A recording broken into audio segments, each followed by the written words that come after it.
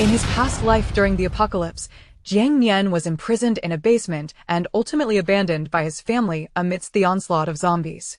He met a tragic end in the arms of his former brother, Cheng Jing, who had come to his rescue. Upon awakening once more, Jiang Nian found himself reborn half a month prior to the apocalypse, and in a bid for survival, he resolutely decided to shamelessly return to the fold. Chapter 87: The Significance of Rebirth. Cheng Jing pondered for a considerable time before shaking his head. I cannot say for certain. The existence of brain domain ability users is indeed worth seizing, but since the information is being suppressed from above, Shaolei cannot possibly divulge it to me casually. His brother had not mentioned this matter to him, as he is an active-duty soldier and certain matters must remain undisclosed. Their parents have always served as paragons within the military community, their lips sealed as if bound by an oath of silence. Liang Yunhao understood this and inquired further. When was the last time you had contact? Did he say anything before going missing? He sent me a message just a few hours ago to assure me that all was well, but due to some matters, he would be delayed in reaching the South City base for a while. After Cheng Jing spoke, he spread his hands in response to Liang Yunhao's astonished expression. Your so-called disappearance does not hold water in my view. His brother is not an ordinary person. He is part of an entire military regiment, and Cheng Jing harbors no concerns. However, he could inquire about the brain domain ability user during their next communication. Liang Yunhao was momentarily stunned, then he slapped his forehead in amusement and pulled out a cigarette to place between his lips. Well done, that puts my mind at ease. Currently, communication devices are limited, and satellite phones are not infallible. If the other party disrupts the signal or alters their route, it becomes impossible to trace. With a flick of his fingers, Cheng Jing lit the cigarette for him. You can rest easy managing affairs at the S-base. I will handle things here. All right. Liang Yunhao squinted, realizing that his concerns were unwarranted.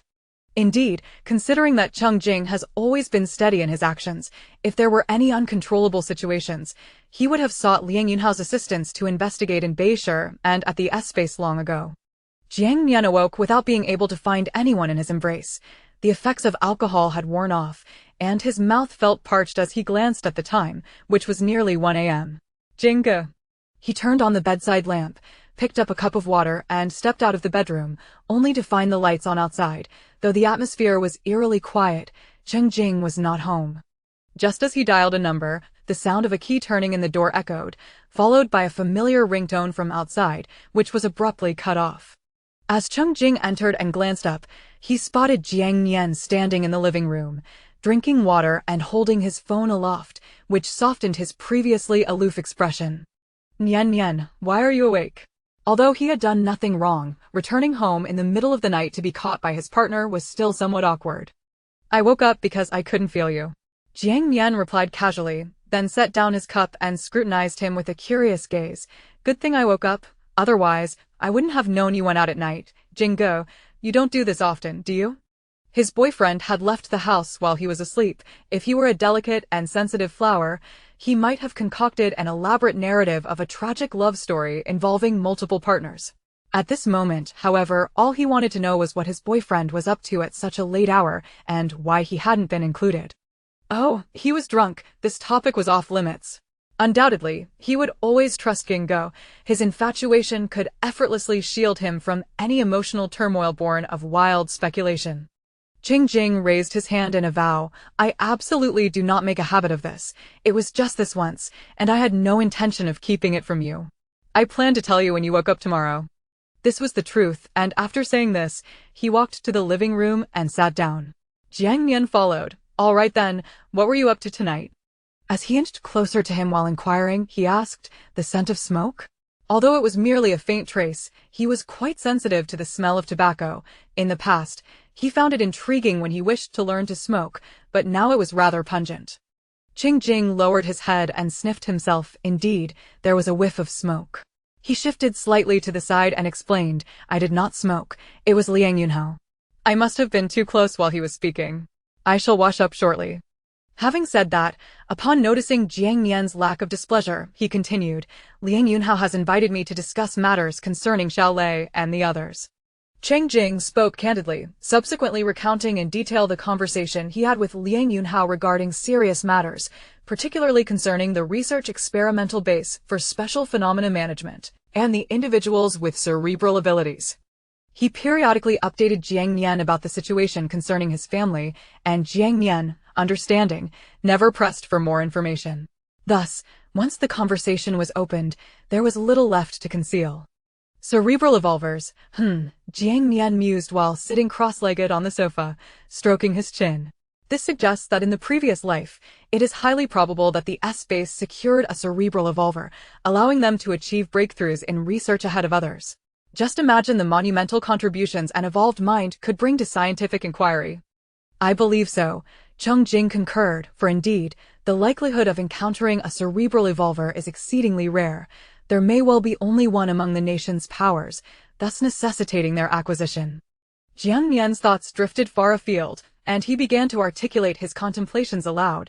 Thus, Brother Jing, it is highly likely that in your past life, you were also affiliated with the S-base. If an evolver awakens without any guidance or under special circumstances, and given Brother Jing's role as a security personnel in collaboration with the authorities, coupled with the unawareness of the impending apocalypse, it is reasonable to assume he would have reported this and subsequently moved to Beishur. Following the onset of the apocalypse, with the connections through Yang Kai and Liang Yunhao, Brother Jing would naturally join the S-base. Once entrenched there, his younger brother and family would undoubtedly seek to reunite with him, and the cerebral evolver would naturally remain at the S-base. The profession of Xia Weiwei's father, in conjunction with the cerebral evolver, elucidates the extraordinary prowess of the S-base in the previous life. It was simply that he was unaware of these developments while in the basement. However, concurrently, should Brother Jing wish to locate him, he would certainly leverage the connections within the S-base, and Xia Weiwei would be the first to learn of Brother Jing's search, making concealment all the more effortless. Contemplating this, Jiang Nian inexplicably shivered. Cheng Jing, sharing his thoughts, analyzed, in the absence of your presence, given my position and identity, I would have first contacted Liang Yunhao and the authorities upon awakening my powers, then proceeded to Beishur. Unaware of the toxic rain's dangers, I would have been unable to forewarn Zhao Lei and the others to stay indoors. Such a tragedy would have been unavoidable. If his family had remained safe, they would have sought refuge at the S-base. This conjecture is both reasonable and plausible.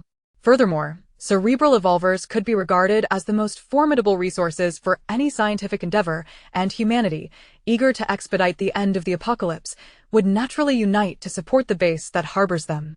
In his previous life, he lacked the company of such intimate allies. Compounded by the darkness beneath the light, he would have easily fallen prey to the distractions crafted by those with ulterior motives, rendering him unable to locate Jiang Nian. Alas, Jiang Nian sighed softly.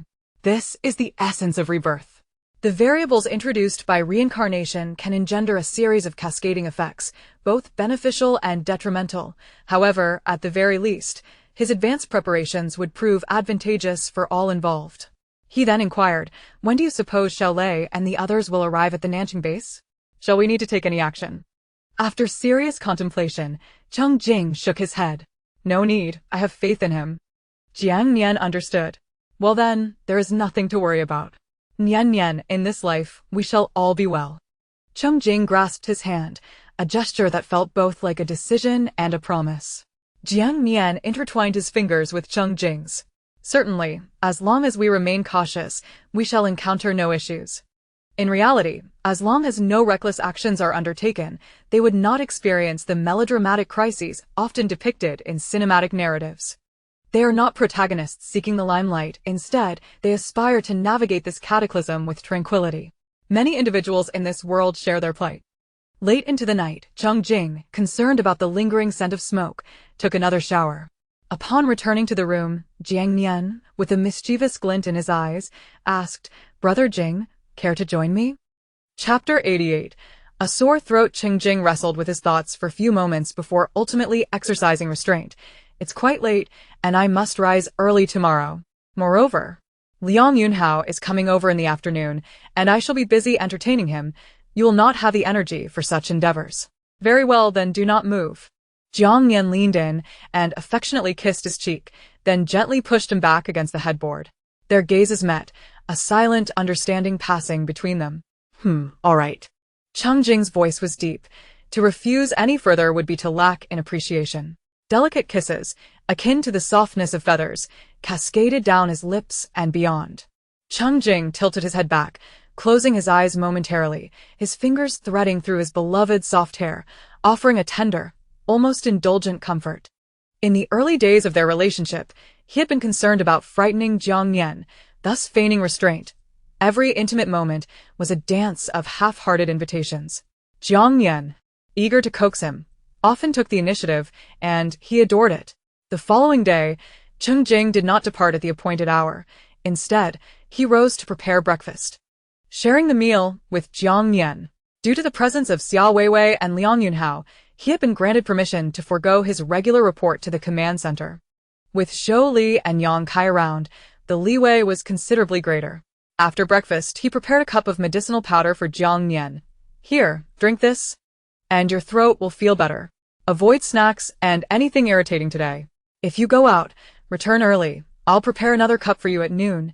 And later in the afternoon, after Huang Qian and I finish work, I shall make dinner. Understood. Jiang Nian's voice was slightly hoarse.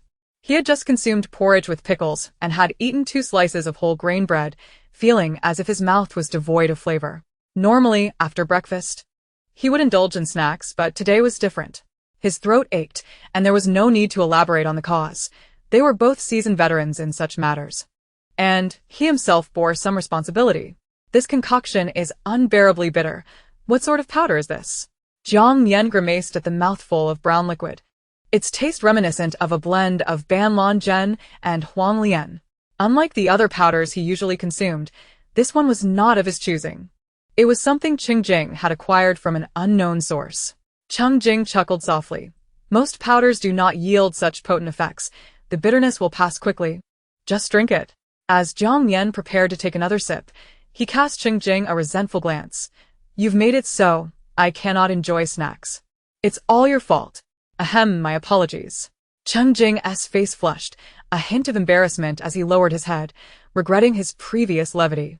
Jiang Nian, cradling the cup in one hand and propping his chin with the other, watched Cheng Jing until his neck turned crimson, unable to stifle his laughter. Haha, very well. Jingge, you should head to work now. I will finish this and have another cup at noon. After a moment of Cheng Jing's stillness, Jiang Nian had no choice but to pull him up and push him towards the door. Off to work with you. You're making it seem as though I am the one who lost control last night. With that, he closed the door on his boyfriend's expression of playful protest.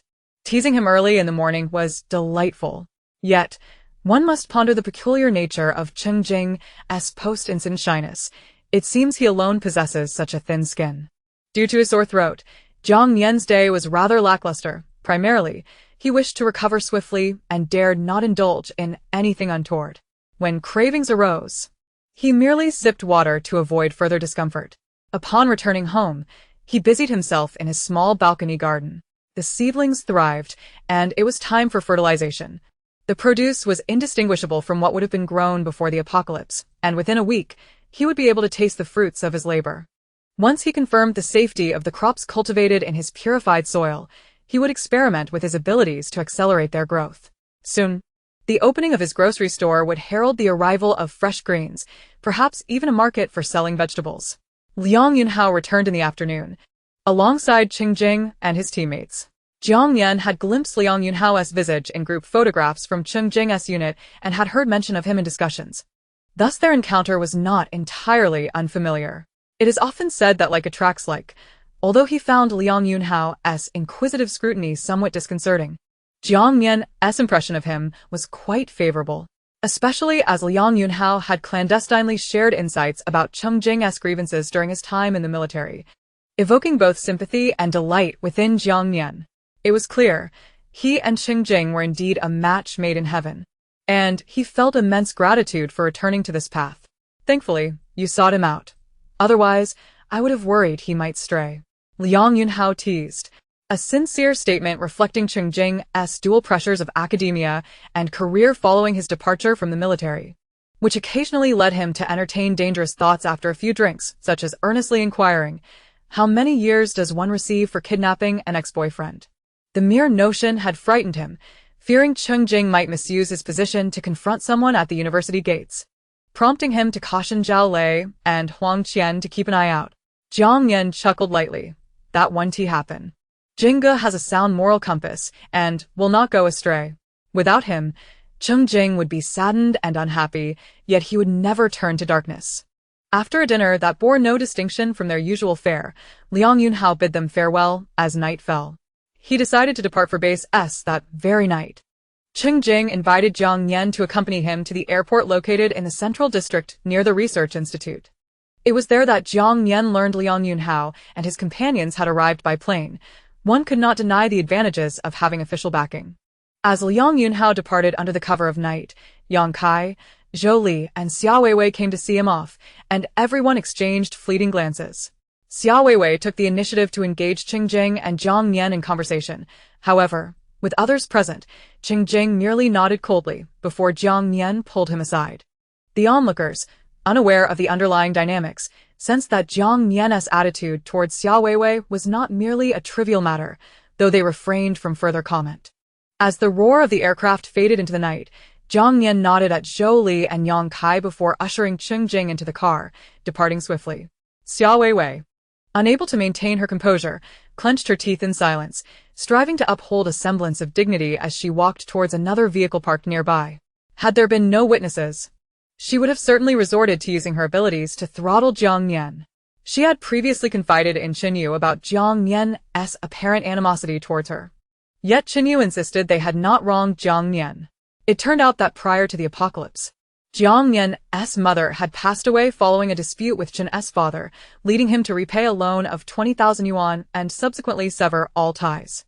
Additionally, she discovered that Jiang Nian had been separated from Cheng Jing for 2 years, only rekindling their relationship after his mother's death due to financial hardship. The most explosive revelation was that their breakup had stemmed from Cheng Jing's military service, prompting Jiang Nian to end things, only to later approach Cheng Jing once more when he achieved success. This behavior was indeed typical of a petty-minded individual, which explained why some trivial grievances were being unjustly directed at her. However, this made persuading Cheng Jing through Jiang Nian an even more daunting task. She could hardly fathom why someone of Cheng Jing's caliber would be captivated by such a shallow and petty individual. When Chun Yu and the others arrived, unable to sway him, she resolved to let the ungrateful perish. A person devoid of abilities was not even worthy of becoming a test subject. Chapter 89. Jiang Nian's plans after Liang Yunhao's departure. The following days unfolded in tranquil monotony. Although Jiang Nian occasionally encountered Xia Weiwei within the base, their interactions were marked by cold glances and unspoken animosity. As May approached and the weather grew increasingly warm, the renovations for the grocery store were completed. Jiang Nian meticulously inspected the insulation, ensuring the shop would withstand the sweltering heat. Upon finalizing the acceptance of the work, he settled the remaining payments with the contractors, thus concluding this phase of employment. However, while preparing for the store's grand opening, he also commissioned the renovation team to evaluate the construction of protective fences and planting greenhouses for his farm. There was no rush. Progress could be leisurely, as it was clear that large-scale vegetable cultivation would have to wait until the heat subsided. The masters with whom they collaborated communicated more effectively, promptly agreeing to measure and plan the following day and to provide him with a set of blueprints. Once the designs were finalized, a formal contract would be signed to commence construction. Jiang Nian readily provided a portion of the deposit, after which he focused on preparing for the opening of his grocery store. With the foundational hard installations completed, the subsequent renovations would rely on his own efforts. To this end, Cheng Jing applied for time off for the team. They had only 4 days of leave this month, none of which had been used yet. After reporting to Zhou Li over the phone, the next day, everyone began their holiday to assist Jiang Nian. It must be said that having acquaintances made tasks considerably more convenient. Otherwise, he would have had to personally visit the command center the next day to fill out various reports. With Zhou Li and Yang Kai present, they could handle these matters. The basic electrical layout had already been arranged by the renovation contractor, making the alterations quite straightforward. The first task was to address the electricity supply, as the grocery store would need to accommodate a refrigerator, necessitating 24-hour power. For others, maintaining continuous electrical illumination in a shop would be challenging, let alone operating high-power appliances. However, Jiang Nian and his team were well prepared, so there were no issues.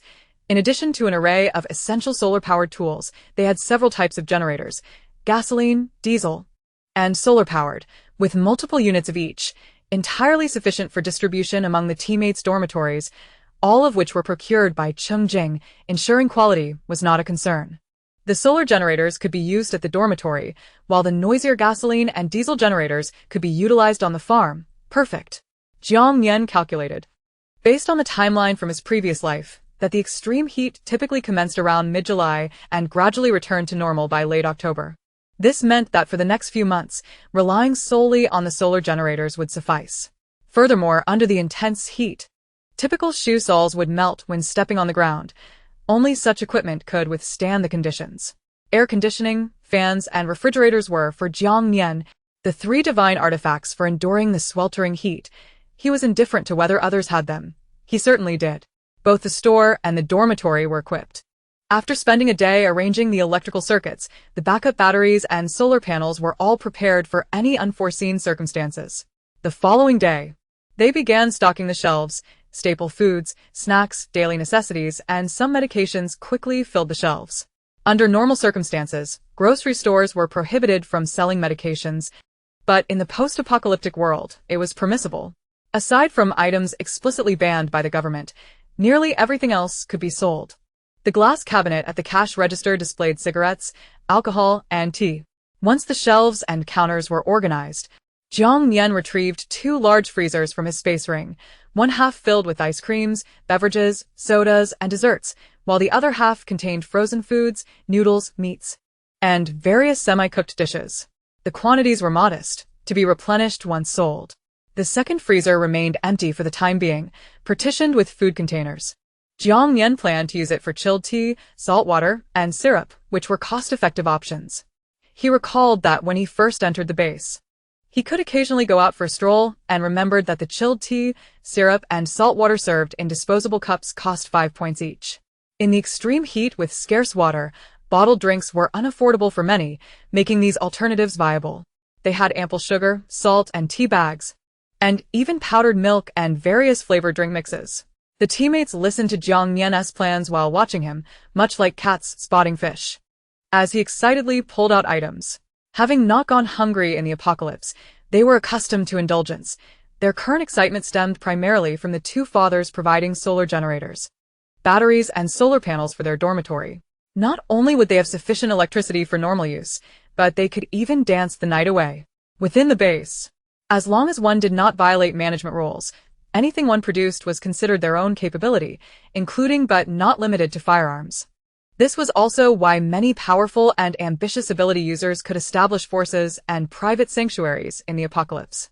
In a world ravaged by zombies, both the nation and the world had fallen into a temporary state of fragmented power, albeit the national forces were stronger and more substantial.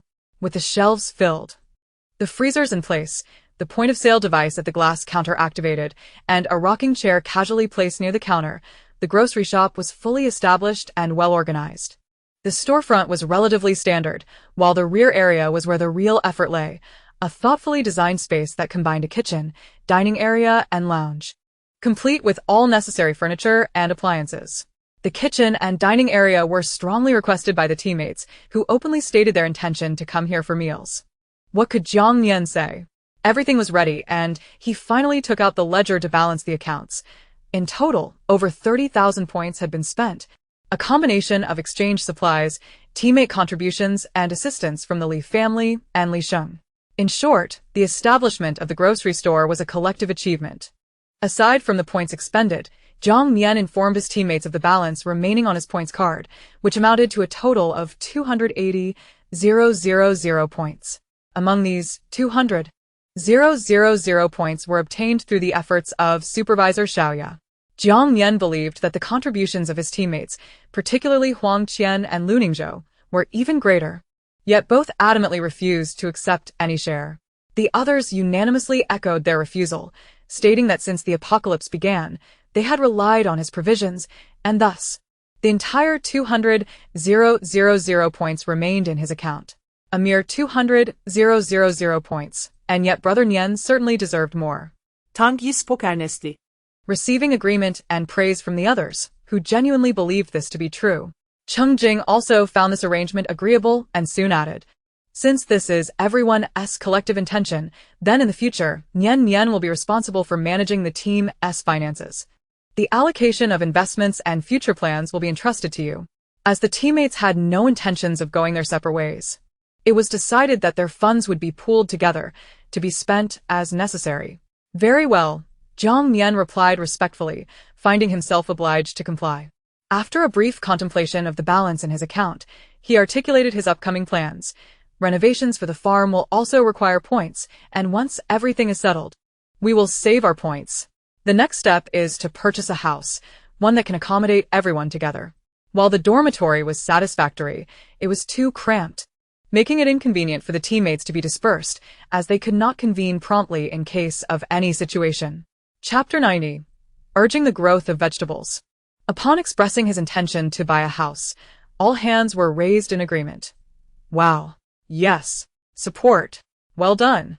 Absolutely support. Brother Nian is magnificent. Father figure is wise. Acquiring a house where they could all live together had always been their goal.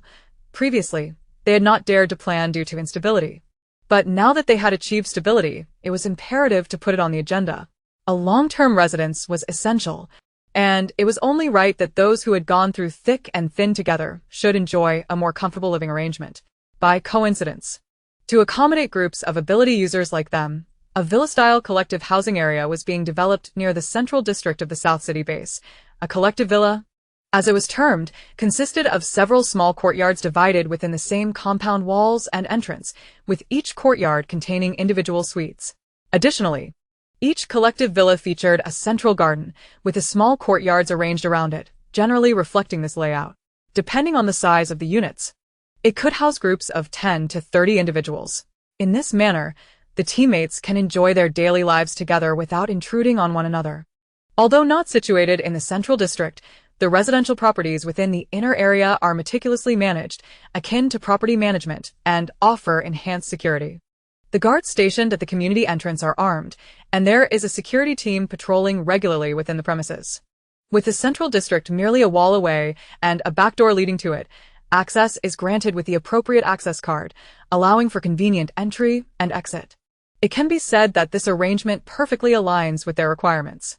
During the squad's patrol of the base, Liao Yu took the opportunity to gather information, discovering that, similar to pre-apocalyptic real estate, properties can be purchased in installments. For a suitable layout for their team, which consists of 5 small courtyards accommodating 10 people, the price is set at 2 million points, payable in 5 installments without interest. This means that with a down payment of 400,000 points, they could move in, and based on their current situation, they are merely short by a few 100,000 points from purchasing the property. Although the bulk of their earnings is derived from monitoring Xiaoya, they are confident that accumulating points will be relatively swift once they settle down. Thus, the plan to acquire a home was joyfully established. While the teammates were off work, Jiang Nian's grocery store officially opened. He also informed several members of the Li family, along with Zhou Li, Yang Kai, and Jiang Wenwen. Everyone came over, except for Jiang Wenwen, who messaged to say she was occupied and would come another day. Jiang Nian courteously replied, expressing that he would wait for her to finish her tasks before coming, without pressing further. He maintained a friendly demeanor towards Jiang Wenwen, considering her strained relationship with Xia Weiwei. After all, the enemy of one's enemy is a friend. In the aftermath of the apocalypse, human relationships have grown increasingly distant, and if Xia Weiwei's enticements from base S fail to sway Jiang Wenwen, then collaboration can continue seamlessly. For now, he resolved to remain patient, feigning ignorance, and observe how Jiang Wenwen would navigate the situation. With the grocery store bustling on its opening day, it transitioned into regular hours from 9 to 5.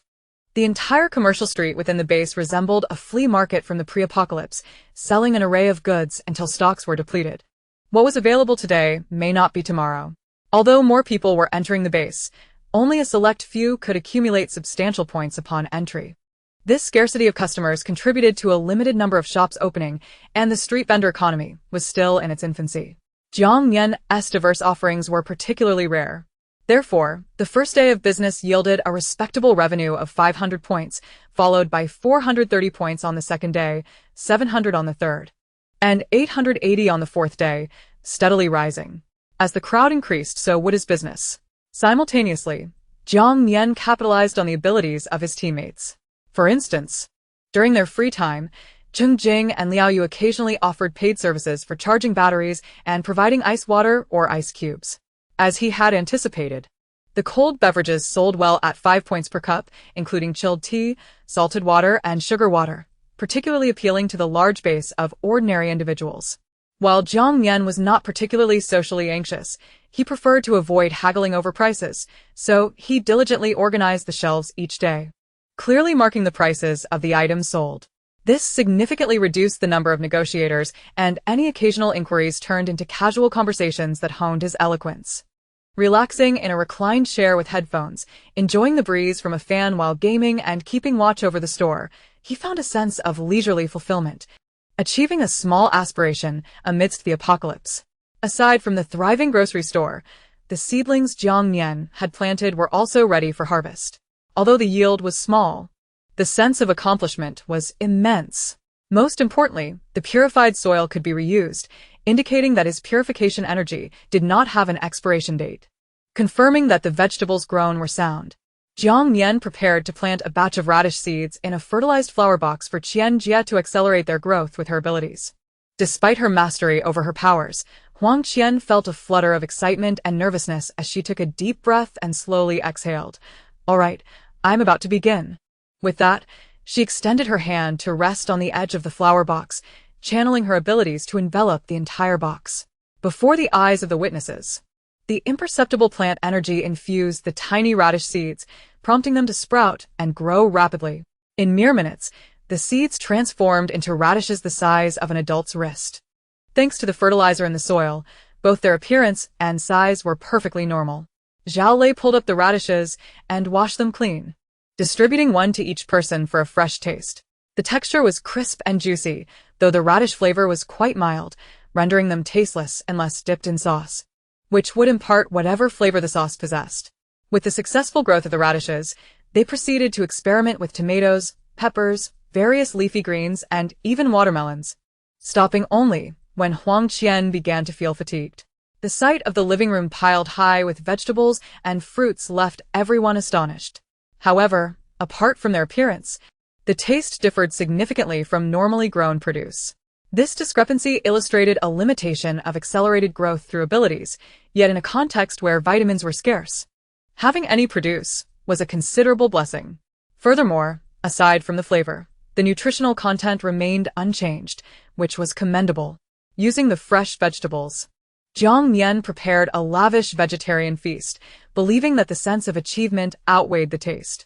Whatever remained uneaten was packaged and distributed to acquaintances after a discussion among the group. Those who received the vegetable gift baskets were pleasantly surprised, yet they refrained from probing further. Even Li Sheng, Zhou Li, and Yang Kai merely expressed their gratitude in a straightforward manner.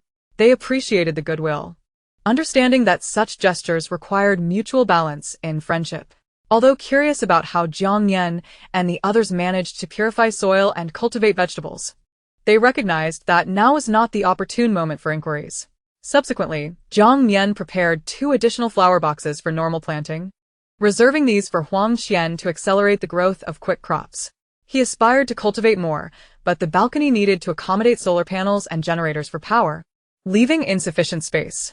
Thus, he decided to proceed gradually, intending to take full advantage of a farm in due time. Chapter 91, New Mission.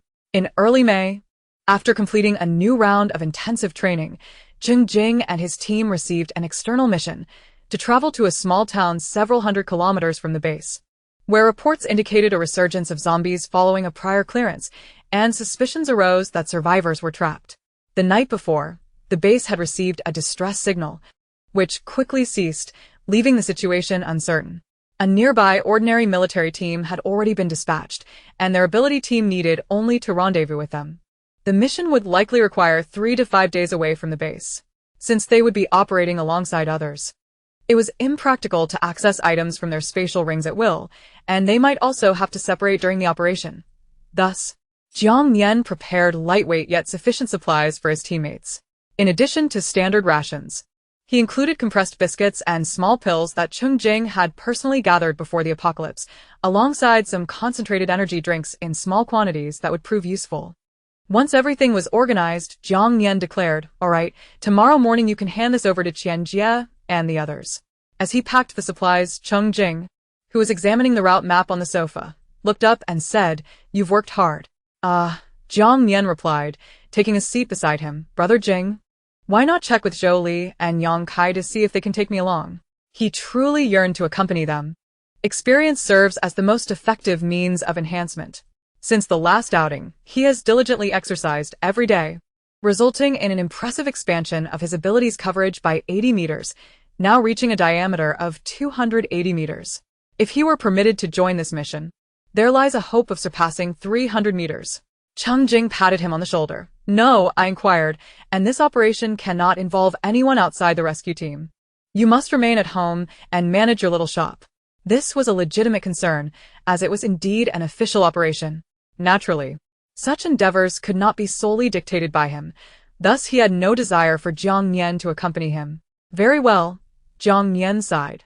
Realizing this was his third request, and it seemed futile, he resigned himself to the situation, propping his face on his hands and idly watching the map. "Moment latte." He pecked Cheng Jing's cheek. "What time do we set out tomorrow?"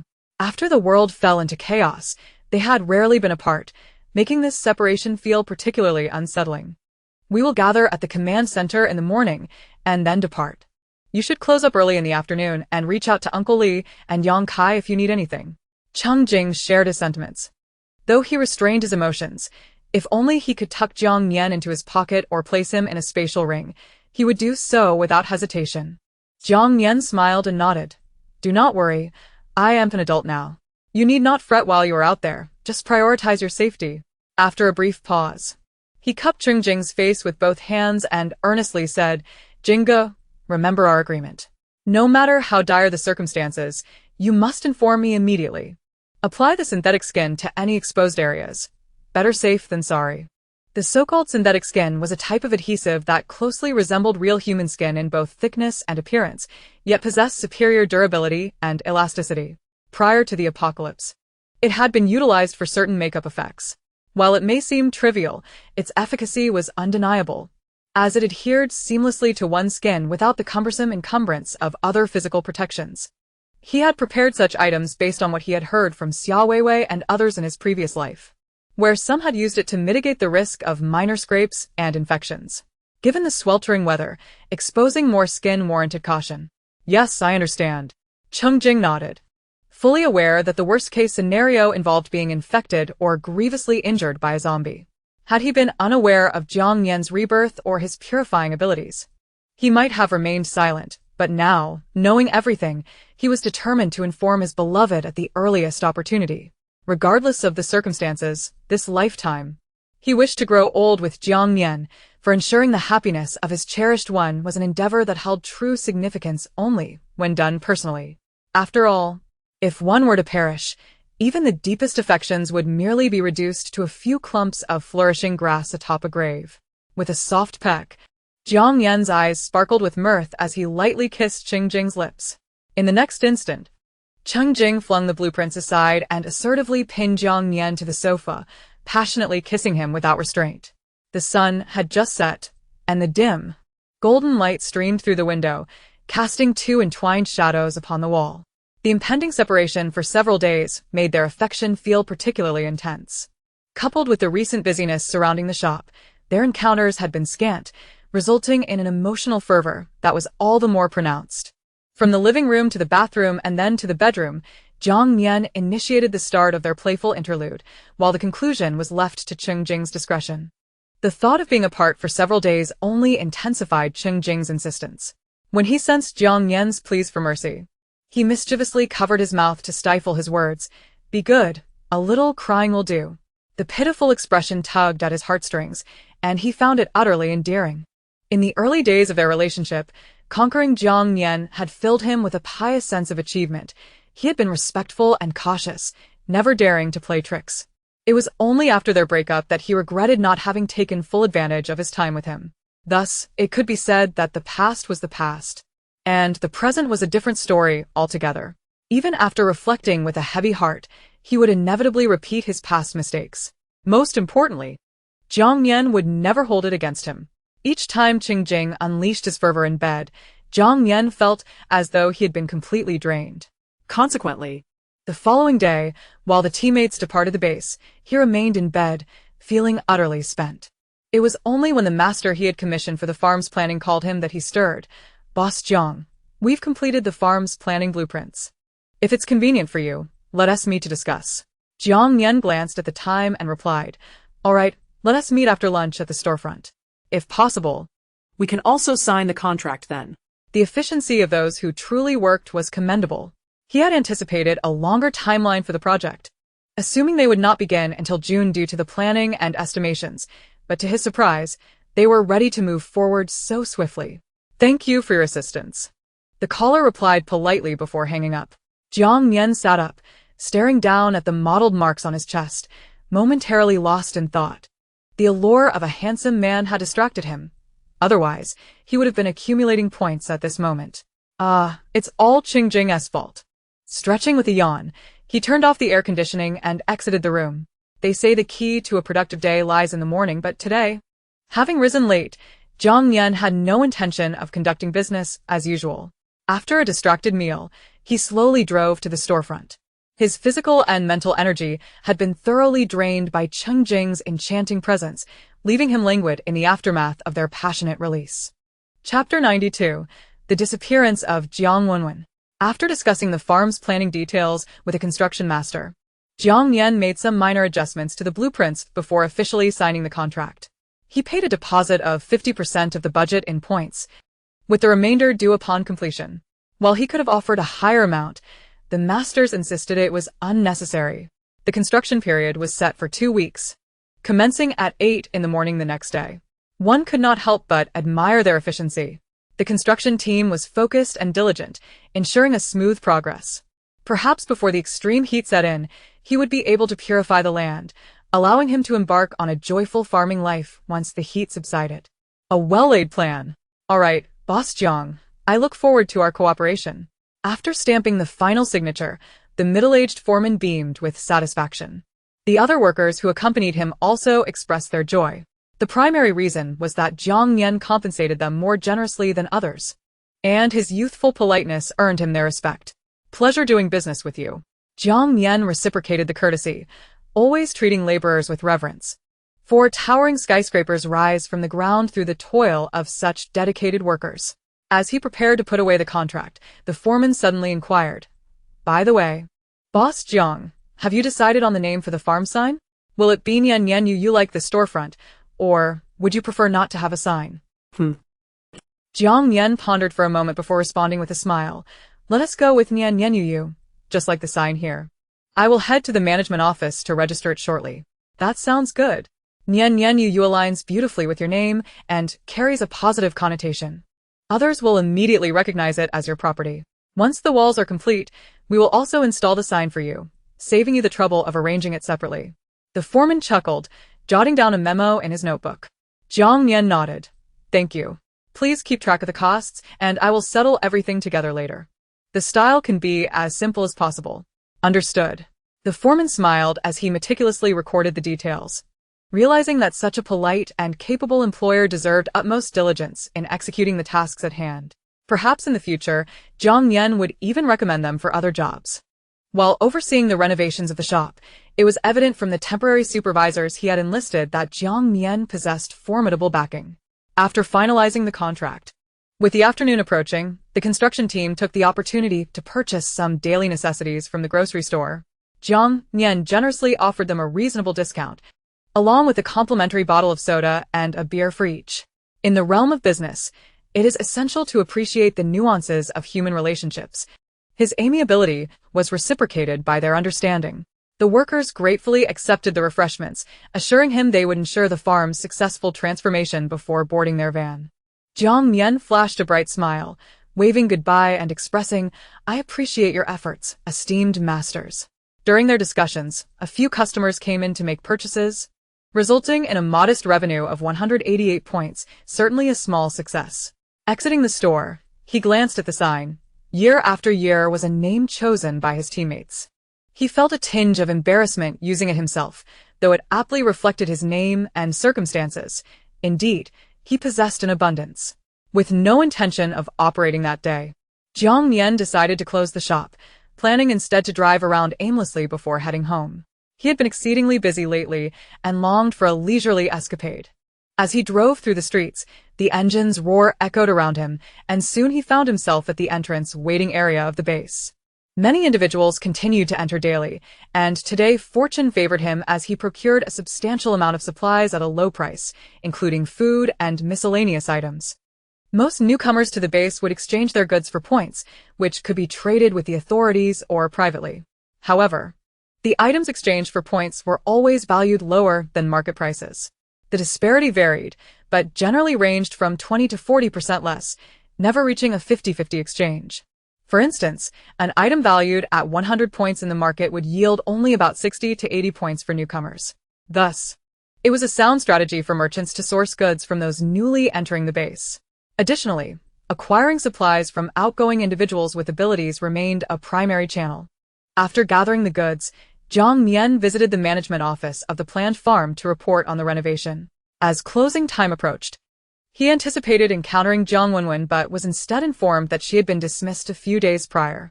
The reasons for her termination were subtly hinted to be related to Xia Weiwei. Xia Weiwei had pressured Jiang Wenwen to relocate to Base S by reporting their connection and leveraging pressure from Base S. To avoid any unnecessary troubles, Jiang Wenwen had voluntarily terminated her employment with the base. As for her whereabouts post-termination, that remained a mystery. Jiang Nian felt an unsettling sensation and immediately attempted to call Jiang Wenwen, but the call failed, and she did not respond to his messages. Inquiring with Zhou Li and Yang Kai yielded no further information. Given her privileged background, it seemed unnecessary for her to endure the hardships of remaining there for a mere 1,500 points each month. After a staff member made a comment and departed, Jiang Nian found himself alone in the reception area, wrestling with his thoughts, considering Jiang Wenwen's nature. She likely left the South City base in the face of Xia Weiwei's aggressive tactics. What a pity! A sense of disappointment or regret washed over him. Perhaps stemming from his understanding of her troubled familial ties, he felt a kinship in their shared plight.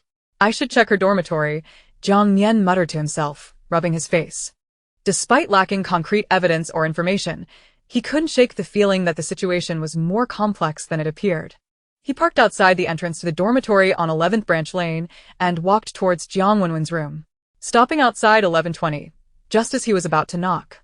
He heard disconcerting sounds emanating from the neighboring room 11:21.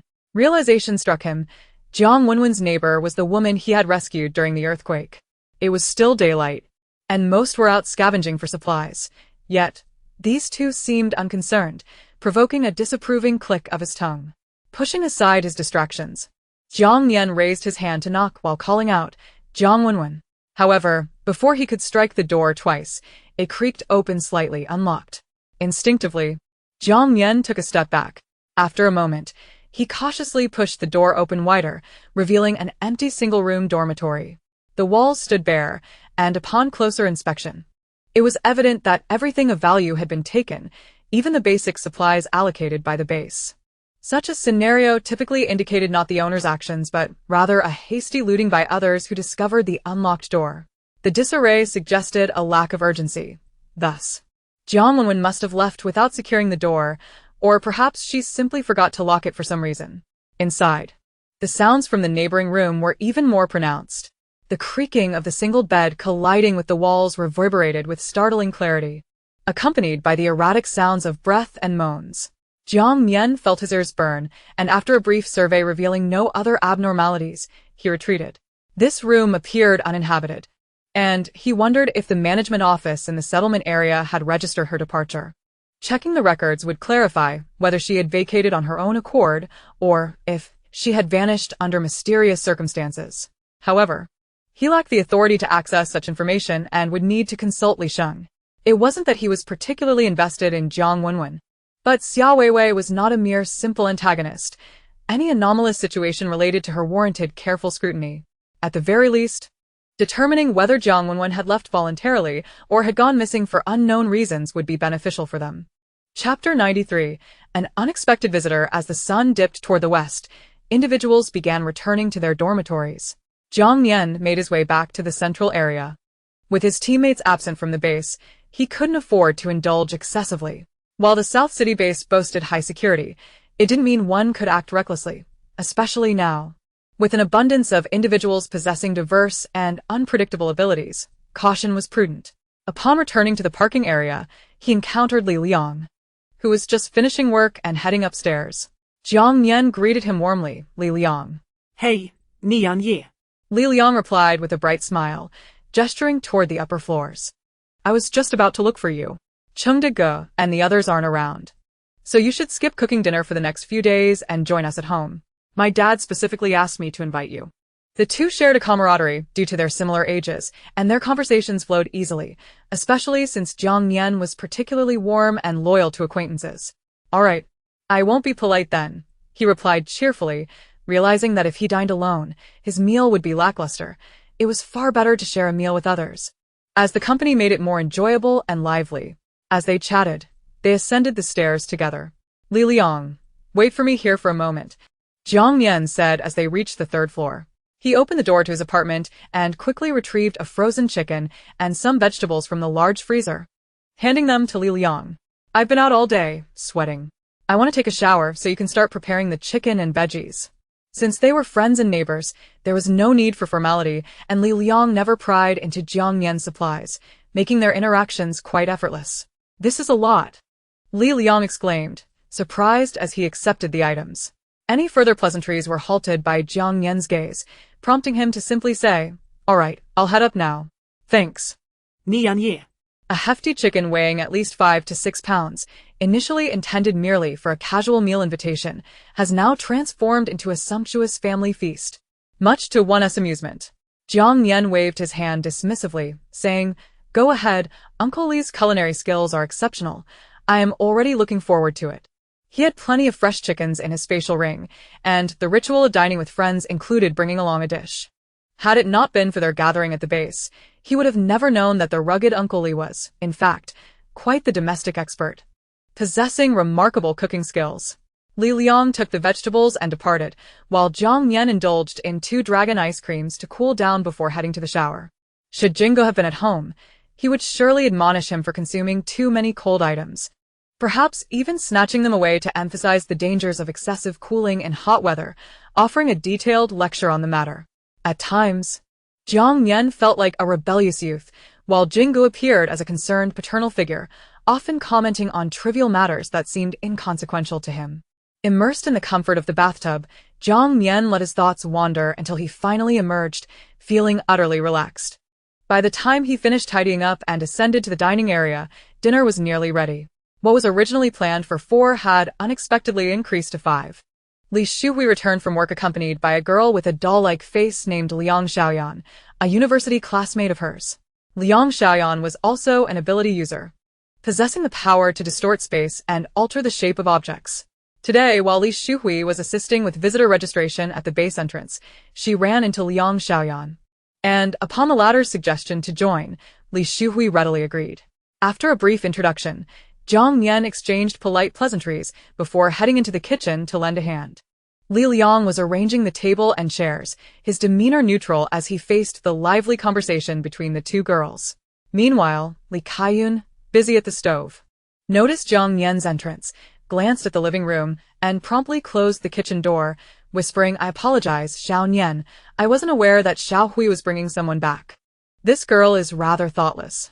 In the aftermath of the apocalypse, many aspects of life had changed. Visits were approached with heightened caution by both parties. Jiang Nian smiled nonchalantly. It's no trouble, uncle. It's only natural to be excited when friends reunite. He understood, or perhaps it was more accurate to say he was indifferent, as long as Li Shuhui remained vigilant and did not act overly naive. I'll talk to her later, he added. Li Kaiyun's stern expression softened momentarily. All right. Jiang Nian nodded in agreement, acknowledging that since their arrival at the base, everyone had been doing well, which might lead to complacency regarding potential dangers. By the way, uncle, have you called Li Chunga? He should join us for dinner as well. No need. He is on duty until midnight. Oh, very well. Before long, the kitchen door swung open once more, flooding the room with mouth-watering aromas. Uncle Li was chopping the poached chicken, while Jiang Nian began serving other dishes. Li Liang hurried over to assist. The meal consisted of poached chicken, oil-braised eggplant, meatballs with vermicelli, stir-fried greens, spicy tiger skin peppers, and seaweed soup. Once all 6 dishes were presented, Uncle Li beckoned everyone to take their seats. Come, come, dinner is ready.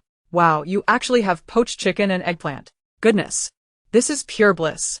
The chicken looks so tender. Where did you procure it? Liang Xiaoyan exclaimed dramatically as she sat down, her doll-like features making her animated expressions quite endearing. Seated beside her, Li Shuhui instinctively glanced at her father and brother. Yes. Li Liang began to explain that it was Jiang Nian who had provided it, but Li Kaiyun interjected, there are many newcomers to the base now. When one encounters suitable opportunities, they can exchange points for goods. Today was just fortunate timing. He then lowered his head and used clean chopsticks to serve Jiang Nian a large chicken leg, ignoring Liang Xiaoyan's inquisitive gaze. This was a special portion reserved solely for Jiang Nian, leaving just one behind. Thank you, uncle, Jiang Nian beamed, his heart brimming with gratitude. Since receiving his assistance, he had found that during each gathering, whenever there were substantial dishes, Uncle Li would always select the finest for him. A privilege not even afforded to Li Liang and Li Shuhui. Indeed, the base has become increasingly lively, and with more people comes more abundance, Li Liang remarked, concealing a smile as he shot Jiang Nian an apologetic glance. He had also overlooked the fact that both his cousin and Cheng Jing had warned him to remain discreet in this transformed world, especially since Jiang Nian lacked any abilities. Though Liang Xiaoyan was merely a classmate of his sister, their relationship was superficial, whether intentional or not. There was no necessity to divulge that the chicken was a gift from Jiang Nian. I see. I suppose I am indeed fortunate, Liang Xiaoyan acknowledged with a grin, recalling how she had exchanged supplies for points with her friends. With Uncle Li's invitation, she felt at ease and promptly took a large chicken wing, unable to recall the last time she had savored chicken. Beyond the chicken, the other dishes were equally rich and flavorful, thanks to the ample seasonings. Even the vegetables cultivated through Huang Qian's abilities were indistinguishable in their varied preparations. It's so delicious it makes me want to cry, Liang Xiaoyan exclaimed as she indulged, showering compliments upon the meal. In a post-apocalyptic world, being able to dine so luxuriously indicated that Li Shuhui's family was living exceedingly well, akin to a wealthy household amidst the chaos. The spread before them reached a level of envy and resentment. Unlike her past, when she had to beg like a pauper or barter her body for sustenance before her abilities awakened, even now, as an ability user with a team, resources remained scarce. Moreover, as individuals without connections within the base, they were relegated to accommodations in the outer district. If only they could reside in the central district. Alas! Even if Li Shuhui wished to assist her, she could only facilitate a move from the outer to the inner district, not the central area, and only for her. But she had friends to consider, and the inner district was accessible with enough points. They would eventually earn enough, so she didn't want to owe anyone a favor. The post-apocalyptic experience had imparted many lessons, culminating in the understanding that the world is harsh and unkind. Fairness is a fleeting concept, regardless of the circumstances. Chapter 94. The Unlikable Individual. During the meal, Liang Xiaoyan felt thoroughly satisfied. After dining, they all gathered in the living room for casual conversation, where she took the initiative to share her story while subtly inquiring about Li Shuhui and Jiang Nian's circumstances. Upon learning that Jiang Nian was part of a specially recruited team of ability users at the base, Liang Xiaoyan displayed an envious expression, asking how ordinary teams could achieve such recruitment. After all, the situation domestically contrasted sharply with that of foreign nations post-apocalypse, while other countries had descended into chaos, battling both zombies and civil strife, fracturing into multiple recognized states governed by ability users domestically. Despite the world being in disarray, the official government remained paramount. Most large-scale rescues were spearheaded by the authorities, with powerful military weapons still firmly in the hands of the national army, rendering any ability user powerless against such formidable arms. While ability users could establish their own private sanctuaries, challenging the official forces was ill-advised. The consequences of such defiance, whether immediate or delayed, were unbearable. In terms of national military strength and resource reserves, it would not be difficult to eradicate zombies with just a few devastating strikes. The employment of potent and destructive weaponry will only exacerbate ecological degradation and pollution until we find ourselves in a true state of desperation. It is prudent to refrain from their use. Moreover, it is essential to retain a trump card to navigate the chaos that may ensue after the cataclysm of a zombie apocalypse. Supernatural disasters may lead to a general decline of human civilization. Nonetheless, at any given moment, whether as an individual or a nation, a lack of strength invariably results in a passive state of being subjected to harm. These truths are evident to any individual of sound mind. Hence, in light of the aforementioned, those with even a modicum of foresight would naturally seek to align themselves with the authorities, and she is no exception. When Liang Xiaoyan inquired, Jiang Nian was disinclined to respond, merely stating that he was neither the captain nor possessed any supernatural abilities. His survival relied solely on his partner and friends. The conditions under which their team was specially recruited rendered any elaboration to her futile. Since the onset of the apocalypse, he had been utilizing his position in Qingyun City to advise the authorities, voluntarily aiding in the rescue of survivors while his resources remained abundant. In the 1805 incident, he acted upon the request of the resettlement point administrator, overseeing the troublesome Xiaoya, who was both perpetrator and victim, among other responsibilities. These are feats that other teams cannot replicate. Well, having a reliable boyfriend is truly a blessing, she chuckled. Yet, beneath her playful teasing lay a sense of indignation, as she perceived Jiang Nian, a tall man, confidently partaking in the fruits of another's labor. The initial attraction sparked by his appearance had dissipated. How she wished to encounter such a friend herself. In these dire times, kind souls willing to bear the burden of others are exceedingly rare. Prior to the apocalypse, she had loathed the self-righteous.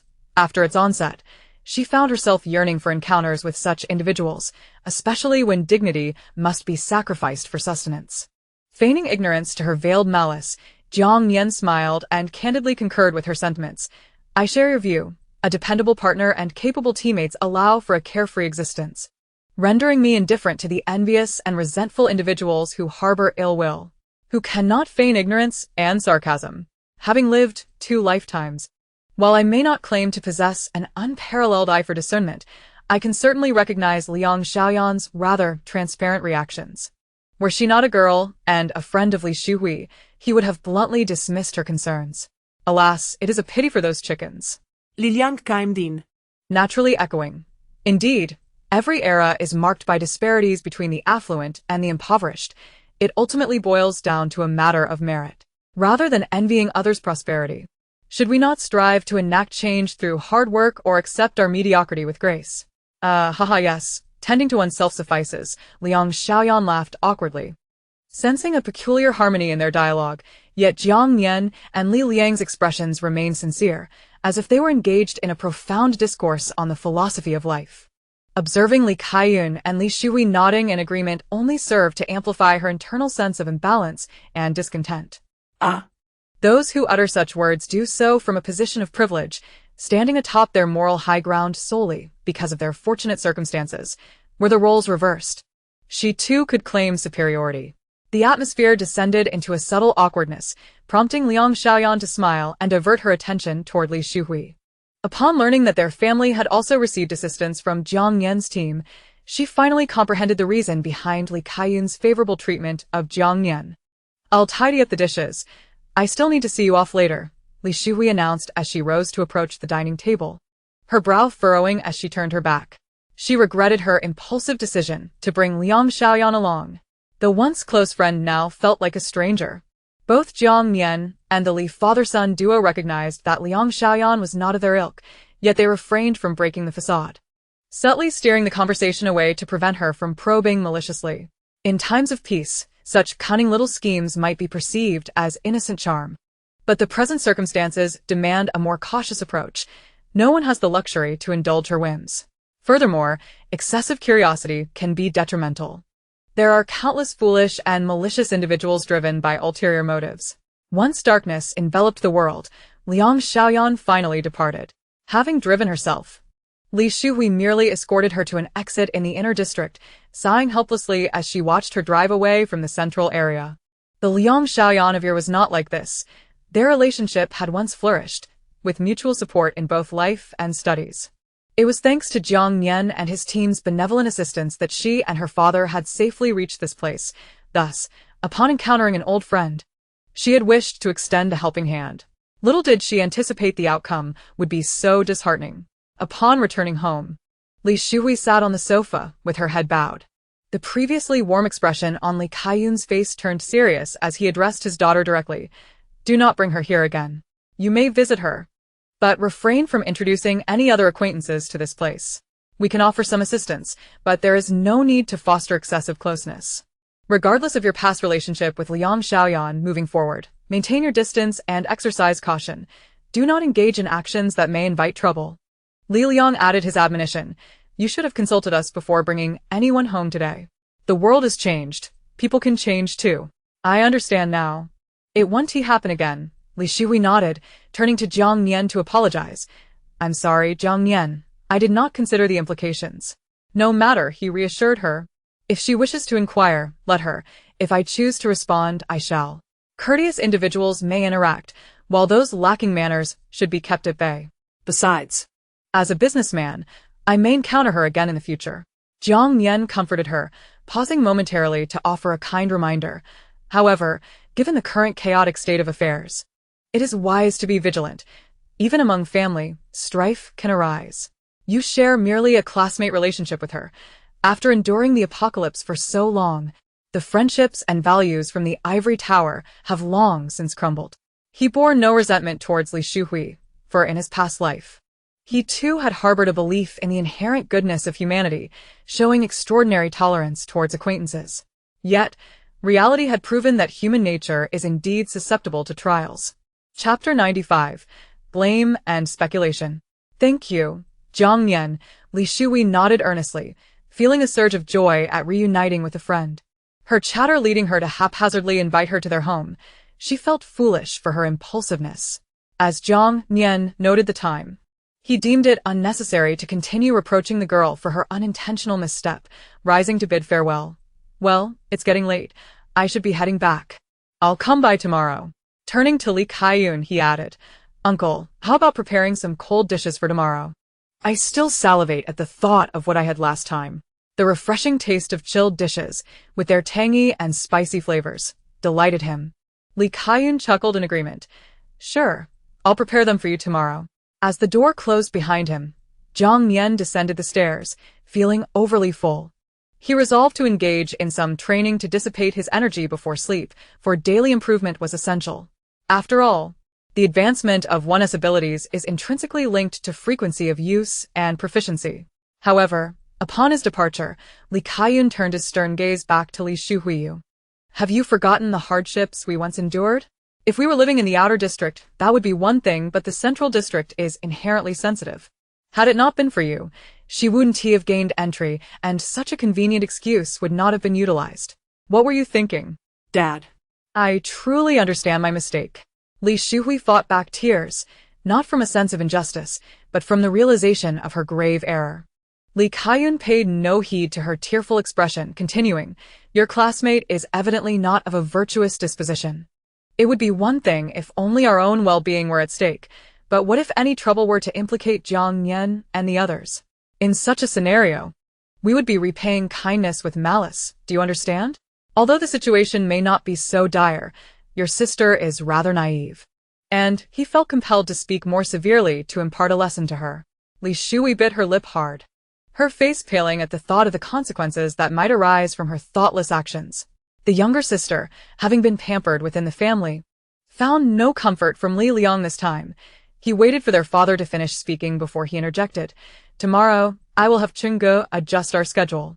One of us must always be on duty at the security booth across from Nian Guo's shop, so that we can detect any issues early on, and occasionally lend him a hand. Li Kaiyun nodded in agreement. Yes, that sounds feasible. Li Liang then addressed the downcast Li Shuhui. Little sister, in the future, when you encounter acquaintances, handle affairs matter-of-factly. You may even lend them some points, but do not bring them into our current circle. Understood, Li Shuhui replied, drying her tears and taking a gentle breath.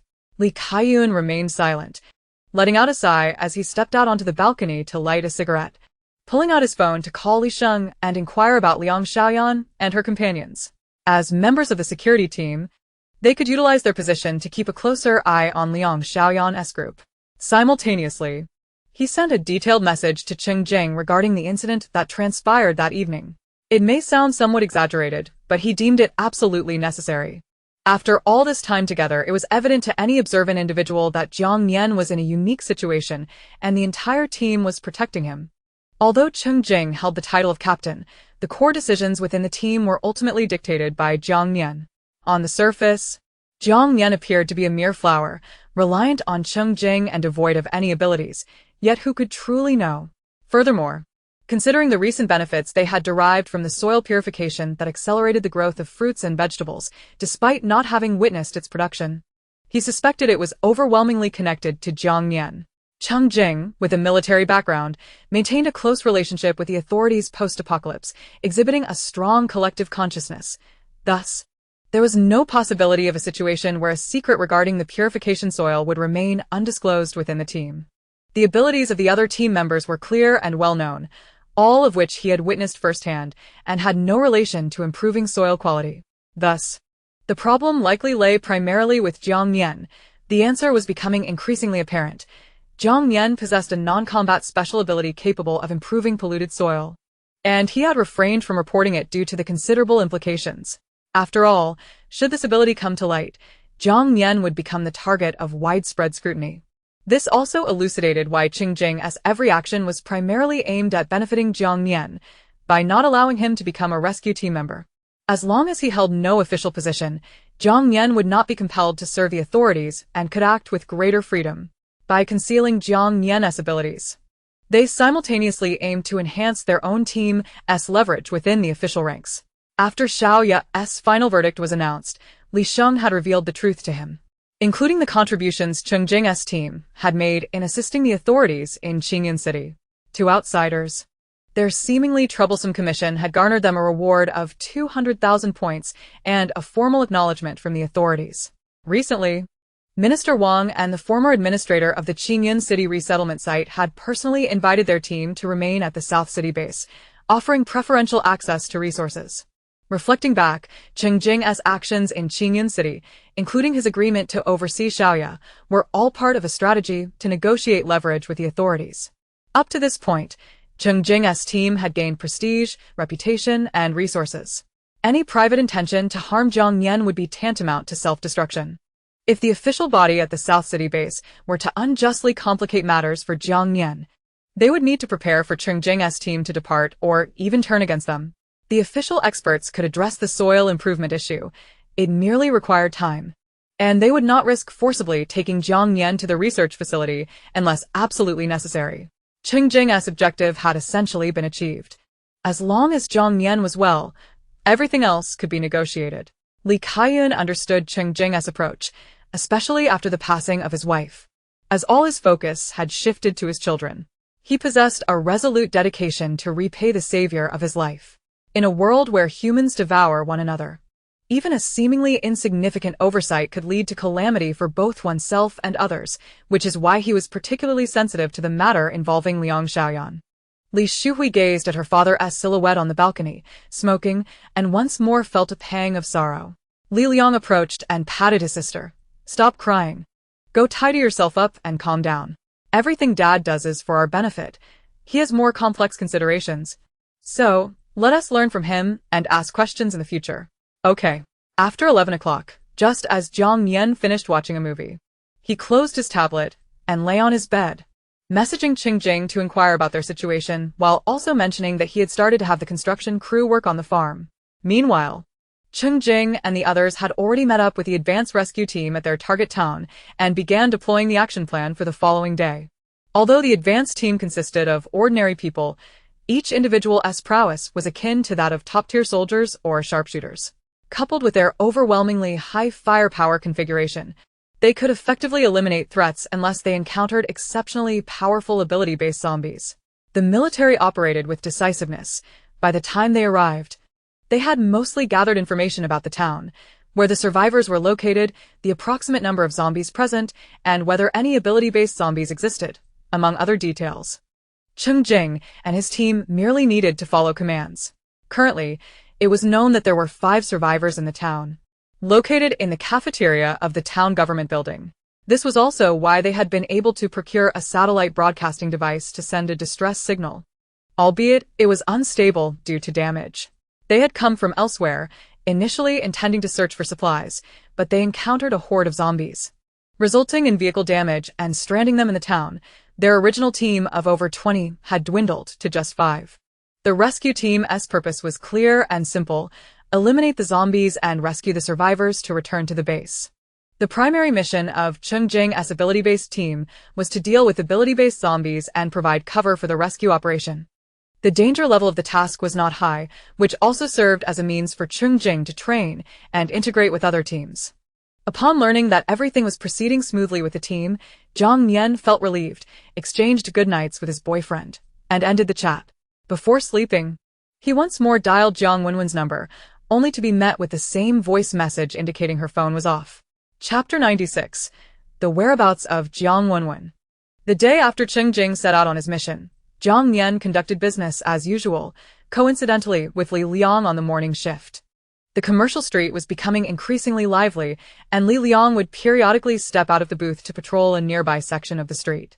During less busy moments, he would chat with Jiang Nian, and time passed swiftly, attracting several colleagues to the store for purchases, to which Jiang Nian generously offered discounts to acquaintances. Naturally, in business, one must earn profits. It was merely a matter of how much. Earning a bit less while cultivating friendships with the security personnel managing the commercial street seemed quite advantageous. By noon, after finishing a shift, Li Liang bought 2 lunch portions from the cafeteria and brought them to the storefront to share with Jiang Nian. After some embellishments and preparations, their originally simple meal transformed into a sumptuous feast. To eat in peace, Jiang Nian would temporarily close the glass door of the grocery shop during lunch. This had become his habit. Even when dining alone, he would do so, primarily because he found it rather ungracious to sell goods while holding a bowl of food, especially as his meals often contained copious amounts of meat.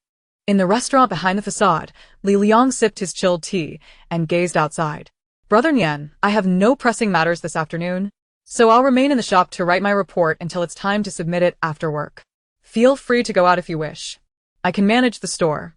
Jiang Nian pondered for a moment. Coincidentally, Brother Li Sheng mentioned he would take me to look into Jiang Wen's withdrawal from the resettlement dormitory.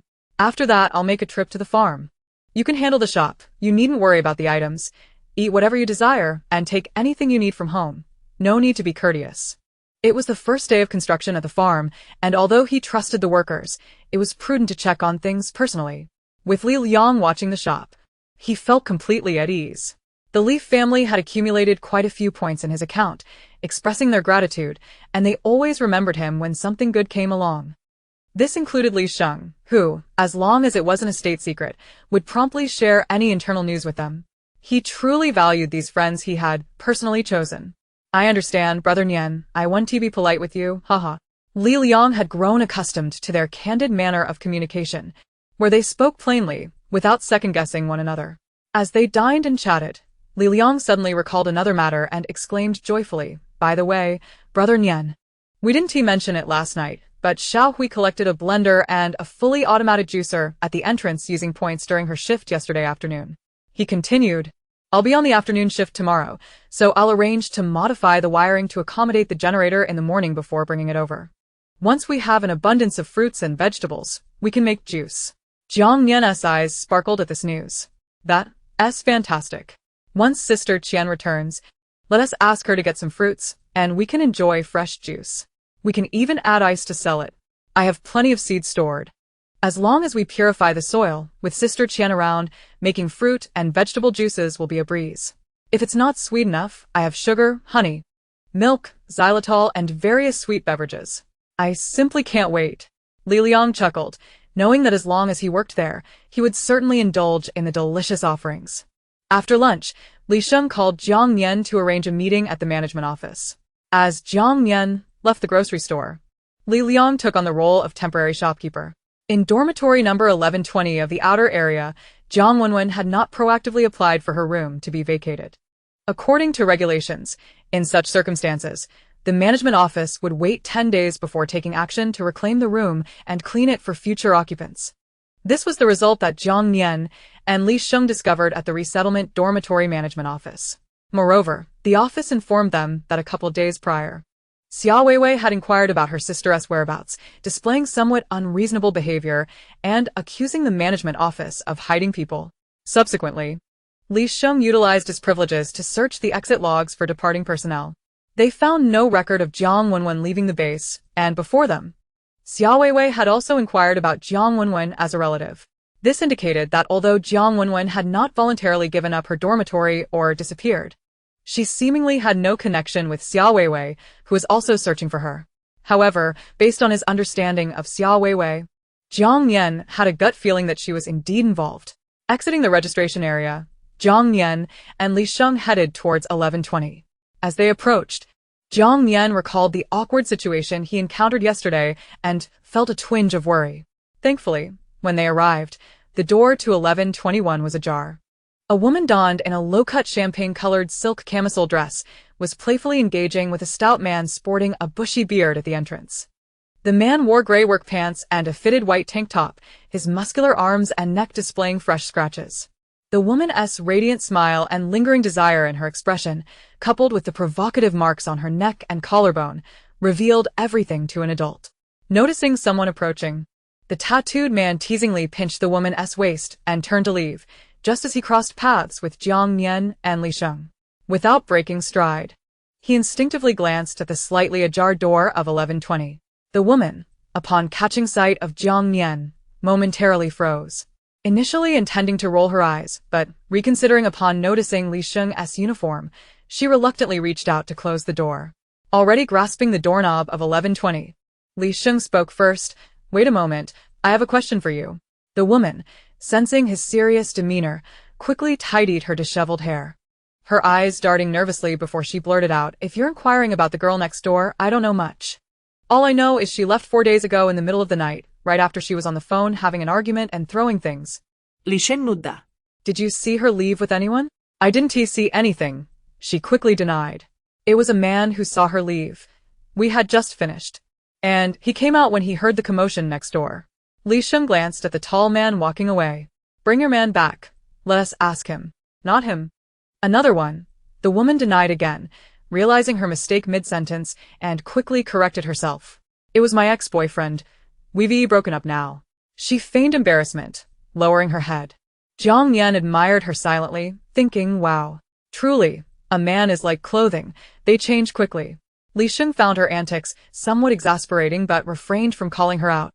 Gesturing to indicate he understood, and then entered 1120 with Jiang Nian. The woman slammed the door shut behind them. A little while later, she re-emerged. A lit cigarette pinched between her fingers, her earlier panic dissipated, and she had even reapplied perfume. She leaned alluringly against the doorframe of 1120 and informed them, "Oh, by the way, several people came looking for her after she left, both men and women. One particularly attractive woman claimed to be her sister. But none of them have returned today, so I don't know if they found her. You might want to ask around." Chapter 97. Doubts. Upon hearing the woman's words, Jiang Nian and Li Sheng simultaneously thought of Xia Weiwei. Others might not know, but the only person who claimed to be Jiang Nian's sister at the South City base was her. The scent of smoke mingled with that of the perfume wafted in, and Jiang Nian was somewhat surprised to recognize the fragrance of agarwood and white musk. The unexpected harmony of the two scents created an ethereal allure, though it clashed with the surrounding environment. Under the influence of his awakened abilities, he had not only become sensitive to energy auras but also enhanced his ability to discern scents. He could identify any fragrance he had previously encountered. After silently observing the woman at the door for a moment, Jiang Nian asked, aside from her sister, "Do you have any distinct impressions of the other people who came looking for her? How many were there? Were they together?" Exhaling a beautiful smoke ring from her crimson lips, the woman shrugged. Aside from her sister, there were about 4 or 5 others. They either wore hats and sunglasses or masks to conceal their faces. They weren't a group, but their evasive behavior didn't suggest they were good people. They knocked on my door, and I just answered. I wouldn't dare ask too many questions. Jiang Nian eyed her suspiciously.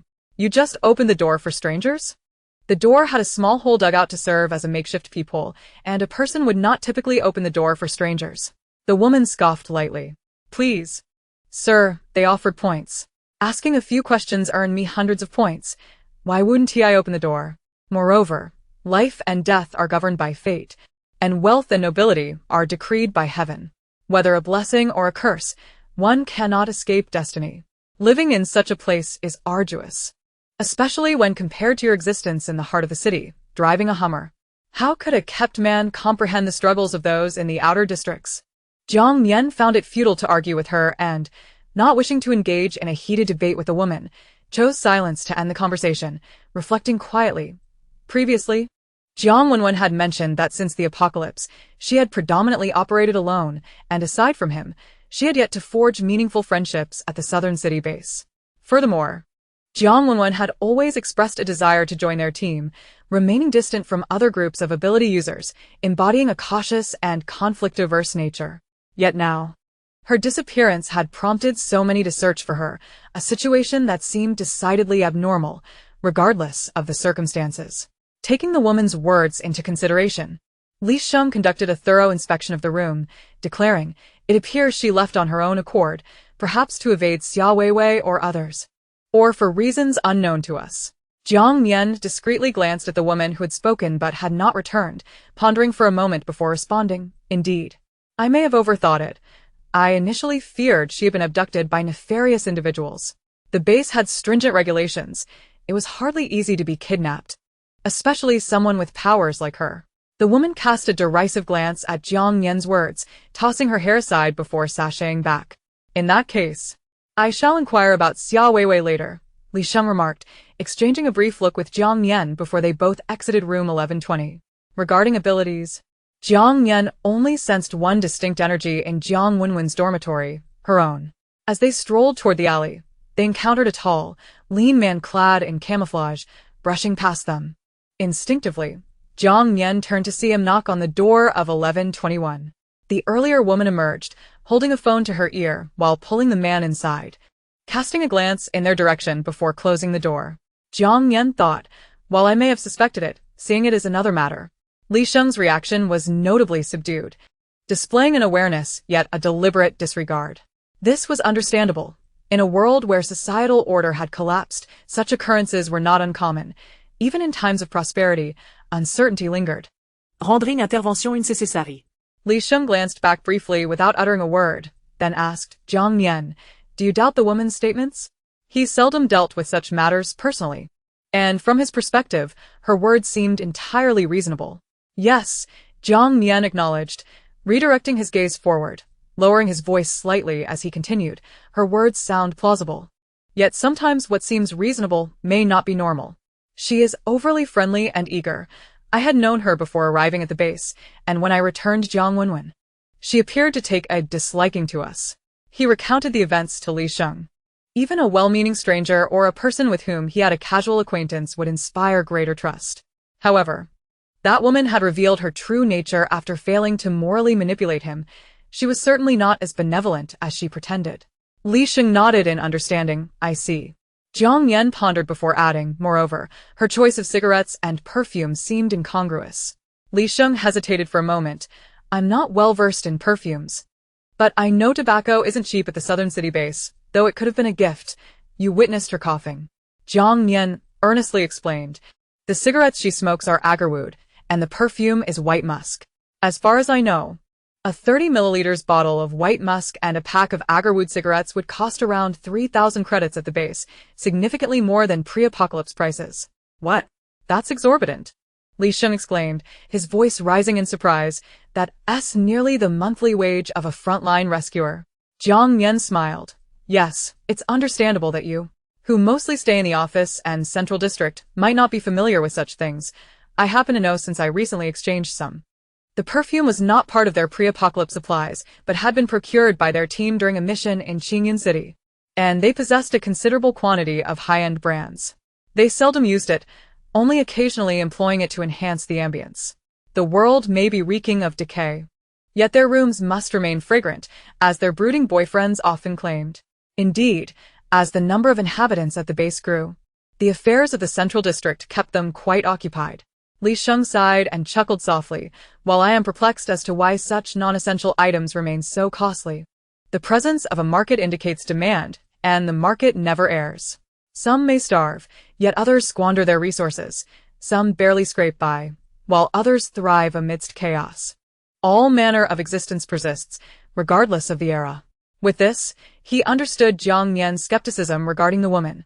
3,000 credits might not be significant for the affluent, yet it was beyond the means of those residing in the outer district. To put it differently, those capable of affording such luxuries would typically not dwell in the outer district's makeshift housing. It had nothing to do with modesty. Safety was paramount, and trouble often accompanied such indulgences. Chapter 98. Cheng Jing returns from mission. As Jiang Nian and Li Sheng engaged in their doubts, within room 1121, the woman was seated sideways in the man's embrace, her phone engaged in a call that had yet to connect after 3 attempts. What the hell? She complained impatiently, scolding the man's hands that were groping her. I just texted you to come over later, and yet you're in such a rush. If you bump into someone, it could spell disaster. That brainless mutt, reeking of zombie stench, doesn't even bother to wash up before coming over. I'm not blind. What could possibly go wrong? The man retorted nonchalantly, rubbing his stubbled chin against her fragrant shoulder. Just as his advances grew increasingly inappropriate, the call finally connected, and a cold female voice emerged on the line. Su Jing, what is it? The man, momentarily displeased, paused his actions as the woman realized that Su Jing was the alias she had provided. Clearing her throat, she composed herself. Miss Xia, the individuals inquiring today are Jiang Nian and Li Sheng. I followed your instructions, and it went smoothly. They believe me. When can I expect the reward? The weather is getting warmer, and I wish to rent a place in the inner district soon. Having fulfilled her end of the bargain, it was time to collect on the promise. When Xia Weiwei approached her, she sensed a turn of fortune. Women could judge other women well. Though it had a hint of perilous gamble, fortune favored the bold, and Miss Xia offered much. However, on the other end of the line, Xia Weiwei refrained from giving a direct answer, instead inquiring, has Xiao Lu reached you? Su Jing glanced at the man, whose desires were evident, and replied, he has arrived. He will provide it. After the other party concluded the call, her Xiao Lu chuckled softly, producing a temporary credit storage card, smirking as he tucked it into her collar. The pressing matters have yet to be addressed, so why the rush? A total of 80,000 points. Miss Xia mentioned that once you arrive in the inner district, maintaining contact is imperative, as this affair remains unresolved. Thank you. Upon acquiring the points card, Su Jing's expression transformed from gloomy to bright. She promptly transferred the points into her account, playfully tapping her finger against the man's chest. I am well aware of the need to keep in touch. Even without Miss Xia's reminder, I am eagerly waiting to accompany you to base S. The man let out a low hum and pressed her down, to which Su Jing responded with a smile that failed to reach her eyes. As a woman without connections or supernatural abilities, she understood the necessity of seizing opportunities when encountering benefactors. Possessing points is paramount. She harbored no illusions that these individuals would genuinely escort her to base S for a life of luxury. She was acutely aware of her own worth. Moreover, she did not yearn for so-called true love or sincerity. After all, even the most astute of dogs would refrain from pursuing romance in such circumstances. It was merely a performance designed to reap benefits. In a world where human life is as inconsequential as grass, survival and moral integrity become paramount. Otherwise, one is utterly insignificant. She felt no remorse for her actions. Who does not desire a better life? Furthermore, she was merely assisting Xia Weiwei in reuniting with her sister. When Li Cheng sought out Xia Weiwei for information but found himself on the receiving end of her accusations, claiming her sister was missing and that the management of Base Nan was negligent, he was compelled to request assistance from Base S. In a few days, Base S would dispatch personnel to aid her in the search for Jiang Wenwen. Additionally, Xia Weiwei mentioned her recent health issues and had summoned her private medical team. Her behavior resembled that of a spoiled young lady throwing a tantrum, yet her true intentions were transparent: to surreptitiously place her own people within Base Nan. A claim that was irrefutable. Upon learning of this situation, Jiang Nian had no choice but to temporarily set aside his concerns regarding Jiang Wenwen. Although he could not locate her, he had discerned Xia Weiwei's ulterior motives, which was a valuable insight. He instructed Li Cheng to discreetly monitor that woman and the men who maintained close ties with her. If all went according to plan, the personnel Xia Weiwei brought, including her private physician, were likely to be individuals from the previous life who had been pivotal at Base C. This lifetime stage had shifted from Base C to Base Nan, and key players were undoubtedly essential. The Chen family and the operatives of Base S seemed almost fated to intertwine. The undercurrents of intrigue swelled quietly. He no longer resigned himself to inaction as he had in his previous life, nor would he falter. He would confront old grievances alongside new ones, leaving no stone unturned. To ensure absolute certainty, he was determined to enhance his abilities before those individuals arrived at Base Nan, striving to surpass the 500-meter threshold to attain the ultimate purification attribute. Thus, once his teammates returned from this mission, he would request Brother Jing to arrange a holiday to allow him to train outdoors. In the ensuing days, Jiang Nian embraced his role as a small business owner during the day, occasionally enlisting Li Liang and Uncle Li to assist at the store when he visited the farm. In the evenings, he pushed himself to the limits of his mental endurance, striving for daily breakthroughs in his abilities. At times, he exhausted himself to the point of collapsing on the living room floor, only to awaken the next day, bathe, and head to the storefront, where he still managed to maintain a decent state, often resting on a lounge chair in the shop. The grocery store's income steadily increased, now averaging around 3,000 daily, with the potential to surpass 5,000 in no time. After several days of this tranquil routine, Cheng Jing and the others successfully completed their external mission and returned to the base. Coincidentally, Li Shuhui was on leave, and in the morning, Jiang Nian accompanied her to the entrance waiting area, where they collected numerous items and enjoyed some shopping.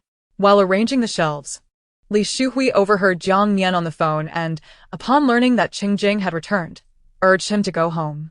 "Nian Ge, you should head back. I'll take care of the store today." People often say that absence makes the heart grow fonder, and although she had never been in a relationship, she understood the dynamics of romance, especially given the close bond between the two brothers. Seeing her smile broadly, Jiang Nian felt a twinge of embarrassment despite his desire to return home. "Ahem, it's all right. I'll go back in the afternoon." "Oh, come on." Li Shuhui snatched the items from his hands, arranging them neatly. Observing his flushed ears, she covered her mouth to stifle a laugh. "Nian Ge, you don't need to be so polite with me. Who doesn't he know how close you are with Cheng Ge? It's completely normal to miss each other after being apart for so many days. Hurry back, otherwise, Cheng Ge will surely come looking for you. And it won't be convenient for you both here." Nian Nian. Jiang Nian's face flushed crimson from her unambiguous hints. All right. Li Shuhui pushed him out from behind the counter. Go on.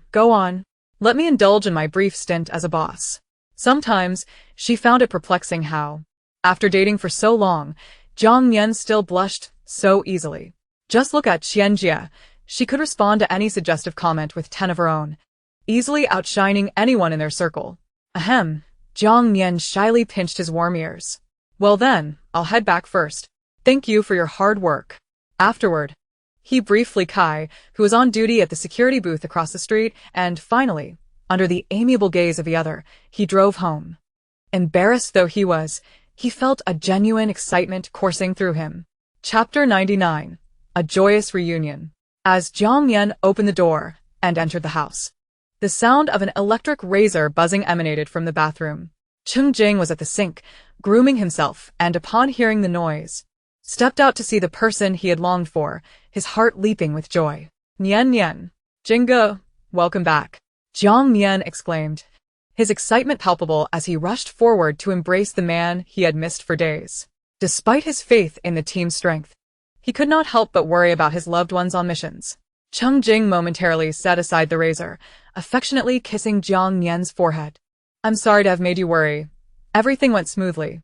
No amount of detailed messages or phone calls could compare to the comfort of having him physically present, for both caring and being cared for were the convictions that anchored him. Their eyes met for a brief moment, and Jiang Nian took the razor from Cheng Jing's hand. "Jing Ge, let me help you." Cheng Jing had not forgotten that Jiang Nian had a penchant for aesthetics, unless circumstances dictated otherwise. He always maintained his dashing image before him. In Jiang Nian's eyes, even if Cheng Jing appeared disheveled or unkempt, he was still irresistibly attractive. Returning from a mission, he could have easily sought him out first and they could return together. He could assist with back scrubs, haircuts, and shaving. Cheng Jing's gaze remained focused on him. What prompted this sudden return? I was just about to tidy up and come find you. The warmth of being thought of by his beloved was delightful. Jiang Nian always prioritized him, making his affection feel well-placed. Jiang Nian's ears turned a deep shade of red.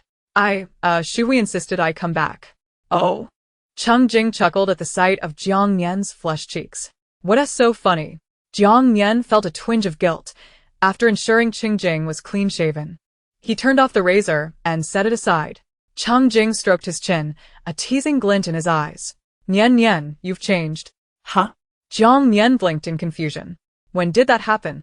I wasn't aware. Cheng Jing casually teased. In the past, you would have undoubtedly said something like, of course. I came back because I missed you. The little rascal had grown more reserved after just a few days apart. Jiang Nian was momentarily choked by his words, casting him an exasperated glance before turning to stride into the living room. Was it his fault for not being flirtatious? When he was overflowing with playful banter, he was chided for lacking decorum. Yet, when he chose to be reserved, he was criticized for not being audacious enough. Men. Cheng Jing caught up from behind and enveloped him in an embrace, saying, You only returned because Xiao Hui called you back. If she hadn't, would you have truly considered it? What's the matter? Don't you miss me? Though, he had been the same way in the past. He yearned for Jiang Nian to care for him at all times and in any manner, without the need for restraint. So what if it was a naive, lovesick mentality? After all, others were oblivious, and even if they knew, those who mocked him were merely single and lonely souls. After several days without intimacy, the warmth of their bodies and hands ignited a feverish heat. Jiang Nian turned to face the calm exterior of the man whose eyes burned with fervor. And he found himself losing his temper. Having a brooding boyfriend who always wanted him to take the initiative was quite the challenge, yet he felt obligated to indulge him. Jiang Nian grasped the collar of his shirt, pressing his lovely lips against Cheng Jing's, breathlessly murmuring, If you have something to do, just get on with it. Why waste words? My return is solely for you, and everything else is merely an excuse. Isn't just sweet talk? Give it to me. I want as much as you can offer. Caught off guard by Jiang Nian's piercing insight, Cheng Jing grinned shamelessly. It's been a few days since we last saw each other. I just wanted to put on a show. As he spoke, his coarse hand had already slipped beneath his lover's clothing. Jiang Nian lightly bit his lip, resting his forehead against Cheng Jing's chest. You're impossible. To be fair, if he were to exhibit the same demeanor, they would likely end up in a tangle of confusion. Their lips met, igniting a fire within. In the bedroom, the curtains were drawn shut, and both the fan and air conditioner were running, yet the mingling of their breaths was still scorching. It was no less intense than the blazing sun outside. Fooling around during the day always elicited a peculiar mix of exhilaration and embarrassment, and was undeniably reckless. From midday until nightfall, their revelry continued unabated, leaving Jiang Nian feeling as if he might fall apart. Cheng Jing, if I break my back, you'll be living a life of mourning prematurely. His throat was parched, and he vented his frustrations, feeling like a mad dog after just a few days apart. However, he dared not look at Cheng Jing's face while berating him, fearing that he might soften. It was a struggle to remain steadfast. The pleasure was genuine, yet the discomfort was equally real. Stop talking nonsense. Cheng Jing affectionately embraced him from behind. We've been apart for so many days. I've missed you dearly. See. When he was being coy, he was criticized for pretending, and when he was earnest, he was accused of being crazy. Oh, the irony. The notion of mourning was utterly out of the question. Regardless of how they compromised, there were only two possible outcomes. Either they would grow old together, or they would perish side by side in their prime. Jiang Nian seized Cheng Jing's arm and playfully bit down. It's only been a few days. If it were any longer, you'd surely drive me to my grave. Impossible, absolutely impossible. Cheng Jing solemnly raised his hand in oath, then leaned in with a chuckle, teasingly whispering in his ear, You know you like it. You just want to admit it. Besides, I've returned from a mission. Shouldn't he reward me? After all, he was quite the admirable man, earning a living for his family. Say that again. Jiang Nian elbowed him in the chest. Didn't I reward you? Cheng, why are you being so petty? His jaw still ached. The ungratefulness. Cheng Jing, in a soothing tone, replied, My fault, my fault. All right, you rest a bit. I'll go prepare something to eat. They hadn't eaten since noon, and it was all his fault for keeping Jiang Nian from having a proper meal. Step aside. Little Jing, I'm exhausted. Jiang Nian dismissed him, closing his eyes to gather himself. Yet, despite their banter, he felt joy and satisfaction. He was but an ordinary person, relishing in these mundane yet precious moments with his beloved. Jiang Nian, shall we eat in the room? I can feed you. By 8 o'clock. Cheng Jing had prepared 3 dishes and a soup, not overly abundant, but pleasingly flavorful and visually appealing. After waking the drowsy Jiang Nian, he dutifully attended to him. Observing Cheng Jing transform into the epitome of a devoted boyfriend after their exciting escapades, Jiang Nian stifled a yawn, dressing and stepping out of bed while feigning seriousness. Why don't you just eat for me, Cheng Ge? It'll save me the trouble of using my mouth. Jiang Nian. Cheng Jing attempted to protest, bending to arrange his collar, but Jiang Nian seized the opportunity to place a finger on his lips. Shush. I'm also an ability user. I'm not so delicate. Eating in the room was simply too extravagant. Cheng Jing grasped his finger, laughing. It seems your abilities have improved significantly these past few days. No wonder your endurance has increased. It was likely related to their abilities. He felt particularly prone to overheating, and if his partner, also an ability user, had enhanced stamina, it alleviated the need for restraint. Jiang Nian silently pondered how a serious boyfriend could be so complimentary. Chapter 100. Anomalies must have their reasons. Upon returning from their first mission, the team took a day to recuperate, and the following afternoon, Jiang Nian informed everyone about a gathering at the storefront. This time, in addition to inviting a few members of the Li family, he also included Zhou Li and Yang Kai, creating a familiar group dynamic. Although Zhou Li and Yang Kai were technically Cheng Jing as superiors, it was merely a title. Outside of necessary work discussions, they interacted primarily as friends. Whenever there were matters to address, they preferred to consult Cheng Jing. Beyond their official responsibilities, they held great trust in his personal capabilities. Outside of work hours, they were even more relaxed. Thus, when Cheng Jing invited them for dinner, the two arrived early, dressed casually. After scanning the store's point-of-sale system, they boldly began raiding the snack shelves. Jiang Nian said little, knowing that his friends would undoubtedly contribute more points than necessary, regardless of his protests. Over-discussing trivial matters among friends could create an awkward atmosphere, making it seem overly formal.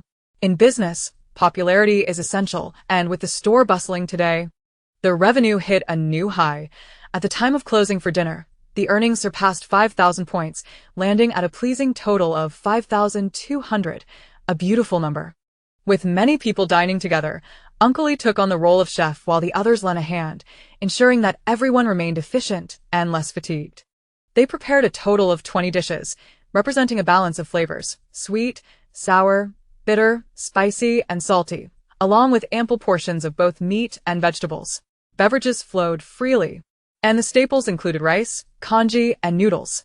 Furthermore, Jiang Nian unveiled a treasured stash of frozen shrimp tails, unwrapping a vacuum-sealed 20 pounds and preparing it into a large bowl to satisfy everyone's cravings.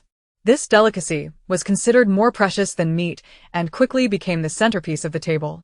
In addition to the shrimp tails, Jiang Nian's ring space contained many pre-seasoned, cooked dishes, as well as self-heating hot pot options, all meticulously collected during Cheng Jing's zero-cost shopping sprees, featuring a variety of flavors, with his favorite being the spicy 13 spices. At the dining table, teammates animatedly discussed the mission's circumstances and outcomes, collectively summarizing their experiences. This allowed Jiang Nian and others, who were unable to venture out, to stay informed about the changes outside the base and the evolution of the zombies. Thus, they continued to eat and chat, reveling in satisfaction and joy from dusk until late into the night. The gathering of friends serves as a fitting remedy for alleviating stress, contributing significantly to maintaining mental well-being. Otherwise, the incessant thoughts of an oppressive apocalypse and the presence of zombies would inevitably drive one to madness. It was not until after 10 o'clock in the evening that this particular feast came to an end. Every morsel was consumed. Even the flavorful broth from the crayfish had found its way into bowls of noodles, each person enjoying a bowl as a midnight snack. Although no one felt particularly hungry, the delectable taste was simply irresistible. As they slurped the noodles, everyone began to pitch in for cleanup, with several large bags of trash piling up. Just then, Li Shuhui's phone rang unexpectedly. Noticing that her father and brother were looking over, Li Shui took out her phone and glanced at it, saying, "It's Liang Xiaoyan." She then stepped aside to answer, "Xiaoyan, is there something you need at this late hour?" While she was on the phone, Li Kaiyun and Li Liang recounted Liang Xiaoyan's circumstances to the others. As previously, only Li Cheng and Cheng Jing were privy to this information. After a moment, Li Shui hung up and approached Jiang Nian, inquiring, "Brother Jiang Nian, do we collect Chinese medicinal herbs?" Jiang Nian replied, "What kind of herbs are you referring to?" "Just the health-preserving ones, nothing too traditional or complex," Li Shui clarified, elaborating, "You see, Xiaoyan and her team went out to scavenge for supplies and found a health tea shop that has gathered quite a variety of medicinal herbs, all sorted and packaged. And she asked me to help find a buyer." After a brief pause, noticing his contemplative expression, she added, "I was merely inquiring if we need any. If not, we can disregard her." "A health tea shop, you say?" Jiang Nian stroked his chin, pondering for a moment before concluding, "Let them bring some over for us to inspect first." In this day and age, overly traditional medicinal herbs are seldom utilized, as most people lack the knowledge to prepare them. However, the herbs from a tea shop could still be useful. They typically consist of dried flowers, fruits, and common health remedies that can be simply boiled and consumed without much fuss. Moreover, if memory serves me right, a typical health tea shop would certainly stock ingredients for sour plum soup. A chilled glass of that on a scorching day is simply divine, quenching and refreshing. An essential remedy for the heat. Li Shui nodded in agreement. "All right, I'll have them bring it over. You set the time. Tomorrow noon. We'll come here for lunch." Jiang Nian replied without further comment. Cheng Jing interjected, "Taking the initiative since we know they're not particularly trustworthy, I should meet with them personally." Jiang Nian smiled and nodded. "Very well, let us finalize that." Li Shui understood the plan. "Okay, I'll inform them to come tomorrow at noon." After which, she stepped aside to make the call. They all held reservations about Liang Xiaoyan. Jiang Nian recognized his teammates' concerns for him and explained, "We shall only engage in business with her, maintaining a respectful distance. After all, she is affiliated with an ability team, and receiving occasional supplies from her could prove beneficial. Furthermore, considering her dubious character, it might be more reassuring to keep her within our line of sight." Indeed, Zhou Li concurred. Increased interaction makes it easier to uncover any flaws, alleviating the sense of unease. Acknowledging that contact was unavoidable, the others nodded in agreement, feeling more secure with their numbers.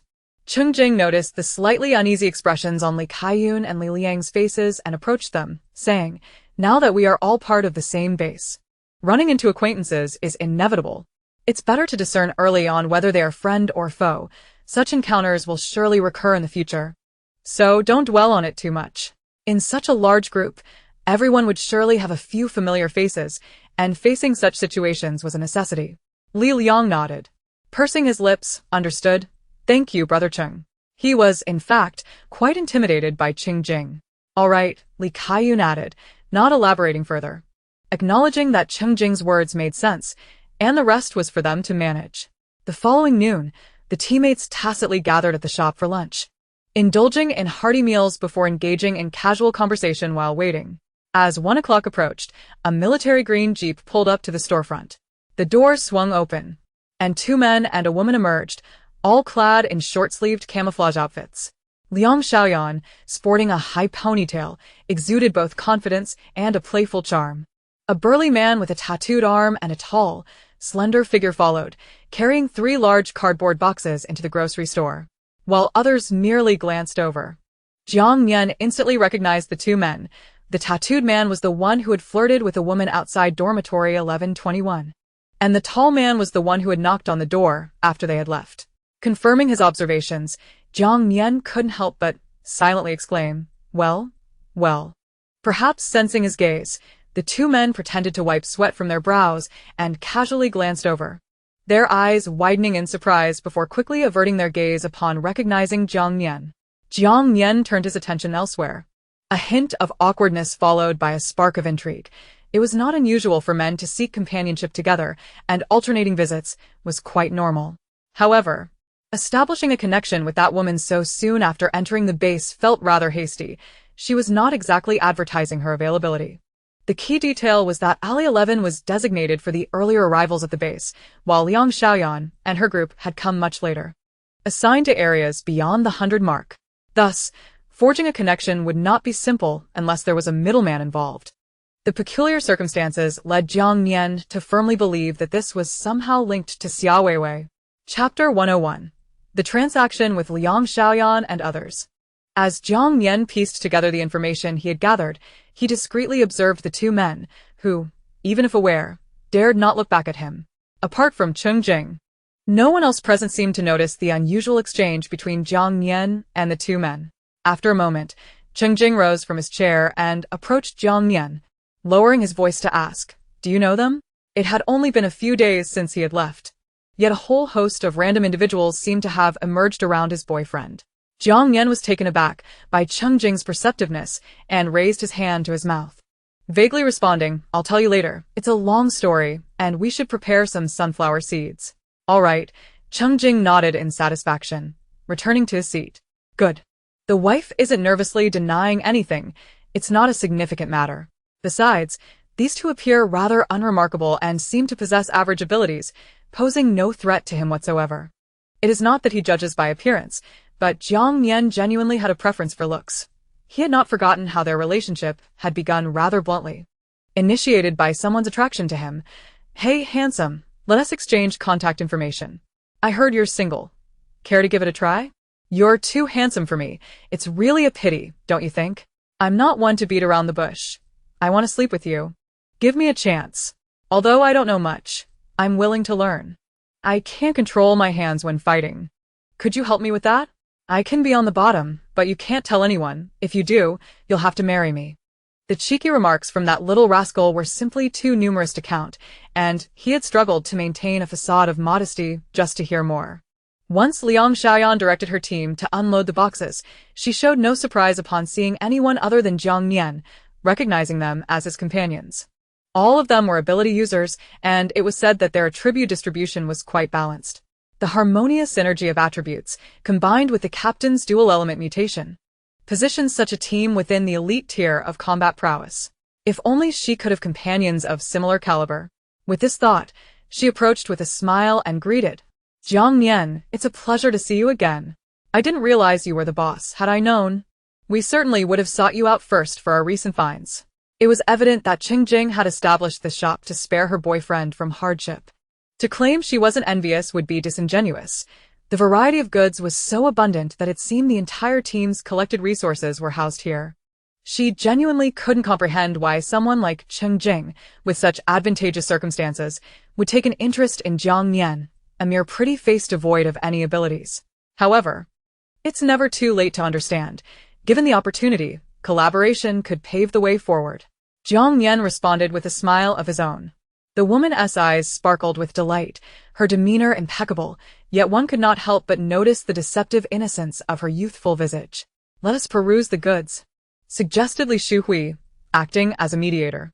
After providing a brief explanation that the shop belonged to Jiang Nian, she stepped forward to examine the items. Perhaps due to an unspoken tension, she found Liang Xiaoyan's words increasingly irksome. Although Jiang Nian had assured her she needn't come, her unease compelled her to join them after lunch at the cafeteria. The 3 boxes of goods were, as they had surmised, lemons, hawthorn, mulberries, licorice, monk fruit, angelica, goji berries, red dates, and an assortment of herbal teas, common yet familiar varieties. After all, they were scavenging from a health tea shop, not a traditional Chinese medicine clinic or herbal apothecary. Jiang Nian casually flipped through the items and realized he could concoct a myriad of DIY tea drinks. Nodding, he declared, "These are acceptable. Please suggest a price." Li Shuhui had been assisting at the base entrance recently, thus was well acquainted with the prevailing prices within the base. Being the intermediary, and concerned that Jiang Nian, as a man, might find it difficult to negotiate prices with acquaintances, she proactively discussed with Liang Xiaoyan and the others. Having learned from past experiences and the counsel of her father and brothers, she had become quite astute. Although she was uncertain why Liang Xiaoyan sought her assistance, She resolved to maintain professionalism, observing the intentions of the other party. Liang Xiaoyan behaved normally, portraying herself as a friend, and readily proposed a mutually agreeable price of 600 points for the 3 boxes. For our first collaboration, let us consider it a friendly introduction for future dealings. Agreed. Jiang Nian replied without haggling, promptly transferring the points via his mobile device. Subsequently, the teammates eagerly began to move the items into the shop. Liang Xiaoyan glanced at Cheng Jing, who had remained silent and seated like a lord while observing his teammates' bustling activity, and teased Jiang Nian. Aren't you going to introduce us? We're all friends now, and it would be awkward to run into each other outside without a proper greeting. She then introduced her 2 companions, the burly man with floral tattoos named Dejun and the tall, slender man called Xiao Lu. Noting that the other teammates were absent that day, her casual demeanor concealed her reluctance to reveal too much, but Jiang Nian was unfazed. Names were merely labels. With a smile, he first pointed to Cheng Jing. This is Cheng Jing, my boyfriend, and our team captain. He then introduced the others in turn. After a brief nod of acknowledgement, they considered themselves acquainted. Cheng Jing and the other men displayed an overly aloof attitude, prompting Liang Xiaoyan to engage Huang Qian in conversation, during which they exchanged phone numbers. The group felt no concern, confident that Liang Xiaoyan, a clever little fox, would hardly be a match for Huang Qian, a savvy vixen. Once the transaction was complete, Liang Xiaoyan did not linger long, stating that she would be heading out and would collaborate again when the need arose. Before departing with her teammates, seated in the back, Xiao Lu drove, and as they entered the vehicle, the tattooed man glanced back at Jiang Nian. However, Jiang Nian turned to speak with others, resulting in a direct gaze between him and Cheng Jing. Cheng Jing's expression was far from pleasant, his deep-set brows conveying an intensity that suggested he might act violently at any moment. The tattooed man huffed in displeasure, retracting his gaze with annoyance. Though reluctant to admit it, the rarity of offensive ability users indeed rendered them superior to their physically enhanced counterparts. As the vehicle sped away, the earlier confrontation between the tattooed man and Cheng Jing had not gone unnoticed by their teammates, but only Jian Qing could not restrain himself, exclaiming, "Chengge, what was that eye contact with that tattooed guy about? Do you know him?" Cheng Jing responded tersely. Jiang Nian, who had been examining the herbal tea boxes with Huang Qian and Li Shuhui, caught the key information amidst the chaos, looking over in astonishment. What? Who are you talking about? The others exchanged alarmed glances at Jian Cheng, instinctively distancing themselves from him. It was no surprise that he, a person of such caliber, would utter the most inflammatory remarks with the utmost sincerity. Jian Cheng, if your eyesight is so keen, perhaps you should lend it to someone else. In that instant, Cheng Jing felt a surge of desire to reprimand his teammate. I'm sorry. Jian Cheng realized he had inadvertently stirred trouble and mimed locking his lips.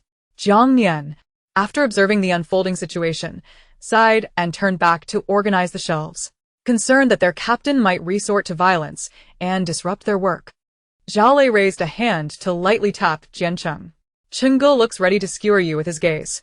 What makes you think you saw anything? Did you falsify your qualifications when you applied to the company? I suspect your language skills barely exceed double digits. Fortunately, Jiang Nian was not the type to harbor grudges and had complete trust in Cheng Jing. Otherwise, Jian Cheng's remarks could have ignited a conflict between the couple. Ha ha ha. The others could hardly contain their laughter, teasing him in chorus. Zhao Ge is right. Jian Cheng, you must have fabricated your credentials. You don't think that when people glare at you, they're throwing flirtatious looks your way, do you? Cheng Jing, weary of engaging with such foolishness, waved his hand dismissively. Enough, let's prepare for work. We have training this afternoon. I'll see to it that Jian Cheng is thoroughly worn out. As if sensing the tension, Jian Cheng piped up. Chengge, I was thinking before he could finish with a request for leave. Cheng Jing interrupted.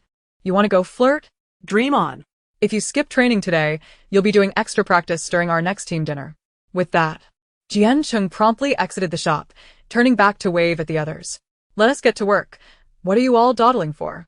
The prospect of solitary training as punishment felt akin to being cast out from the group, yet it was merely a training session. So he regarded it as a lesson in humility from his captain. Unable to stifle his laughter, Jiang Nian broke into a chuckle. The teammates shook their heads in bemusement, gradually making their way outside. As the time drew near, Li Shuhui also joined the group, hitching a ride back to the command center. Liao Yu emerged from the kitchen, employing his abilities to swiftly create a bucket of ice and place it in front of the small fan at the counter, ensuring the breeze it produced would be refreshingly cool, intended for his adoptive father. As the level of one's supernatural abilities increases, the adept control of energy can significantly slow the melting of ice. This bucket of ice should suffice for Jiang Nian until the end of his workday. Thank you. Although this young man occasionally lacks a filter in his speech, he is remarkably reliable when it comes to his duties. While the others have already boarded the vehicle, Cheng Jing lingers behind, casting a resentful gaze at Jiang Nian. Jiang Nian is puzzled by his boyfriend's sulky demeanor but knows that it's his responsibility to cheer him up. Unable to give him a loving kiss in public, he instead offers a handful of assorted fruit candies. Eat these secretly and don't share with them. Despite the fact that the other teammates brought their own snacks, his boyfriend has a penchant for such little favors. Cheng Jing nods in appreciation, pocketing the candies with a gentle squeeze of his fingers.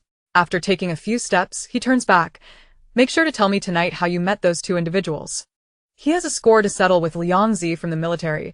Had they been outside the base earlier, a confrontation might have ensued. Now the issue is clear. And Jiang Nian nods enthusiastically, smiling. Of course, Jingo. You focus on work for now. I'll fill you in tonight. I suspect they're connected to Xiao Weiwei. Upon hearing her name, Cheng Jing finally smiles. All right. If that's the case, then eliminating them wouldn't weigh heavily on my conscience. Jiang Nian rests his chin on his hands at the counter, watching him leave for work, unwrapping a strawberry-flavored candy and savoring it. But why does it feel like my boyfriend is becoming increasingly difficult to appease? Meanwhile, aboard a speeding jeep heading to the base, Dejun, who had exchanged glances with Cheng Jing earlier, still wears a disgruntled expression. Liang Xiaoyan, having noticed this, teases him. What's the matter, Dejun? Have you taken a liking to the pretty boy? I'm worried I might kill him, Dejun retorts, tossing a beetle nut into his mouth while glaring at the woman in the back seat through the rearview mirror, his eyes revealing a brutish intensity. Liang Xiaoyan shoots him an admonishing look. With your bravado, that's certainly a possibility. Indeed. Even a beast with such unrefined tastes could be captivated by someone like Jiang Nian. Dejun smirks playfully. Don't pretend you aren't interested. Liang Xiaoyan merely pouts in silence. Concerned that their banter might lead to flirtation, Xiao Lu, the driver, shifts the topic with a chuckle. Perhaps the pretty boy appreciates someone like military brother with such vigor. He seems to be living quite well. Liang Xiaoyan looks down, fiddling with her nails. Of course, he's thriving with a powerful boyfriend. If I had a strong supernatural partner, I'd be just as comfortable. You really think Cheng Jing is the only one for him? Don't make me laugh. Xiao Lu scoffs, as if he asked her to joke, his gaunt face twisting into a sly grin. Dejun chimes in, with such a formidable team, why would they let Cheng Jing call the shots? And providing the pretty boy with a shop? The fuel alone would be exorbitant. If others haven't benefited from Jiang Nian, no one would believe it. Jiang Nian's demeanor, be it his mental state, physical appearance, or attire, starkly contrasts with the hardships endured in the apocalypse, making it apparent that he has never experienced such struggles. Liang Xiaoyan shrugs. Who knows? I haven't seen it myself. Whatever they say must be true. In truth, she also harbors doubts. The team members risk their lives to gather resources, and it seems implausible that they would willingly support Cheng Jing in maintaining a boyfriend. Witnessing their own arduous efforts facilitating someone else's comfort is hardly palatable. This situation is fundamentally unjust. Yet, Jiang Nian is no ethereal beauty. Why should everyone bend to his will? Out in the world, who isn't prone to gossip? Status is self-assigned after all. Xiao Lu, having finished his thought, chuckles lewdly. Turning to Liang Xiaoyan. Just like you, by day we're your teammates and by night you're with your husband, right? I see Jiang Nian sharing the same team as Huang Qian, though to be fair, I'm not into men but Huang Qian is indeed striking. Get lost. If you have the guts, go pursue her yourself. Liang Xiaoyan, slightly miffed, kicks the back of the driver's seat twice. Damn it, you dog. Enjoying benefits while feigning innocence. It's maddening. Do you even know how you measure up? If it weren't for your luck in awakening powers, no one would give you a second glance. Just look at the person Jiang Nian serves, then look at her. The disparity is stark. Chapter 103. Xiao Weiwei's Minions. Ha ha ha. Xiao Lu laughs heartily, dismissing Liang Xiaoyan's irritation. Women post-apocalypse are far easier to charm than their pre-apocalypse counterparts. Someone like Liang Xiaoyan, once a high and mighty fairy, probably wouldn't have spared a glance at individuals like them before. Now? Well. It must be said that this is one aspect in which the apocalypse has yielded improvement. He delights in witnessing those once elevated fall into the mire. Much like his ex-girlfriend, who found fault with him for everything, demanding a dowry of 800,000 before the apocalypse, only to find herself begging for the same amount from a horde of zombies post-apocalypse. What if she calls him a pervert? The truth stands as it is. As Xiao Lu and Liang Xiaoyan engage in their flirtatious banter, Dejun's thoughts drift to Jiang Nian and Huang Qian. And he bites down hard on the beetle nut in his mouth, indifferent to gender. The pretty boy commands allegiance from so many. Perhaps he possesses some extraordinary qualities. If he were to be handled roughly, he might become tattered rags. The jeep halts at the base's exit, and Liang Xiaoyan disembarks to complete the exit paperwork. Seizing the moment, Xiao Lu leans closer to Dejun, lowering his voice. "Military brother, Jiang Nian recognized us. Do you think you'll discover anything?"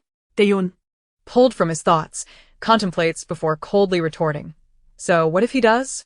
In this world, there are plenty of jobs that involve taking money for solving problems. Even if the base investigates, it won't concern us. We haven't committed murder or arson.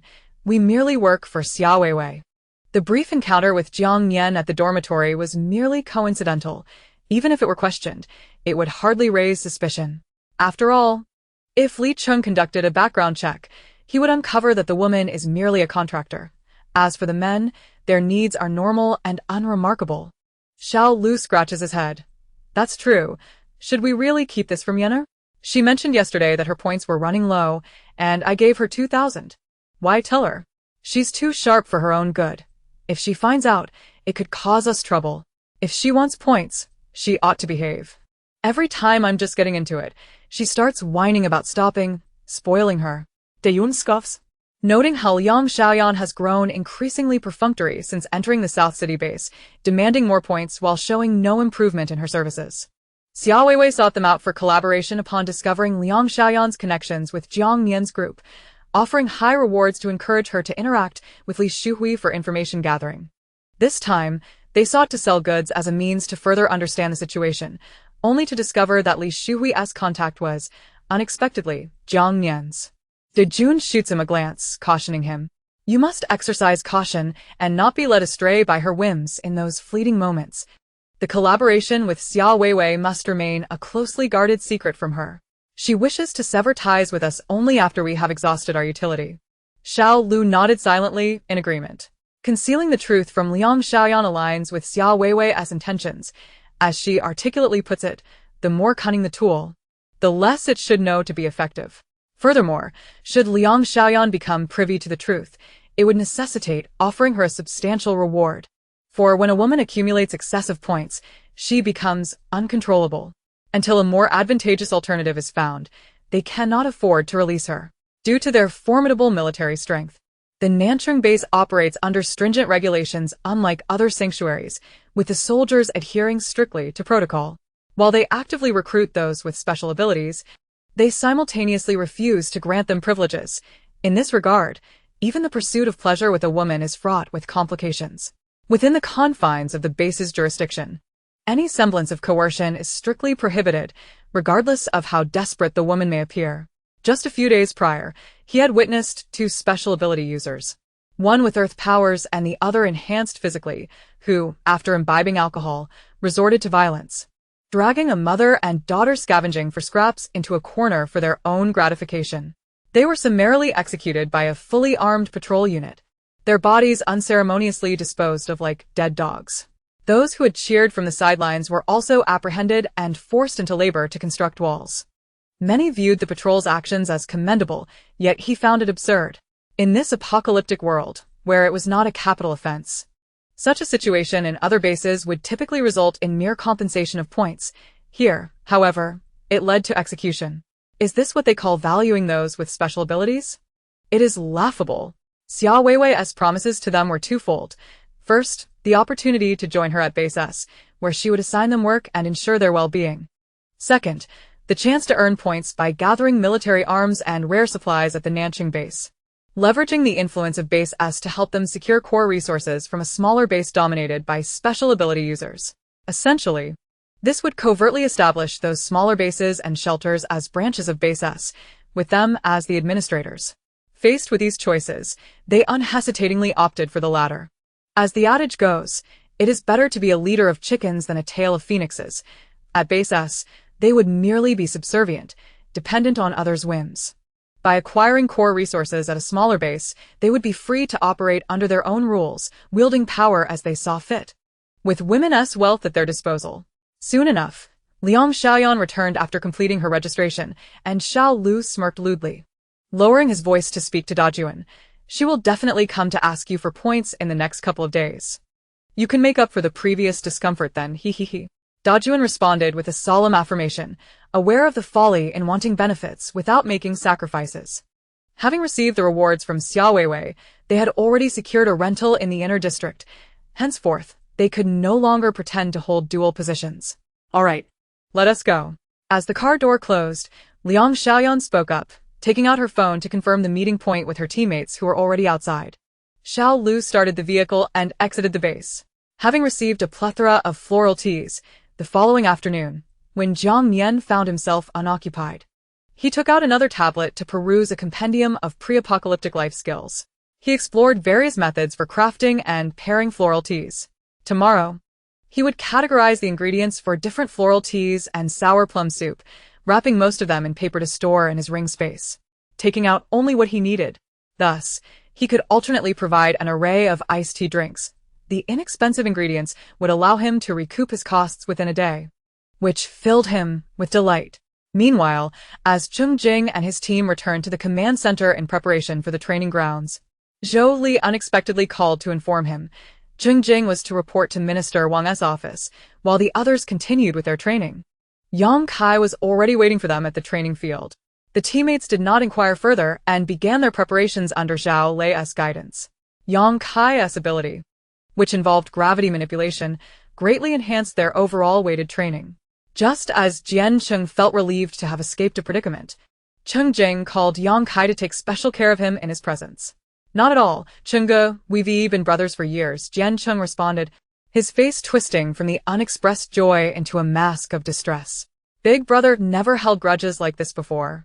Cheng Jing approached him with a smile, patting his shoulder. Indeed, it is precisely because of our long-standing brotherhood that you are spared the worst of it. With his remarkable resilience, he could endure any training. After a brief silence, laughter erupted from their teammates, reveling in Jian Cheng's predicament. Liao Yu reminded himself that while he could be playful and lively, he should avoid doing so in front of Chengge. Chapter 104. Ominous Signs. Cheng Jing arrived at the entrance of Minister Wang's office, and after the guard outside announced his presence, he stepped inside. The office was air-conditioned, and as he pushed the door open, a rush of cool air greeted him. Minister Wang was seated at the solid wood tea table opposite his desk, preparing tea. Upon seeing Cheng Jing, he waved him over with a cheerful smile. Cheng Jing, you've arrived just in time. I've just brewed some tea, please sit down. Minister, I heard you were looking for me, Cheng Jing replied modestly, not hesitating to take a seat at the chair across from him. He had heard from Yang Kai that Minister Wang had been working late into the night for several days due to matters concerning the base, while also managing various affairs during the day, which sounded exhausting. He wondered if some upheaval was imminent. Well, do try this new tea I've opened. It was brought to me by Zhou Li. Minister Wang poured a fragrant cup of hot tea and pushed it towards him. Thank you, Cheng Jing nodded, immediately taking a sip. I apologize for my ignorance. I simply know it tastes good. Minister Wang waved his hand with a laugh. That is sufficient. When it comes to food and drink, enjoying what pleases your palate is paramount. Otherwise, any praise is hollow. After indulging in a few cups of tea and exchanging pleasantries, Minister Wang took the initiative to steer the conversation. Was this recent mission smooth? Cheng Jing humbly nodded. Everything went well. Our team is essentially comprised of trainees, and working alongside other teams from the base has been highly educational. Since the onset of the apocalypse, the emergence of diverse special abilities had led people to subconsciously overlook the diminishing potency of military weaponry, especially in the chaotic early days. Many officials had slightly relied on special ability users due to manpower shortages, leading some overly ambitious individuals to foster the illusion of an era dominated by special abilities. However, after collaborating with the ordinary rescue teams from the Nanching base on missions, that sense of pressure from conventional weaponry had been rekindled. The formidable military arsenal remains the foundation of national strength. He was uncertain of others' perspectives, but personally, he believed that while special ability users are indeed rare and unique, they merely serve as auxiliary support. Excessive ambition ultimately leads to self-sabotage. Ha ha, you're being modest. The strength of you and your team is evident to all. Minister Wang laughed heartily, pouring more tea for him. However, it is commendable for young people to remain humble. Those with strength who are also modest and composed are true pillars of society. Cheng Jing lowered his gaze and nodded, given the minister's words.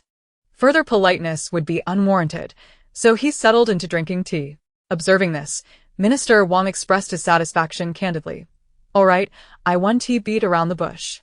The reason I summoned you today is to discuss a few matters. Not just one matter, Cheng Jing realized, mentally preparing himself for a lengthy discussion that would consume the entire afternoon. He earnestly nodded. Please go ahead. It is this way. Minister Wang locked eyes with him for a moment, weighing his words before speaking. This pertains to matters concerning your family. You may have already caught wind of some developments. The situation outside changes daily, and my information is scant. Therefore, it is imperative that we have a formal discussion. Initially, I intended to gather some concrete information before reaching out to Cheng Jing, but the current circumstances do not permit such delays. Cheng Jing pondered for a while before nodding in affirmation. I have heard some rumors, but I assure you, while I am here, my family will arrive safely. Minister Wang, with his hands resting flat on his knees, instinctively gave a light pat and inquired, Are you suggesting that you know their current whereabouts? Cheng Jing shook his head. I only know they will arrive safely at the South City base. I cannot ascertain their precise location at this moment. As you are aware, my brother's movements with the military regiment are classified information. Currently, many communications, even within the same system, are not interconnected. Understood. Minister Wang nodded with a smile. Then continued to ask, Are you aware of what the high-ranking officials at various bases are most concerned about right now? Is it true that the research team you protect has encountered individuals with brain domain abilities? The accuracy of this information is crucial. Since my last visit to Cheng Jing's dormitory, various factions have been covertly vying for dominance over the existence of brain domain evolved beings. In particular, Base S has emerged as a formidable player, leveraging the awakened abilities of Xia Weiwei's father to demand concessions from other bases, insisting that brain domain evolved beings join Base S unconditionally. They have even extended their reach into the South City base, preparing extensively with an air of inevitability. The military authority at the South City base, though not as powerful as Base S, is not a place to be trifled with carelessly. Once critical information is secured, the base must respond or retaliate accordingly. Cheng Jing remained silent for a considerable time before responding.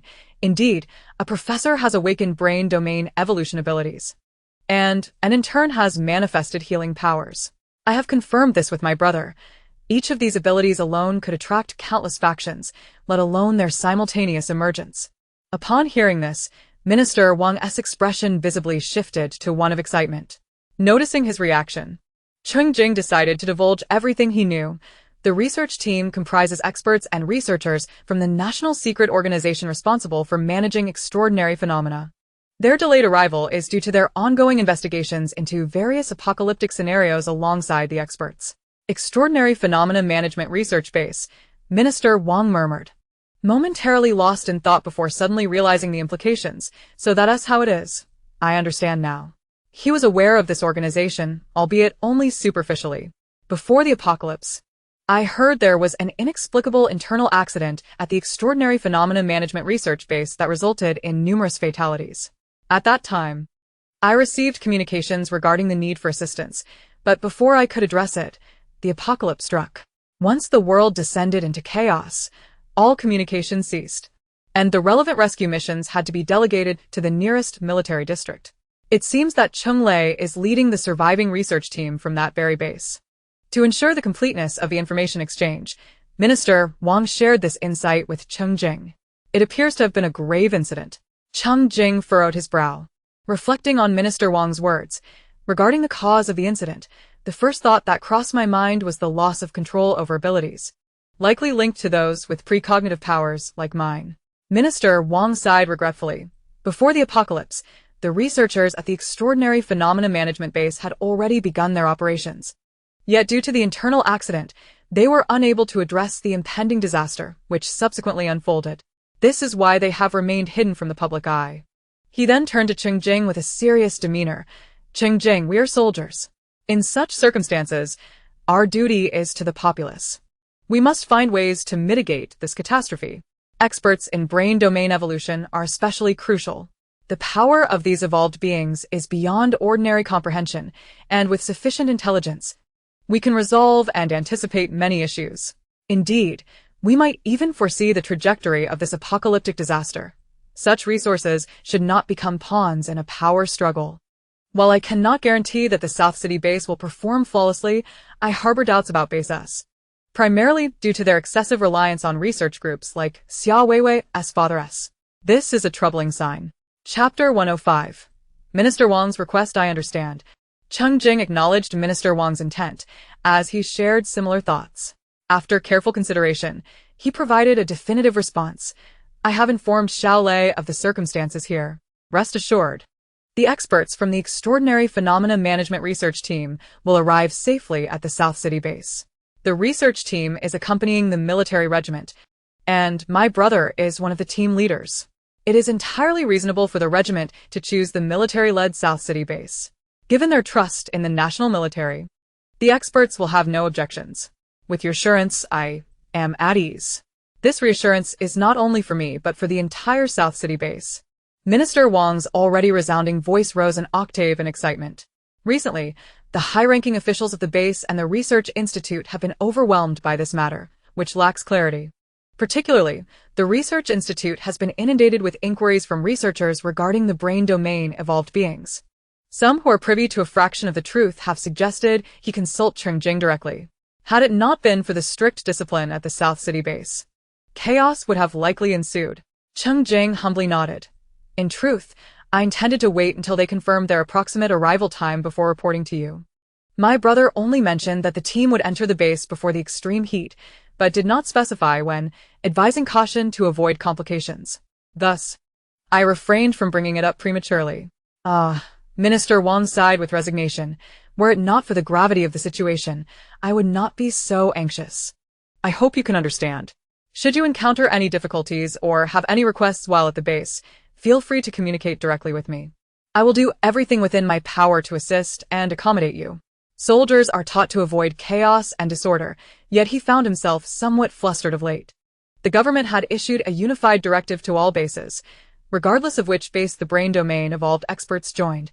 All other bases are obligated to provide assistance in terms of manpower and resources, as this concerns humanity's survival in the face of the apocalypse. If the brain domain evolved experts cannot be retained, the foundational research teams at the bases may face upheaval. No one wishes to be left holding the bag for another's hard work, and to avoid relinquishing their painstakingly acquired results, they will inevitably reconsider their allegiances. Thank you. Cheng Jing openly acknowledged this verbal favor. He had been contemplating that if the research on the zombie virus was inextricably tied to Jiang Nian's abilities, then at the very least the initiative must remain on their side. So far, things appear to be progressing smoothly. Yang Kai had discreetly allied with several members of the Li family who were monitoring Xia Weiwei's movements. Aware that she had recently been recruiting evolved beings within the base by leveraging the resources of Base S. Those who had accepted her benefits had already been marked. They could quietly leave with Xia Weiwei, and any who caused trouble would be dealt with directly. Everyone maintained a facade of calm, merely awaiting the arrival of certain individuals. After discussing this matter, Minister Wang resumed brewing tea, and Cheng Jing understood that their conversation was far from over. Indeed, once a new pot of tea was prepared, Minister Wang broached a new topic. The climate is gradually and persistently warming, and experts are increasingly certain that extreme heat will manifest. You had previously alluded to this, demonstrating remarkable foresight. Currently, all bases are making preparations. Numerous individuals are becoming aware of the abnormal climate, where there is extreme cold. The likelihood of extreme heat and other disasters follows. This is not merely my assertion. Cheng Jing speaks with a calm demeanor, having experienced extreme cold. People have indeed become more sensitive to these changes. He merely pointed out the facts, and if anyone is to be credited for foresight, it would be Jiang Nian. Minister Wang remains noncommittal. As you can see, with the influx of individuals into the base, the pressure from all sides is mounting. Should extreme heat arrive, it will exacerbate the already scarce resources of water and food. Cheng Jing nods in agreement. Indeed, this is a challenge all bases will face. According to Jiang Nian, in the previous life, extreme heat commenced around mid-July and concluded by late October, with peak temperatures soaring to 72 degrees. During the height of the extreme heat, temperatures fluctuated between 66 and 72 degrees, a terrifying symmetry to the sub-zero extremes of the cold. At other times, individuals could exchange points for supplies. But during periods of extreme weather, reliance on the base's relief efforts becomes paramount. Ultimately, it will hinge on each base's stockpile of resources and their willingness to allocate them. On this point, he has faith in the South City base. Minister Wang gazes at him, suddenly adopting a tone of earnest gravity. As time progresses, resources will dwindle, and each base urgently requires replenishment of renewable resources. The experts and researchers in the laboratories are working tirelessly, and abilities such as yours, related to energy and water, will be exceedingly valuable. The population is escalating rapidly, and the base requires an adaptation period. However, it has only been a few months since the extreme cold, and the rescue teams are still tirelessly searching for survivors. Additionally, regular cleaning of zombies in the vicinity is necessary. While the internal infrastructure of the base is far from complete and renewable resources are in short supply. Consequently, when extreme weather strikes, it will result in significant loss of life, even within the confines of the base. As the Minister of Infrastructure for the South City base, how could he not feel anxious? Cheng Jing remains silent. The situation is convoluted, and he is uncertain of the leadership's intentions, refraining from speaking too freely. Minister Wang, undeterred by his silence, pours him a cup of tea and continues, I know you have provided numerous valuable suggestions to the authorities in Jiang City, which have proven effective in weathering the extreme cold. Therefore, if you have any recommendations regarding the current situation at the base, I hope you will share them. This puts Cheng Jing in a difficult position. Setting aside the stark differences between the militarized South City base and Jiang City, those suggestions were primarily proposed by Jiang Nian. He was merely the messenger. Furthermore, most of the information Jiang Nian possessed in his previous life came from central broadcasts and the words of Qin Yuexia and others. Knowing the theory without witnessing the practice firsthand renders him hesitant to speak freely. Decisions must be made with careful deliberation based on real-time circumstances. Observing his hesitation, Minister Wang emphasizes once more, in the face of such natural disasters, humanity is still grappling with experience. Trial and error is inevitable. You need not harbor any reservations. Present your thoughts, and the base will consider them comprehensively. Regardless of the outcome, we will not place the blame on you. The military has its own established protocols. But these times are different, and it is essential to consider alternative perspectives. Very well. With the conversation reaching this juncture, Cheng Jing contemplates briefly before nodding. Turning to seek his opinion. Since you trust me, I request some time to discuss with my teammates. I shall compile and organize our collective thoughts to present to you as external references. How does that sound? Agreed. I shall await your response. Minister Wang understands the necessity of patience, exhaling a sigh of relief as he lowers his head to sip his tea. The second matter is settled. Cheng Jing secretly breathes a sigh of relief. His nerves have been taut since his arrival, even more so than when facing zombies. After a rhythmic knock on the door, a guard enters with a platter of sliced watermelon, placing it on the coffee table before quickly exiting. Minister Wang personally picks up a slice and offers it to him. Here, have some watermelon. You are too kind. Cheng Jing expresses his gratitude, accepting it with both hands. But after taking a bite, his expression freezes.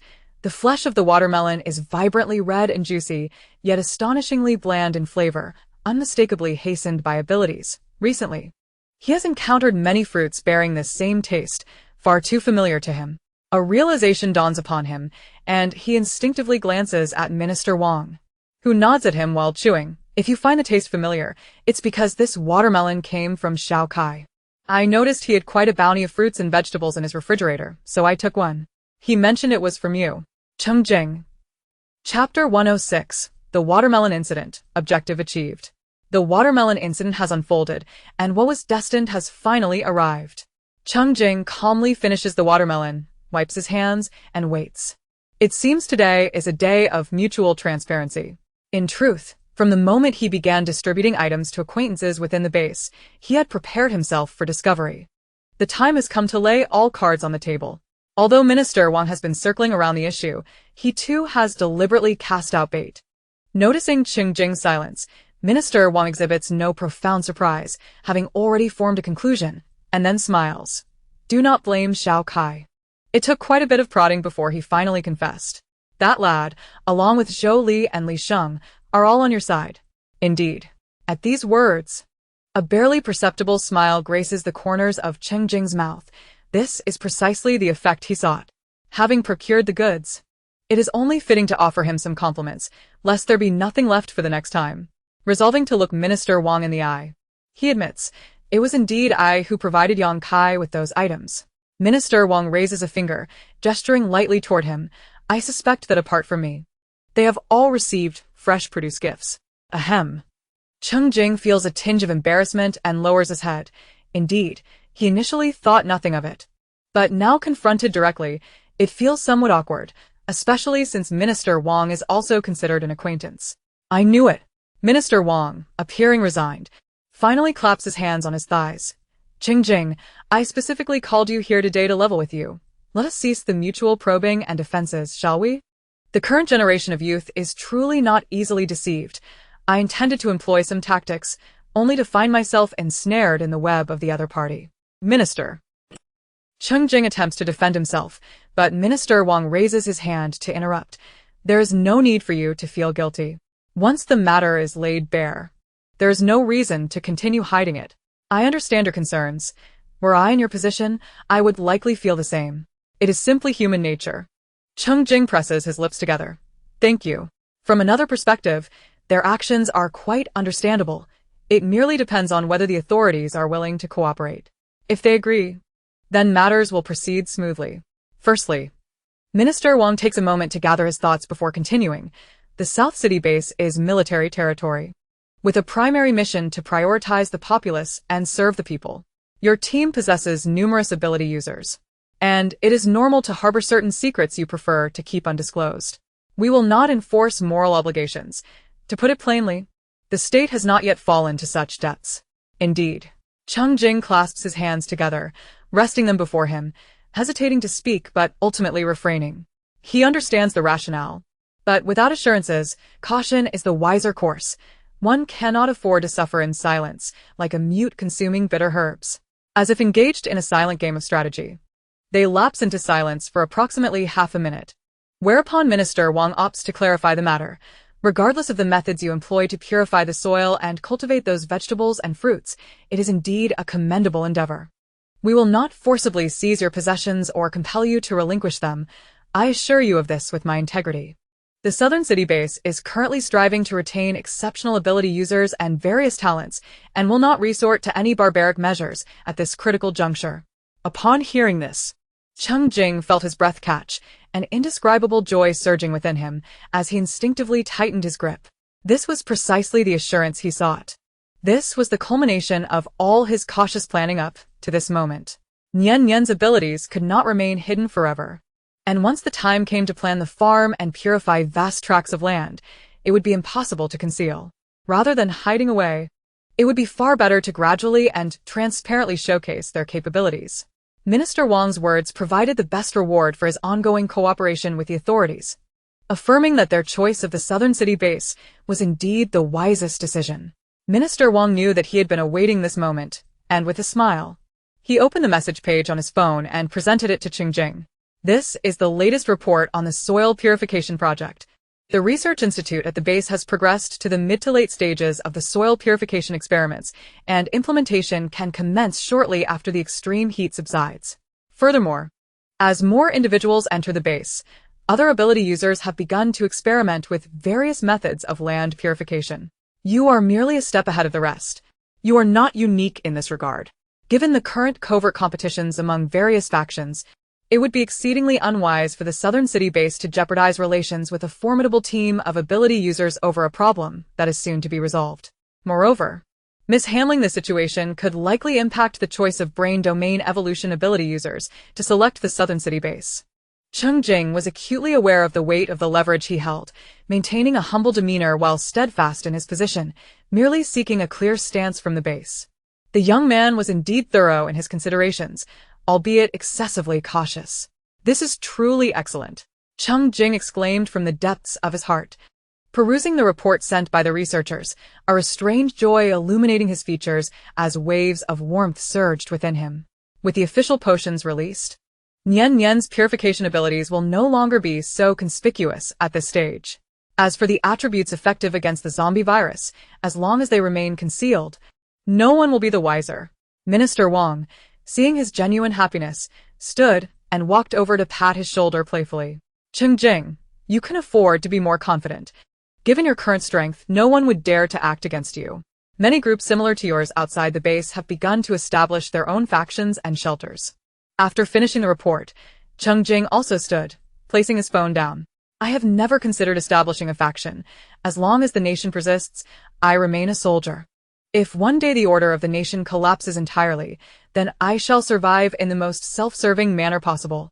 I believe there are many who share my mindset. Indeed, we are all in disarray. What will become of the populace?"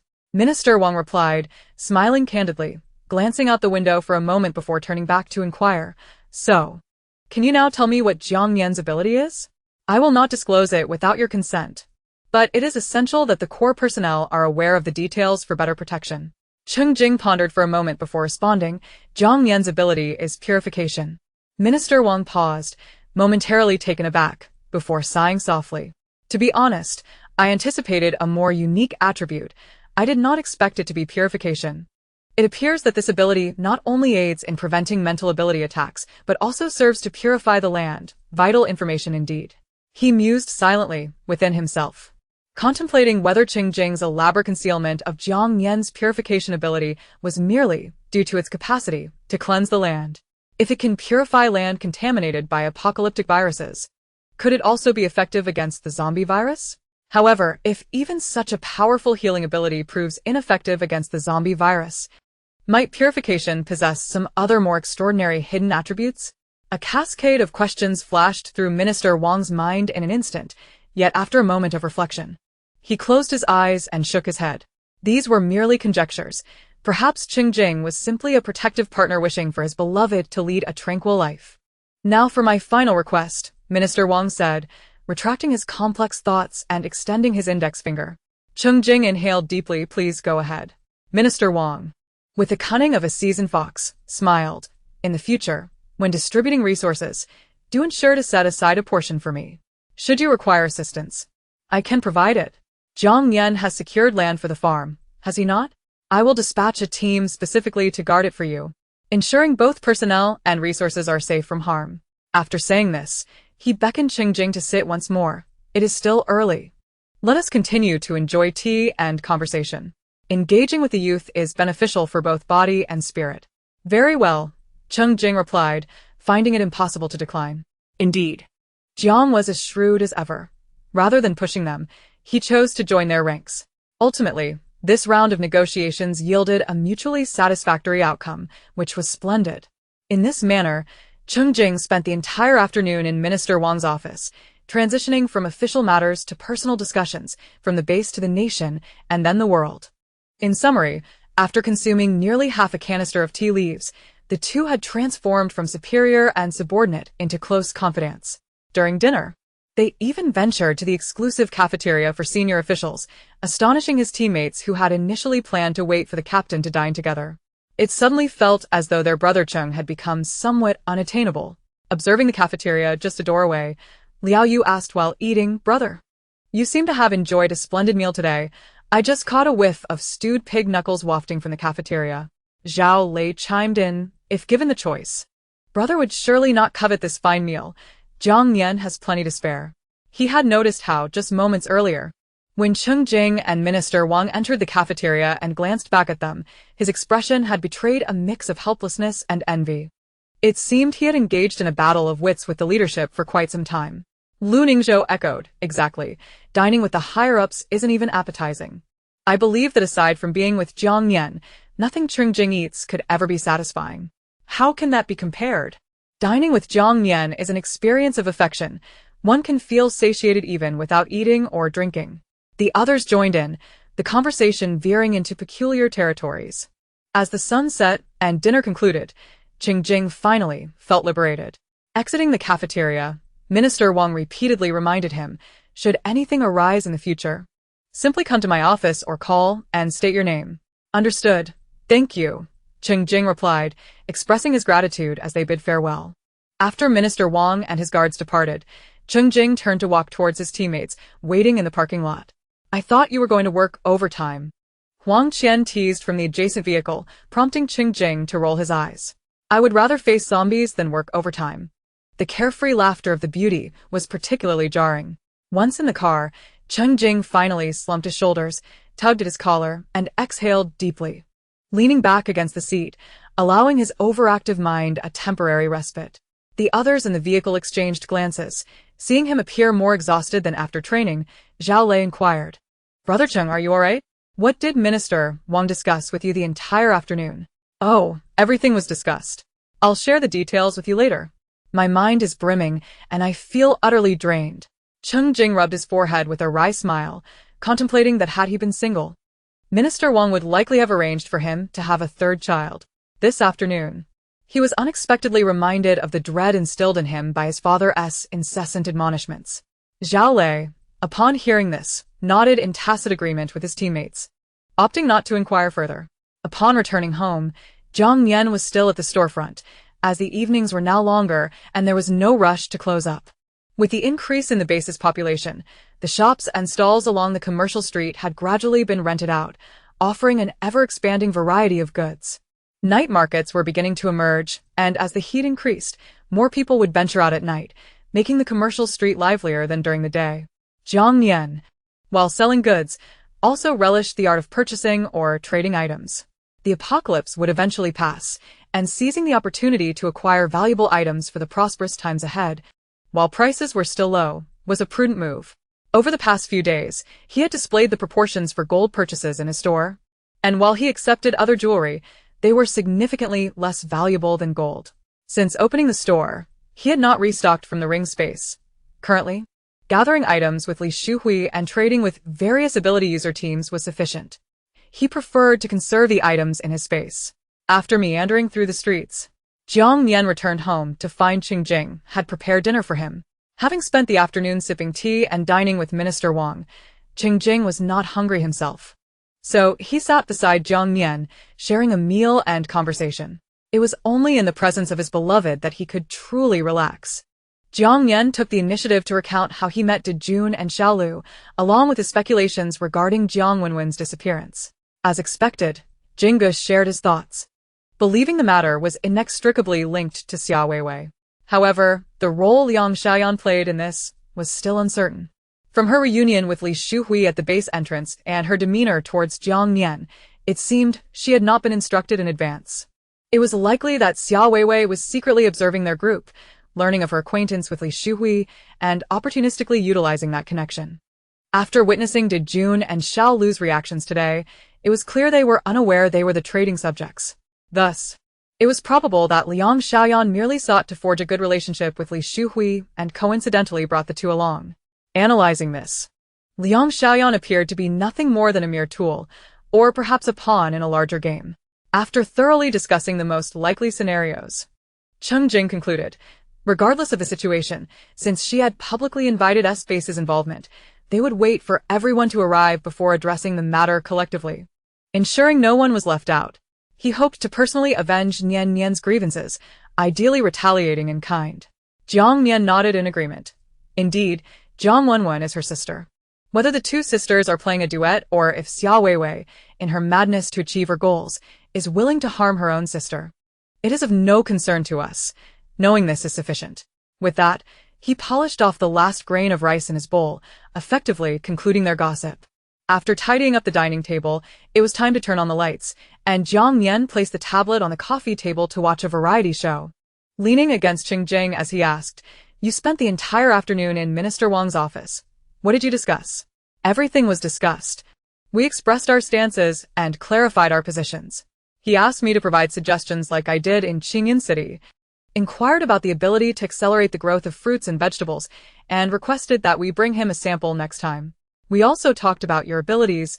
Cheng Jing recounted in detail the exchanges he had with Minister Wang. "That's wonderful." Jiang Nian sighed in relief upon hearing Wang's assurances. "Once we get to the farm, I won't have to hide anymore." His heart felt significantly lighter, for having the support of teammates was one thing, but receiving official guarantees was an entirely different matter. Since his rebirth, his greatest desire had been to reveal his abilities without fear of being used as a test subject, and now Jingge had facilitated that for him. Once the purifying potion was released after the extreme heat and farming resumed smoothly, the base's regenerative resources would ensure a minimum level of food security. Gradually, they would enter a stable cycle of production and cultivation during the apocalypse, which was foundational for all revival and reconstruction efforts. Nian Nian. Cheng Jing grasped his lover's hand with utmost seriousness. "You need not hide. You have done nothing wrong. If your abilities truly hold one of the keys to resolving the zombie virus, then everyone should respect you rather than treating you as a mere sacrificial pawn." He rejected the notion that possessing such talents was a crime. Even if he were to offer assistance to the authorities in the future, it must be voluntary. Indeed. Jiang Nian chuckled lightly. "The apocalypse was not caused by me. Why should I be the one to sacrifice?" Thus, having someone who was ever present to protect him allowed him to shield himself from all anxiety and negativity. Even the mightiest could not exert manipulation over him. Chapter 108. Thoughts on the conversion of zombie crystal core energy. With the pressing matter that had weighed on his mind since the onset of the apocalypse finally resolved, Jiang Nian felt as though he had turned over a new leaf, albeit still a salted fish. However, before the effectiveness of purification against the zombie virus was revealed, he could indulge himself for a while. Reflecting on past events, the two of them cuddled and conversed for quite some time, prompting Cheng Jing to remark, "Minister Wang's attitude towards us is a calculated assessment of pros and cons, inevitably influenced by the contributions of Zhou Li and Yang Kai, as well as Li Sheng." Jiang Nian concurred. "Yes, I understand. We must express our gratitude to them. In the future, we should set aside a portion of good things for them." He was a man who valued gratitude. When others treated him with respect, he reciprocated tenfold. As he contemplated, he turned his head to observe his boyfriend's serious expression. A playful thought crossed his mind. "I bet Zhou Li and Yang Kai must have praised you profusely. Especially Yang Kai. I heard from Sister Qian that he has a liking for you. I thought he was just a pretender to your affections, but it turns out he was sincere. Ha!" The black knight Yang Kai had given him was already stored in the ring space. There were not many who could transition from rivals to brothers like him. He had inquired about this matter with Yang Kai, who candidly admitted during a casual chat while purchasing goods one afternoon when Cheng Jing and his team were on a mission, "I heard that Chengge also has a white moonlight he yearns for, and that breaking up felt like a death. I thought perhaps we could warm each other, but when he returned from the hotel that day, he said that his lost love had resurrected and that he didn't like men. Aside from you, nobody else would do." The pretense of being a couple was a strategy jointly deliberated by the authorities and the headquarters, yet even so, Cheng Ji's boundaries were limited to casual touches and occasionally sharing cigarettes in a coded manner, all thanks to the persona I cultivated. Jiang Nian had never minded the idea of pretending to be a couple, as it was merely work. But hearing Yang Kai's words ignited an uncontrollable surge of emotion within him. While he often took the initiative in their interactions, Cheng Jing was unequivocal when it came to matters of principle, ensuring Jiang Nian never felt insecure in that regard. Thus, he had come to regard Yang Kai as a brother. Most importantly, Yang Kai had his own unattainable white moonlight, though that person had been permanently sealed away and could not be resurrected as he had. Cheng Jing envisioned the scene of Huang Qian enthusiastically recounting the gossip about him and Yang Kai to Jiang Nian, wishing he could strangle her from afar. That woman was surely holding a grudge against him for mocking her over her ex-boyfriend. Taking a few deep breaths, Cheng Jing resolutely denied the allegations thrice. "That's not true. Don't listen to her nonsense. My relationship with Yang Kai is merely one of collaboration. His innocence is as clear as day." Jiang Nian, however, has become increasingly mischievous. deliberately provoking him with a teasing tone. Are you anxious? Feeling guilty? Surely not, Jingge. There's no way I'd be jealous. But I might seize the opportunity to flirt with my boyfriend. A serious and flustered Jingge is quite handsome too. Cheng Jing, exasperated, lowered his head and playfully bit Jiang Nian's neck. Do not speak nonsense. Why would he be anxious? What could possibly make him anxious? Hiss. I've just broken a sweat. Don't bite me and don't leave marks on my neck. I have to go out tomorrow. Jiang Nian gasped and pushed him away, retorting that he wasn't anxious, even though he had just been bitten. Cheng Jing, seizing the moment, leaned in to continue nipping at his neck. What does it matter? Everyone knows we are a couple. Determined to leave a mark, Jiang Nian surrendered to his advances, waiting until Cheng Jing had his fill before patting his head. All right, let us get back to business. So, have you agreed to Minister Wang? What advice did you offer him? Cheng Jing gazed at the crimson mark on Jiang Nian's neck, a satisfied calm washing over him. I asked him for some time. They want to hear my suggestions, but I want to hear yours. After all, you are the true strategist. Were it not for the need to protect others, he wouldn't seek such accolades. He. Jiang Nian accepted the compliment, contemplating seriously for a moment before responding. Then let us offer some suggestions. After all, this is our base in the apocalypse. We should seize any opportunity to gain an advantage, for everyone's benefit. Cheng Jing readily concurred. Indeed, that is my thought as well. Jiang Nian reflected on the information he had gathered from Chen Yu and others in his previous life and continued. In the future, bases will compete for resources based on strength. Those without power will have little say. Although the strength of the Nan City base is unquestionable. In his past life, after Base S made breakthroughs in the detox serum, it became the leading base, attracting many talented individuals. Other bases had to expend vast resources to exchange for research information, and many infected individuals were sent to Base S whenever possible. His understanding was not exhaustive. He merely grasped the general situation. Having not considered this before, he now felt that Base S's actions carried an air of conspiracy. Firstly, the perverse occupation of Xia Weiwei's father sent shivers down his spine.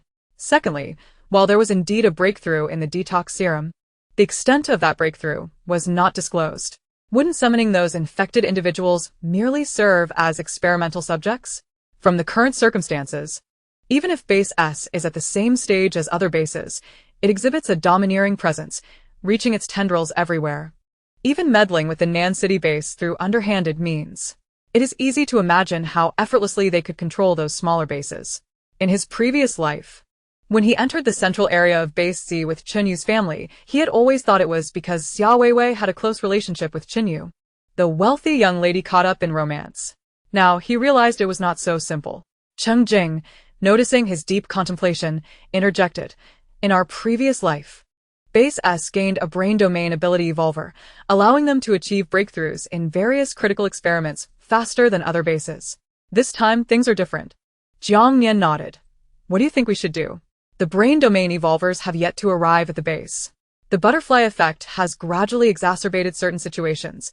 The further he moves from his previous life, the less valuable his memories become as references. To avoid complicating matters, he must begin to distance himself from the influence of those memories.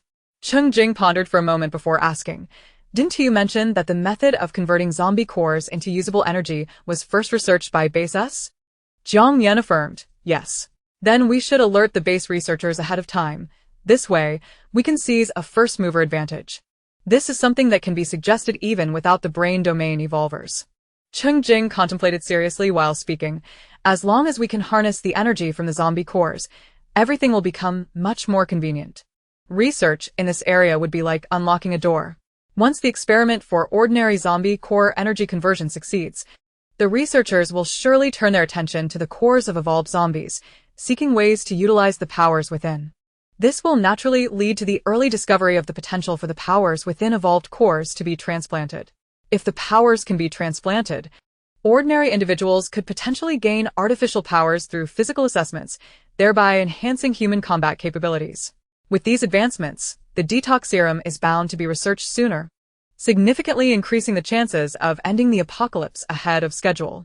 Chapter 109. The grass at home is hard to chew. I have considered this, but it may not be easy, Jiang Nian acknowledged. shaking his head in resignation as he explained. The principle of energy conversion from zombie cores involves extraction. However, ordinary instruments are ineffective and require a medium. As for what medium and how to obtain it, Base S had never disclosed that information in my previous life. Pausing for a moment, he reflected and added, "Of course, it could also be that my lack of information prevented me from knowing more. Until my death, I never heard of any base like Base S successfully extracting and converting energy from zombie cores. Back then, he was in the basement and had only heard these tidbits from Xia Weiwei and Qin Yu. When they discussed their experiments while he received injections, they spoke freely, and he could only listen to their random gossip to distract himself. The intelligence might be incomplete, but it was relatively accurate. Without the medium, it is indeed impossible." Cheng Jing nodded, allowing his thoughts to settle. After contemplating for a while, Jiang Nian reminded him, "However, this line of thought can be suggested to the higher-ups of the base, allowing experts to conduct targeted research ahead of time. Once the experts in brain domain evolution arrive, they might achieve breakthroughs."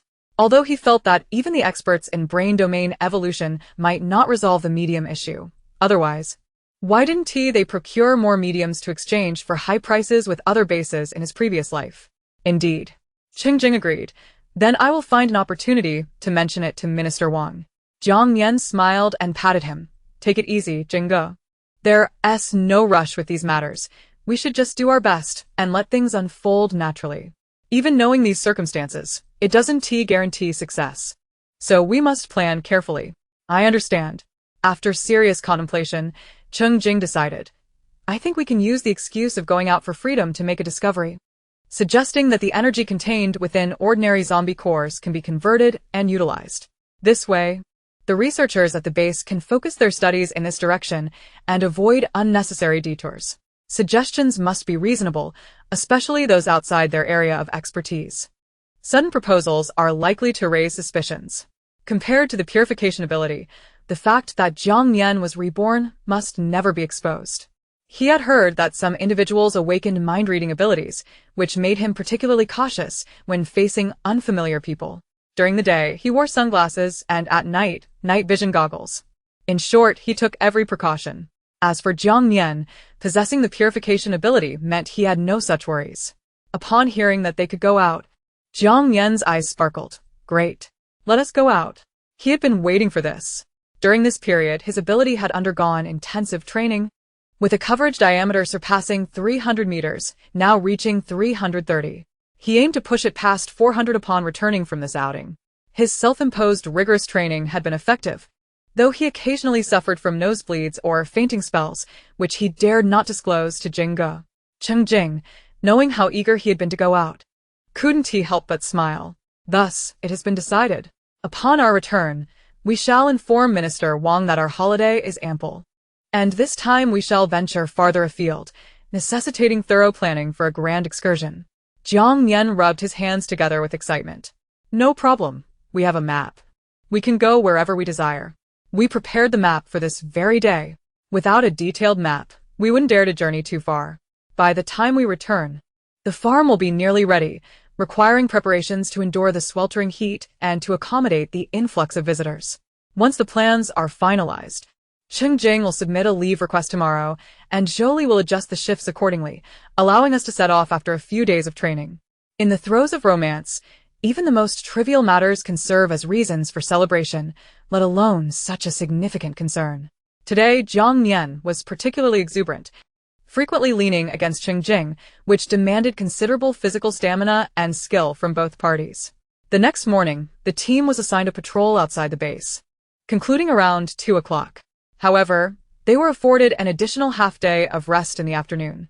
Cheng Jing seized the opportunity to gather everyone at the shop to discuss their holiday plans and to assist in organizing the flower tea received the previous day. Jiang Nian languidly reclined on a chaise longue behind the counter, wielding a plant encyclopedia like a casual manager, directing Cheng Jing's movements while he instructed the others. The heat was oppressive, and he wore a short-sleeved checkered shirt with a collar, yet it did little to conceal the mottled love bites adorning his neck. The sheer abundance of them rendered it impractical to mask them with band-aids. Otherwise, he would appear to be patched all over. Hence, he chose to brazenly reveal them. The others exchanged knowing smiles, fully aware of the youthful exuberance exhibited by the couple. Not to mention, Cheng Jing certainly appeared to possess a robust virility. Only Huang Qian, with her mouth agape, tugged at Jiang Nian's collar, exclaiming, "Goodness, was it that intense? How on earth can you still get out of bed?" No one turned to look, but everyone discreetly perked up their ears. Sister Qian, Jiang Nian swatted her hand away and adjusted his collar, feeling his ears flush. Some things were better left unsaid. Articulating them made them all the more scandalous. Cheng Jing, who was retrieving items from the storage room to restock the shelves, happened to overhear and chimed in. "What? Is Lu Ningzhou inadequate? I see you're quite envious." "Shut it. I'm merely concerned about Nian Nian." Huang Qian rolled her eyes as she walked away. Every time she sought to tease Jiang Nian, he always managed to appear right on cue. How infuriating. In the corner, Lu Ningzhou, who was categorizing the flower tea, innocently caught the stray fire, casting a mournful glance between his girlfriend and Cheng Jing. "Cheng Ge, this is bordering on personal attack," he lamented. The others stifled their laughter, careful not to be too loud, as they were in the presence of a couple subtly flaunting their affection while they remained single. At that moment, Liao Yu, who shared Huang Qian's sentiments, felt his yearning for romance reach a peak. If only he had a partner, he would surely want to compete with them. A thought crossed his mind, and he looked towards his astonishingly handsome single teammates. "Everyone who would be interested in embarking on a romantic affair with me. I'm open to any position."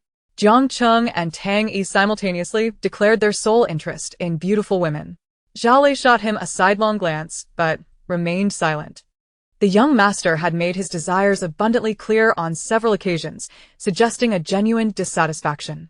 Zhou Rongbin scrutinized him for a moment before asking, "I don't discriminate by gender, but young master, would you be willing to protect me from zombies while I feast on soft food? I do prefer to be pampered." "Your mind is in the gutter." Liao Yu shot him a finger. "Having food is good enough.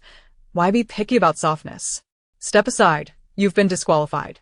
With a resigned sigh, he reflected that before the apocalypse, he could have easily supported the entire team in a life of luxury, but now, alas. His gaze wandered disinterestedly over Zhou Rongbin, glancing at Zhao Lei before ultimately pouting.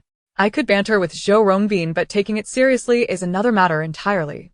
They both seem a bit unhinged, and I fear I might laugh uncontrollably in bed." He did ponder Zhao Lei's suggestion, yet their familiarity resembled a familial bond. Rendering the notion a mere jest, whenever the topic arose, they disregarded him entirely. It was to say, even the grass at home was difficult to chew. Chapter 110. He was truly hungry. Who was it that said one should not partake in local delicacies? Lu Ningzhou teased him. When it came to frivolous banter, aside from his girlfriend, Liao Yu was often unmatched within the team. The youngest and the most loquacious, those unfamiliar with him might mistake him for a seasoned veteran, while those in the know realized he was merely a paper general. Liao Yu raised his hands in surrender. "I only claimed that under normal circumstances, one should refrain, unless truly famished. Now, however, I am indeed quite hungry." After a moment's thought, he added, "Not necessarily long-term. Short-term will suffice. I'm not picky." This statement earned him a collective roll of the eyes from his teammates. Huang Qian could no longer contain herself and delivered a swift slap to the back of his head. "Eating short-term local delicacies? Are you trying to get yourself killed? Young master? If you don't intend for anything long-lasting, then avoid entanglements with acquaintances. Go eat mud outside. If you're truly hungry, gnaw on a zombie instead. You should be more discerning. Such a young age and already so reckless. Toying with emotions is asking for a beating. Our team does not condone such behavior." In a supportive manner, Lu Ningzhou interjected, "Exactly. Cheng Ge, Nian Ge, and I and Qian Qian, we are all aiming for marriage, so please don't act recklessly." "Enough. Enough. I was wrong." Liao Yu covered his head and bowed down. When he raised his head again, his teammates had already returned to their respective tasks, uninterested in engaging with him. It was his own fault for being so talkative. In truth, he was quite devoted. Otherwise, he wouldn't have reached 20 without experiencing a first love. He chuckled softly. Jiang Nian was shaking with laughter, nearly burying his face in the book, utterly unable to bear the sight of these antics. However, amidst the apocalypse, having such a group of friends was a source of immense happiness for him, far surpassing the misery of his previous existence spent with so-called family. Once everyone had organized the flower tea, Jiang Nian promptly brewed a pot of sour plum soup, while Liao Yu took charge of adding ice, pairing it with snacks for a refreshing drink that transported them back to the days before the apocalypse. Once it concluded, he and Cheng Jing would seek a secluded spot to settle down, cultivating a quaint little garden and enjoying a simple, seasonal life. As night fell, the teammates, having filled their bellies, began to disperse. While the others returned to their dormitories, the young master expressed his desire to go shopping. Under the pretense of seeking a serendipitous, romantic encounter, his teammates rolled their eyes, utterly uninterested in his nonsensical chatter. Unperturbed, the young master tidied his hair slightly before setting off as a casual wanderer. Without hesitation, Zhao Lei nodded to the others and followed suit. The remaining teammates bore expressions of indifference as they made their way home. Once everyone had departed, Jiang Nian inquired, "Cheng Ge, what is Zhao Ge doing, also going shopping?" He dared not speculate too wildly, but it felt somewhat peculiar. "Bodyguard duties," Cheng Jing replied as he prepared to close up, casually inspecting the power strips in the shop. Noticing Jiang Nian's confusion, he elaborated, "Before Liao Yu joined us, Zhao Lei was responsible for being his personal bodyguard." "Really?" Jiang Nian exclaimed in astonishment. "You never mentioned this." Goodness. I had no idea about the dynamic between the stoic bodyguard and the wayward young master. Having recently indulged in numerous melodramatic online dramas and novels, he found himself conjuring various absurd scenarios. It was primarily because the team usually operated in unison, so he hadn't paid much attention, and since it was seldom discussed, the sudden revelation struck him as odd. Cheng Jing simply chuckled, dismissing the matter. "There is little to elaborate on. This transpired prior to my and Yunhao's application to establish a subsidiary." But let me rephrase that. The gossip surrounding Jiang Nian has intensified. "Jinge, do enlighten me." Reluctantly, as he sensed genuine curiosity, Cheng Jing began to reminisce. It turns out that Liao Yu has been a long-time employer of Cheng Jing's security firm. Due to personnel changes, the then 20-year-old Zhao Lei, having just joined the headquarters, was assigned to Qingyun City as the personal bodyguard of the young master Liao. At that time, Liao Yu was merely 16, a high school student full of bravado and rebellion. Subsequently, Cheng Jing and Liang Yunhao applied to establish a subsidiary in Qingyun City. Finding a harmonious rapport, Cheng Jing appointed Zhao Lei as the deputy leader of the subsidiary team. Around the same time, Liao Yu, having faced a significant upheaval upon graduating high school, insisted on joining them, thus setting the wheels of fate in motion. Given Liao Yu's unique circumstances, he remained a person of primary concern even after joining the team. While he undertook tasks alongside his teammates to hone his skills, he was simultaneously shielded by them. Most often, it was Zhao Lei and Lu Ningzhou who teamed up with Liao Yu, taking on the responsibility of caring for him. After the apocalypse, when Lu Ningzhou began a relationship with Huang Qian, only Zhao Lei continued to accompany the young master. Although they are now officially teammates, Liao Yu had previously lent Zhao Lei a substantial sum of 10 million in advance of a salary, which has somewhat preserved their personal dynamic. During their usual banter, Zhao Lei still treats Liao Yu with a level of care befitting a bodyguard. "Oh, I see." Upon hearing the background, Jiang Nian chuckled knowingly. "That explains it. Liao Yu hardly appears to be a serious professional in security, which makes much more sense." Without any intention of disparagement, he acknowledged that Liao Yu had become quite proficient under the tutelage of his teammates. While he maintains a somewhat polished exterior in public, only those close to him discern his lack of professionalism. Cheng Jing smiled in agreement. Young Master Liao is truly diligent. Among the many scions they've encountered, whose virtues and abilities vary widely, Liao Yu may not be the most outstanding, but he is undoubtedly the most industrious. Despite facing tremendous upheaval, he remains optimistic and rational, refusing to allow past negative emotions to dominate his present, much like his namesake, Nian Nian. His efforts are evident to all. Jiang Nian nodded in appreciation, then, with a hint of curiosity, inquired, "Do you think there's a possibility for Zhao Ge and him to become involved romantically?" Liao Yu seems quite proactive. Cheng Jing shook his head with a smile. "It's hard to say, given how long they've known each other. If there was something there, It would have likely manifested by now." Jiang Nian waved his finger dismissively. "Times have changed. People evolve significantly. I believe he might genuinely be interested. In the current circumstances, The grass closer to home is preferable to the wild grass outside. If he were to pursue something, he'd likely have to be discreet about it. He maintained that if Liao Yu were to truly seek a relationship, there might still be hope. Cheng Jing pondered this, finding merit in the reasoning. Moreover, considering Liao Yu's past experiences with multiple kidnappings, he may appear carefree, yet he harbors a deep-seated insecurity and finds it challenging to trust those outside his immediate circle. If he were to choose a constant companion, it would be someone from within his inner circle. Jiang Nian, recognizing Cheng Jing's acceptance of his viewpoint, stroked his chin and asked, "By the way, what did Zhao Ge need to borrow such a large sum for?" "Ah, a troubling matter," Cheng Jing replied, furrowing his brow and sighing. His parents were ensnared in gambling debts and were trafficked to a Southeast Asian criminal enclave. After a protracted effort to rescue them, his mother returned half-disabled yet continued to gamble.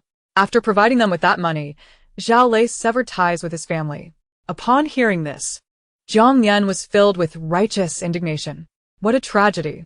The misfortunes of individuals come in myriad forms, but the cruelty inflicted by one's family of origin is the most harrowing. In light of this, it became clear that Zhao Lei's debts to Liao Yu, both financial and emotional, would be challenging to repay. Thus, even though they are now equal teammates, he continues to fulfill his role as Liao Yu's protector. Chapter 111. Let us date, shall we? The weather was delightful, and the streetlights shone particularly bright. Combined with the glow from the night market stalls, it created a lively atmosphere, markedly more vibrant than before, as everyone endeavored to thrive. Zhao Lei walked slightly behind Liao Yu, observing the night market stalls, which offered few food items, mostly an assortment of miscellaneous goods. Liao Yu purchased several decks of playing cards and some tabletop game cards, expressing his desire to play with everyone when time permitted. It was rather stifling. Emotional release was of utmost importance. "Young master, it's about time we head back. Most of the stalls are closing." After nearly an hour of browsing, as the lights began to dim, Zhao Lei halted to remind him. Liao Yu, who had been crouched in front of a shoe stall, looked up in acknowledgement. "Oh, all right," he said, then raised 2 pairs of men's flip-flops and asked, "Zhao Ge, what size do you wear? Do you prefer blue or black? I noticed your current pair has some cracks. Let's buy a new pair together." Zhao Lei pondered for a moment before responding, "Blue, size 45. If that's unavailable, 44 will suffice. Flip-flop sizes can be a bit forgiving." "Understood." Liao Yu gestured affirmatively, continued browsing for a while longer, then made his purchase using points. After exchanging pleasantries with the weathered stall owner, he slung 2 pairs of flip-flops and several plastic bags over his shoulder and began chatting with Zhao Lei as they headed back. Suddenly, they brushed past a couple on the street, and the young master, in a moment of impulsiveness, blurted out, "Zhao Ge, how about we date?" Zhao Lei shot him a glare, his expression clearly conveying his disbelief. Liao Yu raised a hand in earnestness. "I'm serious. No short-term arrangements with acquaintances." "You didn't hear that from Qianjia, right?" Zhao Lei opted to ignore him. Liao Yu seized upon the crux of the matter. "Then how about a long-term arrangement?" Zhao Lei retorted, "In your view, what constitutes a long-term arrangement?" Without a moment's hesitation, Liao Yu replied, "Whatever duration you deem appropriate. I'm open to anything." Ah. "I'm open to anything," Zhao Lei thought, wishing to bite him in exasperation. "Well, you certainly have a way with words." He said this before choosing to walk ahead briskly, fully aware of Liao Yu's penchant for frivolous banter. Hey. Liao Yu felt a twinge of disappointment at his own misfortune. What had he said wrong? Why the sulking? Upon returning to the dormitory, the young master tossed his items aside and changed his shoes before stepping into the bathroom. By the time he emerged refreshed, his mood had improved considerably, though Zhao Lei's unyielding demeanor still irked him. No one had ever informed him that the grass closer to home could be so difficult to cultivate. Zhao Lei had already organized his belongings neatly, tidying up the snacks on the table. With a frown, he remarked, "You haven't done anything, yet you're giving me the cold shoulder?" Liao Yu grabbed a can of soda from the small freezer and took a couple of swigs before burping and stating, "I'm not giving you the cold shoulder. I just feel a bit frustrated. I genuinely wish to date you, and you treat me like a fool." Zhao Lei was both amused and exasperated. "You say you're open to anything, and yet you have the audacity to claim you're serious?" "Yes, I am serious. What I mean is..."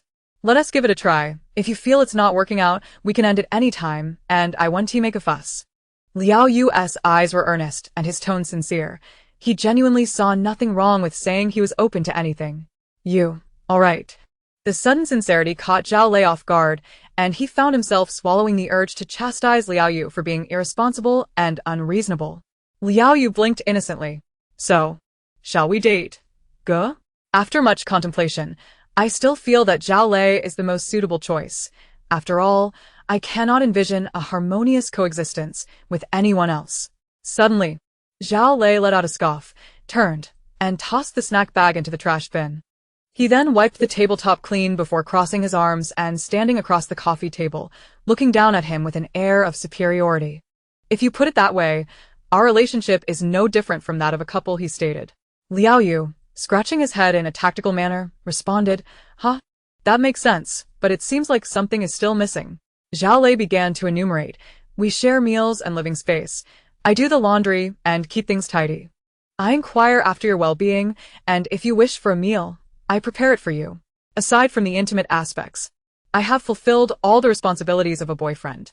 What more could you possibly find unsatisfactory? It is quite ungrateful of you to insist on complicating matters. Their familiarity was so profound that if they were to embark on a romantic relationship, it would instantly resemble that of an old married couple, devoid of any novelty or excitement. Furthermore, there was the matter of the past. Before the apocalypse, during his rebellious phase, he had indeed physically reprimanded the other party, nearly facing a complaint that could have cost him his wages. In his eyes, Liao Yu had always been that rebellious youth. The thought of him suddenly becoming his partner left him at a loss for how to interact appropriately. Liao Yu, crossing his legs, playfully swirled his soda can as if it were a goblet of fine wine, saying, You mentioned that aside from the intimate aspects, that is the fundamental difference between a bodyguard and a boyfriend. If you were to have me in your bed, all debts between us would be wiped clean. How wonderful would that be? There was potential there, Zhao Lei thought. This familiar grass by his side was indeed his. If the notion of love had awakened before the apocalypse, he would have resorted to spending money to win affection. It was a compelling argument, however. After a moment of serious contemplation, Zhao Lei chuckled mischievously. You are overthinking it. In this world of chaos, I have absolutely no intention of repaying you. To bind oneself in a relationship of mutual benefit, or more aptly, a union of human and financial resources, was indeed advantageous for him. Wow. Liao Yu sputtered, nearly choking as he tossed the unfinished Sprite at Zhao Lei. Quick as lightning, Zhao Lei caught the can, taking a sip and saying, Now you're getting flustered. He then shamelessly approached and requested, It's not cold enough. Could you add some ice? When a security guard harbors feelings for his employer, it reflects a lack of professionalism, but when roles are reversed, it transforms into love. It would be remiss not to tease an object of affection that is so willingly offered, especially one known for sharp wit. You. Liao Yu's face flushed crimson, and although he wished to poke him with an icicle, the warmth on his cheek caused all his anger to dissipate. Leaning closer, Zhao Lei pressed a gentle kiss on his heated cheek and earnestly stated, If you truly wish to be with me, then let us enter a relationship. But I must clarify my stance. My views on love align with Cheng Jing's. There is no such thing as a breakup, only the loss of a partner. Our bond is for a lifetime. Liao Yu. Other matters may be trifles, but this is non-negotiable. He was not one to pursue grandiose romantic gestures. Establishing a stable lifelong commitment was far more appealing. Until the end of the world, he would remain steadfastly by Liao Yu's side.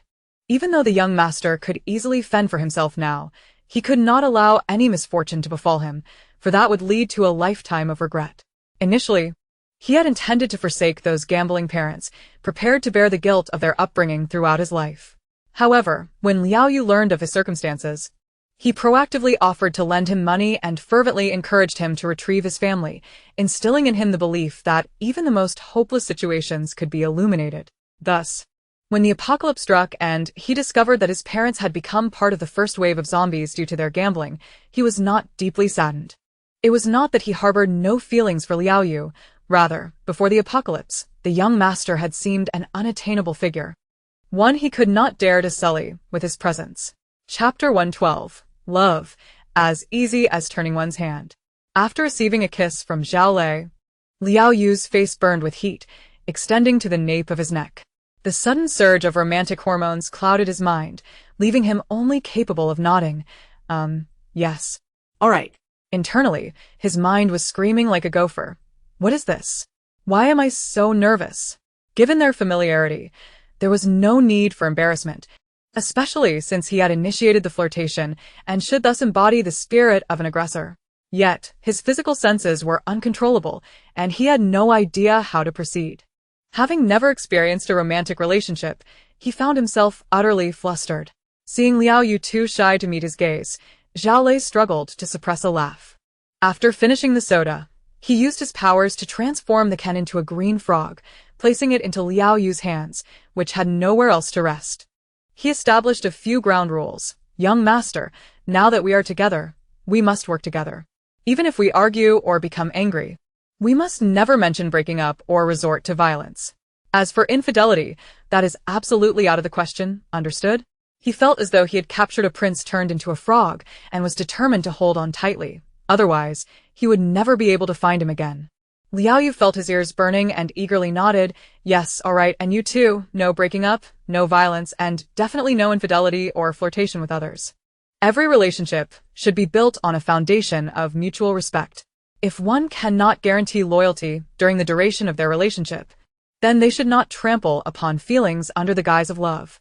Of course, Zhao Lei affirmed, half bending to embrace him tightly, deliberately rubbing against his flushed earlobe as he said, "For all these years, I have revolved around you, and from now on, it will only be you." Due to family circumstances, he had been self-reliant since middle school, working diligently to change his fate. Though he had not attended prestigious schools, he had always strived for improvement. Upon entering the workforce at the age of 20, Liao Yu occupied a significant portion of his life. The young master's needs, emotions, and the inherent reliance he had developed became an integral part of his daily existence. Previously, he had pondered how he would adapt when the day came for them to part ways after so many years of close companionship. Now, that concern was moot. He could care for this person for a lifetime. It is often said that loving someone is easy, but living together is challenging. They had already addressed this issue in advance, making their chances of a fruitful relationship significantly higher than others. With these thoughts in mind, Zhao Lei wrapped his arms around Liao Yu once more, the scent of his freshly bathed skin mixed with the warmth of their breaths enveloping him, causing him to feel an undeniable thirst. The sound of their heartbeats resonated in their ears. Liao Yu tightened his embrace, his breath quickening, and he gently bit his lip, swallowing hard. Oh no, I can't calm down. I'm being stirred by some of his little gestures. Is this the feeling that comes with being in love? So intense? Zhao Lei leaned in close, whispering in his ear, and immediately felt the body in his arms shudder slightly. A smirk of triumph flickered across his face. He knew the young master's nature better than anyone, but he had not anticipated that the one who spoke so boldly would turn out to be even more innocent than he had believed. He had yet to make any outrageous moves. What would he do if they took it to the next level? Zhao Lei was unwilling to feign a slow, gentlemanly approach. Now that their relationship was established, he longed to claim him completely. Liao Yu's voice was dry as he stammered, "It's not too bad." He did not wish to appear so inexperienced, yet it was undeniably strange. The notion that being too familiar makes romantic pursuits difficult was incorrect, at least for him. Previously, Zhao Lei had seemed like a straightforward man, adhering strictly to protocol. He had not anticipated this side of him. Indeed, the realm of love always held its unique intricacies. Zhao Lei teased him. "I find myself hesitant to kiss you, let alone engage in anything further. Yet, despite these words, my hands have grown increasingly restless." Liao Yu tilted his head to gaze at him, and in that fleeting moment of their eyes locking, it felt as though a tightly wound string had suddenly snapped. An indescribable wave of heat surged forth, engulfing them completely. Their height and build differed considerably, and as the atmosphere intensified, Zhao Lei nearly enveloped Liao Yu entirely in his embrace, teasing him relentlessly. Liao Yu pressed one hand against his tingling mouth, while the other, half pushing, half pulling, clutched Zhao Lei's arm, his face flushed as he nestled deeper into his embrace. Indeed, the theoretical knowledge gleaned from discussions was far too superficial. The practical experience was a different matter entirely. Liao Yu was at a loss as to how they had rolled from the living room to the bedroom, acting solely on instinctive desires for one another. The consequences of such a passionate encounter were both exhilarating and overwhelming. When he finally regained his senses, it was well past midnight, and Liao Yu felt utterly drained. Yet simultaneously, the previously unnameable restlessness that had inexplicably arisen was now thoroughly soothed by the culmination of their wild escapade. The span from the initial invitation to the exhaustion felt like mere hours. As Liao Yu dozed off, nestled against his boyfriend, he whimsically mused, "Love is as easy as pie." The following day, Liao Yu did not go to work, claiming he had slipped and injured his back while walking home at night. However, when Zhao Lei returned with lunch, he bore a colorful bag filled with various boxes and several bottles of lubricant. Upon inquiry, Liao Yu discovered they were from Cheng Jing, who had an abundance of them. Thus, their relationship had transformed into an open secret among teammates. Understanding the truth behind his absence from work, the others chose to remain taciturn. Only Qian Jia bluntly messaged him, inquiring, "How is the experience of grazing close to home? Is it satisfying?" What an utterly boundaryless sister. To his dismay, he felt compelled to respond honestly. After replying to Huang Qian, Liao Yu sat cross-legged on the sofa, examining the boxes one by one, murmuring, "The preparations are indeed thorough." Zhao Lei settled beside him, saying, "I used to collect a few boxes back in Qingyan City." He paused momentarily, seeming torn, then astonishingly added, "But since I didn't have the confidence to sleep with you, I gave them all to Chengge." Huh? Liao Yu was momentarily stunned, then abruptly turned to look at him. "Sleep with me? Wait, what?" Zhao Lei wore a smile, fixating on Liao Yu's expressive face, which was a delightful sight. He had thought this little secret would remain buried forever.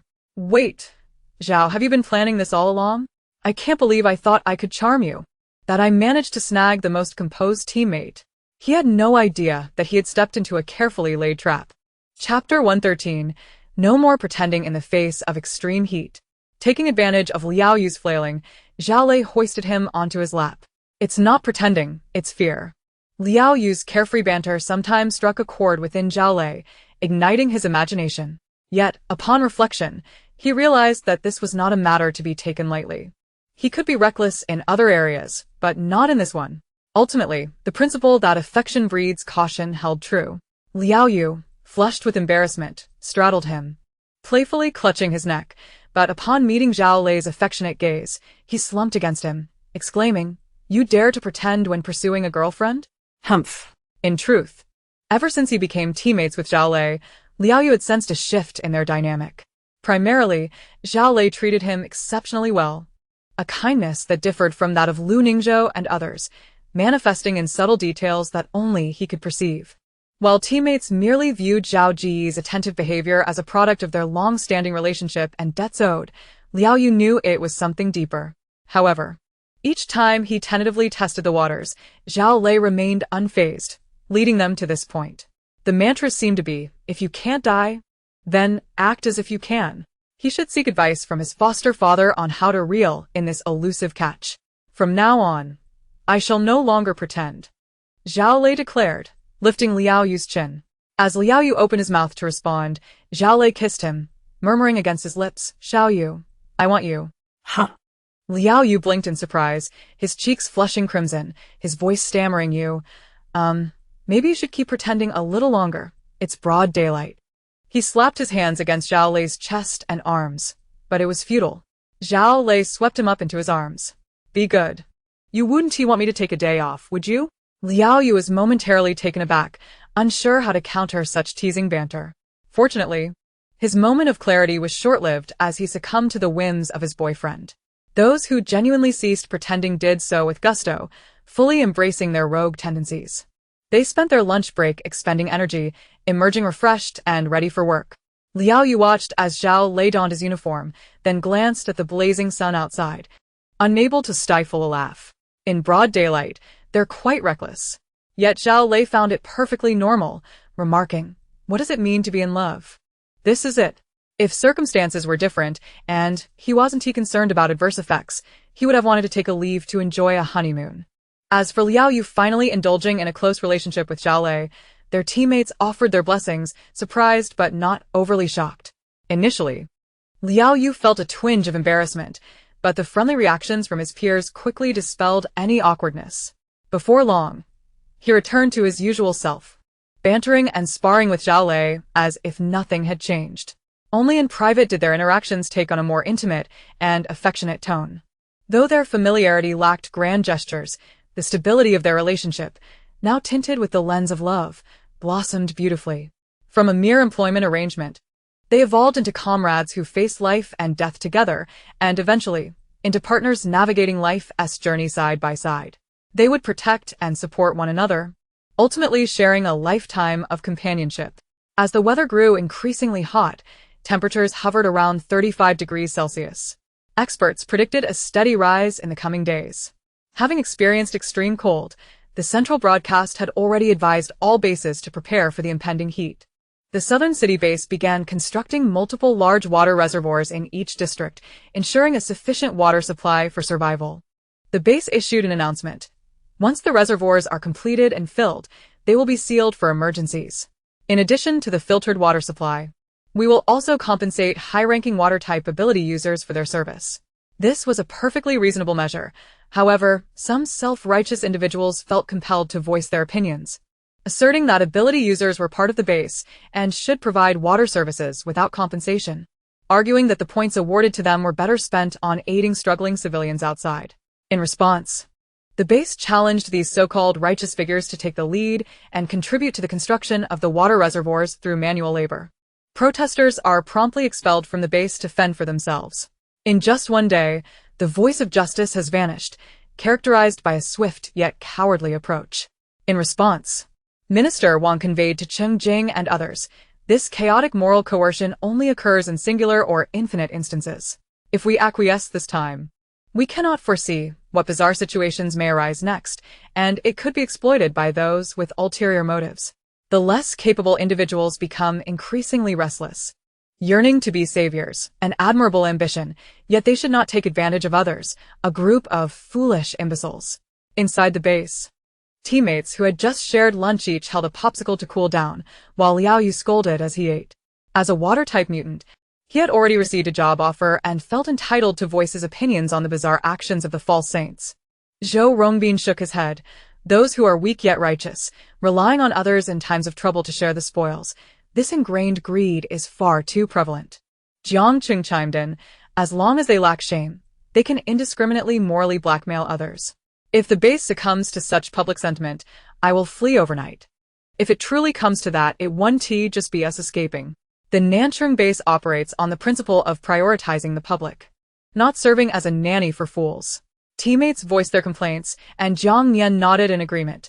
Fortunately, the base's actions are commendable. Some people truly deserve it. To be frank, those who relish in the generosity of others are more suited to be devoured by zombies. I wish them a swift demise. The base has constructed a water pool to combat the extreme heat, providing more job opportunities for survivalists to earn points. With an increased number of points at their disposal, shopping became more frequent, and Jiang Nian delightedly swayed in his chair as he accumulated points. This apocalyptic lifestyle was something he had never dared to dream of in his past life. Even before the apocalypse, he had never lived so comfortably. Additionally, to withstand the intense heat, Cheng Jing has been making various preparations, engaging someone to reinforce the dormitory's wiring, especially at junctions. As long as we maintain a continuous power supply, we can use air conditioning at home. He even spent a substantial amount of points to have the construction team install a layer of hollow thermal insulation on the entire exterior wall of their dormitory. And the balcony now features a double-layered thermal shelter.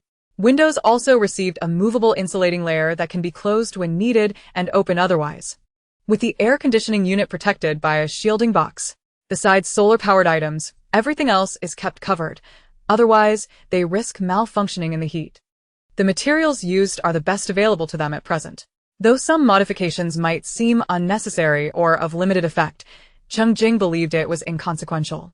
The heat resistance could be cumulative.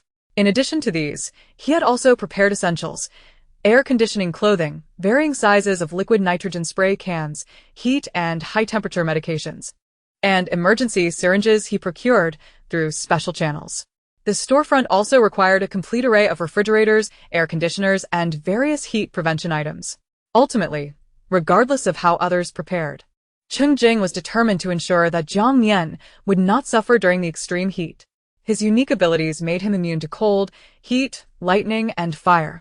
He was indifferent to such conditions. However, if the extreme heat were to leave Jiang Nian dark and thin, it would break his heart. The hardships his beloved endured in his past life must never be repeated in this one. Chapter 114. The Principles of the Nanchung Base.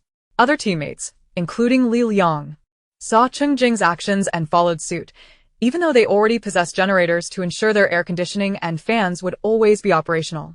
While they were all mutants, capable of better adapting to and resisting extreme weather than ordinary people, especially those with natural abilities who felt no fear, no one would decline the opportunity for greater comfort.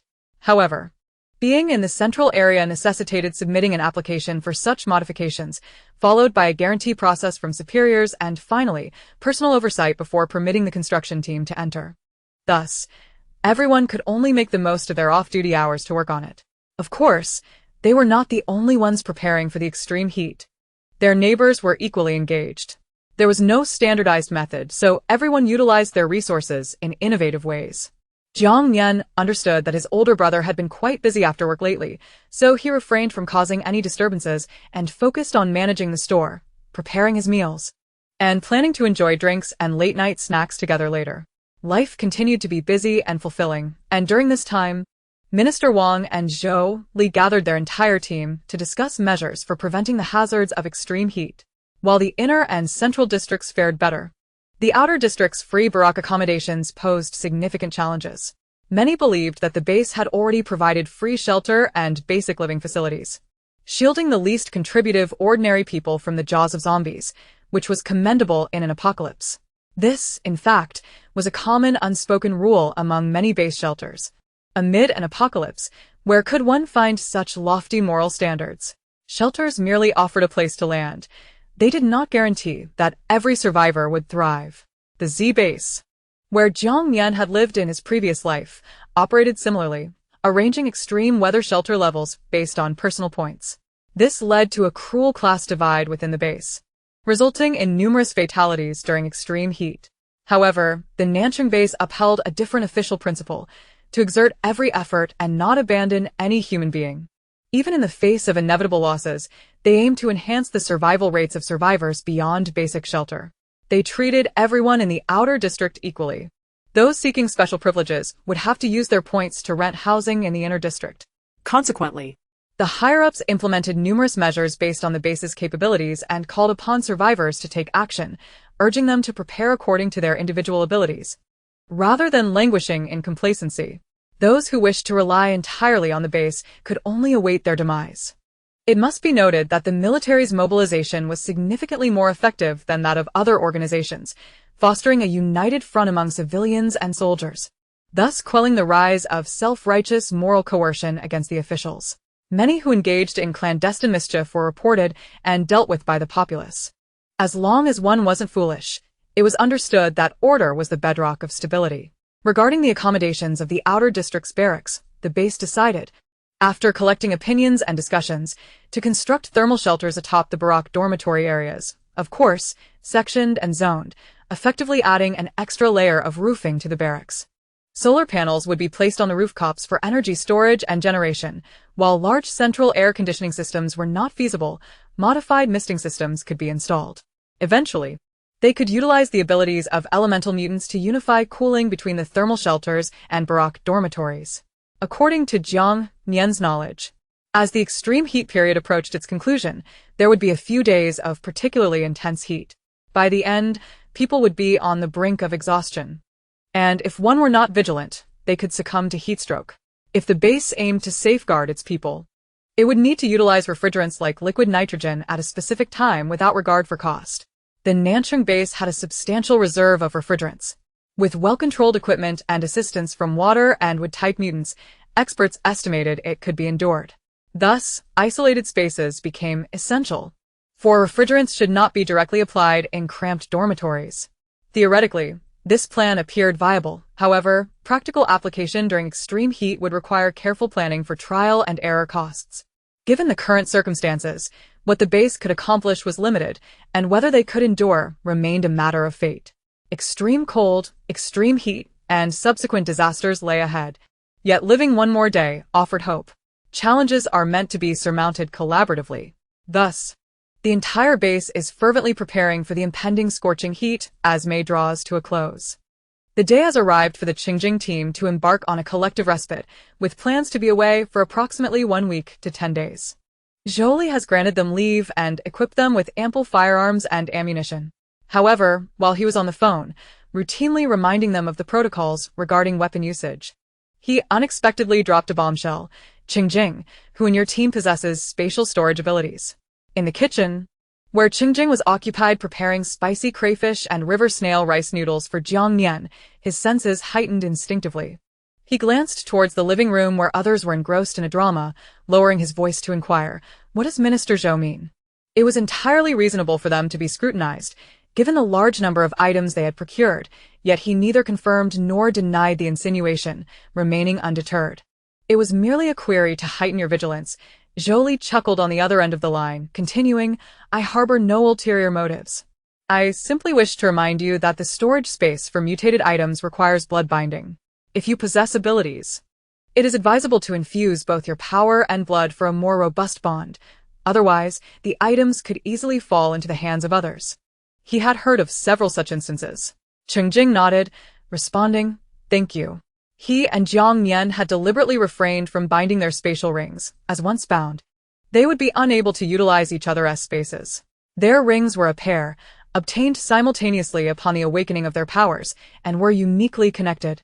By merely holding hands and touching the rings, they could exchange items directly, without needing to remove them. However, once blood was bound, this would no longer be feasible. Akin to a magical artifact recognizing its master, accessible solely to the individual. Noticing Cheng Jing's lack of a direct answer, Zhou did not express dissatisfaction nor pursue the matter further, but instead reassured him, "No need to be anxious. I extend this reminder to others as well. If you have already bound your spaces, then consider my words mere idle chatter. Your consistent vigilance is commendable. It is no coincidence that you have navigated thus far without missteps." After a moment of contemplation, Cheng Jing ventured, "Is there a method by which two individuals can utilize each other as bound storage spaces?"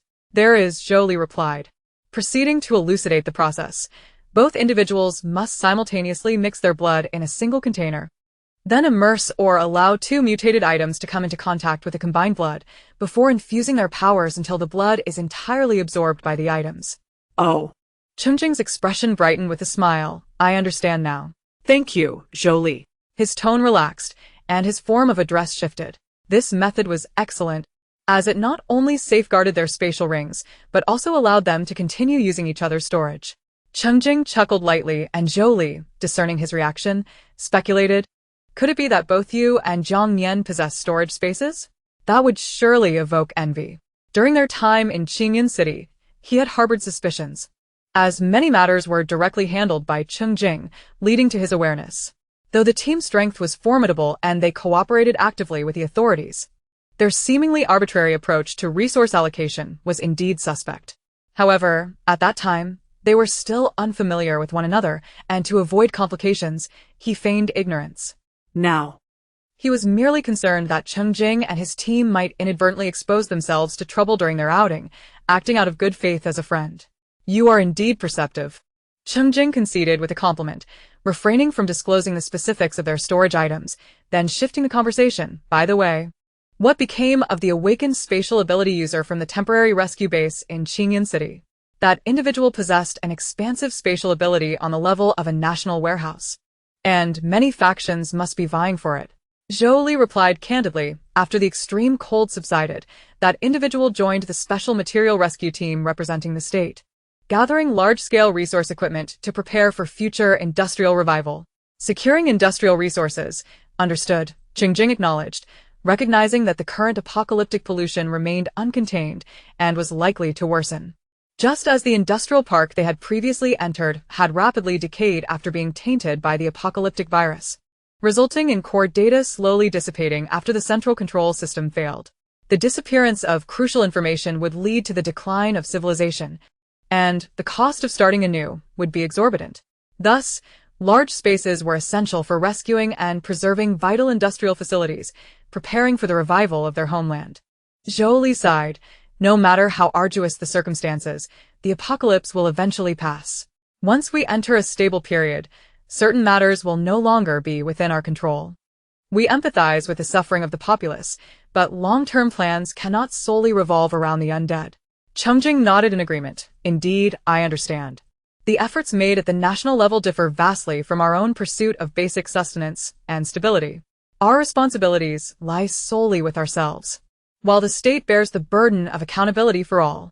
Ending the call, the spicy crayfish and river snail rice noodles were ready. Cheng Jing relayed Zhou Li's words to Jiang Nian, who beamed with delight. Zhou Li is quite a decent person. Those who rise to leadership positions are seldom simple. They possess a high level of insight. Cheng Jing concurred, though he mused that interacting with such cunning individuals could sometimes be quite taxing. Satiated. The two promptly retrieved a small glass cup to bind their rings according to Zhou Li's instructions. The procedure was straightforward and not difficult to execute. In just a few minutes, their blood and abilities fused and were successfully absorbed by the rings. Cheng Jing adeptly maintained the temperature, ensuring the cup remained intact. Remarkably, once fully bound, the rings could be concealed at their will. When exposed, they could remain hidden from view, yet they could sense the rings, providing both convenience and security. With their rings bound, Cheng Jing and Jiang Nian slept soundly that night. The following morning, they gathered with their teammates, ready to depart. Regarding the shop, the Li family had proactively offered to rotate watching over it during the holiday, and everything was arranged meticulously. Yang Kai wished to accompany them, but due to work assignments, he was unable to leave. Minister Wang, however, allowed him to swap shifts with members of Cheng Jing's team. Despite his offer of tenfold salary points, his request was ruthlessly declined. Consequently, Yang Kai harbored a mountain of grievances, nearly grinding his teeth in frustration. To think that I, once so free-spirited, cannot even leave the base now. What a travesty. Tang Yi, Jian Cheng, Zhou Rongbin, Lu Ningzhou, and Huang Qian rode in one vehicle, with Tang Yi at the wheel and Jian Cheng, possessing keen eyesight, in the passenger seat. Cheng Jing, Jiang Nian, Liao Yu, and Zhao Lei occupied another car. Jiang Nian volunteered to drive, while Cheng Jing sat in the passenger seat, resting his chin upon his hand, gazing at his beloved. Today, they donned matching black outdoor combat attire, which looked particularly striking on those with a penchant for leisure. There was an alluring blend of innocence and wildness emanating from them, embodying the charm of their uniforms. However, he still felt the need to boast a little here. Jiang Nian was exceptionally well cared for by him, while most others appeared as rough as old tree bark. His little rascal, on the other hand, had rosy lips and pearly teeth, resembling a debonair young master. Sensing the warmth of the gaze cast upon him, Jiang Nian had initially intended to utter a few flirtatious remarks, but, upon noticing his teammates seated behind him, he restrained himself and asked, "Brother Jing, do you wish to drive?" After saying this, he mischievously winked at him. Last night, they had abstained from any frivolities to ensure they were invigorated for today's outing. Cheng Jing accurately picked up on someone's suggestive signal, his brow furrowed, yet the corners of his mouth involuntarily lifted in a smirk. Clearing his throat, he denied. "Not interested. You cheeky little rascal." Jiang Nian laughed, fully convinced that Brother Jing harbored an obsession for suits and uniforms. Each time Cheng Jing donned such attire, his gaze towards Jiang Nian was distinctly different, almost perverse, yet Jiang Nian adored it. Ahem. Cheng Jing, concerned about his own tendency to slip up, swiftly changed the subject, saying, "Focus on driving. I'll take over when you're tired." He then diverted his gaze, feigning calmness as he looked ahead. In the back seat, Zhao Lei and Liao Yu were engrossed in other discussions, not paying much attention to their banter, merely finding it slightly peculiar. Presuming that Cheng Jing simply didn't want Jiang Nian to drive. Fully prepared, the two vehicles set off towards the base exit in the outer district. Many other teams were similarly heading out, and they encountered Liang Xiaoyan and her teammates at the side-by-side exit lanes. Apart from the familiar De Jun and Xiao Lu, there were also a man and a woman, both appearing to be in their mid-30s to 40s. De Jun and Xiao Lu drove a green pickup, while Liang Xiaoyan and the other two were in a modified jeep, with a man at the wheel and the woman in the passenger seat. According to their investigations, the woman was named Li Hong, the team leader of Liang Xiaoyan's group, affectionately referred to as Sister Hong. She retained a certain allure, exuding a commanding presence as she casually smoked a cigarette. The man, Li Si, was of average build and slightly chubby, serving as the deputy leader, commonly called Brother Si. They were siblings. Li Hong wielded water-based abilities, while Li Si possessed fire-based powers, both being non-mutated single-attribute abilities. Koppelt wie der Yun's enhanced physique. Xiao Lu's spatial sound insulation and Liang Xiaoyan's spatial distortion abilities, the overall strength of their team was quite formidable. Seated in the back, Liang Xiaoyan rolled down the window after exchanging a few words with the front duo and greeted them. Sister Huang, are you also heading out to hunt zombies? Would you like to join us? We've located a zombie gathering point, and there's an unopened warehouse there. No, thank you. Goodbye, Huang Qian replied coolly, seeing right through her intentions and displaying no interest in the unopened warehouse. Once the vehicles ahead moved on, Jian Cheng submitted the travel documentation for their entire team to the entry management, after which Tang Yi pressed the accelerator and drove out of the passage. Jiang Nian, uninterested in Liang Xiaoyan, raised the window and followed suit. Chapter 116. Support and Team Favorite. Liang Xiaoyan, initially hoping to gather some intelligence, awkwardly averted her gaze and pouted. Humph, what's with the arrogance? Ever since they exchanged contact details last time, she had proactively messaged Huang Qian a few times, receiving enthusiastic responses. Yet Huang Qian seemed even more curious than she was. Whenever she cautiously posed a question, Huang Qian would counter with 10. Such a dignified and aloof woman. Yet she acted like a gossip. Now Liang Xiaoyan hesitated to message Huang Qian, fearful of receiving her replies. The woman in the passenger seat cleared her hoarse throat, saying, "A team that the authorities take a special interest in is not easily approached. If you wish to inquire about something, it would be wiser to start with Li Shuhui. Given the scale of their team, they are likely to be away from the base for several days, so take the opportunity to reach out to Li Shuhui more often." Understood, Sister Hong. Liang Xiaoyan replied, though internally she felt somewhat distressed. Li Shuhui had been rather unresponsive lately, providing vague answers when she called, often claiming to be busy working overtime. The main issue was that she couldn't access the inner district, and thus, it was challenging to gather information. Li Hong pondered for a moment before saying, "Tomorrow, we'll take Xiao Lu and Jun to pick up some people, and will likely be gone for several days. The rental arrangements in the inner district are set. The second floor is reserved for me and your brother Si, while Jun and Xiao Lu will stay on the first floor, and you can move into the third floor directly." "All right, thank you, Sister Hong." Liang Xiaoyan beamed, her evident joy masking any lingering dissatisfaction. At last, she would no longer have to endure living in a makeshift cabin. The weather was becoming increasingly sweltering, akin to a steam chamber. Although gaining access to the inner district wouldn't immediately free her from Jun and Xiaolu, an improvement in her living conditions was still a relief. Recently, their team seemed to have secured a lucrative contract from a wealthy benefactor, though she was unaware of the specifics and had never met the benefactor in person. Sister Hong had advised her to refrain from inquiring further, assuring her that the benefits would not be lacking. Clearly, they were wary of her, but Liang Xiaoyan felt no anger.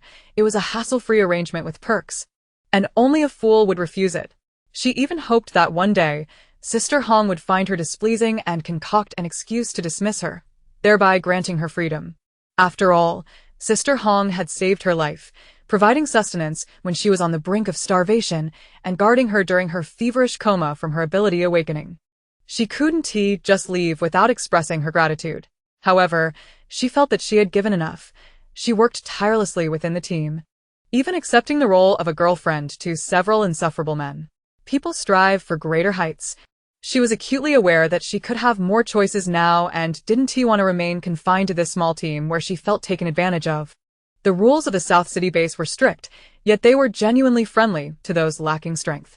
Moreover, with her abilities, she could survive independently even if she left the team. Brother Cheng, we spotted another group of zombies ahead, approximately 50. Jian Cheng's voice came through the walkie-talkie tuned to the correct channel, prompting the vehicle to slow down. "Let us resolve this swiftly." Cheng Jing picked up the walkie-talkie to relay a brief command, and Jiang Nian slightly tapped the brakes, coming to a stop a short distance behind their vehicle. Such a small-scale zombie horde posed no challenge for them, particularly since they were merely ordinary zombies. Even with their accelerated evolution, they were still easily managed. For smaller groups, teammates would take turns practicing, while larger swarms would see the entire team engage. As dozens of zombies roared and charged toward them, it wasn't too long before they were reduced to a small pile of crystal cores. Jiang Nian fired 2 shots, dispatching 2 zombies, and then utilized his ability to enhance his teammates' powers, although it was not applicable to everyone. He could only attach his purifying energy to visible energy mediums. If the medium was severed, the purifying effect would vanish as well. This conclusion was drawn from practical experimentation. Zhou Rongbin's ability had a counteractive effect against purification. No need to elaborate on that. Tang Yi's physical enhancement and Jian Cheng's visual enhancement were not visible energy mediums, thus ineffective. The remaining abilities among the others were Cheng Jing's lightning and fire, Zhao Lei's metal, Huang Qian's vines, Liao Yu's ice, and Lu Ningzhou's earth. All possessed properties that manifested energy, thus allowing Jiang Nian's purifying aura to attach itself. The purifying attribute could slow the zombies' speed while accelerating their bodily decay, making their defenses weaker, thereby enhancing the potency of his teammates' attacks. It was somewhat akin to the enchantments in a game.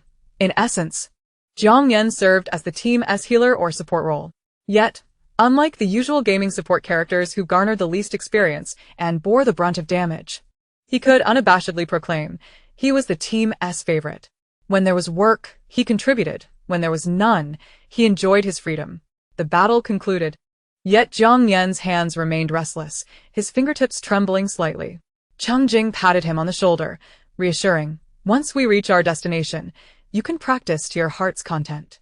Jiang Nian nodded vigorously, exhilarated at the prospect of fighting alongside his friends and loved ones, filling him with an eager anticipation. As noon approached, Cheng Jing decided to allow the team to rest and refuel. Once they had sated their hunger, they swapped drivers to continue their journey. Huang Qian and her team had Zhou Rongbin at the wheel, with Jian Qing still in the passenger seat, while the others occupied the back seat. Meanwhile, Zhao Lei from Cheng Jing's group volunteered to drive, with Liao Yu in the passenger seat, leaving Jiang Nian and himself in the rear. Though the mental fortitude of the ability users was formidable, Jiang Nian had grown accustomed to leisure. After a hearty meal, he examined the map for a while before succumbing to a languid drowsiness. After several yawns, he resolved to take a nap. It was not that he lacked concern. Rather, his teammates were all exceptionally capable, and if any were to falter, his wakefulness would serve little purpose. Cheng Jing, ever indulgent, promptly produced a light-blocking eye mask, affectionately placing it over Jiang Nian's eyes. "Thank you, Jingo," Jiang Nian smiled before drifting into a peaceful slumber. Liao Yu caught a glimpse of his older brother glancing at the slumbering figure, his expression restrained yet filled with a tenderness that could make even a dog feel envious. The location of the Nanqing base was rather unique, situated precisely at the confluence of 4 provinces. The transport routes were convenient, allowing them to traverse the main roads to gather supplies and combat zombies. Their current destination lay nearly 400 kilometers away in Shihe City, a place that had suffered a devastating earthquake during an extreme cold period. The frigid temperatures combined with the seismic disaster had reduced the city's population of over 1 million to fewer than 20,000 survivors. The primary reason for such catastrophic loss was that the designated resettlement points in Shihe City had been chosen based on public opinion, placing them right in the earthquake's epicenter. Consequently, the most densely populated areas had been utterly overturned. According to Zhou Li, the rescue efforts in Shihe City had been initiated by the Nanqing base, but they had merely facilitated the extraction of survivors. At that time, the region was still experiencing frequent tremors of varying magnitudes, rendering it unstable. Subsequently, the base shifted its focus to searching for survivors, which is why, even now, the official base had yet to conduct an in-depth exploration of Shihe City, merely erecting warning signs for adventurers on the city's outskirts. As for other adventurers, the likelihood of venturing there was minimal, although the seismic activity had abated. Those lacking sufficient strength or detailed maps were too apprehensive to proceed. It was Jiang Nian who suggested the expedition to Shihe City, after which Cheng Jing discussed it with the team before making a final decision. Chapter 117, Shihe City. Jiang Nian chose Shihe City after recalling a boast from Xiao Weiwei in his previous life. where she had mentioned that the rescue and exploration team from Base S had procured a wealth of resources in Shiha City following a period of extreme heat. Rumor suggested that the supposedly perilous areas were not as dangerous as they appeared, for the earthquake had buried most zombies and people deep enough to ensure safety. Their objective this time was to scavenge for supplies and, if fortune permitted, to extend a significant favor to the base. For example, should they ascertain that the situation in Shiha City was stable and uncover a substantial cache of resources, they could contact Zhou Li to dispatch personnel for a thorough sweep. The base would also reward them with points as compensation. These arrangements had been privately discussed between Minister Wang and Zhou Li with Cheng Jing. The more resources they secured before the impending heatwave, the less pressure the base would face regarding supply assistance during extreme weather. The team members had little to say regarding their leader's decision, though their unfamiliarity with Shiha City and the considerable distance raised their concerns. However, when Jiang Nian produced a thick stack of maps accompanied by an exceptionally detailed guide to Shiha City, their apprehensions dissipated. The maps delineated the entire city's layout, marking major streets, main roads, and alleys, as well as the locations of significant landmarks. Notably, detailed blueprints of various unique or large buildings within the city were also included. Jiang Nian had resolved to enter the Nanqing base while discreetly gathering supplies, thus opting for the most comprehensive and expensive map package surrounding the base. Moreover, Shiha City was renowned as a lakeside tourist destination with its famous artificial lake, resulting in an abundance of guides and resources. Even though the once thriving city had been irrevocably altered by the earthquake and apocalyptic pollution, with the aid of such maps and their team's capabilities, exploration was entirely feasible. Jiang Nian refrained from discussing his hoarding of maps, and his teammates did not pry into the matter. Some secrets, no matter how fantastical they may seem, need not be voiced. Jiang Nian's secret was the collective secret of their entire team. The maps would prove invaluable, with both Jiang Nian and Cheng Jing acknowledging the significance of their acquisition. Having endured the fatigue of retrieving packages, Cheng Jing now found joy in their preparedness. Given their limited time, they established 3 clear objectives based on Jiang Nian's suggestions: the logistics park, the Outer Ring Commercial District, and the branch of the People's Hospital. All 3 locations lay along the main Outer Ring Road, situated far from the city center. In his previous life, Base S had also focused on these 3 sites for resource acquisition, avoiding deeper incursions into the urban core. However, the specifics would require assessment upon arrival. From dawn until dusk, they finally entered Shiha City, traversing the Outer Ring Road. As in other cities, remnants of destruction were omnipresent. However, the fissures caused by the earthquake here were more numerous, intensifying as they ventured inward. Ultimately, due to the impassable debris from the inner city bridge's collapse, they were compelled to deviate from their planned route. After navigating numerous unconventional paths, they finally halted at Yangming Park Square in the Outer Ring New District. According to the tourism map, this area was also one of the outdoor visitor hubs, albeit utilized less frequently. For the Outer Ring could not be compared to the city center. The map indicated that by continuing along the main road opposite the park square for approximately 3 kilometers, they would reach the branch of the People's Hospital in Shiha City. Originally, their plan had been to first visit the logistics park, then the Outer Ring Commercial District, and finally the hospital. However, Jiang Nian believed the logistics park was of utmost importance.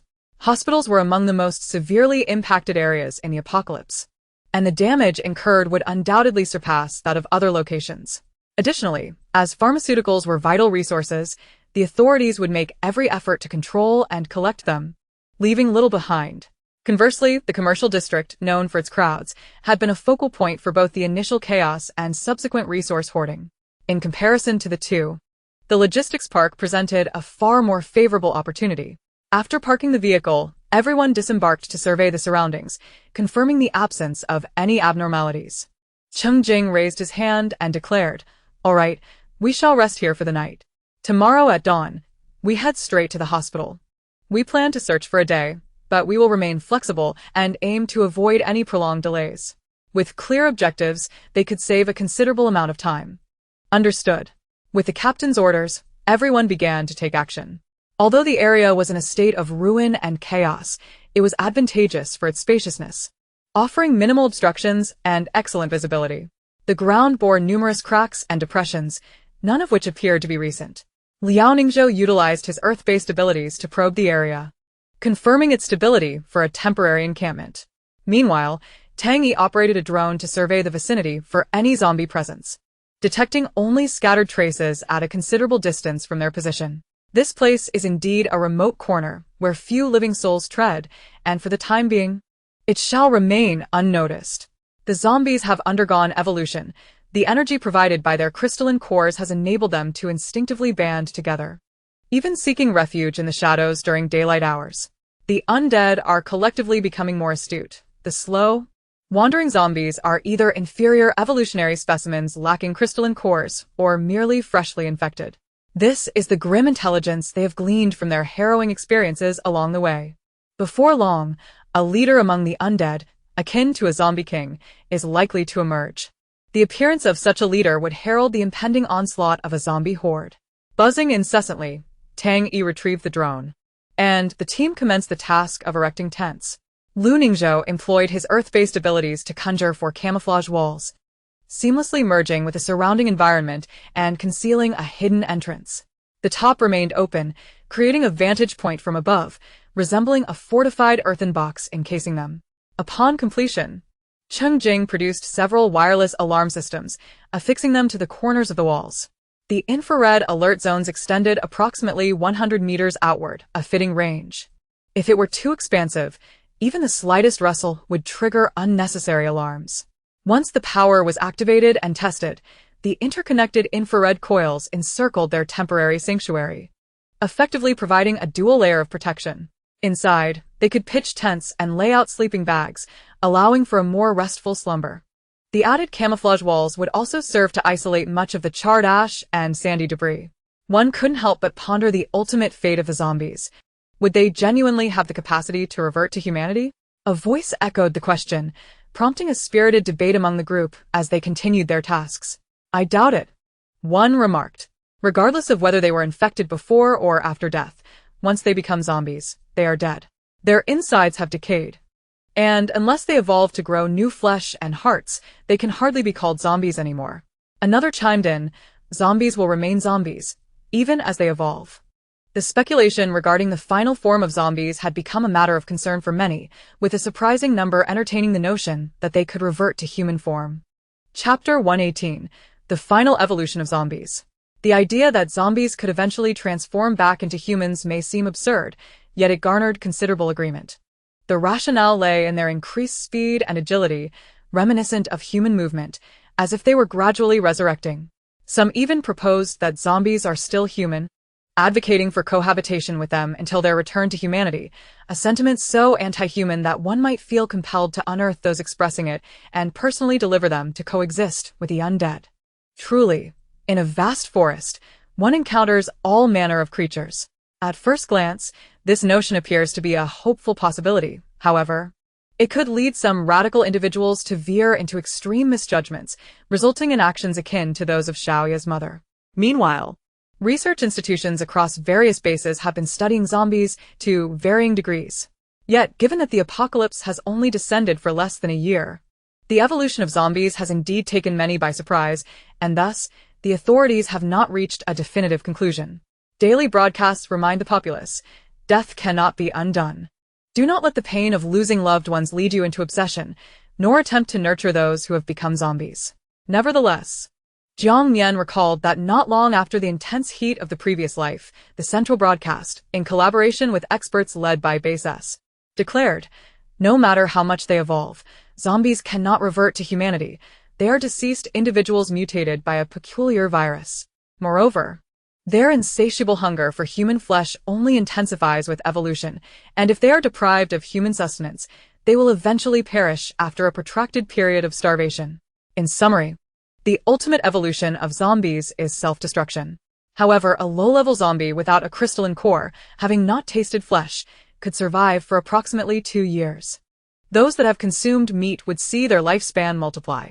Not to mention the evolved and ability-endowed zombies with crystalline cores. If left unchecked, humanity would be utterly incapable of outlasting them. Most critically, following the toxic rain, zombies have become the source of contamination for the apocalyptic virus. As long as zombies exist, so does the pollution, rendering peaceful coexistence an impossibility. Thus, they must not be allowed to roam free. A zombie is, after all, merely a corpse. Jiang Nian subtly interjected his insights into the discussion through speculative conjecture. His teammates found his reasoning compelling, at least more so than the idea of zombies reverting to humanity. Once the tents were erected, they began preparing dinner, a simple meal of self-heating boxed rice supplemented with fruits and snacks. This bounty had been cultivated by Huang Qian using her abilities in Jiang Nian's balcony vegetable garden, featuring watermelons, melons, cucumbers, radishes, and cherry tomatoes. The sweltering weather and extended daylight hours had left the group somewhat fatigued after a day of travel, prompting them to eat and prepare for rest to rejuvenate for the morrow. Cheng Jing verified the alarm systems were functioning properly, while Tang Yi deployed the drone for a patrol of the vicinity. Finally, Lu Ningzhou sealed the hidden entrance of the camouflage walls. Liao Yu provided each tent with a small bucket of ice to alleviate the heat, ensuring that the team could sleep in relative comfort. With Liao Yu present, they lacked for water, and with Cheng Jing's assistance in hastening the ice's melting, their essential supplies were readily available. In short, daily routines of nourishment, hygiene, and comfort posed no issues for their well-equipped and balanced team. Even while camping outdoors, their conditions were far from dire. After a brief rotation for personal hygiene, they donned their gear once more and retreated into their tents. As night deepened, the surroundings grew quiet, save for the gentle whispers of the wind and the occasional distant howl of wildlife. West River City harbored a zoo, and it would not be unusual for them to encounter some protected species. Inside the tent, Jiang Nian illuminated the map with a headlamp, surrounded by several maps and guides pertaining to West River City. After Cheng Jing communicated their coordinates to Zhou Li, he approached Jiang Nian, inquiring, "What's the matter?" Jiang Nian pointed to a page in the guide, revealing, "I just discovered that the branch of the West River City People's Hospital was completed several years ago. But due to delays in interior construction, it has been in use for less than 6 months before the toxic rain struck, leaving the inpatient department and some outpatient clinics not fully operational." Had he not purchased the latest version, he might still be unaware. "Really? So new?" Cheng Jing expressed surprise, subsequently examining the simplified explanations in the guide. Stroking his chin, he pondered aloud. A hospital that has been operational for less than 6 months and is not fully open would likely have a significantly reduced inventory. Jiang Nian nodded in agreement, adding, "Indeed. While the stock may be limited, fewer people will also be present. Particularly since the inpatient department is not fully operational, there will naturally be fewer zombies. Which is advantageous for us." Cheng Jing acknowledged with a nod. "That's true. If we're discussing places crowded with people, it would undoubtedly be the inpatient department." After a brief silence, Jiang Nian continued, "However, since the hospital has already been opened, the pharmacy and drug storage must exist, which is good news." Their objective in searching the hospital was to locate the pharmacy. They could not carry large medical equipment, but could report it to the base, leaving the decision of whether to send personnel up to them. Although Jiang Nian was aware of the information shared by Xia Weiwei in his previous life, asserting that exploring West River City posed no danger, the exploration and rescue teams from Base S were far from ordinary. Jiang Nian harbored concerns that their assessment of danger might differ from that of the average person. The exploration team might deem it safe, but that did not guarantee genuine safety. "Now that I am aware of the situation, I feel considerably more at ease." Cheng Jing understands his concerns and offers reassurance. "We are not executing a mission driven by an imperative command. If danger arises, we can withdraw or directly call Zhou Li to adjust the troop deployment. There are always solutions, and we will not act recklessly. Do not overthink it. We lack for nothing in terms of supplies. Our outing serves as both an opportunity for profit and training, with no need to risk our lives. Our priority should be stability and safety." "I understand that it's natural to worry, I truly do." Jiang Nian smiles, carefully folding the map and lying back to gaze at the tent ceiling. The more attachments one has, the more worries one accumulates, particularly since it was his suggestion. Exercising a bit more caution is never unwarranted. Cheng Jing retrieves a small rechargeable fan and a bedside lamp. He positions the fan on the opposite side of the ice bucket to circulate the cool air and tosses the lamp into the corner of the tent, where its glow is perfectly suited. Once finished, he turns off the headlamp and lies down beside Jiang Nian, patting the back of his hand. "Sleep well, Nian Nian. The coming days will be arduous." Jiang Nian replies, obediently closing his eyes and gradually relaxing to the fan's gentle breeze. After a moment, Cheng Jing inquires, "Are you hot? Will you have trouble sleeping?" The usually playful and boisterous Jiang Nian remains silent today. With his eyes closed, he responds, "No, it's quite pleasant. You should sleep too, Jingge."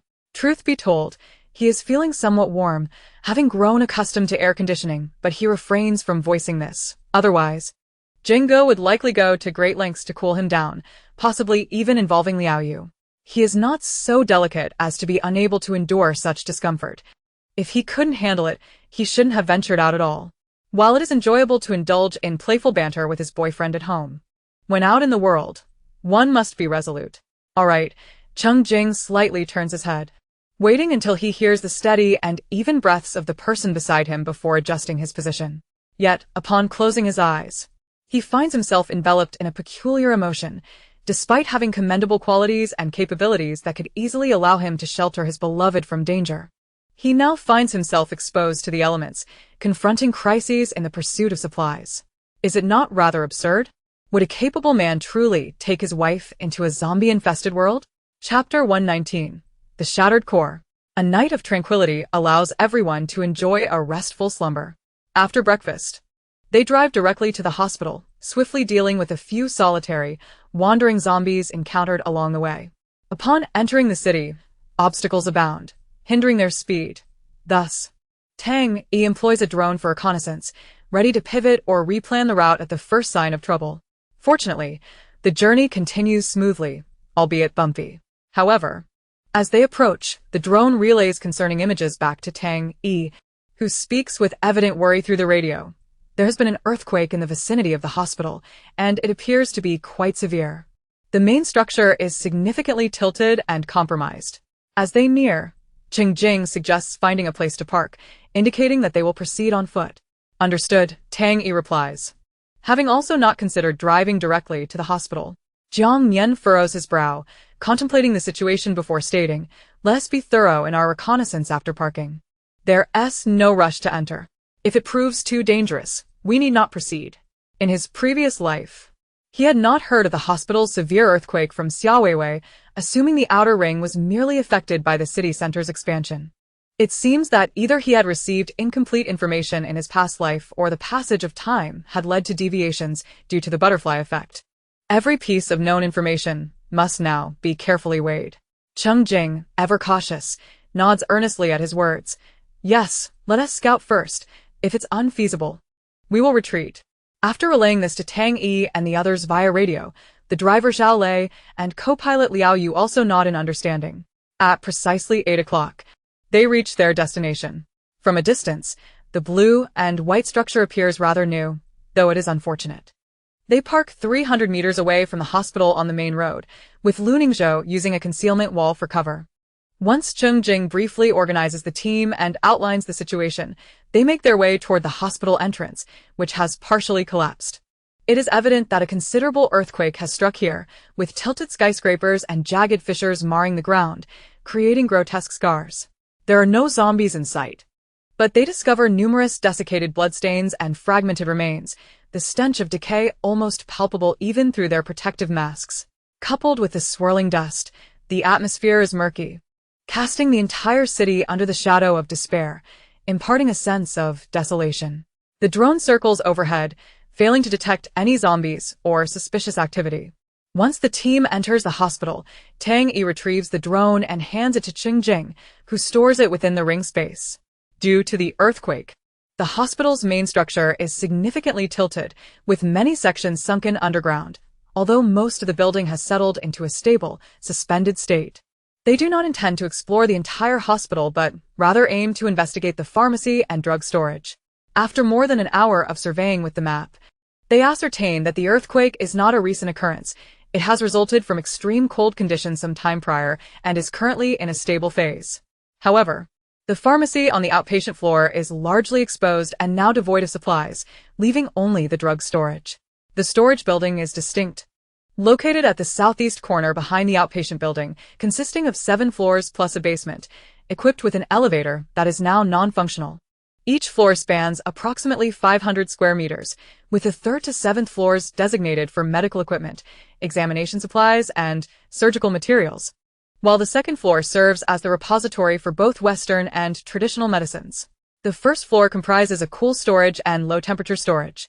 Their ultimate target is the 2nd floor, with the medical supplies storage as a secondary objective. As for the 1st floor, having been without power for so long and subjected to an earthquake, the low-temperature storage is likely rendered useless. Although the drug storage typically sees minimal foot traffic, the aftermath of the earthquake leaves the conditions underground uncertain. Especially since they have yet to encounter a single zombie since entering the hospital, this could be a troubling sign. The absence of zombies above ground may indicate their presence below, necessitating their descent. With 5 of the 7 floors inclined downward, many areas are drafty and open. Compared to some extreme rescue scenarios, this situation is not overly deep, nor will they face oxygen deprivation, though they will still carry portable oxygen tanks. After a thorough examination, Lu Ningzhou and Zhao Lei utilized their respective earth and metal manipulation abilities to confirm their ability to proceed with the exploration. Zhou Rongbin, Tang Yi, Jian Cheng. You 3 will remain above to monitor and guard against any unforeseen circumstances. The 6 of us will descend. Since their earlier plan did not account for a deep underground exploration, Cheng Jing decides, after consulting with the team, to leave 3 individuals on the surface for safety. Tang Yi will manage the drone, Jian Cheng will serve as the sniper, and Zhou Rongbin's ability to create illusions is well suited for defensive tactics in such an environment. Should any issues arise, the trio's abilities should suffice to handle or delay the situation long enough. He had considered leaving Jiang Nian above as well, but a warning glance from him made that impossible. All right, understood. The 3 respond in unison. The entire team ascends to the rooftop, where Tang Yi again takes control of the drone from Cheng Jing. Jian Cheng and Zhou Rongbin each find a suitable position to keep watch. The remaining 6 prepare, ensuring they have night vision goggles and searchlights before Zhao Lei uses his metal manipulation to remove the rooftop door, leading the way down. Zhao Lei led the way, followed closely by Lu Ningzhou, Liao Yu, Huang Qian, Jiang Nian, with Cheng Jing bringing up the rear. They first made their way to the 2nd floor before casting their gaze upward to explore the other levels. The entire building remained relatively intact, albeit with some unsettling cracks that hinted at instability. Huang Qian swiftly cast a vine seed to hasten its growth, using it to provide support. Should any exposed rebar be revealed, Zhao Lei would manipulate the metal to reshape it for reinforcement, striving for utmost stability. The temperature on the ground was oppressive, and upon descending into the underground, the air turned cold and stifling. Fortunately, their illumination devices were sufficiently bright, alleviating much of the oppressive ambience caused by the dim surroundings. Jiang Nian's purification ability reacted to the presence of zombies, which he would deploy as necessary, serving as both a reconnaissance and a precautionary measure. Even a sense of security was welcome. As they transitioned from the 7th to the 6th floor, a disconcerting sound reached their ears, the scraping of metallic objects or hard materials against the tiled floor, intermittent and sharp enough to grate on the senses. Zhao Lei gestured for caution, and everyone became acutely vigilant. Upon reaching the 5th floor, they encountered 2 zombies for the first time since entering the hospital, 1 male and 1 female. Their faces were pallid and decayed, with only the whites of their eyes visible. Clad in blood-stained lab coats, the man wielded a fire axe, while the woman, missing her left arm at the shoulder, clutched a cane in her right hand. The 2 zombies shuffled through the slanted corridor, the source of the unsettling noise. Disturbed by the light from the flashlights and the purification ability, the male and female zombies stiffly turned their heads and let out guttural roars as they charged forward. Despite their seemingly long-standing infection, their movements were sluggish, reminiscent of early-stage zombies from the apocalypse, exuding an eerie dissonance. However, no one let their guard down. The others were tasked with immobilizing the zombies while Cheng Jing was responsible for their physical exorcism. Initially, it was presumed that these low-level zombies lacked crystal cores, but to their astonishment, both did possess them.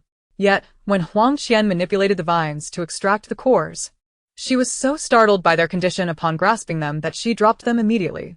"What the hell?" she exclaimed, retreating tactically a couple of steps. Wianya. Qian. Huang Qian. The others rushed over, concerned, and only relaxed when they confirmed she was unharmed. They then turned to examine what she had discarded, their expressions shifting to one of bewilderment. 2 crystal cores had shattered into a small heap of grayish-black powder. This was their first encounter with such a phenomenon, and even Huang Qian, who was typically composed, was taken aback. After all, none had anticipated that crystal cores could be so easily destroyed.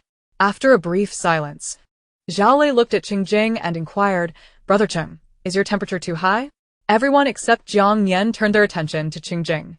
He glanced at his hands, momentarily puzzled, before shaking his head in response. "No, I have it well under control. This isn't my first time handling such matters. Besides, these things are practically indestructible. Even bullets can't harm them, as you all know." Though they appeared to be ordinary zombie crystal cores, once formed, they were truly impervious to blades and firearms, requiring immersion in special solvents and laser cutting for destruction. The group recalled how the cores in the chemical pool had withstood flames without issue, only to frown at the sight of the fragile ones before them. Jiang Nian crouched down, employing his abilities on the crystal fragments, but to no avail. He picked them up and squeezed them. What should have been incredibly solid crumbled at the slightest touch, prompting him to mutter, "There's nothing left. This isn't normal." He then pinched some of the powder and brought it to his nose, detecting no scent. Though he contemplated tasting it, he quickly dismissed the thought as too repugnant. Eating was one thing, but kissing Cheng Jing was another matter entirely, so he let it go. The others also began to examine the crystal powder, their expressions rife with confusion. Typically, once zombies acquired crystal cores, their speed would evolve, often surpassing that of an average human. Yet these two seemed to regress with each evolution, a most peculiar occurrence. Without needing to speculate, they all understood the correlation to their brittle crystal cores. Tang Yi hesitated before suggesting, could it be that once zombies grow crystal cores and evolve to a certain extent, the cores become fragile and lead to their demise? Just as Nian Go previously speculated, others began to entertain this possibility. Cheng Jing, however, recognized the complexity of the situation and turned to Jiang Nian, whose brow was furrowed in thought. "What do you think, Nian Nian?" This was a conundrum he found difficult to articulate. The crystal core symbolizes energy stability. Zombies typically form cores within a year, so they should be at their peak now, not on the verge of decline. Jiang Nian shook his head, producing a thumb-sized specimen bottle from his pocket, cautiously collecting the crystal powder. He gazed at the bottle for a moment before continuing. There must be some other reason for this anomaly. Perhaps it relates to the absence of zombies on the ground level since we entered the hospital. It's as if these crystal cores have been drained of their energy, leaving only the nutrient-deprived remnants of their shells. In his previous life, he had never encountered such a scenario, and an uneasy premonition arose within him, accompanied by a vague sense of anticipation. The more unique the situation, the greater its research value. His rebellious spirit stirred. Moreover, the extraction of energy from the crystal cores signified a significant breakthrough. Yet, until the cause was clarified, it would be prudent to refrain from excessive speculation. All right, let us proceed cautiously to the second floor. Everyone stay alert. Cheng Jing illuminated the surroundings, sensing that the unusual circumstances warranted neither prolonged contemplation nor delay. He signaled for the team to descend to the 4th floor. Zhao Lei, wielding a shield fashioned from his abilities, walked at the forefront, while the others remained vigilant, their powers coiled and ready.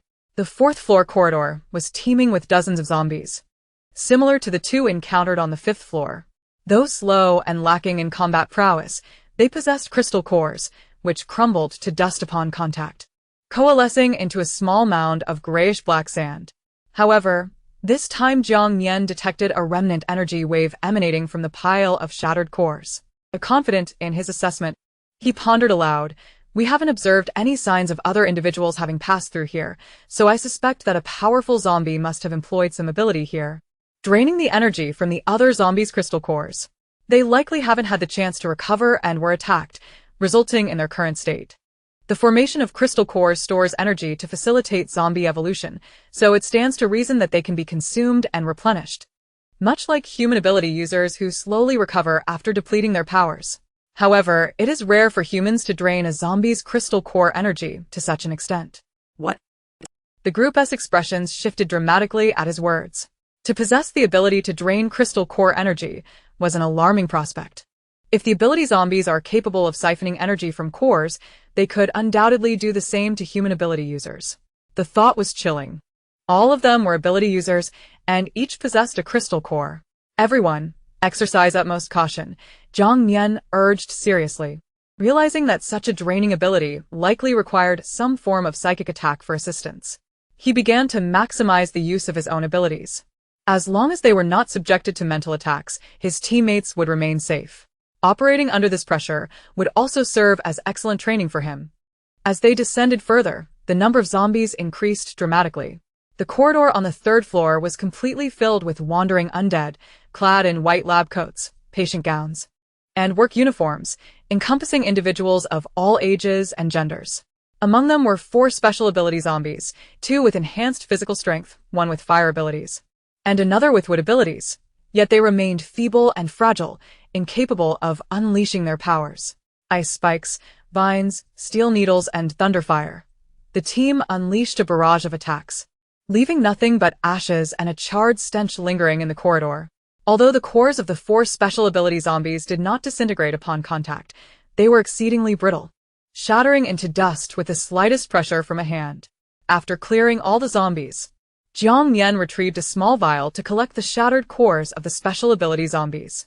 He then informed his teammates that the fluctuations of energy in the area were more pronounced, and the traces were fresh. The source was nearby. Logically, the pharmacy floor should not be so crowded. It was likely that these individuals had either transformed into zombies and intruded, or had been summoned. Cheng Jing pondered for a moment and suggested, "Below is the second floor pharmacy. There are no signs that anyone has been here, although there are some supplies. We should search quickly and leave as soon as we can, but prioritize safety. If we encounter danger, we withdraw immediately. Do not be reckless. We will regroup and plan once we return to the ground." Such sinister abilities should not be taken lightly. One misstep could lead them into a trap. Understood. The group responded in unison, recognizing that leaving a troublesome zombie underground posed a latent threat. Eliminating it was optimal. If it proved too challenging, they would report back to the command center and return later. The atmosphere grew tense as the team continued down the sloped staircase. Jiang Nian, lacking aggressive abilities, cocked his gun with a decisive click, feeling prepared to lead the charge, ready to provide auxiliary firepower and engage in a frenzied battle. Though fear lingered, a peculiar excitement coursed through him. Chapter 121. The medium, however, when they pushed open the safety door at the second-floor staircase, they were greeted by a bizarre sight. The corridor on the second floor was still teeming with an overwhelming number of zombies, stretching all the way to the staircase, leading downwards. The doors to various pharmacy rooms were ajar, revealing more zombies within. It appeared as though the structure might collapse at any moment. Yet, at that instant, these zombies seemed eerily still, as if they were in a deep slumber, showing no reaction to Jiang Nian's abilities or the team's lights. Their heads tilted back and mouths agape as they exhaled. A pure white mist, faintly luminous, emanated from the grotesque mouths of the zombies, varying in density. The sheer number of zombies caused the white vapor to cast an ethereal glow throughout the entire second-floor space. Strangely, the mist exhaled by the zombies converged towards the center of the corridor. A female zombie, with disheveled hair and clad in a white lab coat, stood there, head tilted back and mouth open, uniquely savoring the energy exuded by its kin, with several special ability zombies nearby. A peculiar wave of energy radiated from her, enveloping the scene in an eerie and mysterious atmosphere, invoking both horror and intrigue. "This," Huang Qian inhaled sharply. "What kind of dark mountain witch attribute is this?" Liao Yu blurted out, a chill running down his spine. The others were equally alarmed. The zombies that possessed cores yet appeared weakened were indeed being drained of their energy. The evolution and strengthening of zombies stemmed from the energy within their cores. Without this energy, they would temporarily regress to their initial stages. She was utilizing her abilities to absorb energy from her fellow zombies' cores, accompanied by a form of mental hypnosis. Jiang Nian swiftly alerted everyone, confirming his suspicion that the female zombie's abilities included a mental attack. The teammates, protected by his abilities, felt no ill effects. But Jiang Nian sensed an interaction occurring as he countered her powers. After a quick assessment, Jiang Nian discerned through his abilities that the female zombie was indeed employing mental hypnosis to absorb core energy, as long as they avoided being hypnotized. They were safe, this situation was under control. They exchanged gestures and glances, opting not to launch an immediate attack, but instead holding their breath to observe. Primarily, the female zombie's abilities were astonishing, capable of hypnotizing her kind to forcibly absorb their core energy, seemingly disregarding the opponent's abilities. It remained uncertain whether she possessed such powers in life, or if they mutated after her transformation into a zombie. As they pondered this, Zhao Lei quietly remarked, "If humans had such abilities, we wouldn't have to fear zombies at all, just drain them and eliminate them. No matter how powerful a zombie might be, depletion of core energy would revert them to a feeble state." Lu Ningzhou concurred, exactly. After all, zombies can't possibly possess purification support like Brother Nian. They would undoubtedly fall victim to such an attack, destined to be at the mercy of absorption. The teammates found this notion agreeable, although Jiang Nian acknowledged it. His thoughts wandered elsewhere. While this ability was indeed an effective means to weaken evolved zombies, even if successfully implanted, it could only be utilized by one individual at a time. However, if applied to energy extraction and conversion, followed by research into the transplantation of ability cores, it could lead to the artificial creation of an army of abilities. Wouldn't that be even better? The strength of one person, no matter how formidable, was ultimately limited. Fixating on the female zombie, Jiang Nian's mind raced, excitement illuminating his eyes. Depleted energy cores would become fragile. Similarly, if energy absorption or reverse compression exceeded capacity, the cores would explode. In his past life, some ability users found themselves in dire situations, using their powers to force their cores to detonate, a principle at play here. Unless energy absorption reached a critical point before being released anew, and if cores could regulate energy influx and outflow, they would be quintessential mediums. The group remained transfixed as Jiang Nian swallowed hard, suppressing his inner exhilaration to speak softly to his teammates. "Let's first attack the other zombies. Don't rush to deal with her. I want to observe whether the absorbed energy can be released again." It was essential to confirm this to avoid a futile endeavor. "You mean to say, absorb and then release?" Cheng Jing's breath caught as he realized something. Jiang Nian picked up where he left off, exactly. If she can absorb core energy and then release it again, then her ability core possesses the properties of an energy medium. Noticing the mixed expressions on his teammates' faces, Jiang Nian elaborated, "We'll discuss this in detail when we return to the surface. In any case, this beautiful zombie's core is of utmost importance. We must secure it." "Understood." "Got it," the teammates replied, their understanding evident. The allure of the beautiful zombie grew, and they were determined to obtain that core. As the mist exhaled by the zombies thinned and ultimately ceased, the energy-absorbing female zombies suddenly noticed them, unleashing an unanticipated shriek. The group felt a brief pain in their eardrums. Had they not been within Jiang Nian's protective range, they might have been rendered dizzy for several seconds and fallen prey. The piercing, shrill sound could likely be heard even on the ground below. The horde of zombies seemed to awaken from a dream, turning their attention toward the team before surging forward. Among them were many special ability zombies, but they had just been drained of energy, rendering them considerably weakened. Gunfire and the explosive sounds of unleashed abilities echoed throughout the corridor. Although the female zombie was the leader, her attack was rather unique. With Jiang Nian present, they were not at her mercy.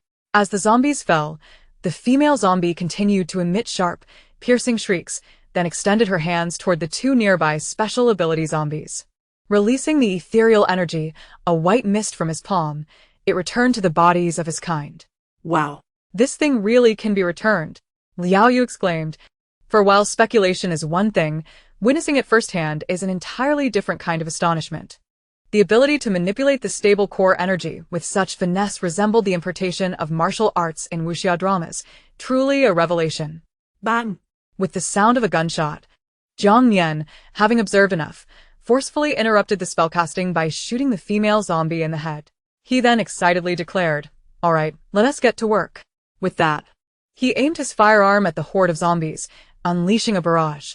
Simultaneously, the two enhanced zombies that had just absorbed energy underwent a transformation. One sprouted weapons from its hands, resembling axes and long swords, while the other's decayed body swelled and tensed rapidly, roaring loudly as it charged towards them. Once the zombies activated their abilities, shooting became perilous. Prompting Jiang Nian to retreat, his gaze fixed intently on the trampled female zombie. That was no ordinary crystal core. It represented a pivotal moment in humanity's fate amidst the apocalypse. At that instant, feeling a surge of emotion, he likened himself to the protagonists of those novels, seizing resources and altering the course of destiny. Chapter 122, Medium Crystal Core and Pharmaceuticals. Bang, bang, bang. Clang. Boom. Whether it was the zombies wielding weaponized limbs or the one with a swollen body charging unarmed, their impacts against Zhao Lei's fortified defenses resonated like metal clashing. The swollen zombie had evidently reached the apex of its body-enhancing abilities, achieving a level akin to ironclad resilience. If confronted with ordinary weaponry, it would be impervious. Impressive. Zhao Lei exclaimed as he raised a metallic barrier, sprouting a multitude of sharp spikes. After momentarily staggering from the impact, he realized the confined space hindered their power's full manifestation. Be careful, Liao Yu cautioned, placing his hand against the adjacent wall to activate his ability, coating the wall and the ground ahead with a layer of ice. With the sheer number of zombies, complete immobilization was impossible, so he erected a stacked ice wall, collaborating with Jiang Nian's purification abilities to mitigate the zombies' charge and reduce violent collisions. After all, they could fight zombies, but they must not bring the structure down. Otherwise, they wouldn't have to be so cautious. Once Liao Yu's ice wall was established, Zhao Lei momentarily retreated, while Jiang Nian directed his abilities outward, and Huang Qian maneuvered vines to swiftly entangle the zombies. Cheng Jing's thunderous flames followed suit, precisely engulfing them without affecting surrounding areas. One side of the corridor housed the pharmacy, while the other featured a precariously slanted railing, making it challenging to control the spread of their abilities. Even so, the two tank-like zombies pressed forward, roaring defiantly, igniting the surrounding zombies with lightning and purification, creating a cascade of flames and screams throughout the corridor. Liao Yu's ice wall emitted ominous cracking sounds under the strain. Boom. At last, the swollen zombie was incapacitated, its legs severed and sliding down onto the icy surface. Jiang Nian had timely interrupted the spell, preventing them from reaching their peak state, and even ironclad resilience faltered against Cheng Jing's fiery onslaught. As the massive creature fell, the following zombies collided with one another in a chaotic tumble. Cheng Jing carefully controlled the flames and temperature, while Liao Yu raised ice walls to prevent the flames from spreading into the pharmacy or allowing the burning zombies to infiltrate. Huang Qian and Zhao Lei retracted their vines, along with Lu Ningzhou, ensuring the surroundings remained intact. Gradually, the zombies' roars diminished, leaving a ground strewn with remnants of crystal cores and bone ash. The air became hot and foul, and with the combustion depleting oxygen, Jiang Nian utilized his purification ability while retrieving an oxygen detector. Fortunately, as the safety indicator neared the red line, the large cremation ritual concluded, dealing with the two troublesome zombies, allowing for easier harvesting of the remaining fragile ones. Overall, the danger level was relatively low. It was merely the confined space that felt excessively cramped. With a ping, the female zombie's crystal core was thoroughly disinfected. Once Jiang Nian confirmed the area was safe, he dashed over, and Liao Yu astutely lowered its temperature. After giving Liao Yu a thumbs up in appreciation, Jiang Nian picked it up, a diamond-shaped, transparent crystal, riddled with numerous air pockets. Apart from these apertures, the medium crystal core appeared unremarkable. After a moment of contemplation, Jiang Nian turned to Cheng Jing and asked, "Brother Jing, may I hold onto this crystal core for now?" "Sure," Cheng Jing nodded, equally excited, though the immediate priority was to search the pharmacy and ascend quickly. Everything else could wait until they were outside. Aside from the female zombie's core, only the two enhanced zombies had left behind intact cores. The rest had disintegrated into debris. The quality of the acquired cores was exceptionally high, albeit the quantity was rather meager. Bang. Rat-a-tat-tat. Just then, a faint series of gunshots echoed from the ground below. The group instinctively looked up, but upon listening closely, it ceased. After a moment, a few sporadic shots rang out again, presumably indicating the discovery of wandering zombies. Cheng Jing fiddled with the walkie-talkie, but alas, there was no signal.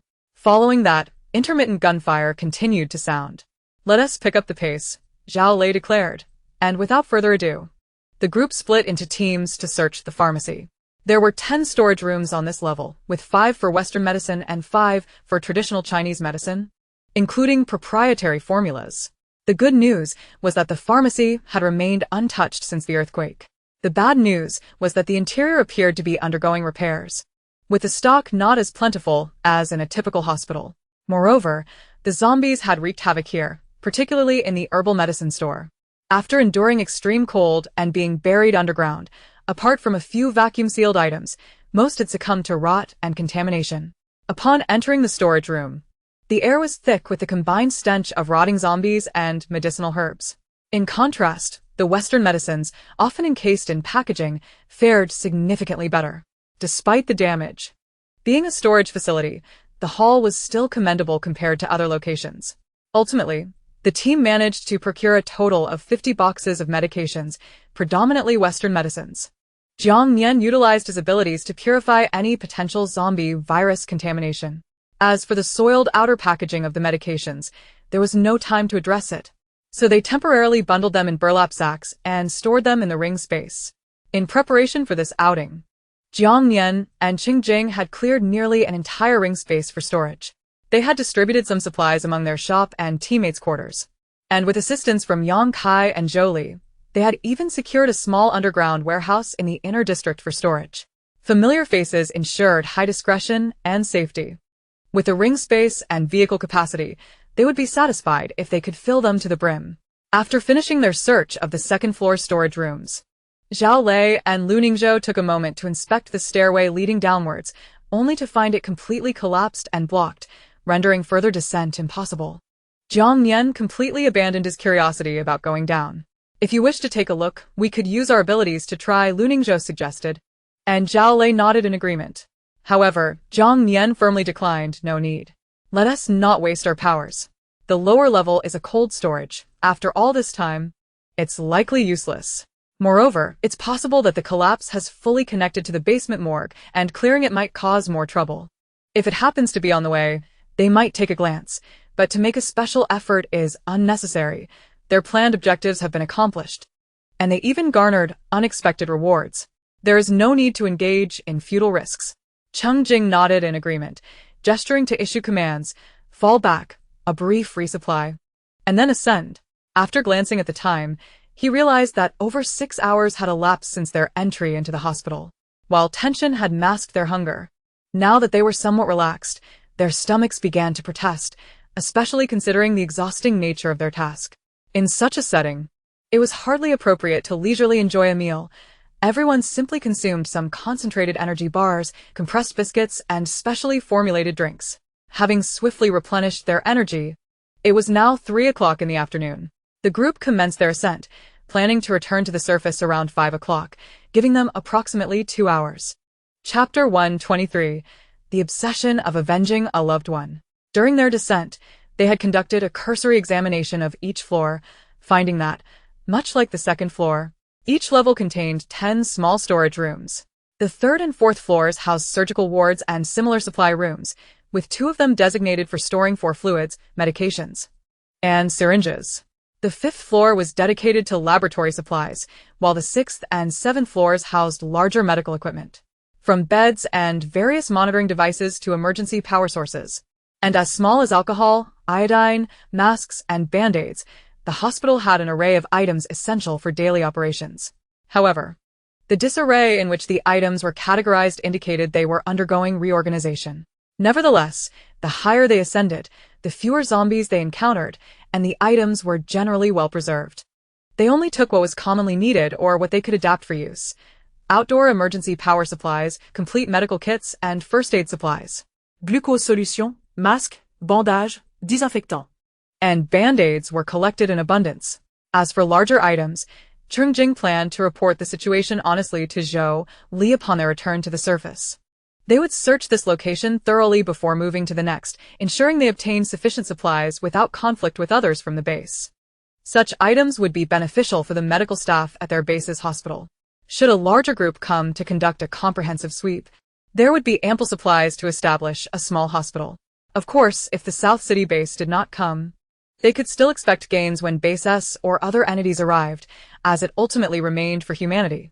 On this note, Cheng Jing found it incomprehensible and equally disdainful toward those who, unable to procure resources for themselves, resorted to destroying or even incinerating them. What was their aim? Were they afraid of more humans surviving? The team conducted their searches on each floor swiftly, yet diligently, taking what was necessary and sealing off areas that could not be transported, implementing salvaging measures with minimal effort. Thus, they continued their descent, layer by layer. Suddenly, as they approached the 5th floor, a barrage of gunfire erupted from below. As they neared the ground, the intercom crackled to life. And Cheng Jing immediately contacted Tang Yi. Tang Yi, what's happening up there? After a brief static crackle, Tang Yi's calm voice responded, Brother Cheng, a horde of zombies has unexpectedly emerged, but we can manage. Please ensure your safety. Following this, the line went dead, succeeded by a series of intense gunshots. Without needing further prompting, the group instinctively quickened their ascent. Minutes later, the gunfire ceased. However, it was not long before the sounds resumed, this time with an increased intensity that sent tremors through the underground. Clearly, another wave of zombies was approaching. Jiang Nian listened attentively for a moment before speaking up. Something feels off. Let's send people up first. He turned to Cheng Jing, who pondered briefly before decisively stating, Jiang Nian, and I will take the rear. You all go ahead quickly. Zhao Lei and the others exchanged no further words and swiftly made their way up. Safety was paramount. They would report any irregularities promptly. Cheng Jing reiterated his instructions and continued searching the floors with Jiang Nian. The higher they went, the larger the items became and the fewer they could take. Instead, they focused on assessing the condition of the supplies for reporting back to the base.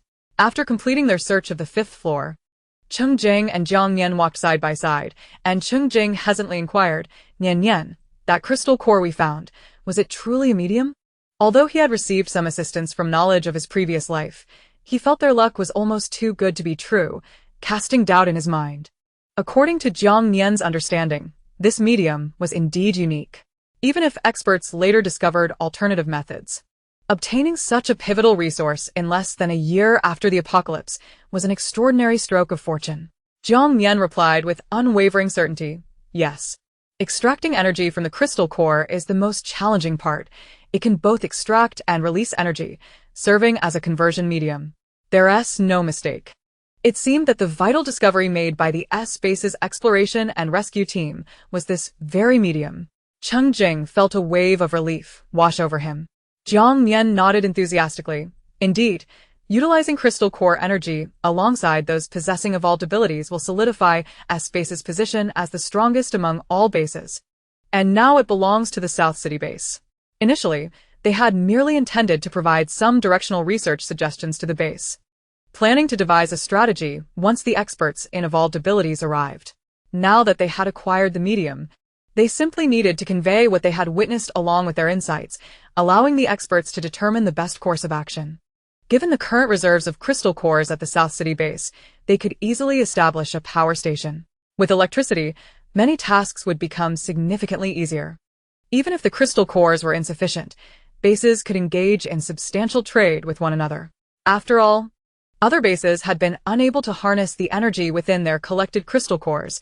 Exchanging them for research information and other supplies would be far more advantageous. The stronger the South City base became, the more beneficial it would be for them. With these two assets in hand, no matter how scheming or cunning the S-Base and Xia Weiwei might be, they would not be able to create significant upheaval. As Cheng Jing spoke, his tone grew serious and somber, a flicker of murderous intent flashing in his eyes. In his previous life, the S-Base had covertly controlled smaller bases to extract resources, while Xia Weiwei had conducted inhumane experiments on Jiang Nian.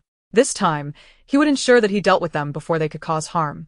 His intent was straightforward, to see all those who had bullied Jiang Nian in his past life meet a fitting end, preferably one that was agonizing. The more malevolent experiences he endured, the more obsessed he became with avenging Jiang Nian, even developing many radical thoughts. His Nian Nian was pure, gentle, and deeply loyal. Despite having suffered greatly in his previous life, his character remained untainted, and he did not bemoan his fate. However, the more resilient his beloved's healing abilities became, the more Cheng Jing's heart ached for him. Jing, go. Let's ascend to the next floor. Jiang Nian's familiar voice broke through Cheng Jing's spiraling thoughts. Jiang Nian, wielding a straight steel pipe that he dragged along the ground, radiated an aura reminiscent of past encounters in dark alleys. All right, be careful. Cheng Jing momentarily dismissed his unsettling thoughts and couldn't help but smile silently at the figure ahead. It mattered little. He would quietly enact his plans against those dirty hands, ensuring that none would escape a just fate. When Jiang Nian and Cheng Jing returned to the surface, it was already 5:40 p.m. The setting sun cast a warm glow, yet the surrounding environment was chaotic, filled with swirling dust and menacing zombies. Punctuated by the dazzling display of abilities and the relentless sound of gunfire, a vivid representation of the apocalypse. Tang Yi, Jian Cheng, and Zhou Rongbin were responsible for firing their weapons, while Lu Ningzhou provided cover for them. The rest of the team utilized their supernatural abilities, coordinating seamlessly. However, the zombies were overwhelming, surging in wave after wave, moving as swiftly as ordinary humans, unlike the sluggish ones they encountered underground. There were also quite a number of supernatural zombies, but fortunately, their team was formidable, and the combination of supernatural powers and firearms kept the horde at bay. In Chapter 124, he drew out a rocket launcher. The area of destruction caused by their abilities was vast, and the battle raged fiercely. Not far away, Tang Yi spotted them and jogged over to explain the situation. At the beginning, after you descended, there were no moving creatures around us except for the three of us, until a shrill scream echoed from underground. Shortly after that, zombies began to appear, initially just a few, but then in throngs, until we were surrounded on all sides. Cheng Jing and Jiang Nian understood. Indeed, the zombies they had dispatched earlier had been summoned. The female zombie from before likely sensed danger instinctively and emitted a signal. Or perhaps it was merely calling out to its kind. Regardless, it was responsible for drawing its hidden brethren to the fray. Once they comprehended the situation regarding the zombie influx, Cheng Jing and Jiang Nian joined the battle. Cheng Jing was, of course, formidable, while Jiang Nian first provided his teammates with supernatural assistance, taking turns to test the efficacy of his purification ability in conjunction with various attributes. When he felt mentally fatigued, he would lift his weapon and unleash a barrage of fire. Initially, it was manageable, but gradually Lu Ningzhou, who was positioned nearby, noticed Jiang Nian advancing further as he continued to kill. Be cautious, Nian Ge, don't push too far ahead, Lu Ningzhou warned, raising a half-body defensive wall in front of him. I know, Jiang Nian replied, yet he was already contemplating rushing forward. A horde of this magnitude, while seemingly encircling them, was not truly formidable. Nevertheless, he restrained himself, not wishing to worry his teammates. There were myriad ways to relieve stress, but for those living in a post-apocalyptic world, gunning down zombies was one of the most exhilarating methods. As a large wave of zombies approached, Jiang Nian stowed his firearm. Just as Lu Ningzhou thought he was tiring and was about to urge him to retreat, he witnessed Jiang Nian deftly retrieve a rocket launcher from his ring space. Goodness! Lu Ningzhou exclaimed, Nian Ge, you're impressive. Do you know how to use that? Do you need assistance? Rest assured, I have received professional training from Jing Ge and can handle this, Jiang Nian replied with a smile, expertly preparing the ammunition before hoisting the rocket launcher onto his shoulder. After ensuring that his teammates would not be affected, he aimed at the massive wave of zombies within range and decisively pulled the trigger. The firepower had to be fierce and swift, and the stance had to be cool and stylish. This device was something Jing Ge had acquired from Zhou Li, and he had been thinking about it since he arrived. Although his family wished to keep him as a prized possession, Jing Ge never skimped on teaching him essential skills. Lu Ningzhou cast him an envious glance and erected another defensive wall in front of him. With a thunderous boom, the explosive sound startled the others. Cheng Jing, who had been observing his movements, gave him a thumbs up and gestured cautiously, without saying a word. After firing 2 more rounds, Jiang Nian handed the launcher to Lu Ningzhou, who tested it before returning it. After all, his primary role was to defend his teammates, and a brief indulgence was sufficient. While they were indeed strong, one must always remain vigilant in the face of zombies or enemies. The adage caution ensures longevity was not merely a saying. Meanwhile, Jian Cheng, Tang Yi, and Zhou Rongbin, unable to utilize their powers for strong attacks, approached as well. Even Liao Yu joined in after dispatching a nearby wave of zombies, exclaiming, Foster father, I want to try the big treasure too. His powers were formidable, but firearms represented a man's romance. Who wouldn't he want to fire one? Jiang Nian handed his weapon to Jiancheng and produced another for Tang Yi, then informed Zhou Rongbin and Liao Yu. Jingo has two more in his spatial ring. You can ask him. Upon hearing this, Liao Yu and Zhou Rongbin made their way to Cheng Jing. Understanding their intentions, Cheng Jing promptly retrieved the weapons for them, without hesitation. Weapons are meant to be used. If they were brought out and not utilized, who knows if Zhou Li would provide them again next time. The resounding blasts continued unabated, and no number of zombies could withstand the relentless barrage of supernatural powers and heavy artillery. Half an hour later, no more zombies emerged. After all, the sound of summoning one's kind had its limits. The surroundings gradually fell silent, but the ground was a gruesome scene, littered with the remnants of the undead. Next came the task of cleaning the battlefield to collect crystal cores. While firing the rocket launcher was exhilarating, gathering the cores was a tedious process. Moreover, Cheng Jing instructed those who had used the rocket launchers to take charge. The remaining members were to search the vicinity before nightfall.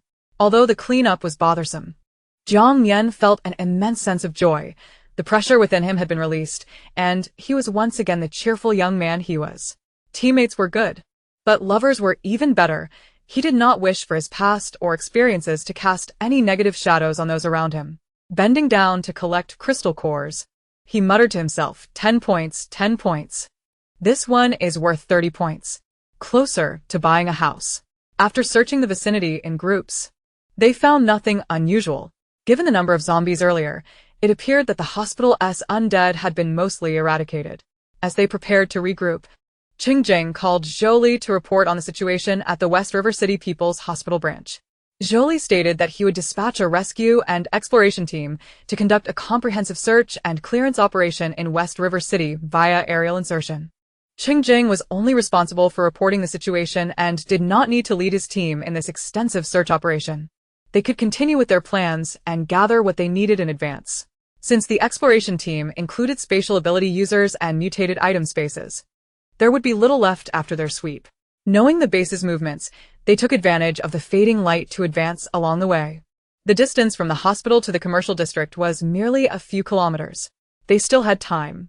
Passing by a gas station, they fortuitously acquired 100 liters of gasoline and 50 liters of diesel and casually dispatched a dozen zombies, nesting there.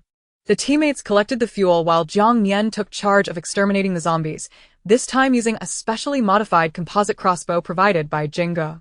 He considered this an opportunity to train alongside the team.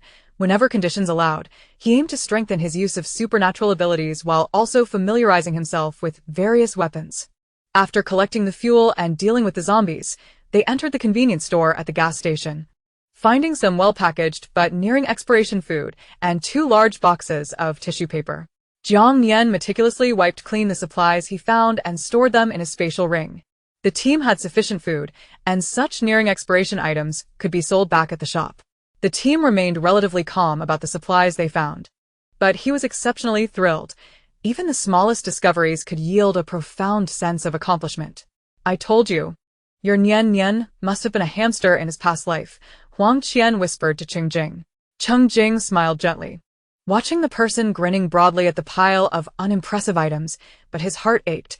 He sighed inwardly, murmuring, hamsters need to be cared for. I didn't raise him well in my past life. Ugh. How cheesy. Can't you two refrain from flaunting your love? Lock it down for 3 lifetimes, will you? Huang Qian gently touched her arm and finally muttered, the brain of love is truly terrifying, before walking away. Cheng Jing remained unfazed, for this was indeed the truth. Not mere flattery. In his previous life, when he enlisted, it coincided with his mother-in-law's cancer diagnosis. He had broached the subject of his military plans first, and Jiang Nian, with a radiant smile, had concealed her mother's condition, fully supporting and encouraging him. This was also the reason for their unilateral breakup after he joined the army, which left him feeling resentful. He had no idea how that person managed to maintain her composure in such dire circumstances. The one who had always been playful and charming in front of him suddenly appeared terrifyingly strong, as if reverting to the role of the elder brother who supported the younger siblings. Yet, such a person ultimately fell victim to her biological father's influence, obeying her mother's wishes out of a deep-seated affection for family. Taking a deep breath, Cheng Jing strode towards the hamster at his home. Chapter 125. The Value of the Medium Crystal Nucleus. Eventually, the group halted in an open parking lot near the commercial district. The lot was strewn with the remnants of several cars, suggesting it had once been quite bustling. After clearing the nearby zombies, Zhao Lei and Lu Ningzhou decided to utilize their respective abilities, encircling the wrecked vehicles to create a makeshift shield and establishing a temporary shelter within. This effectively added another layer of protection. Once the tent was erected and the alarm system installed, it was precisely 7 o'clock. The sun dipped below the horizon, leaving the sky still somewhat dimly lit. Throughout the day, they had consumed energy provisions that were rather lackluster in taste, yet now hunger was not a pressing concern. Thus, after deliberation, the group unanimously agreed to prepare a pot of instant noodles complemented by various self-heating hot pot items for dinner. Given the warm weather, they craved bold and appetizing foods, ideally paired with chilled beverages or fruits, perfect combinations they had in abundance. As the 9 of them gathered, eating and chatting together, it was inevitable that they would discuss the special crystal nucleus Jiang Nian had acquired earlier that day. Young Master Liao, with his eloquence, animatedly recounted their descent into the pharmacy. When it was Jiang Nian's turn to elucidate the medium crystal nucleus, he explained, considering it can absorb crystal nucleus energy and redistribute it, it serves as a quintessential medium for energy extraction and transfer. The energy extracted through this medium lacks any attribute differentiation. It is simply a source of supply. This explains why zombies can indiscriminately accept energy. Cheng Jing interjected at the opportune moment. In other words, with such a medium, one can easily extract pure energy from stable crystal nuclei, which can then be converted for use as a power source, for instance, for electricity generation. Oh wow. That's incredible. The group fully grasped the implications. Nodding in enlightened agreement, no need to overthink the complexities, just knowing that crystal nucleus energy can be refined and converted for electricity is sufficient. Without delving into other matters, given the current scale of the South City base, with this innovation, their basic electricity needs could be entirely met. With ample electric power, the base could develop faster and better, allowing the order of supply and consumption to emerge from the pressures of disaster. Furthermore, everyone had heard Cheng Jing mention that the progress on the soil purification agent research was exceedingly optimistic. He encouraged survivors to explore various methods for improving and utilizing the wasteland soil. There was no need to worry about Jiang Nian's purification ability being forcibly commandeered by the authorities. They could confidently engage in farming without restraint. With all these factors aligned, the South City base could swiftly transition from a mere refuge to a genuine bastion of human habitation and revival. This was the direction in which many large bases were striving. Initially, only Jiang Nian and Cheng Jing had been excited, but now, with the entire team understanding the situation, enthusiasm surged among them. Though Jiang Nian had speculated based on a theoretical premise, they believed it was undoubtedly feasible. There was no need for reasons. They simply believed in Nian Go's correctness. Zhou Rongbin pondered for a moment before exclaiming, "Speaking of which, that guy from the chemical factory who consumed his kind earned 6,000 points for a dual attribute mutated crystal nucleus. The value of this medium crystal nucleus could be deemed humanity's future. How many points do you think the base will award our team?" Jean Qing stroked his chin and tentatively suggested, "I believe it will definitely be at least doubled." Tang Yi shook his head in disagreement. A mere doubling would be insufficient. 2 nuclei of such differing values cannot be compared. Liao Yu raised his fingers in a gesture of emphasis. "I think it should be at least 10-fold. If it's not, we should find a way to utilize it ourselves."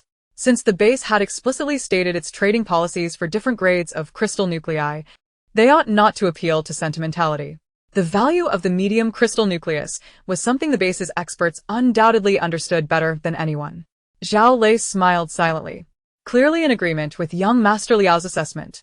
After serious contemplation, Jiang Nian remarked, "I believe 10-fold is still too low. The more peculiar the crystal nucleus, the rarer it is. This one, serving both as an energy medium and a means to weaken zombies, may very well be unique in the country at this stage.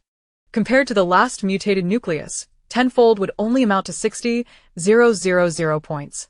Let us think bigger." Lu Ningzhou nodded in concurrence. "I agree with Nian Ge. This is an exceptional item that can transform zombie nuclei into usable energy. If sold publicly, large bases would likely fight to acquire it. Huang Qian envisioned a method for recycling zombies. With this medium, the base could establish a location to raise zombies for energy extraction, allowing for various experimental studies, an all-in-one solution. The teammates quickly changed their tune. What a brilliant idea. Nian is right.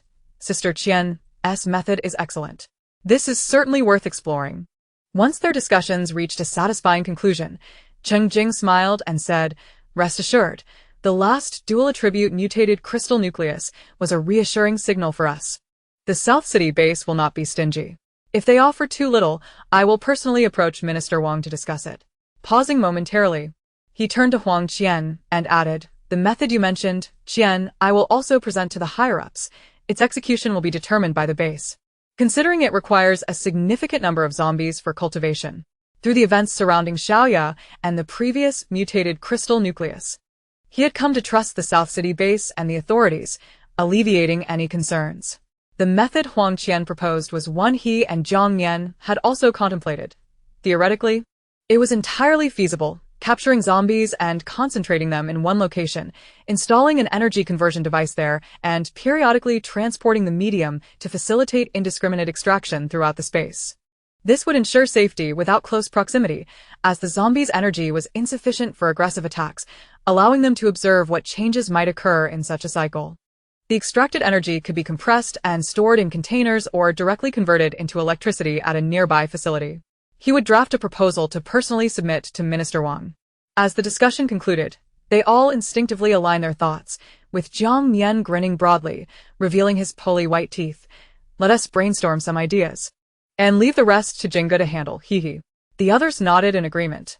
After an intense day of combat, each member of their team bore an unusual scent, making a shower a necessity. Lu Ningzhou utilized his earth-based abilities to create a roofless restroom, while Liao Yu and Cheng Jing took charge of collecting contaminated water in several buckets, and Jiang Nian retrieved personal hygiene items. By the time everyone had taken turns to freshen up, night had fully descended. Compared to yesterday's resting place, this area, though devoid of zombies, is considerably more cacophonous. Ravens and various creatures stir restlessly in the darkness, perhaps enticed by the tantalizing aroma of the meal they prepared today. Zombies are solely sensitive to the scent of human flesh and excessive noise. In such sparsely populated locales, a slight distance can render one safe from their notice. However, animals possess a sharper instinct, drawn by a myriad of scents. Indeed, after a chilling wolf howl sliced through the night, Tang Yi, who was maneuvering a drone overhead, alerted his companions. "Everyone, the wolves are coming." Chapter 126. The wolves are coming. Upon hearing Tang Yi's words, the group was momentarily taken aback before congregating to observe the drone's night vision footage of their surroundings. In the darkness outside the parking lot, 7 wolves were indeed encircling them. They were likely former residents of the zoo. Zhou Rongbin jested, "Truly commendable for wolves to survive in such a city after the apocalypse." Jianqing pondered for a moment and mused, "I wonder how wolf meat tastes." His inquiry incited a momentary wave of hunger among the others, quickly dissipating as they considered the implications of what the wolf pack might have consumed in these dire times. Liao Xiaoya was the first to shake his head, stating, "My vivid imagination is already inducing a physiological aversion." Lu Ningzhou, with a patient demeanor, patted Jiancheng on the back, saying, "Ah Cheng, desiring to eat everything will only lead to your ruin. This fellow was truly something else. If you all wish to eat, I shall procure it."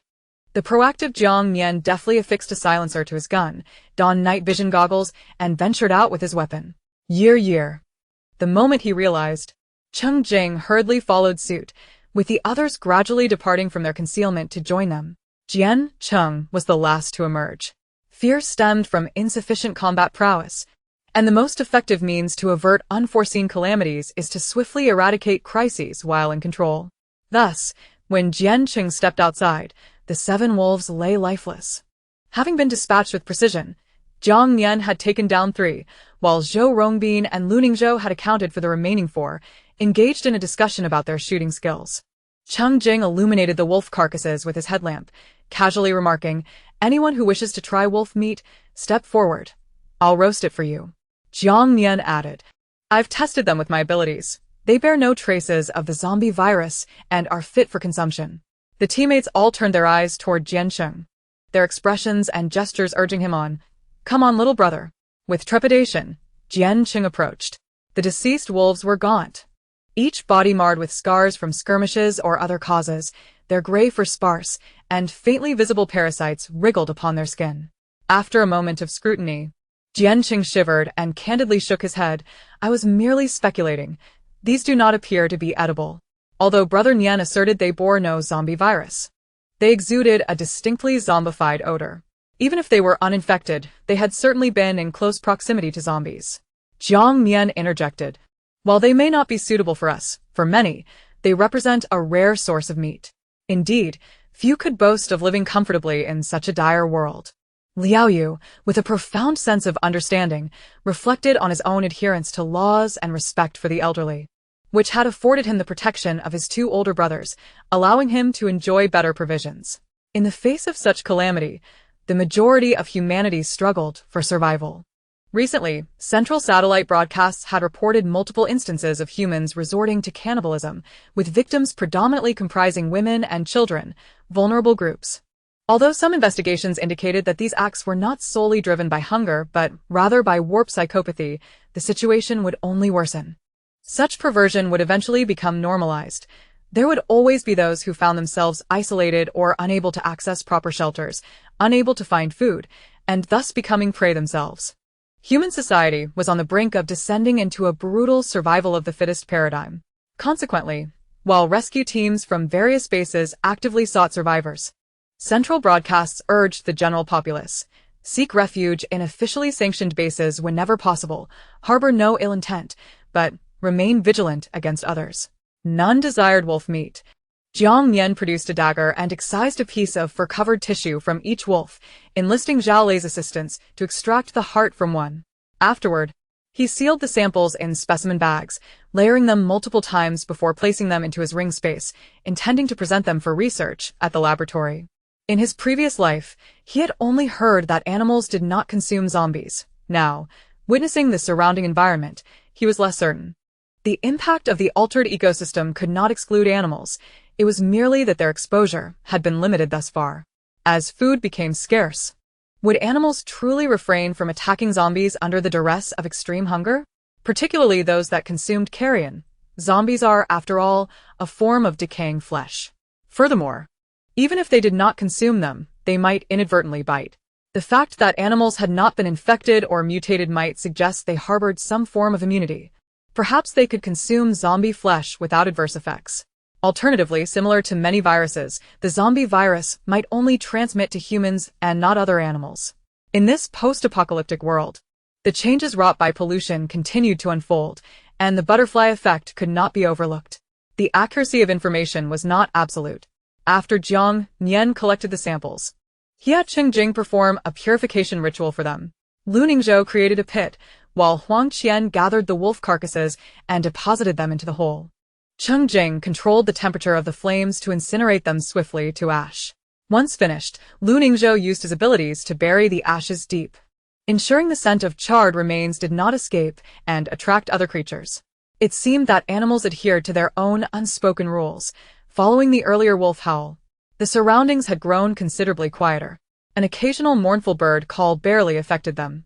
Huang Qian, equipped with night vision goggles, scanned the area and, unable to contain her curiosity, inquired, with the wolves out, do you think we might encounter other ferocious beasts or even national treasures? The thought of large feline predators filled her with a mix of excitement and trepidation. Zhao Lei replied, it's uncertain. According to the rules of the food chain, once they regain the freedom to hunt, skirmishes are inevitable. Those that can survive will claim territories. This area likely belongs to this pack of wolves. Huang Qian nodded in understanding. Zhou Rongbin suddenly mused, what if we encounter a panda? Could we keep it as a personal pet? Who knows?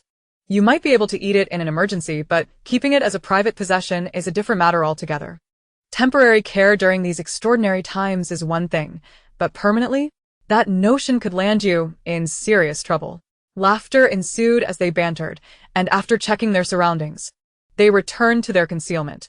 Back in the tent, enjoying ice pops and the cool breeze, Jiang Nian repeatedly examined the medium crystal core, his smile unwavering. Cheng Jing, recognizing his genuine joy, pondered for a moment before suggesting, Year, when we return to the base. Let us present this crystal core to Minister Wang at the command center and propose our suggestions. Your discovery will raise no suspicions.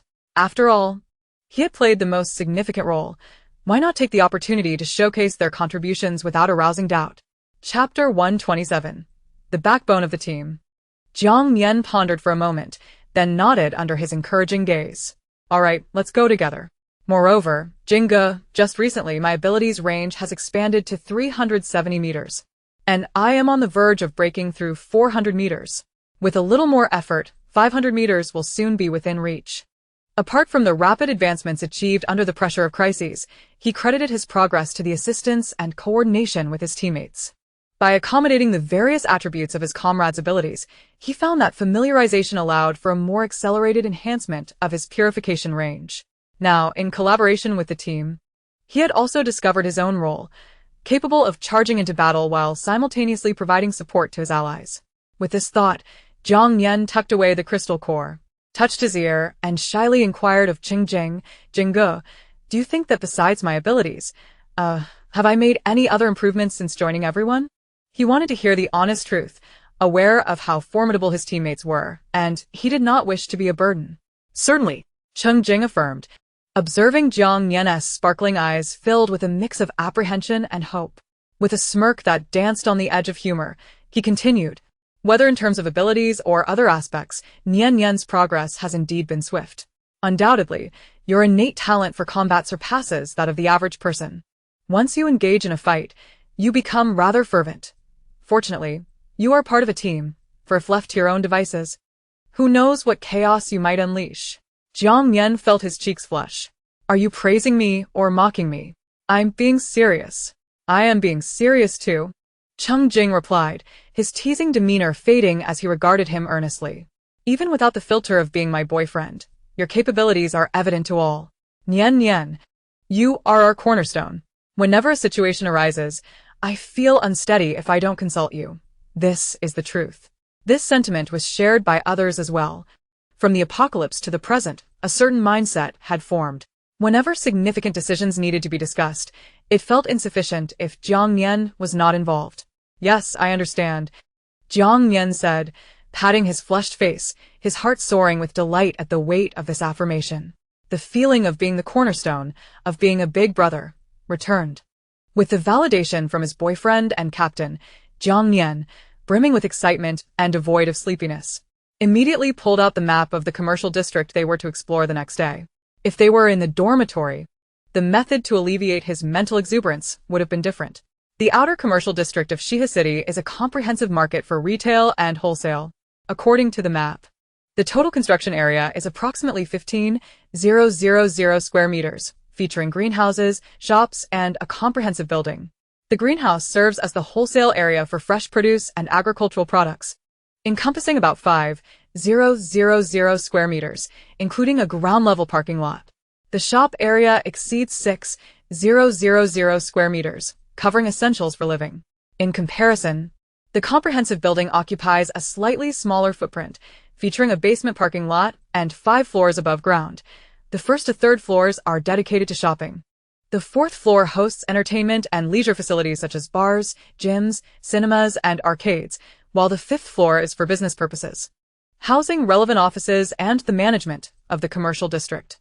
Each floor of the comprehensive building is equipped with independent electronic gates, which were closed during the toxic rain period when authorities mandated that people stay indoors. However, in the ensuing chaos, the greenhouses and shops were ruthlessly ravaged, and the once secure comprehensive building was not spared either. Moreover, the entire commercial district suffered from the earthquake's impact, with municipal water pipes bursting and extreme cold causing the melting of snow, leading to a deluge that once inundated the area. Countless pieces of debris flooded into the basement entrances, creating a stench that was unbearable.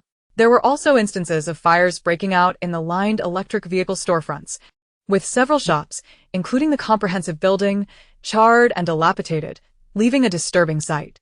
The destruction was so severe that a comprehensive search seemed unnecessary and a waste of time.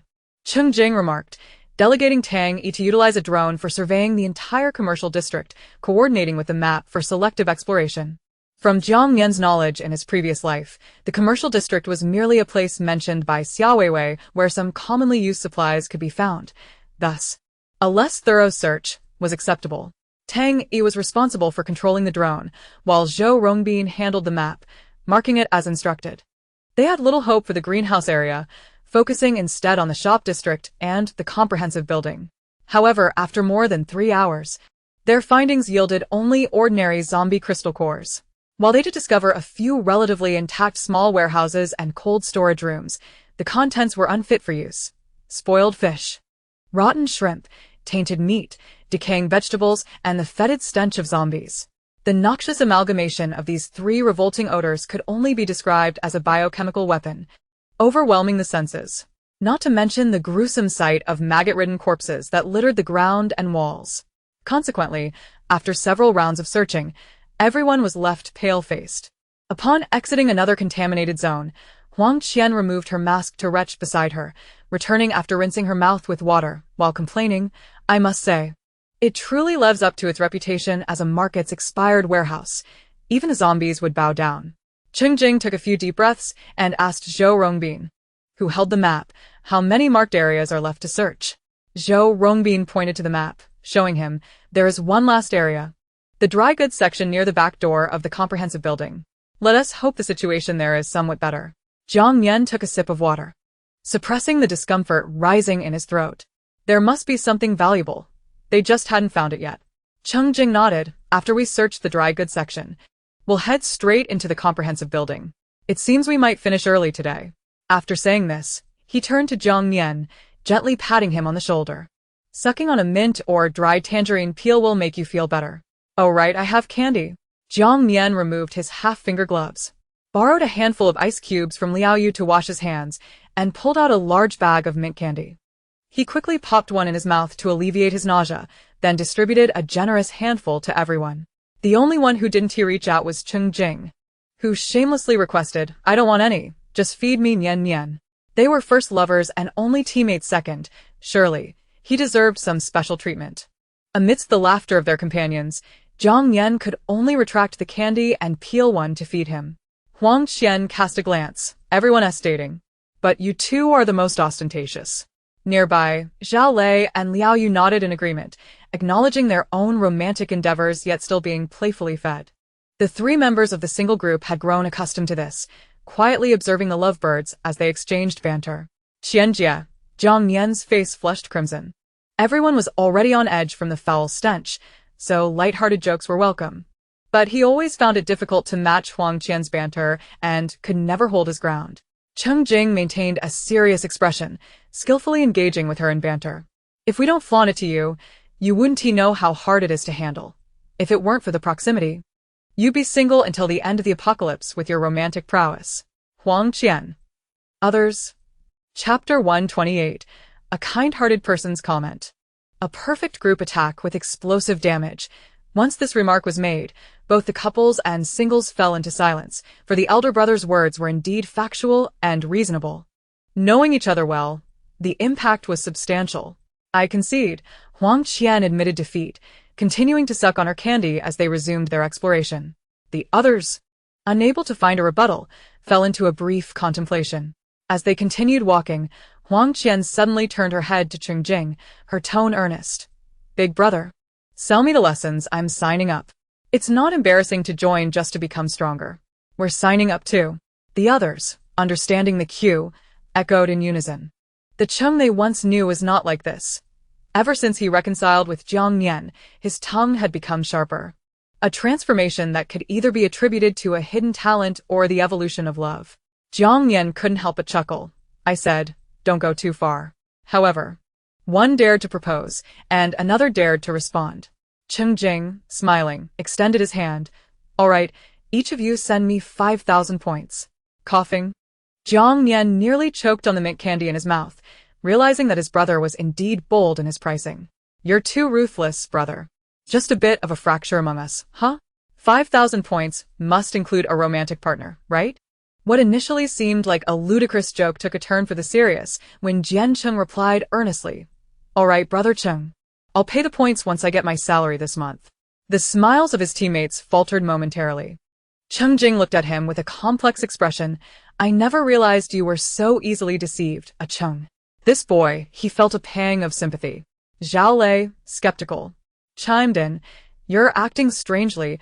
Don't tell me it's a side effect of your abilities awakening? I feel like you're becoming more unhinged." Huffed. Zhao Go is onto something, they laughed, the atmosphere still lively, albeit with a strange twist. What side effect? Can I just be starved for affection? Jian Cheng laughed along, then turned to ask Jiang Nian, "Go, are you taking disciples?" These individuals were oblivious. Jiang Nian was the true authority in this matter. Jiang Nian raised an eyebrow. "I'm not taking any, but I can offer you a piece of free advice. If you like someone, be a bit bolder. If there's a chance, take it. Giving yourself a chance is also giving the other person a chance. It's a genuine experience. But you might want to tone it down a bit around girls." He said this while subtly glancing at his boyfriend. "Oh." Jian Cheng nodded, deep in thought, while the others found his words quite reasonable. Only Cheng Jing silently muttered, "A playful little rascal." In his heart, it seemed that both were aware of the underlying game they played, akin to Jiang Taigong fishing for spouse. Suddenly, Jiang Nian's expression shifted as he swiftly moved forward, bypassing his teammates. Just as everyone turned to look at him, a loud crash echoed. A zombie that had just emerged from a heap of debris had its head smashed 10 meters away by a purified energy-infused steel pipe. The disheveled commercial district was unforgiving to visibility, yet there were plenty of wandering zombies. Thanks to Jiang Nian's ability to emit energy for detection, they managed to avoid an unexpected confrontation. With a flick of his fingers, Cheng Jing set the flying zombie's head ablaze with lightning fire, quickly transforming it into a crystal core. Afterward, Jiang Nian turned to Huang Qian with a cheerful smile. "Sister Qian, if you would be so kind." Huang Qian, tossing out vines with a resigned shake of her head, replied, "It seems we're not the only ones. Even the zombies have become part of your play." The teammates chuckled, while Jiang Nian remained unfazed, considering it merely a way to toughen his skin. As a reincarnator, from a different perspective, the entire world was but a stage for his play. The area of dried goods was equally chaotic and odorous, with various contaminated dried products and preserved meat strewn about, along with some dehydrated, darkened zombie limbs and other body parts. Jiang Nian radiated energy to keep an eye on the surroundings as the severed zombie limbs began to emit black smoke. In such dilapidated places, the light was always dimmer, prompting everyone to stow away their previous banter and explore earnestly, occasionally stifling dry heaves. However, they stumbled upon 2 boxes of dried squid that had been trapped beneath a toppled storage cabinet. They also discovered a box of assorted seasonal vegetable seeds in a seed shop, along with nearly 100 zombie crystal cores, marking their meager haul for the day, a stark contrast to their past achievements. After 10:30, with the heat and stench becoming unbearable and their spoils scant, Cheng Jing, losing patience, waved his hand. "Let us head to the comprehensive building." He then reminded his boyfriend, Nian, use the gun on the zombies." Although they were all dealing with zombies, Jiang Nian's approach seemed particularly brutal. He glanced at the purification rod in his hand and confidently refused. "This way is more relieving. I'll be careful. Don't worry, brother Jing. I'll use the gun when it's necessary." Cheng Jing. A roar erupted from behind a nearby wall, prompting Jiang Nian to charge forward once more. He had begun to appreciate the advantages of his purification ability. It slowed the zombies' movements while accelerating the decay of their flesh, thereby causing them to instinctively shy away from him, the source of purification. In essence, as long as he didn't shove his face too close to the zombies, they wouldn't bite him indiscriminately.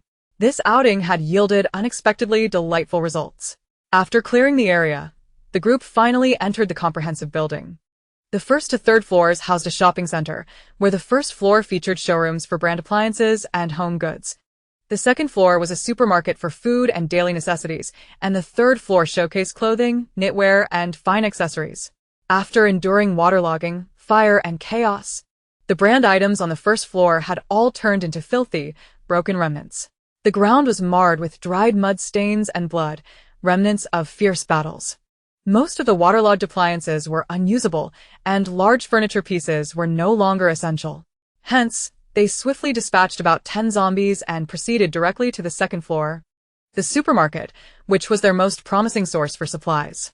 Yet upon ascending, they found a scene entirely different from their expectations. No zombies in sight. Only mottled walls and a cluster of haphazard shelves. The shelves were impeccably clean, and not a single item lay scattered on the floor. The open storage warehouse at the entrance was also empty, as if all the goods had been uniformly collected.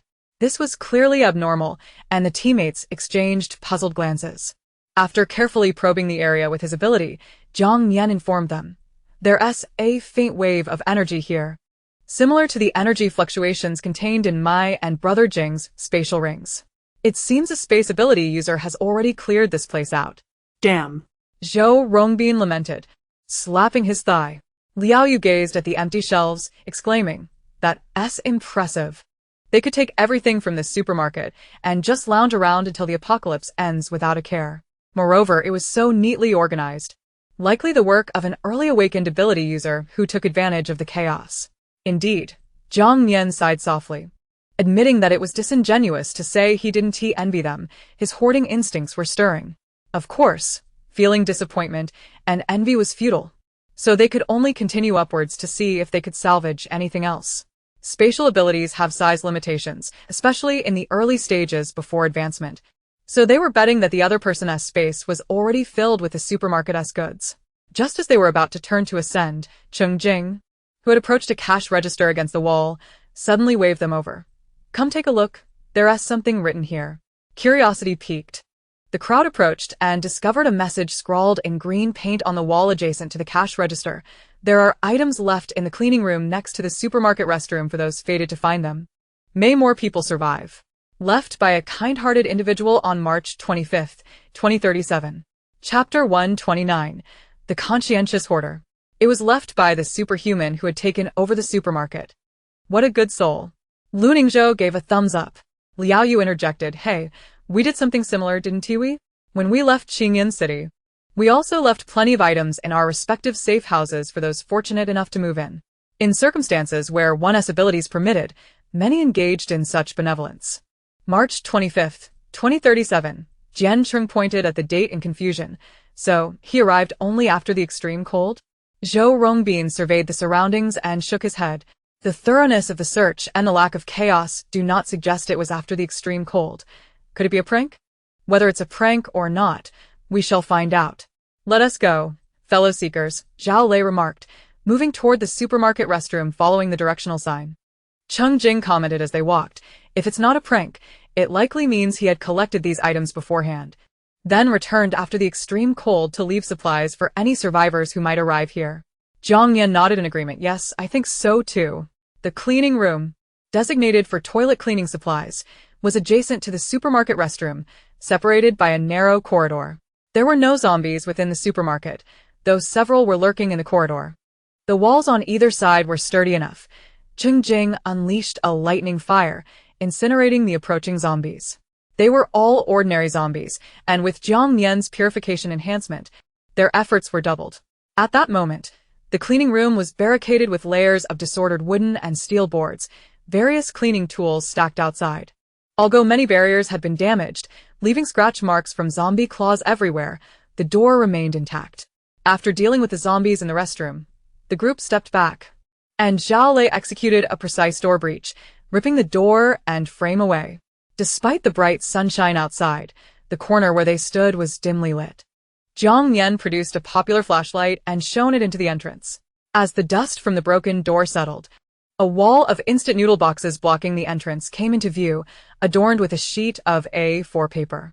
Scrawled in marker were a few lines of text. The essence of the message aligned with Cheng Jing's speculation, a man who awakened spatial powers on the eve of chaos, serving as the supermarket's loss prevention officer.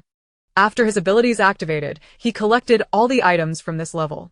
Following the extreme cold, he departed West River City for a base, but returned with a companion to leave supplies for other survivors.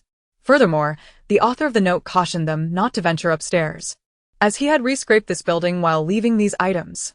The message remained anonymous, with no indication of which base he had gone to. All right, let us gather these and call it a day, Cheng Jing said, tearing off the note. After all, they would not take it. The fortunate seekers were indeed the official representatives of the base. Having witnessed the supermarket's cleanliness and orderliness, they trusted the Spatial Brothers' scavenging abilities and saw no need to waste more time. Zhao Lei and the others moved forward, removing several large boxes that had sealed the entrance, revealing additional contents behind. The 20-square-meter cleaning room was crammed full. Aside from 2 bags of flour and 2 bags of rice, most contained long shelf life or vacuum-sealed convenience foods essential for home, along with a few medicines, salt, and sugar. The items were neatly stacked layer upon layer, not only abundant but also clean. Wow, quite impressive, this conscientious hoarder, Jiang Nian exclaimed. If fortune does not come, it simply means the timing is not yet right. Look, rummaging through the garbage bins, what is ours will still be ours. Wealth allows one to benefit the world, while poverty fosters self-reliance. This individual possesses the noble character of my foster father. As discussions and banter flowed, the team featured some particularly noticeable characters. Naturally, while laughter ensued, Cheng Jing turned to his own hamster, whose eyes were gleaming with excitement. Nian Nian, it's your turn. All right. Jiang Nian replied eagerly, diving into the supplies, relishing the thrill of gathering items that would bring joy for a long time. Tang Yi, feeling a tad envious, remarked, to leave so generously. I can hardly imagine the joy he must feel having hoarded the entire supermarket. I think it's comparable to my own happiness, huh? Jiang Nian replied with a radiant smile, believing wholeheartedly that their team was the best. After gathering all the items from the cleaning room, the group descended without lingering.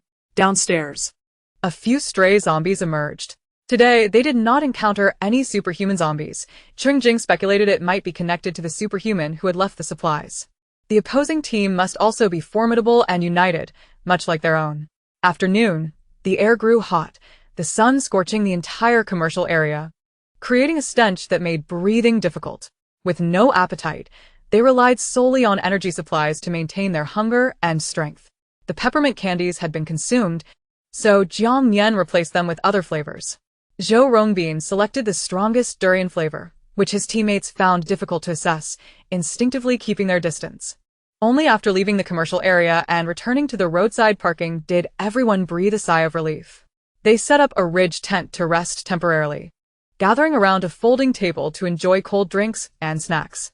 I must say, your ice abilities are truly a lifesaver in summer, Huang Qian praised without reservation. And everyone wholeheartedly agreed. Young Master Liao's tale was held high in pride. Now you see, a character like me is undoubtedly the protagonist in a novel. Water abilities are always in demand, especially since ice attributes can be considered a variant of water. Haha, that's true, came the chorus of agreement. The teammates showered him with compliments, and Jiang Nian, smiling, suddenly thought of Jiang Wenwen, who was also a water ability user. He wondered where she might be now. Had she returned to base S as a young lady? Or was she trapped somewhere by Xiao Weiwei? Or was she still alive? After some light-hearted banter, Zhao Lei asked, It's still early. Chenggo, shall we head directly to the logistics park? Cheng Jing nodded in affirmation. Yes. If all goes well, we should return the day after tomorrow to brief the base on our findings, reducing the losses from the extreme heat. The medium crystal core was of utmost importance. As part of the base's rescue team, they could not limit their considerations to their own needs, or else they could have lingered outside longer. By the way, speaking of which, the command center also sent a message for me to prepare.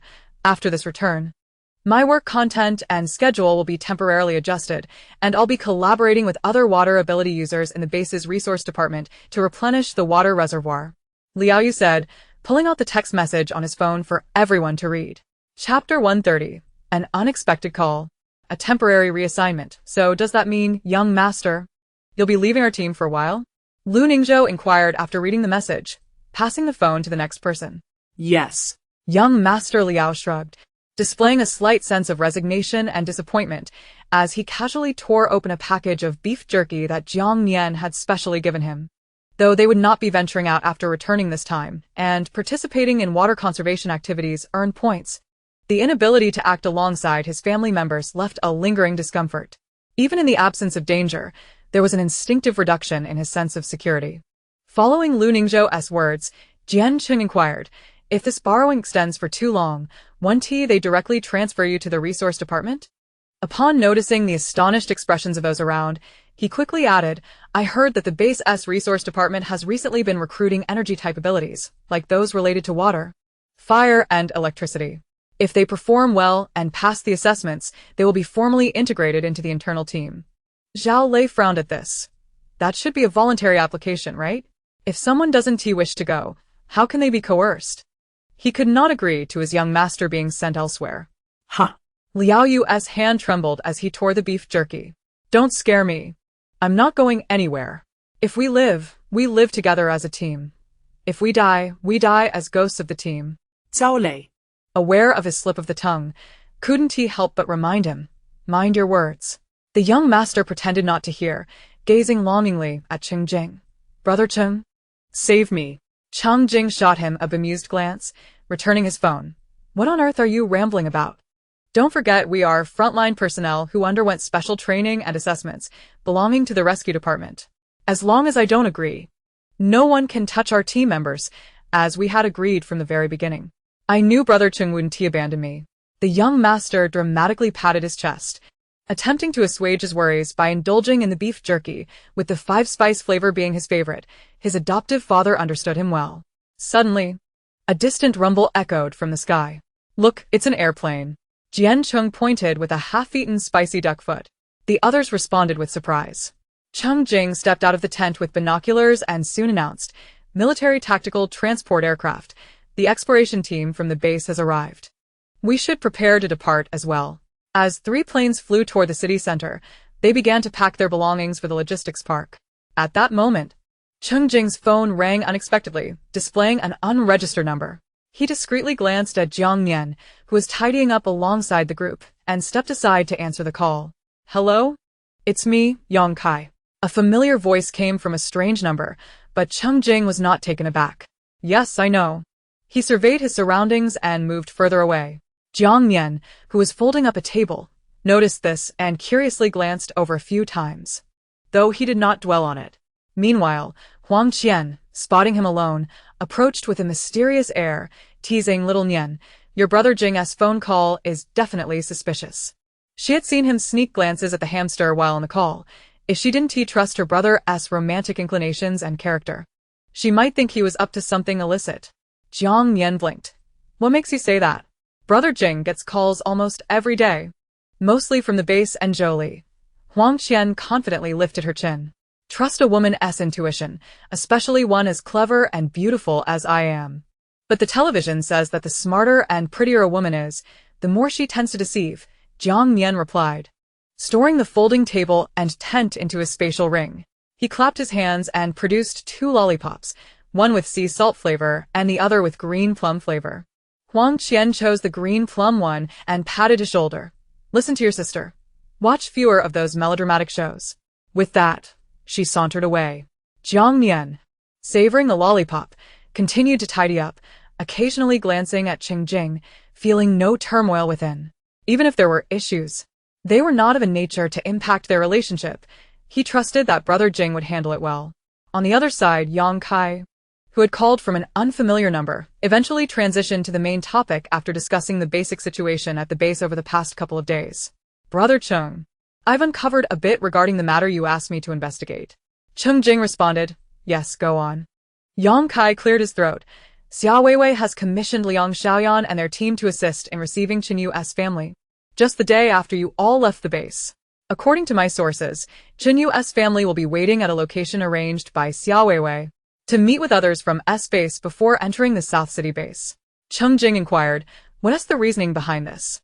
Yang Kai replied, Xia Weiwei intends to blend Chen Yu's family into a team led by her private doctor, facilitating their entry into the Central District through an official introduction letter from S base.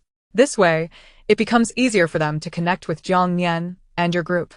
If separated, Chen Yu's family would be unable to enter the Central District, as the South City base, unlike Z base, is not overtly controlled by S base.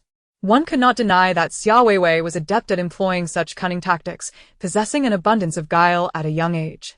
Cheng Jing's expression swiftly darkened. Can I report this to have the South City base refuse a request? That would be difficult.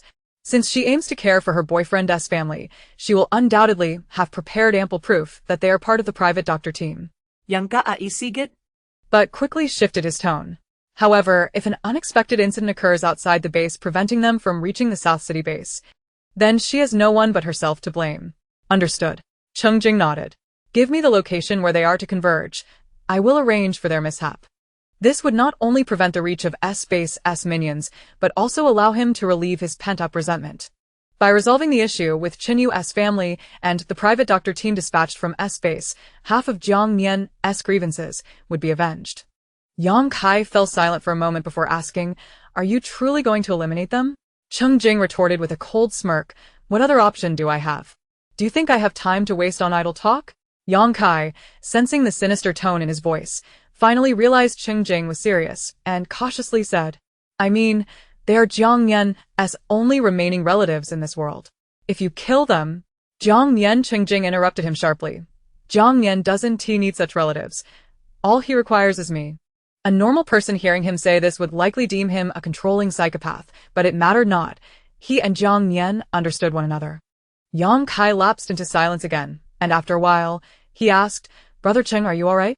This possessiveness a bit excessive?" Previously, he had merely viewed Cheng Jing as a lovesick fool, infatuated with his white moonlight, which was enviable. Now, however, he realized the other's obsession bordered on abnormal, and he felt a twinge of concern for Jiang Nian. Cheng Jing wouldn't be harboring a grudge over a past rejection, intending to enact some dark and twisted revenge on Jiang Nian. Would he? That would be too thrilling. Chapter 131. Plans and Jealousy. As long as you provide me with useful information, there won't be any issues. Otherwise, I might cause quite a scene. I adhere to the order of the South City base and will not indiscriminately harm the innocent, but the reasons behind this matter are not convenient to disclose. Unable to reveal the true reasons, Cheng Jing could only resort to solidifying his obsessive and twisted persona as a cover. He was avenging the grievances of a past life against Jiang Nian. Once those individuals entered the base, it would be unwise to act directly. After all, from the perspective of outsiders, Chen Yu's family had not committed any egregious acts against Jiang Nian in this lifetime. Given their current positions, this matter cannot be resolved openly. It must be dealt with thoroughly to prevent any complications from arising. Yang ka aisigit softly. Expressing his concerns, "I merely worry that this will affect your relationship and feelings with Jiang Nian." Cheng Jing confidently refuted, "That will not be the case.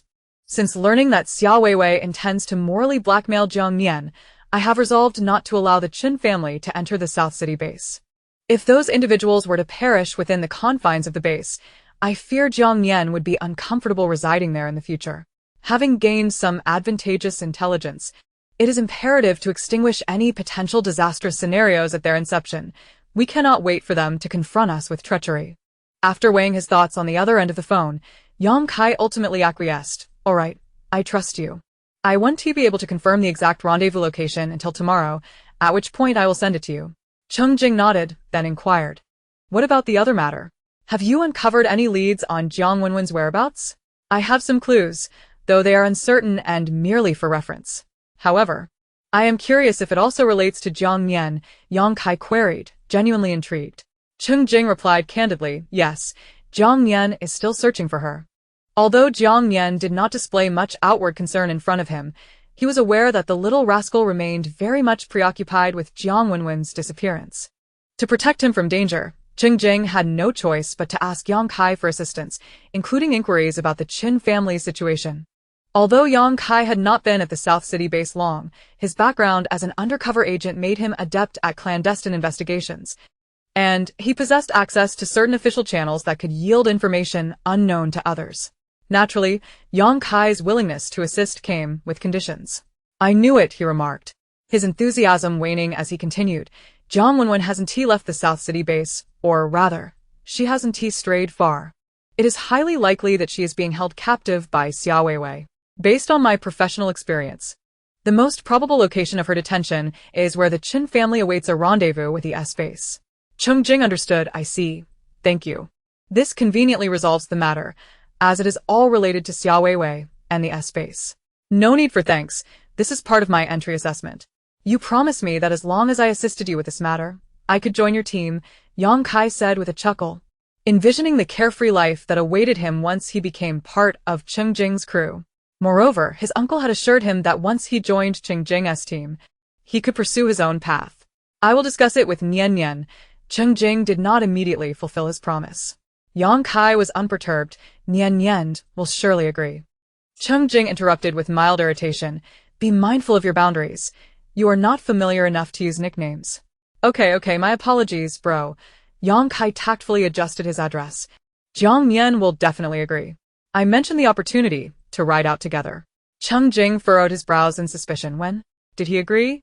Yang Kai replied with a hint of pride. Yes, during your last mission, we discussed it. I've been planning the route lately. Cheng Jing clenched his teeth, feigning calmness. Didn't he mention anything to me? What other matters has that little rascal not told me? Yang Kai sighed softly. You don't have a vehicle. Telling you wouldn't he make a difference? Cheng Jing was left speechless, finally feeling a sense of vindication.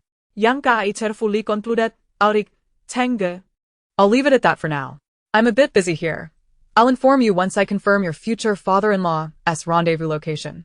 Remember to say hello to Jiang Nian for me, and that I've nearly finalized the riding route. He promptly hung up the phone. After a moment of silence following the busy tone, Cheng Jing set his phone down, his expression darkening as he took a deep breath. That guy, Yang Kai, was definitely doing this on purpose. He had previously hesitated to allow Yang Kai's inclusion, fearing Jiang Nian might mind, but now he inexplicably sensed a hint of insecurity, as if someone was attempting to undermine him. Yin. Jinge. A familiar voice approached, and Cheng Jing tucked his phone away. Turning to see the little rascal had removed his mask and was cheerfully walking over, a lollipop in his mouth.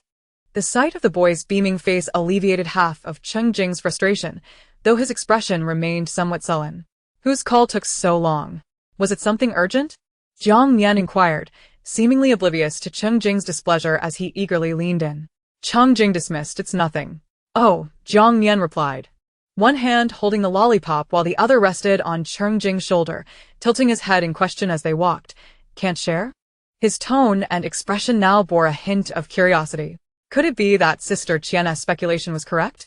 After a moment's thought, he shifted his approach. If you can't share, that's fine. Just make sure to handle it safely, Jinge. I'm not insistent on gossiping. With a hint of playfulness, Cheng Jing, concerned Jiang Nian might overthink, finally relented. It was Yang Kai's call. He mentioned some matters concerning the base.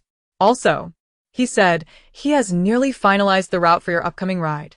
Other matters would be assessed later, as he wished to discreetly eliminate those individuals without letting Jiang Nian get his hands dirty. Yet he feared Jiang Nian might not take this well. Jiang Nian's eyes lit up. Wow, Brother Kai is efficient. So you really did arrange to ride with him?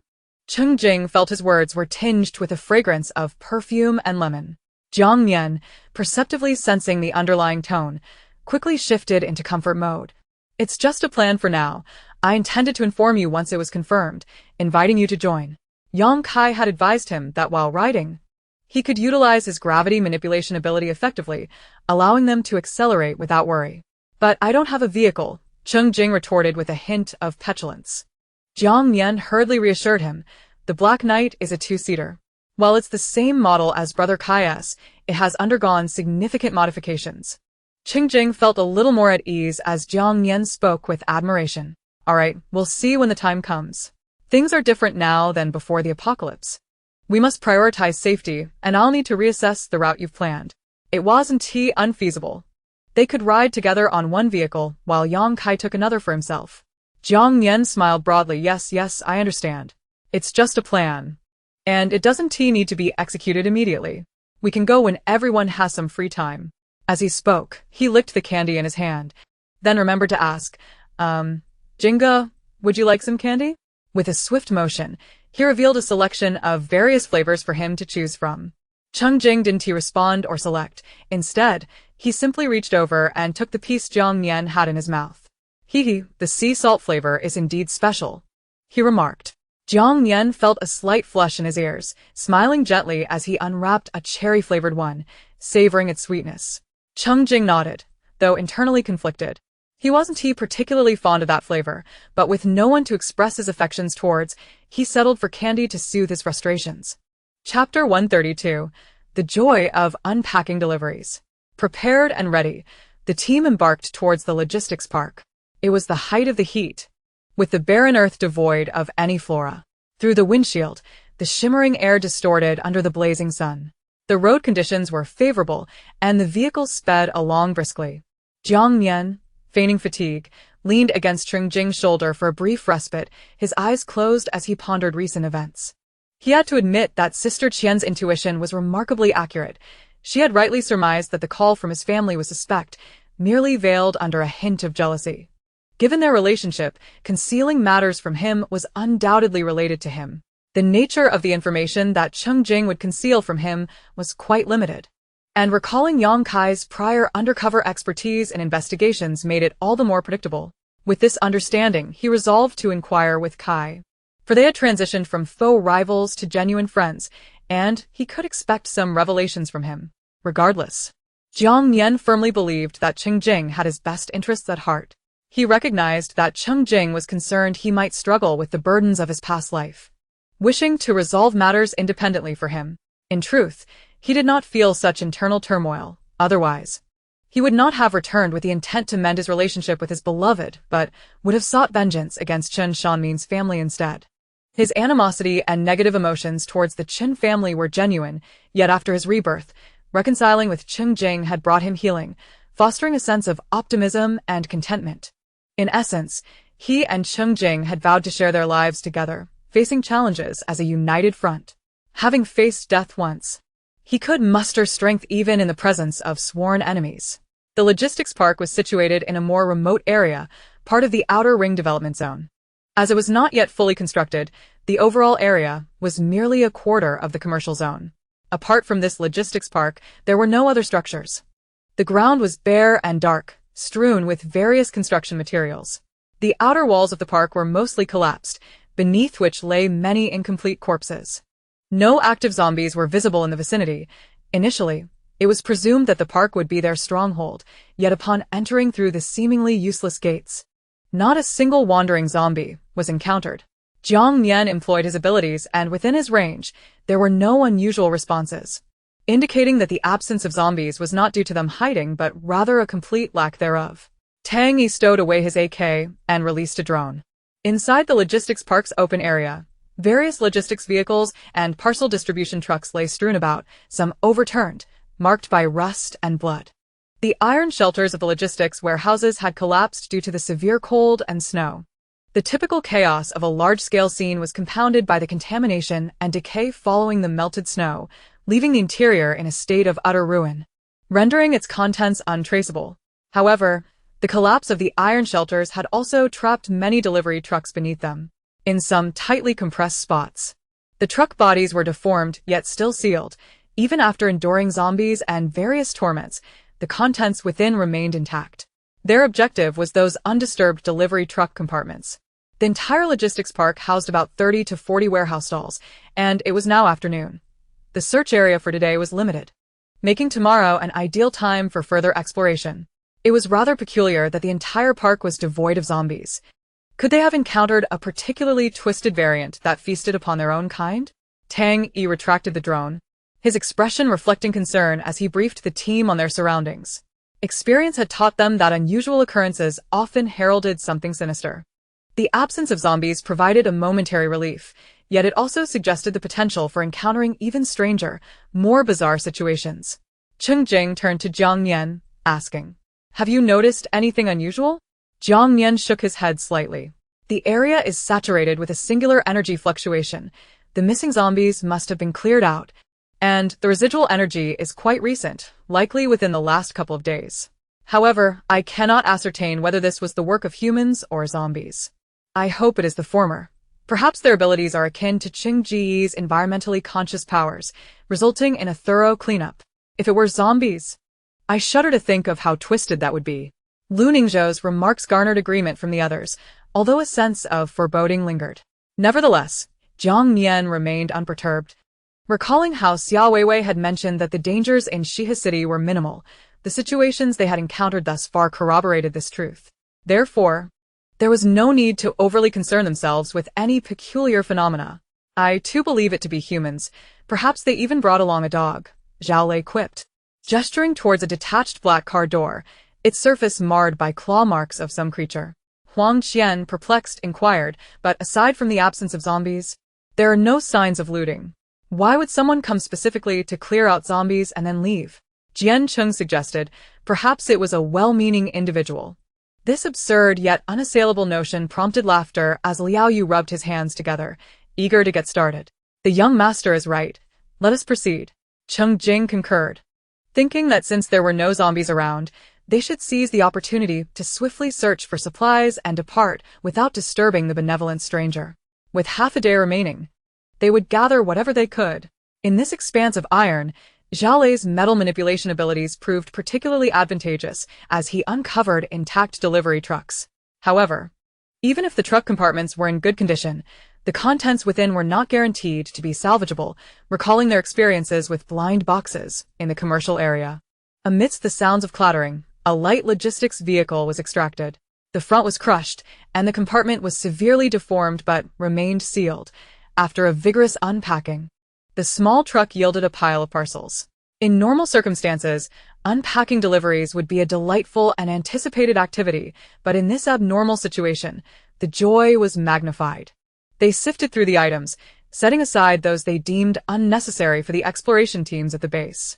Food, beverages, clothing, toys, and assorted goods abounded, even revealing 2 bags marked as fresh air from the Himalayas. Indeed, there were individuals who sold such items, and there were buyers as well.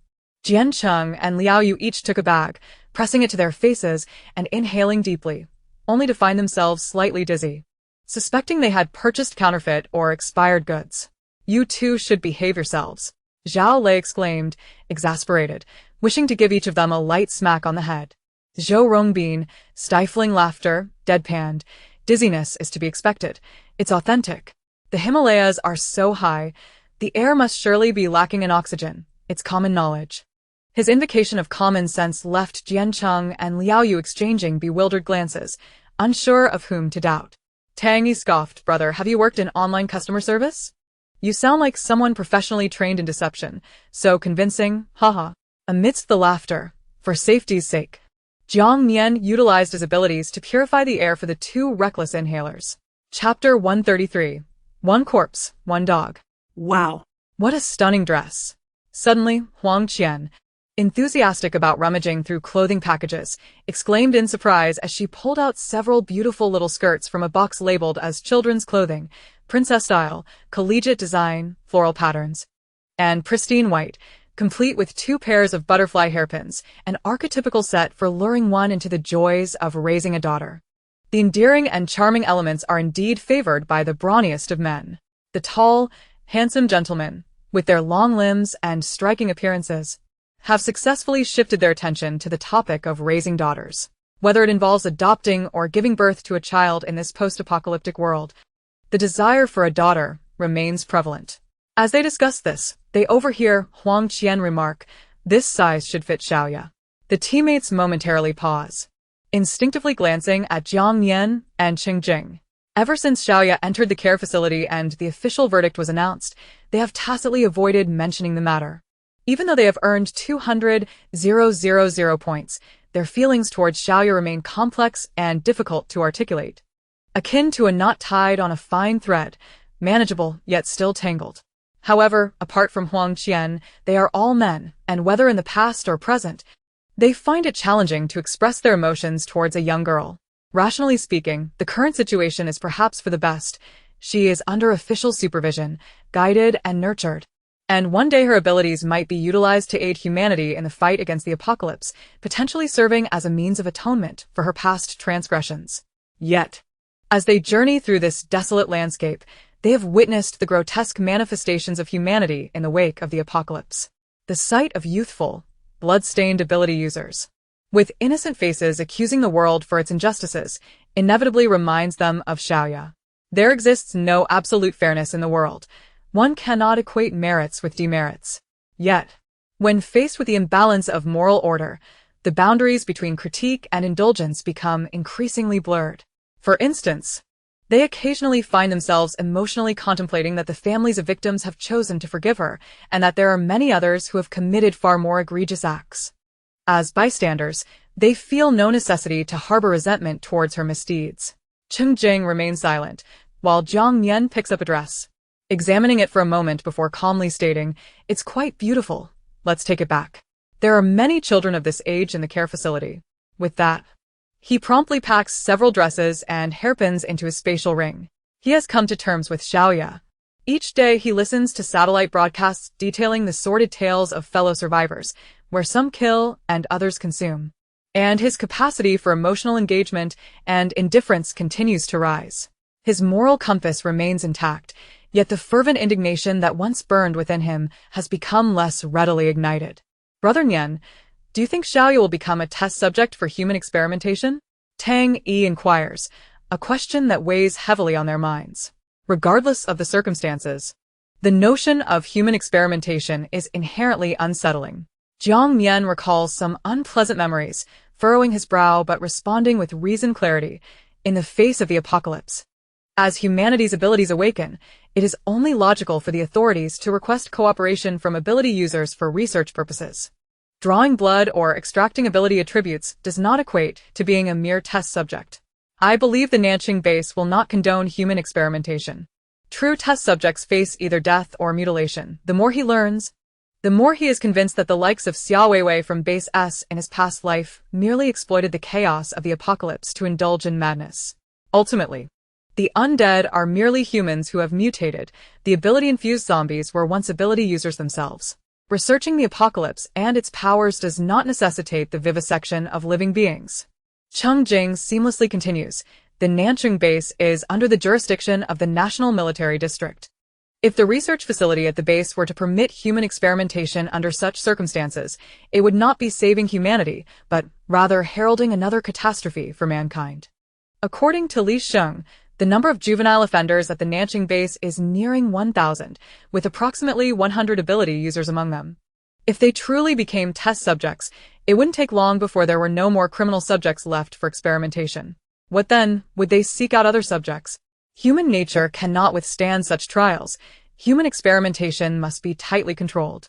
Indeed, if the major base leads the way, smaller bases and workshops will undoubtedly follow suit. At that point, legitimate experiments would devolve into the depraved revelries of the deranged. As they engage in casual conversation, they swiftly finish unboxing a truckload of supplies, acquiring bags filled with various sizes of clothing, food, and daily necessities. The zero-cost procurement achievement for the general store has brought a smile to Jiang Nian's face, brighter than the sun itself. Due to the immense pressure, the mid-to-large logistics vehicles were the first to suffer.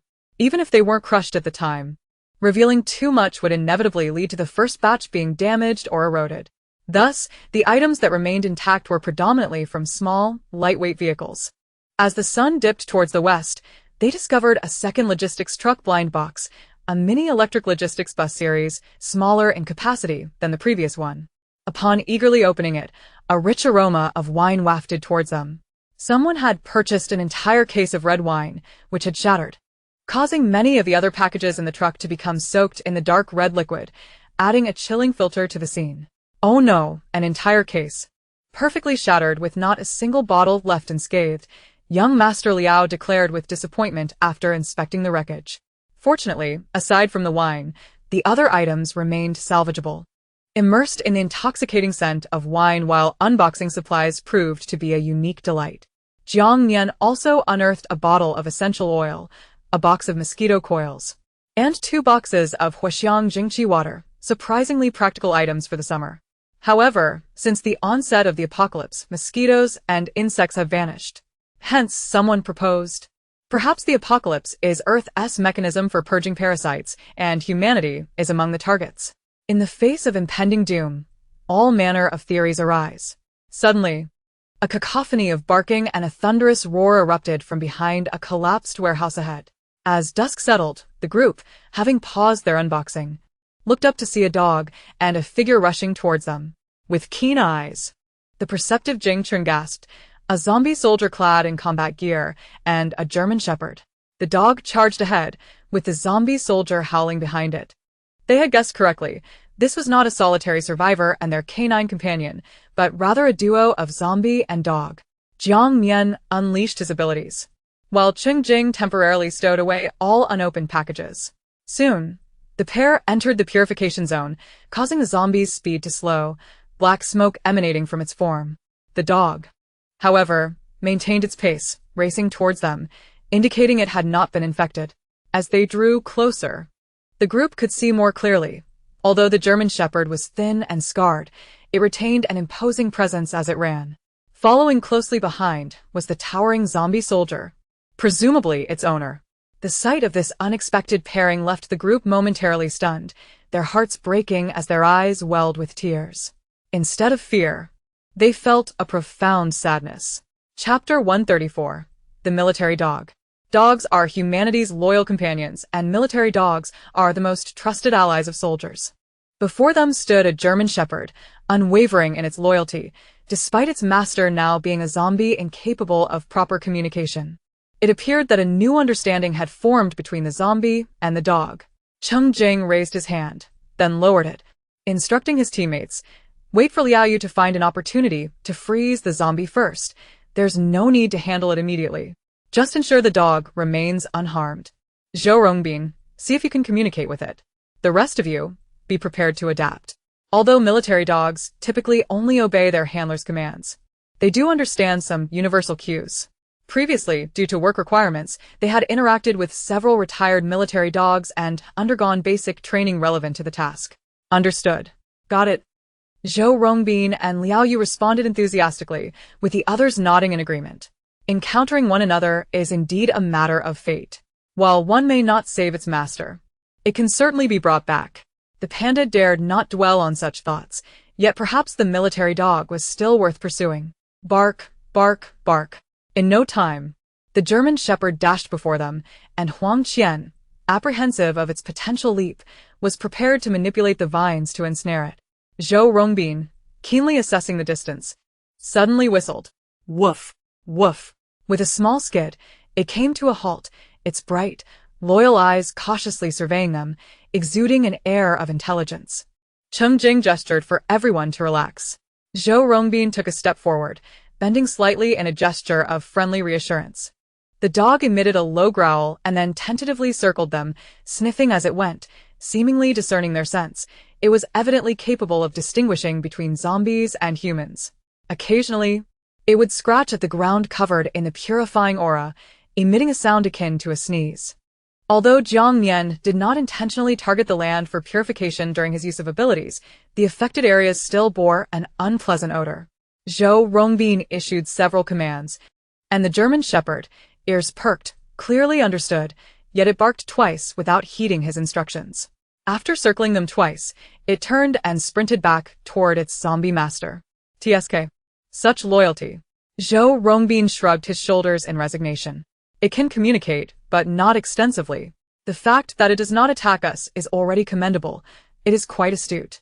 Cheng Jing remarked, gesturing for everyone to look ahead. Upon returning to its master, the German Shepherd stood defiantly in front of the zombie, barking incessantly. Bark, bark, bark, bark, bark, growl. The response was its master's irritable roars. Thus, the dog and the zombie engaged in a cacophony of sound. It seems capable of communicating with the zombies? Jian Cheng expressed his astonishment. Zhou Rongbin nodded slightly. Perhaps this is the spirituality of animals. After all, it can comprehend human speech. So it might also understand the zombie's utterances. To it, perhaps its master has merely changed the way of speaking? Zhou's reasoning resonated, and Liao Yu concurred, as everyone found this explanation quite plausible. However, it appeared that this communication was less than amicable, as the zombie continued its steady advance toward them. Observing that its master showed no intention of halting, the German Shepherd leaped in an attempt to intervene. Bang! Unfortunately, in the next moment, it was flung aside by the zombie's hand, emitting a pitiful cry. Just when everyone anticipated it would be injured, they saw it return once more. Instead of launching another attack, it barked from the side, conveying a sense of frustration, the kind that was rather unpleasant to hear. It was evident that such violent confrontations were not unfamiliar to it. Do you think it is protecting its master or safeguarding us? Huang Qian wiped the corner of her eye, asking with a mix of sympathy and amusement. Jiang Nian could not help but exhale deeply. Perhaps both. It may realize that we are different from its master, and that we should not have crossed paths. Though it could not comprehend the words, the sentiment was palpable, an intricate loyalty that tugged at one's heartstrings. Just then, they beheld the zombie's hands engulfed in a ghostly blue flame. Oh my... A mutated fire ability. Tang Yi exclaimed in astonishment. Jiang Nian conveyed through energy fluctuations. This is the wave of abilities, permeating every corner of the logistics park. Lu Ningzhou swallowed hard. No wonder it can handle matters so efficiently. It indeed possesses the mutated fire ability, just like Brother Jing. The blue flame is among the hottest of fires. Upon seeing the blue fire, everyone instinctively worried for the dog, fearing it might be dispatched with a single blow. Yet, a moment later, they noticed it had already distanced itself, now racing back toward them, barking fervently as if to warn them of the impending danger. The military dog spun anxiously in front of them, and Zhou Rongbin whistled, guiding it to the rear of the group for reassurance. Bark, bark, bark. However, the dog, observing their unresponsive demeanor, continued to bark incessantly, even beginning to tug at their pant legs with its mouth. Now it was their turn to be scolded. Growl, growl. The zombie did not initiate a ranged attack. It merely advanced step by step, the blue flames not spreading across its entire body, but rather concentrated on its hands. It seemed that close combat was necessary for any effect. Given the conditions allowed for a manageable situation, gaining insight into the attributes of other abilities would be beneficial, potentially serving as a reference for future abilities. Consequently, Lu Ningzhou and Zhao Lei began to alternately erect barriers, testing the intensity of the zombie's abilities. Bang, bang, boom. The fists enveloped in blue flames struck the barrier walls, the high temperature coupled with energy vibrations creating large gaps. Even metal succumbed to melting and collapse after a few strikes. Such fists, striking either human or zombie, could indeed leave nothing but ruin. The zombie warrior in front struck a protective wall, while the dog circled around Zhou Rongbin, barking irritably as the others remained on high alert, observing intently. The scene appeared rather peculiar, not perilous, yet quite lively. Until Cheng Jing spoke up, "That will suffice, Liao Yu. Water and fire cannot coexist. The mutated water and fire abilities are no different. The blue flames of the zombie warrior are formidable, but their presence solely on its fists lacks a certain potency. And it has yet to reach the pinnacle of its strength. Therefore, suppressing it directly poses no issue for Liao Yu, especially with Jiang Nian's assistance. Throughout the apocalypse, they had yet to confront an overwhelmingly challenging situation, for their team's combat capabilities were indeed commendable. However, Cheng Jing would not allow anyone to grow complacent. Even when faced with strange circumstances and zombies, he would instinctively feel their strength was insufficient. One might wonder if this could be classified as a fear of inadequate firepower. Boom. Ultimately, the last earthen wall crumbled, and Liao Yu called out softly, unleashing his ice ability. Ice crystals spread from the ground upwards. And with a series of cracking sounds, the fist-swinging zombie was completely ensnared. The howls ceased abruptly, and the blue flames, after valiantly resisting for several seconds, extinguished.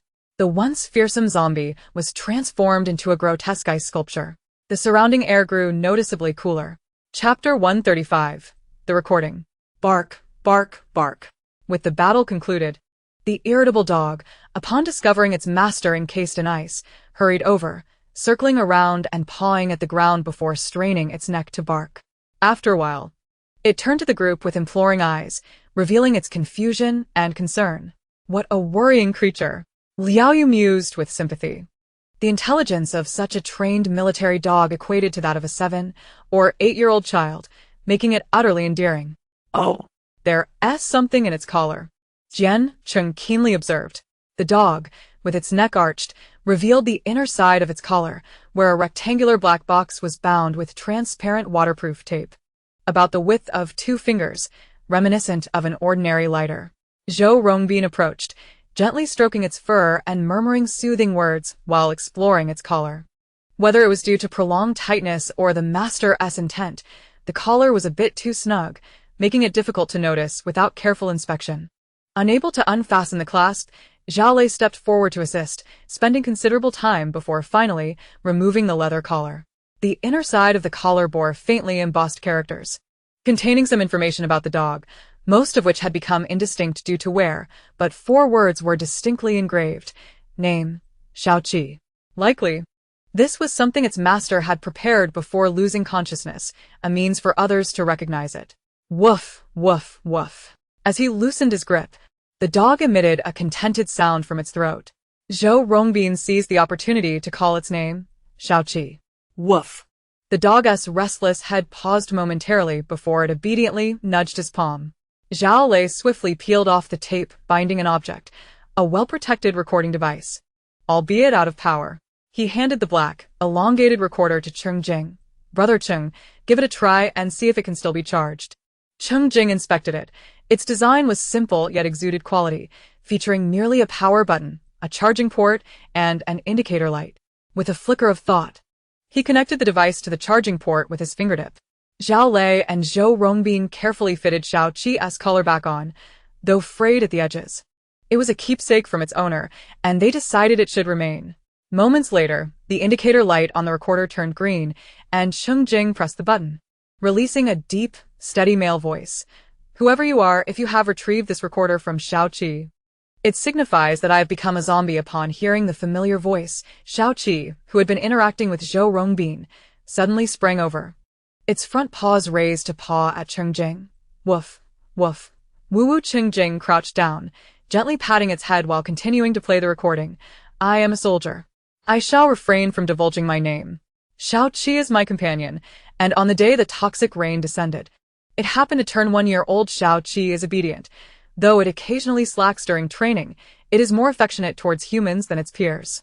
It can distinguish between humans and zombies and will protect humans by attacking zombies. It is remarkably intelligent. I am aware that infection is irreversible, and I cannot join the main force in leaving. Shaoqi refuses to depart as well, since all survivors in Shiha City have evacuated, and there are no living souls left here. I selfishly choose to remain and become a zombie. My consciousness is fading. Many memories are gradually dissipating.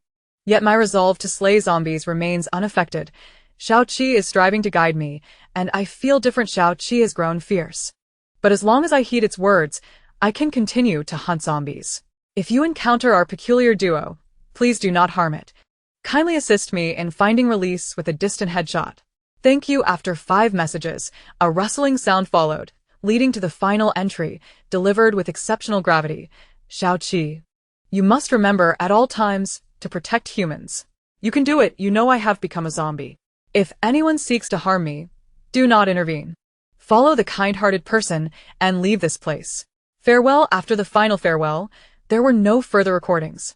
Shaoqi's owner did not elaborate on his personal circumstances or experiences, nor did he lament the apocalypse at length.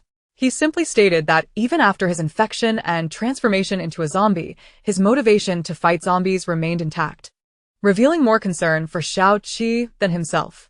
They knew not his name, nor his origin or jurisdiction, only that he was a soldier, stoic, reserved, and not prone to verbosity, accompanied by a clever and loyal companion. Cheng Jing replayed the 6 recordings several times, and the group remained silent, their hearts filled with conflicting emotions. In such circumstances, if they acted impulsively, Shaoqi would be the first to be subdued or dealt with.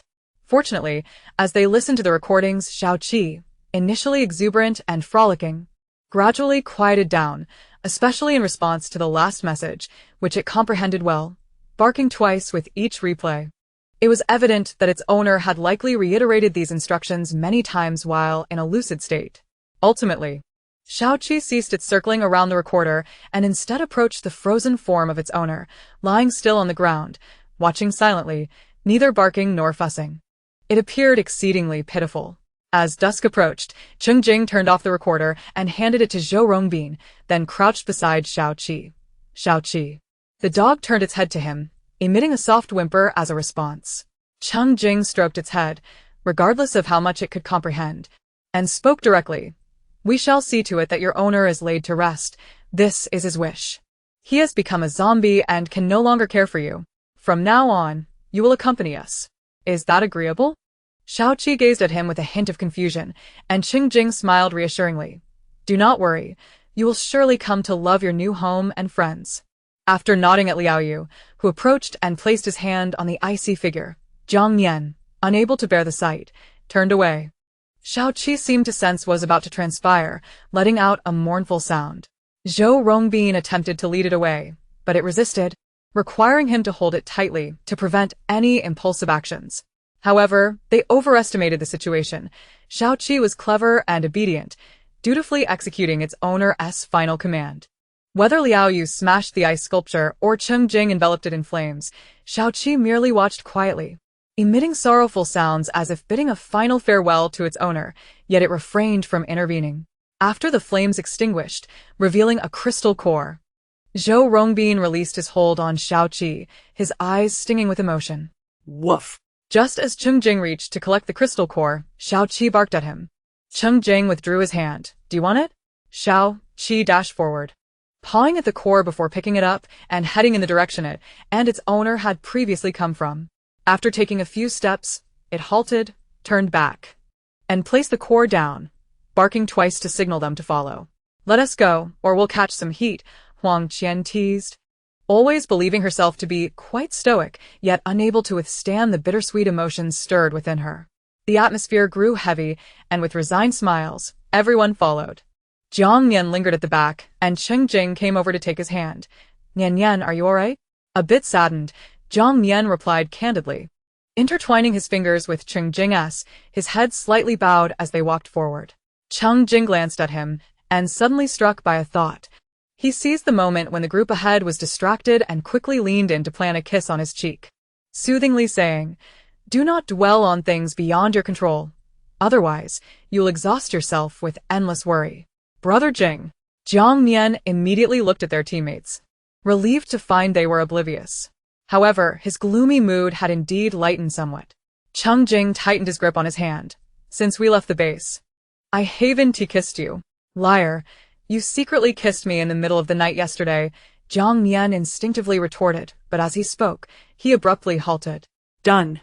Sure enough, the next moment, he heard the person beside him take a deep breath, barely containing his teeth as he quietly questioned him. "So, you were awake, yet pretended to be asleep and turned away from me?" Concerned that the acquisition of the special crystal core might excite everyone too much, he had hesitated to act recklessly, thinking a late-night peck would suffice, only to be caught off guard. "I'm sorry," Jiang Nian mumbled, too shy to turn around, quickening his pace to move ahead. He had not meant to ignore him. He simply wished to avoid any embarrassment that might hinder the group's progress.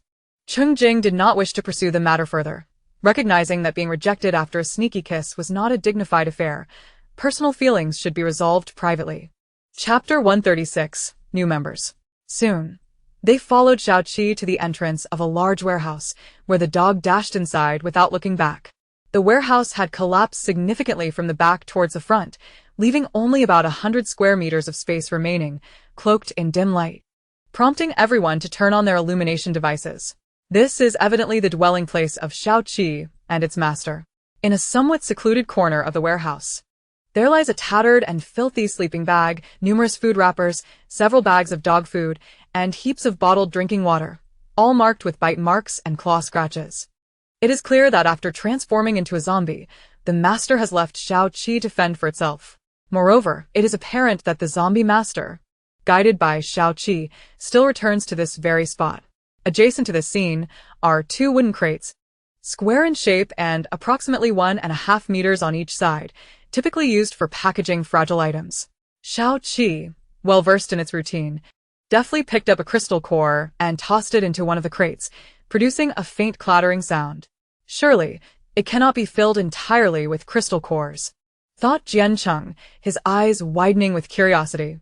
Zhao Lei patted him on the shoulder, stating, "From the sound, it's evident that it's indeed crystal cores."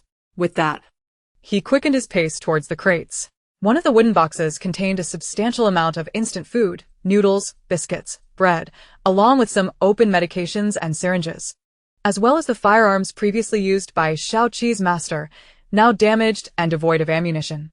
The other crate indeed housed crystal cores, filled to about 1/3 and remarkably clean. It seems that Xiao Qi's master had been collecting crystal cores before losing consciousness, thus instilling in Xiao Qi a habit of doing so. Zhou Rongbin squatted down to embrace the understanding canine and declared, "Xiao Qi, we must take all of this with us. including your rations. Shao Qi gazed up at him for a moment and barked twice, which everyone took as agreement. Consequently, in its presence, Jiang Nian first utilized his ability to purify the contents of both crates and the dog food, ensuring they were free from any traces of the zombie virus before meticulously storing them in bags. The crystal cores were entrusted to Cheng Jing for safekeeping, while he took responsibility for the other items. As they watched the items gradually vanish from their hands, Shao Qi looked on in bewilderment, occasionally barking in confusion. Aside from the corners where Shao Qi and its master had spent much time, the group found nothing of value in the rest of the warehouse. Without lingering too long, they departed before nightfall. Zhou Rongbin retrieved a voice recorder, and Shao Qi, upon hearing its master's recording, followed them, glancing back every few steps. The drone circled once more, finding no unusual movements in the vicinity. Upon returning to their parking spot, they set up a temporary shelter, and by then, the night had fully descended. Cheng Jing assigned the task of overseeing Shao Qi to Zhou Rongbin, who gladly accepted the role of caretaker, attending to its bathing, feeding, and interaction, followed by training. Transitioning a highly loyal military dog to a new lifestyle and owner was no simple feat.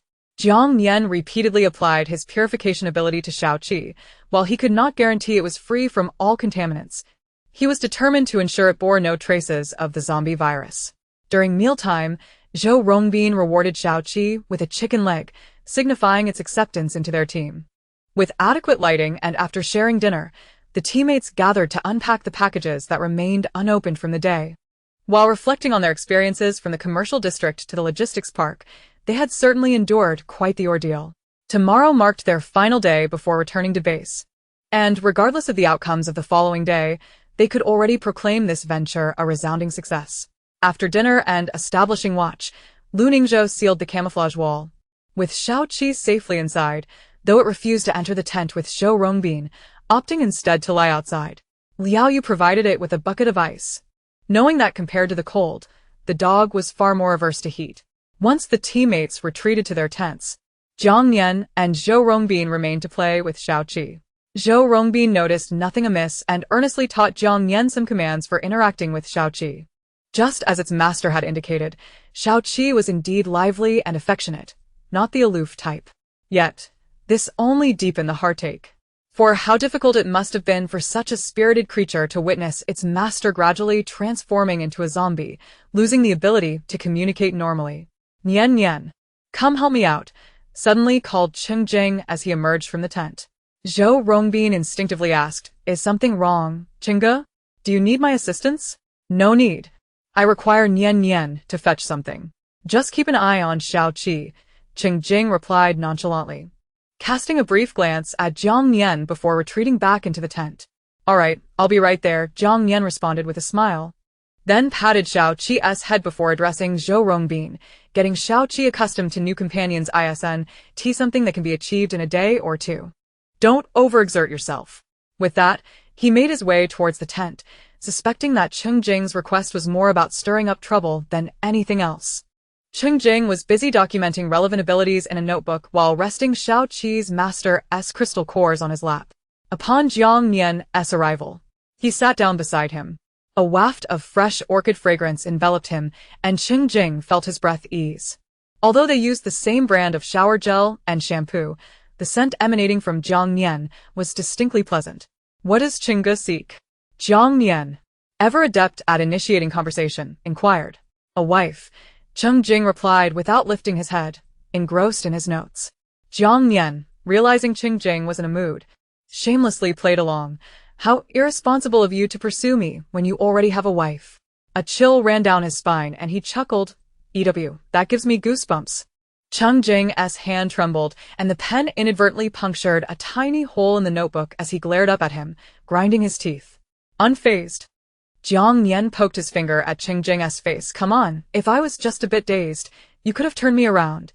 I like the assertive side of Chengge. They were both men, easily understanding and appeasing one another.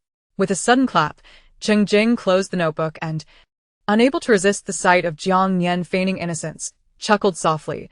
Had I known bringing you along would lead to such a bland experience, I would have preferred you stay home as your little shopkeeper. The moment we stepped out, you transformed entirely, no longer clingy or affectionate. You've become quite the fearless fighter. In just a few days, I feel as though our bond has weakened. Jiang Nian leaned his head against Cheng Jing's shoulder, nuzzling. Cheng Ge remained calm. I dislike the wild. This was the truth. Cheng Jing, exasperated, retorted. Am I not calm enough? I sleep fully clothed every day. I even steal a kiss from you, and you still evade me. Realizing he was at fault, Jiang Nian chose not to argue further and tugged at Cheng Jing's collar, leaning in to silence him with a kiss. After playful banter, sincere apologies were best expressed through actions. Indeed, Cheng Jing swallowed his words and took the initiative, kissing him fervently. He also reached out to extinguish the tent light, covering even the small night light in the corner with a jacket. It wasn't pitch black, but just enough to create an atmosphere where their silhouettes could not be discerned from the outside. Chapter 137. Let me try it on top. With a gentle thud, Cheng Jing firmly pinned Jiang Nian down, and in the darkness, only their ragged breaths filled the air, the tension palpable. Jingo, Jiang Nian's voice trembled slightly. He would not pretend to be reserved before Cheng Jing, yet he felt overwhelmingly nervous. In such circumstances, it was difficult to let go. Though the tent was securely closed, he feared Shaoqi might hear the commotion and come rushing over, being the clever and caring creature was. Don't be anxious, I merely wish to touch you. After their kiss, Cheng Jing held the person in his arms, adjusting his breath, reveling in the genuine submissiveness of his partner. There are myriad ways to comfort one another. Sometimes, a warm embrace or a lingering kiss can be profoundly healing. Of course, during their passionate romance, they occasionally strayed into more audacious territories. Having lost Jiang Nian once, Cheng Jing could not entirely escape feelings of insecurity, even in their constant companionship. Jiang Nian was fully aware that his boyfriend was merely leveraging the moment, yet he indulged him nonetheless. The consequence of dodging a kiss was that Cheng Jing relentlessly nibbled at him until the wee hours.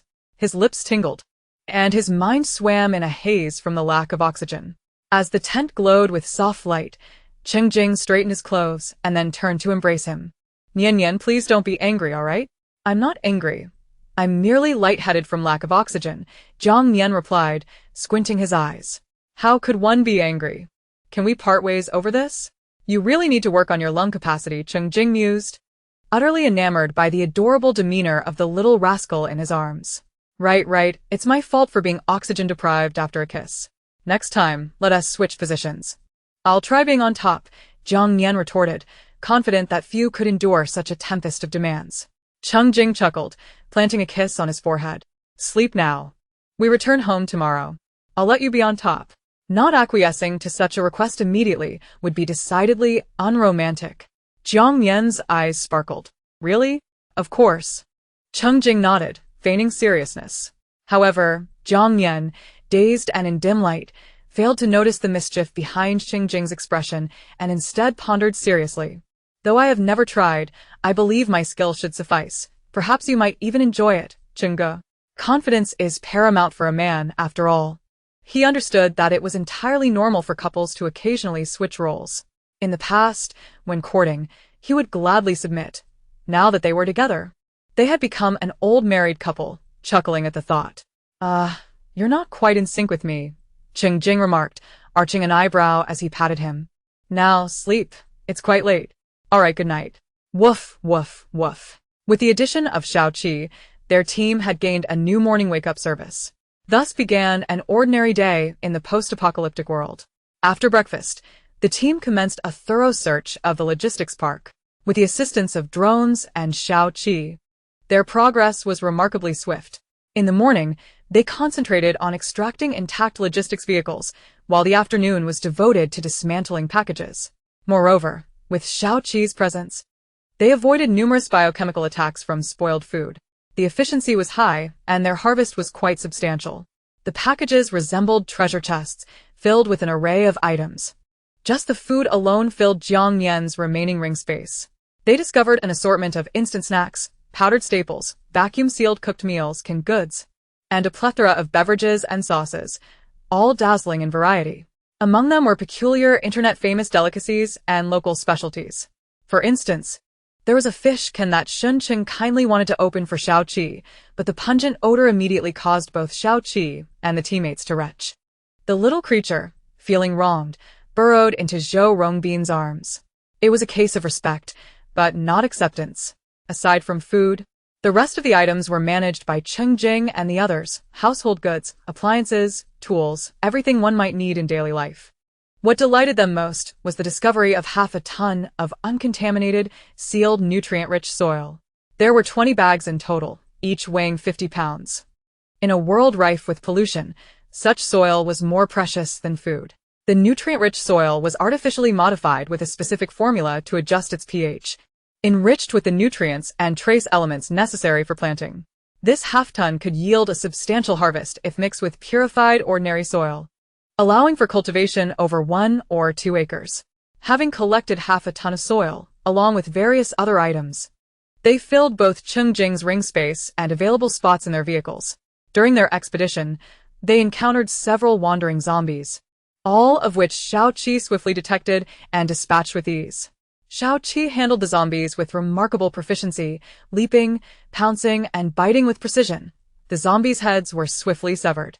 It even understood that the core of a typical zombie resided in its head, so after biting off the head, it brought the core to Zhou Rongbin, who then instructed it to present it to Cheng Jing. As the sun began to set, the day drew to a close. While having dinner, they summarized the day's outings, preparing to return to the base early the next morning. Cheng Jing routinely reported to Zhou Li about the logistics park situation, noting that they had made considerable gains and that the remaining items, if properly packed, could serve as excellent materials for infrastructure.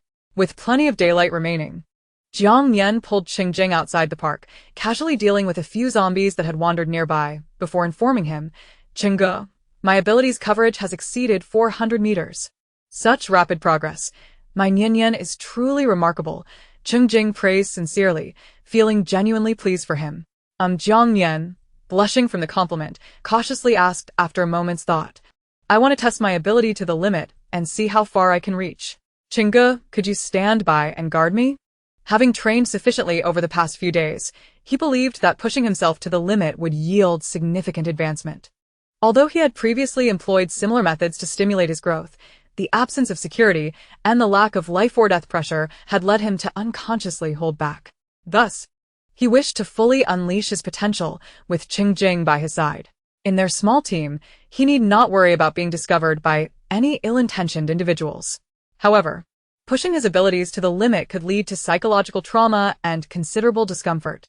Cheng Jing disapproved of such reckless behavior. Jiang Nian patiently explained, "It's all right. My ability is purification, which has a protective mechanism. I can withstand it. Having lived through my past life, this truly is nothing." Cheng Jing frowned. "Nian, there's no need to rush. We can take our time. There's no need for such extreme measures." "Cheng," Jiang Nian halted to look at him. "I understand your concerns, but I'm simply anxious. I want to know how effectively my purification can eliminate the zombie virus, and whether I can directly aid those who have been infected." Jiang Nian took a deep breath, lowering his gaze. "Yesterday, when facing Xiao Qi's master, I pondered, if my ability were to reach its pinnacle, perhaps I could save someone like him if they weren't deeply infected. Deeply infected individuals who had rotted into complete zombification could not be saved, as their human consciousness and bodily organs had perished." "Don't think like that." Cheng Jing's grip on his shoulders tightened involuntarily. "Don't put pressure on yourself. I'm here for you." Jiang Nian returned the embrace, sighing. "It's precisely because you're here that I am eager to improve swiftly, Cheng. I truly need to know my limits." He understood what he ought to do and what he was capable of. He would not regard himself as a tool to be selflessly sacrificed, nor would he adopt the role of a savior seeking to redeem the masses. He simply wished to help those who were worth it, especially those close to him. He confessed that the situation between Xiao Qi and her master had provoked a deep emotional response within him, compelling him to reflect upon his own circumstances. Had he not possessed such extraordinary abilities, perhaps he would not have contemplated these matters so extensively. Yet, given his unique talents, he found himself unable to refrain from hypothesizing about unfavorable possibilities. Logically, he understood that such thoughts were unnecessary, yet he could not suppress them, and his mood became increasingly fraught with anxiety. He dreaded the possibility of Shao Qi's master's fate befalling them, haunted by the specters of past experiences. Cheng Jing detested obstinacy, yet his lover's stubbornness was both endearing and heart-wrenching. The emotional scars left by death had left him with a profound sense of insecurity, one that he was still unable to mend completely, and thus he could only acquiesce. This is a one-time occurrence. It shall not be repeated. And you must promise me not to act recklessly. I promise I will not act recklessly, Jiang Nian replied earnestly. Before cautioning him, it is inevitable that I will experience pain when I push myself to the limits, but you must not stop me, Jingge. I can handle it. With that, he crouched down, placing his hands on the ground, a blue-white halo emanating from his palms. With his will, it moved forward, transforming into an ever-expanding circular shape. As he and Cheng Jing stood at the periphery, with growing proficiency, Jiang Nian was now able to position himself at will within or beyond the purifying halo. As the ground beneath the halo became enveloped, the acrid black gas began to rise incessantly. 10 meters, 50 meters, 100 meters, 200 meters, 300 meters. 350 meters, 380 meters, 400 meters, 420 meters. Feedback began to manifest in his consciousness. The purifying halo, which initially expanded rapidly, began to slow as it approached its limits. Jiang Nian's expression shifted from one of ease to one of grave exertion. His jaw clenched and his face pale. After a while, a metallic taste filled his mouth, stray hairs clung to his forehead, and sweat dripped down his chin. Cheng Jing watched from the side, repeatedly wanting to intervene but forcing himself to hold back. 440 meters. Jiang Nian felt a burning pain in his lower abdomen, the location of his ability's core. With each additional meter, the purifying halo expanded. He found it increasingly difficult to breathe. Nian Nian. Cheng Jing wanted to steady his trembling shoulders. But Jiang Nian gritted his teeth and shook his head. I'm fine, Jingge, don't worry about me. A buzzing filled his mind, his thoughts dulled, and his vision began to blur and double. Suddenly, as warmth flooded his nostrils, blood dripped down, and Jiang Nian lost consciousness, the blue-white purifying halo gradually dissipating. Nian Nian. Jiang Nian. Cheng Jing, filled with concern, gathered him into his arms, wiping away the blood and sweat. He could wager that the little rascal had likely engaged in reckless behavior in the dormitory before, for his actions appeared all too familiar.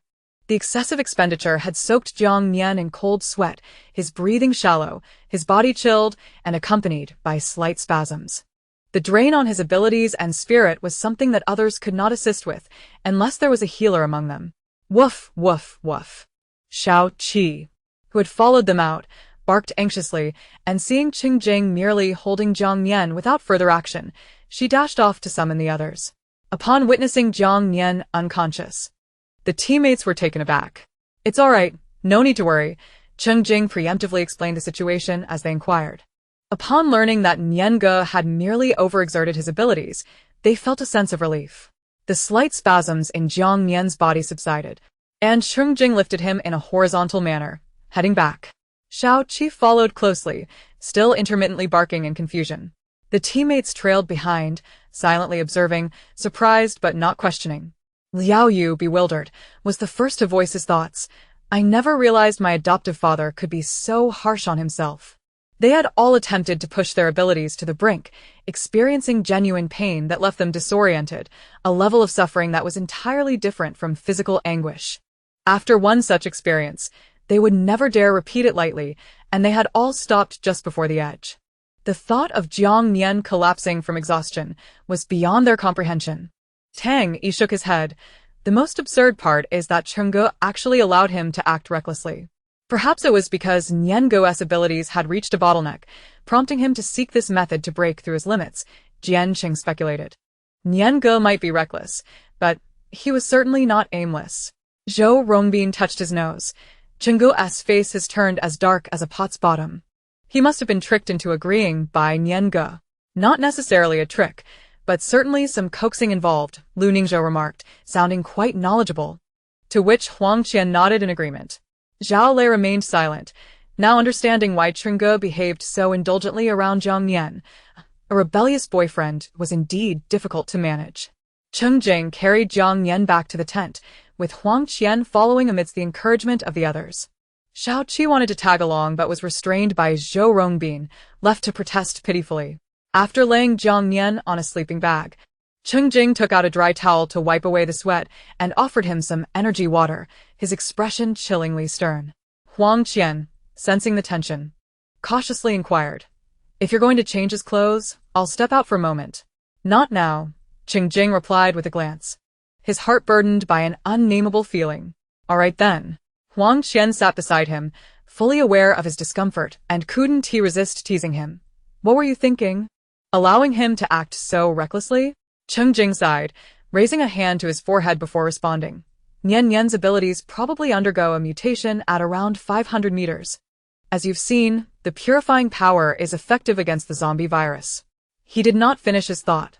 As Huang Qian seized the opportunity to interject, the final attributes will be even more formidable, even capable of purifying infected individuals and restoring them, correct? In truth, some things could be deduced simply by observing and applying a bit of thought.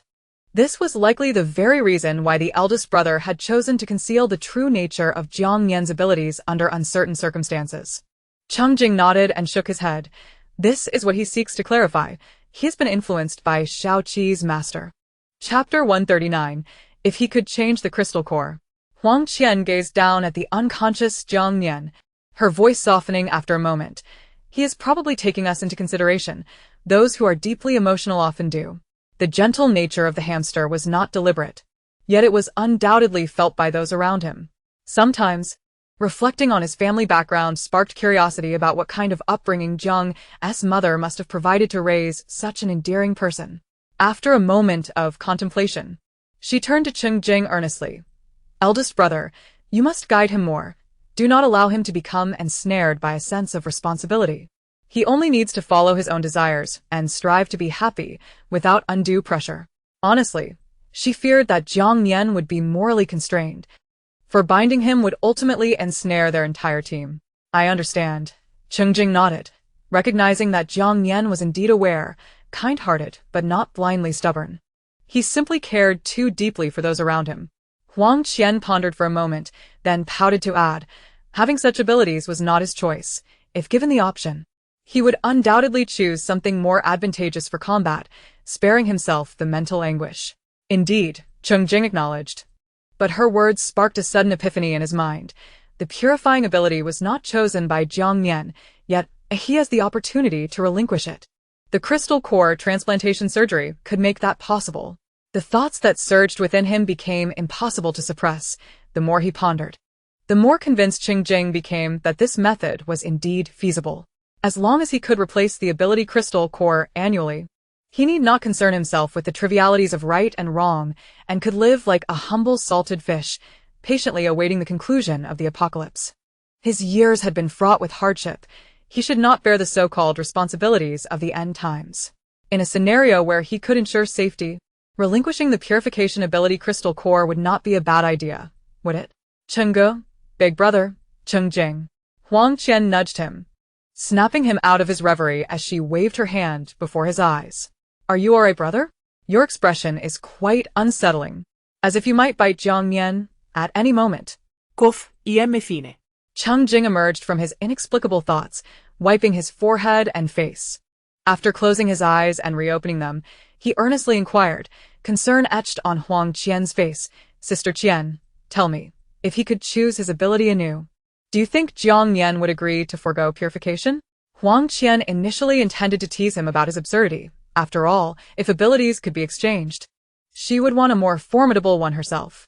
However, upon seeing his grave demeanor, she reined in her jesting and pondered for a moment before responding, "I believe he would.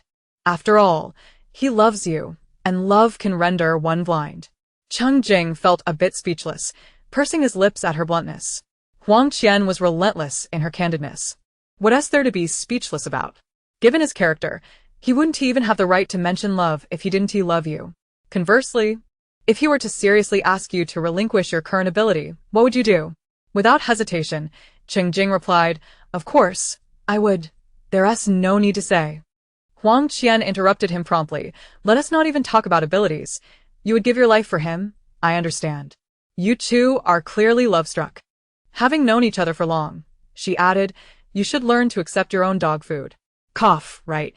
Cheng Jing covered his mouth with a fist, realizing the truth in her words. If Jiang Nian were to say, Brother Jing, I can only live well if you die, he would undoubtedly sacrifice himself immediately. Therefore, Huang Qian spread her hands. If it were truly possible to choose, as you mentioned, he would undoubtedly agree. He would even choose whatever you suggested, unless it was detrimental to you. This was a perspective of clarity from an outsider, acting as an emotional guide for someone lost in love. Cheng Jing fell into silence, realizing that Jiang Nian's primary instinct was to protect him and their teammates, with concern for others following closely behind. As long as he ensured their safety, he would certainly agree. Enough, brother, don't overthink it. Just know that the two of you cannot live without each other. Everything else is trivial. After saying this, Huang Qian rose and exited the tent. Although she was unsure why her brother had posed such a question, she guaranteed the authenticity of her response. However, the notion of reselecting abilities still seemed overly fanciful. Once Huang Qian departed, Cheng Jing found his thoughts once again engulfed in indescribable notions. To provide that little rascal with a new ability crystal core, he needed to expedite the research progress on the crystals. Transitioning energy through a medium to transfer it to an entire crystal required intricate and rigorous experimentation. He had to contact his brother and hasten the arrival of that expert in brain domain evolution abilities. The significant discovery regarding medium crystals could pique the interest of those experts who were solely focused on researching the mutations of the apocalypse. They were currently outside to gather information on the evolution of zombies and changes in ability crystals. If they could receive some advance warnings, it would save considerable time. With these thoughts, Cheng Jing took out his phone and messaged his brother, not through conventional typing, but with symbols instead. Of course, these were not the internationally recognized symbols, but rather a narrative style developed between the brothers through years of gaming, comprehensible only to them. Originally a childhood trick to deceive adults, it was serendipitously useful now.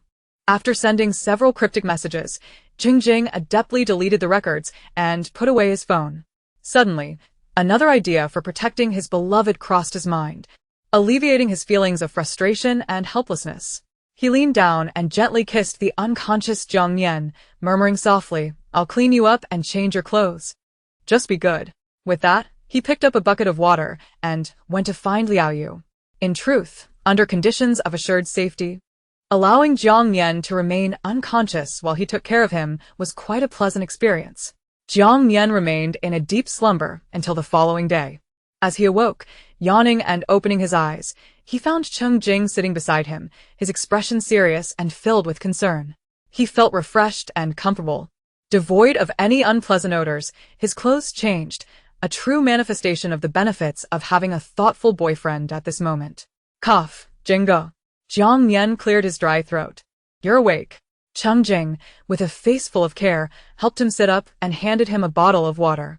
Jiang Nian took a sip to soothe his throat and set it down. Thank you, Jinga. How are you feeling? Is there anywhere that still hurts? Cheng Jing asked, pulling him into an embrace and gently touching his forehead and face. That little rascal had kept him awake all night with worry. Perhaps it was due to overthinking before sleeping. He had even dreamt of locking Jiang Nian in a cage, bound with chains, a disturbing yet oddly satisfying dream.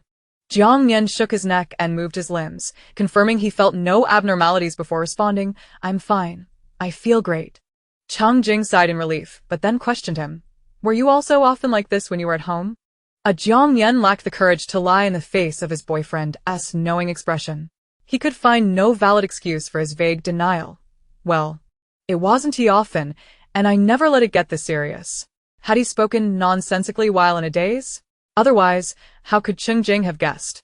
Cheng Jing immediately understood that not often meant often, and not serious implied serious, or else he wouldn't have improved so quickly.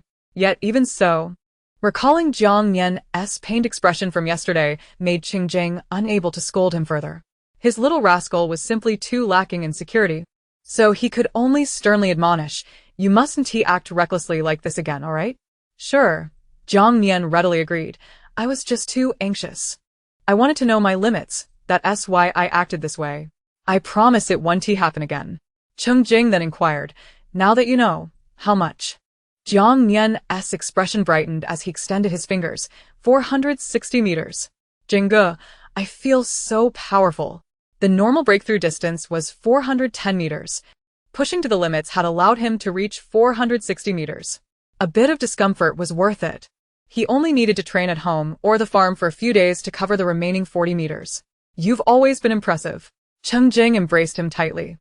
The pain from the excessive consumption of energy and abilities was not something an ordinary person could endure, yet he could, likely due to his previous life experiences.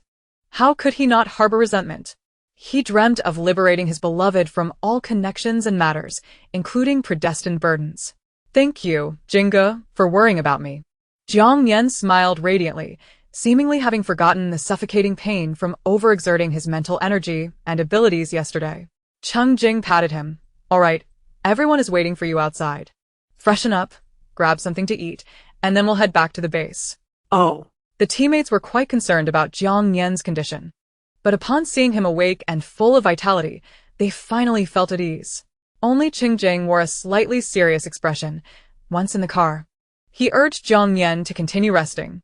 Jiang Nian, understanding the gravity of the situation, obediently donned the black eye mask, covering half of his face as he drifted off to sleep.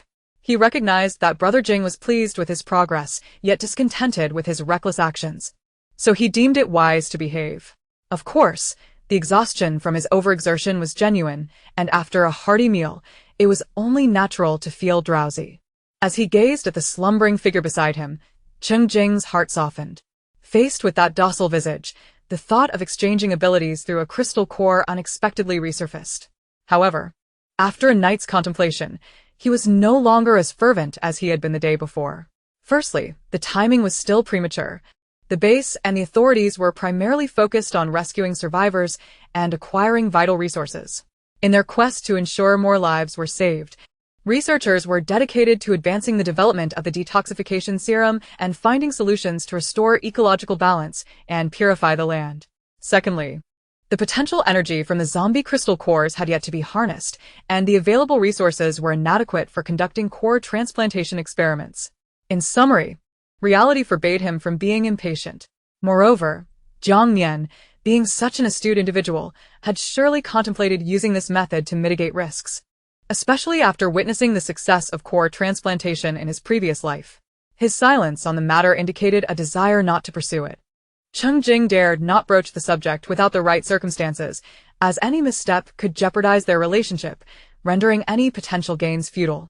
Sighing, Cheng Jing rubbed his temples, feeling somewhat troubled as he pondered the matter repeatedly, ultimately deciding to suppress this thought for the time being. He resolved to revisit it once his brother, along with a brain evolution expert, joined the base and the crystal core energy stabilized. Regardless, he was determined to explore any method that could help Jiang Nian avoid danger. Meanwhile, Zhao Lei and Liao Yu, driving ahead, were unaware of their elder brother's size, but they shared a silent chuckle, attributing it to an excess of dog food.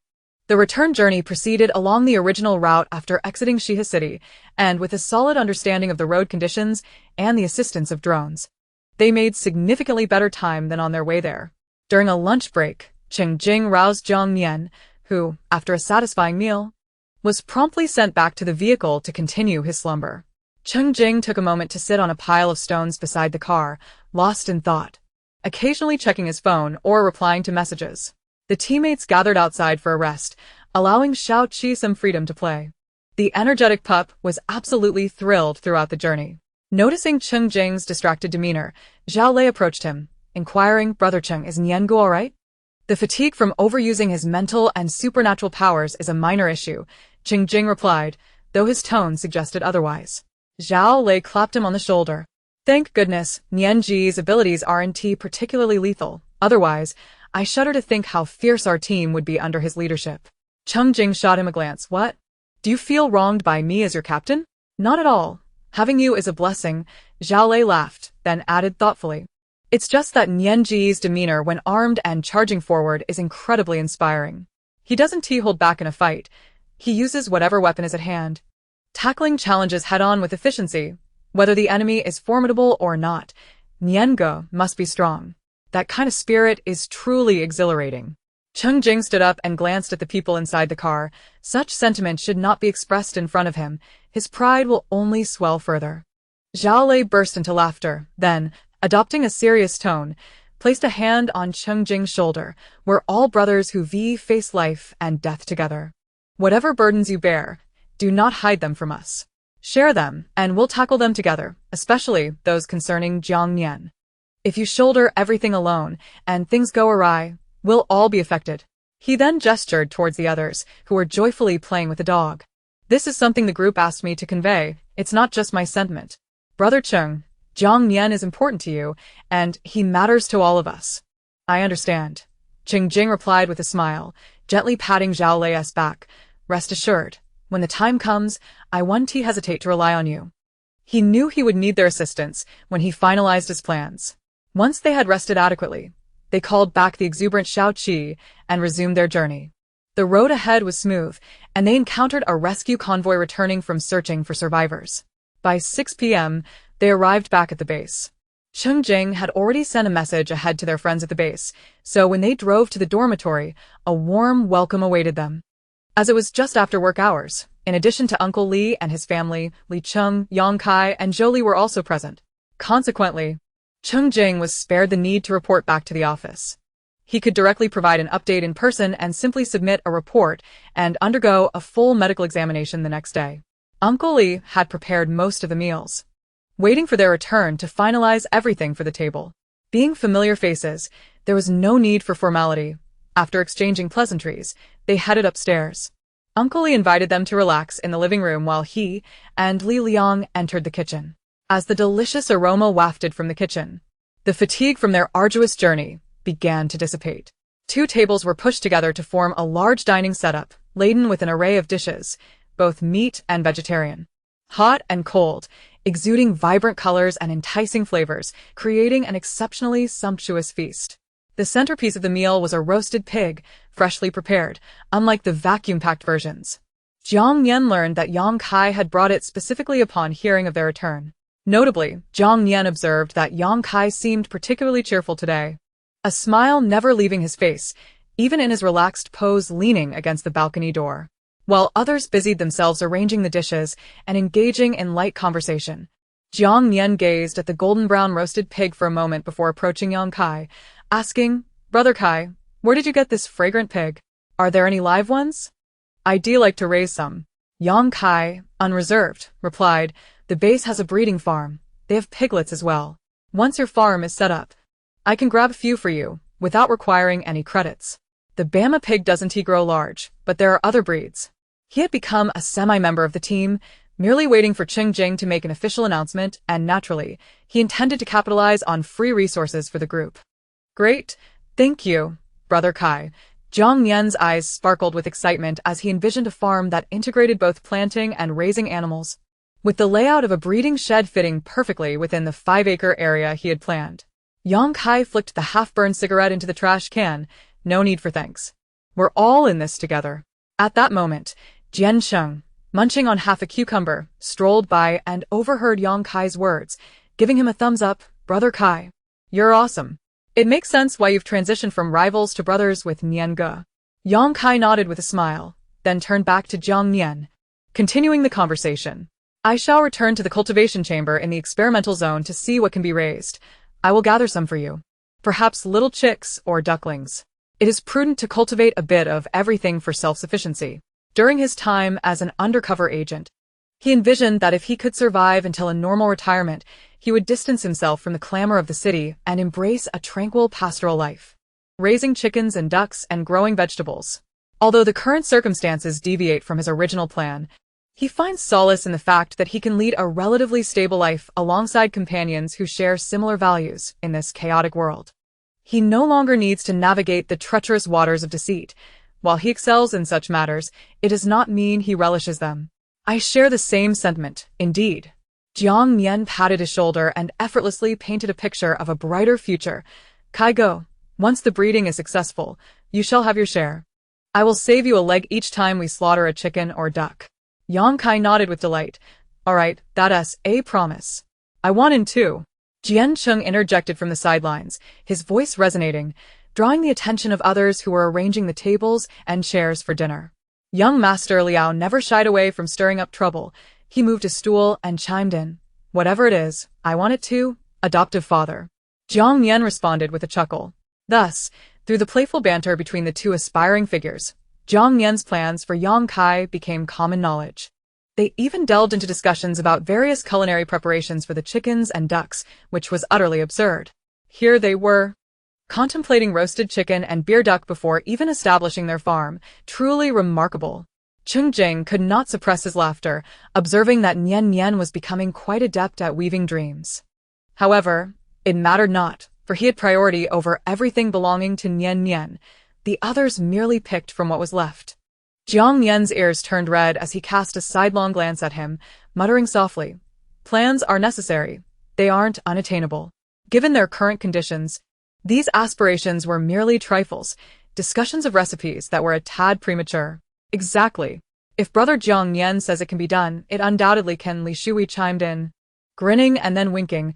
I don't want chicken legs. I want chicken wings. Ha ha ha. All right, everyone, come to the table.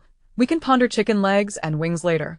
Let us first tackle this feast before us, Uncle Li called out with a smile as he welcomed everyone to take their seats.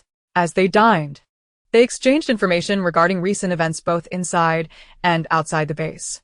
Cheng Jing recounted the process of their team's recent expedition, the challenges they faced, and their acquisitions, while deliberately omitting details about the medium crystal cores, focusing instead on Shaoqi and its former owner's tale. Those present were considered insiders, and certain matters did not require explicit clarification. Everyone expressed sorrow over the fate of Shaoqi as former owner, but fortunately, Shaoqi's cheerful disposition facilitated a swift adaptation, aided by recordings from its previous master. The base also had a specialized military dog unit, but Cheng Jing did not intend for Shaoqi to join. Zhou Li suggested they raise it themselves. Otherwise, if Shaoqi were to be incorporated into the base, it would require a new master, and they might never even meet it. However, they could take Shaoqi to the base's training ground for exercise. After deliberating, everyone agreed that this arrangement was quite favorable. After discussing Cheng Jing's observations from their expedition, the conversation shifted back to the situation within the base. During their absence, the base continued to receive a steady influx of survivors, including many powerful or uniquely gifted ability users. The exchange of zombie crystal cores for credits had become a standard transaction across all bases. Thus, many of the ability users entering the base during this period possessed a fair number of zombie crystal cores. Upon entering, they could immediately exchange enough credits to bypass the free boarding houses in the outer area and directly rent or purchase accommodations in the inner zone. This influx significantly improved the rental and sales market for housing in the inner area. The resource department of the base took advantage of this situation to conduct assessments and recruit new members. Are housing prices in our base about to rise? Jiang Nian inquired curiously, as he had not heard of such matters in his previous life. After all, no price increase could affect Xia Weiwei and the others. Zhou Li shook his head. No, we're still in the absorption phase. Most are ordinary people who will likely opt for the free accommodations in the outer area. Those capable of entering the inner zone are mostly renting, and very few are purchasing. Prices will not rise quickly.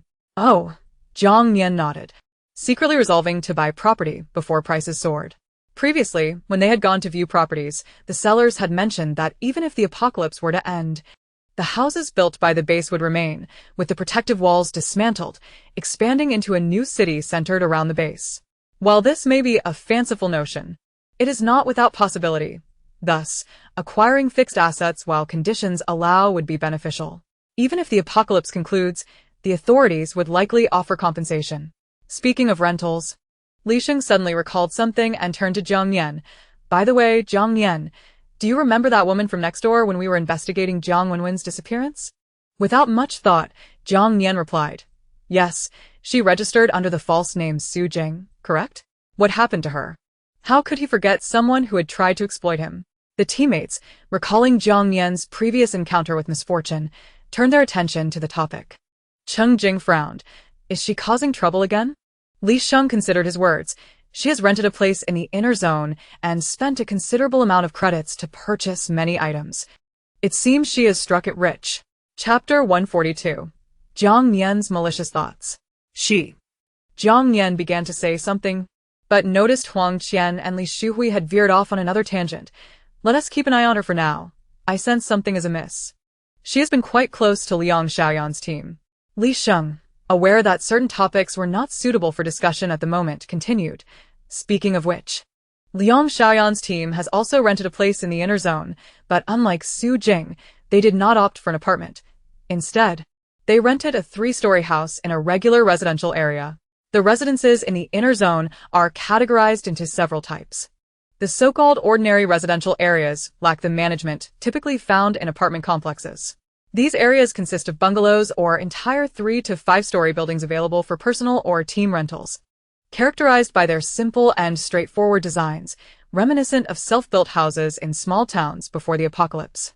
When Liang Xiaoyan's team was mentioned, Li Shui added, Liang Xiaoyan called me about the rental situation, inviting me to visit her when I have the time.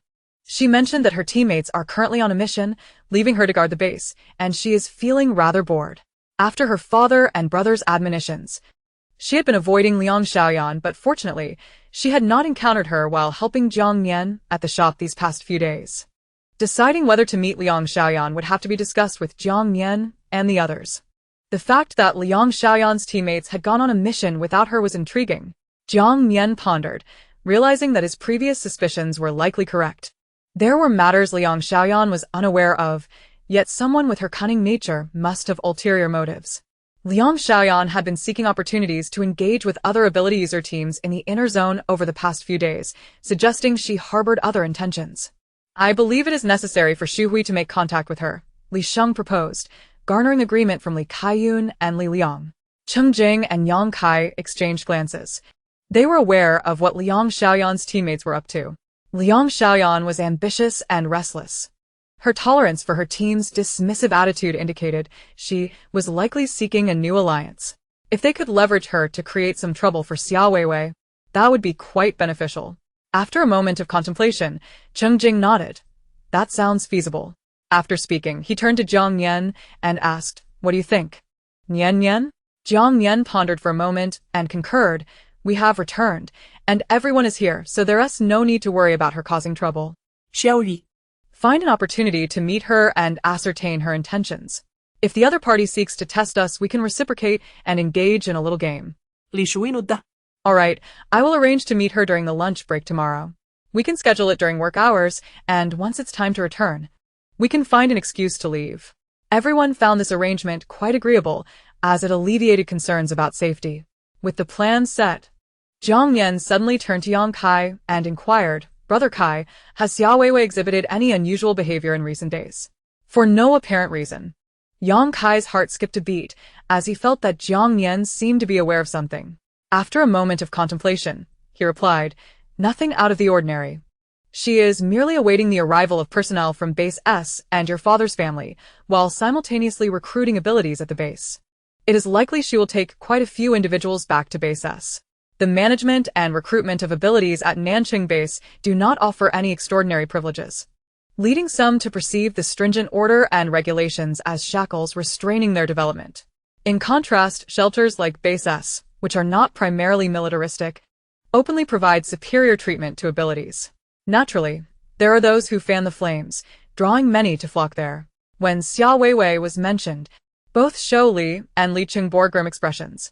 It is quite common for abilities to band together and form factions, yet her actions are orchestrated by the forces of Base S, which is particularly irksome from their perspective. Xia Weiwei, under the pretext of her own reasons, has stealthily embedded her pawns within Nanqing Base. The upper echelons of the base cannot afford to lay bare such reasons, as it would lead to a public fallout. Instead, they can only engage in covert skirmishes, with bloodshed kept discreet. Jiang Nian swiftly unraveled the complexities of the matter, nodding silently. His mind solely focused on discovering the whereabouts of his stepmother and her family. With the support and encouragement of loved ones and friends, and his own abilities steadily advancing, Jiang Nian had conceived countless methods of exacting revenge upon those who had wronged him. Ultimately, he concluded that the most fitting approach would be to repay them in kind, ensuring they meet a miserable fate. He yearned for them to experience the despair, helplessness, and suffering that he had endured in his previous life. However, he would not allow them to fall prey to the external zombies, After all, they were a family that should remain united, and mutual devouring seemed quite fitting. Did it not? As for infecting one of them with the zombie virus, that would be an effortless task. How much would Xiao Weiwei be willing to sacrifice to save her boyfriend in this life? And how much would Base S be prepared to pay to rescue her? Jiang Nian felt that his thoughts were excessively malevolent, and he dared not share them with Jingge or his teammates. If others were to discover his intentions, they would undoubtedly condemn him, a consequence he could accept, for they had not endured the torment of death and rebirth. After discussing matters concerning those they were concerned about, they shifted their focus to the increasingly hot weather and the corresponding measures the base would implement. Aside from some abilities directly integrated into the resource department, the survivors entering the base had joined in preparation for the extreme heat under the official call of the base. They constructed reservoirs for water storage, added roofs to the dormitory areas, and, with the assistance of Earth-type abilities, refurbished a section of the basement that had been built during the initial construction of the base. This area was designated for the vulnerable, women, children, the elderly, and the infirm, to endure the sweltering heat, though entry remained voluntary. The basement section of Nancheng Base sat at the juncture of the wasteland and the outer district. Initially intended for use as an underground storage facility, it had succumbed to partial collapse shortly after its completion, a situation attributed to the tremors experienced during the previous period of frequent earthquakes. The construction of the basement required repeated testing and evaluation, and given the instability of the contaminated soil, the workload was more than double that of above-ground structures. Consequently, after the basement collapsed, it was promptly sealed off and not repaired, as it was rendered unusable. Although the earthquake period had passed, any repairs and reopening would necessitate stringent precautionary measures, with occupants implicitly accepting a degree of risk. With the increase in workload, a shortage of manpower was inevitable, and thus the base began to recruit temporary workers specializing in water, earth, metal abilities, and physical enhancement types, offering generous points as compensation. Internal personnel were subject to temporary reassignment. Zhou Li informed Cheng Jing and the others that, apart from Liao Yu, Lu Ningzhou, Zhao Lei, and Tang Yi would also be temporarily reassigned to participate in the heat mitigation construction efforts. As a result, the team was temporarily divided into two groups. Zhao Lei, Liao Yu, Lu Ningzhou, and Tang Yi would leave the rescue team for their individual assignments, while Cheng Jing, Huang Qian, Zhou Rongbin, and Jian Cheng would remain on standby in their original positions. During their teammates' working hours, Xiao Qi would be under Jiang Nian's care, and Zhou Rongbin would take it back to the dormitory after work. Their accommodation was spacious enough, with Zhou Rongbin's room conveniently equipped with a small balcony. Until they purchased a new house and moved in, this arrangement would suffice. It felt quite pleasant, as everyone looked out for one another. Upon learning that he was not the only one being reassigned, young Master Liao's previously dismal mood lightened considerably, and he felt much more at ease. Since their team had 2 days left in their holiday, Zhou Li instructed them to rest until then before reporting to the command center for further assignments. As dinner drew to a close, and with most matters of importance settled, the remaining tasks fell to Cheng Jing and Jiang Nian, who would seek a face-to-face discussion with Minister Wang. What followed was a relaxed and casual conversation. Li Shuhui, who had been overseeing the shop for several days, informed Jiang Nian that their fair pricing had attracted considerable business, averaging 6,000 points daily, with the highest earnings surpassing 8,000 points. Additionally, some transactions involved exchanging valuables like gold, silver, and jewelry. The shelves were nearly empty, with nearly all items nearing their expiration dates sold out. She had even procured some low-priced goods at the entrance of the base to replenish their stock. Before leaving, Jiang Nian had transferred a significant number of points to her card, specifically to facilitate the acquisition of low-cost supplies within the base. Seizing the opportunity to stock up now would ensure that their small shop would not run out of goods in the future, a tacit understanding shared among all of them. Even Li Cheng, Yang Kai, and Zhou Li seamlessly joined in their efforts. Though they would not be collecting supplies in an official capacity, they would keep everyone informed about when new survivors entered the base, allowing those with time to check the entrance. Well done. Our fortune is just around the corner. Li Shuhui's words brought a smile to Jiang Nian's face as he appreciated the earnestness and positivity of his friends. He was more than willing to share his resources, ensuring that no one was left behind within his means. Running a general store in this post-apocalyptic world was a small dream of his. A lingering desire carried over from his previous life. The reason behind it eluded him, perhaps a way to heal himself. The very act of trading and commerce could be seen as a means to enable more people to survive. This way, he could reap benefits while helping others. A gratifying endeavor that spared him from the exasperating situation of offering free assistance without receiving a word of gratitude. Every item sold had been meticulously chosen by him. Although many were resources that could not be replenished in the short term, he had retained enough for the long-term needs of the team before selling off the excess for points. Utilizing points to acquire what they lacked and tangible assets allowed them to develop in tandem with the base.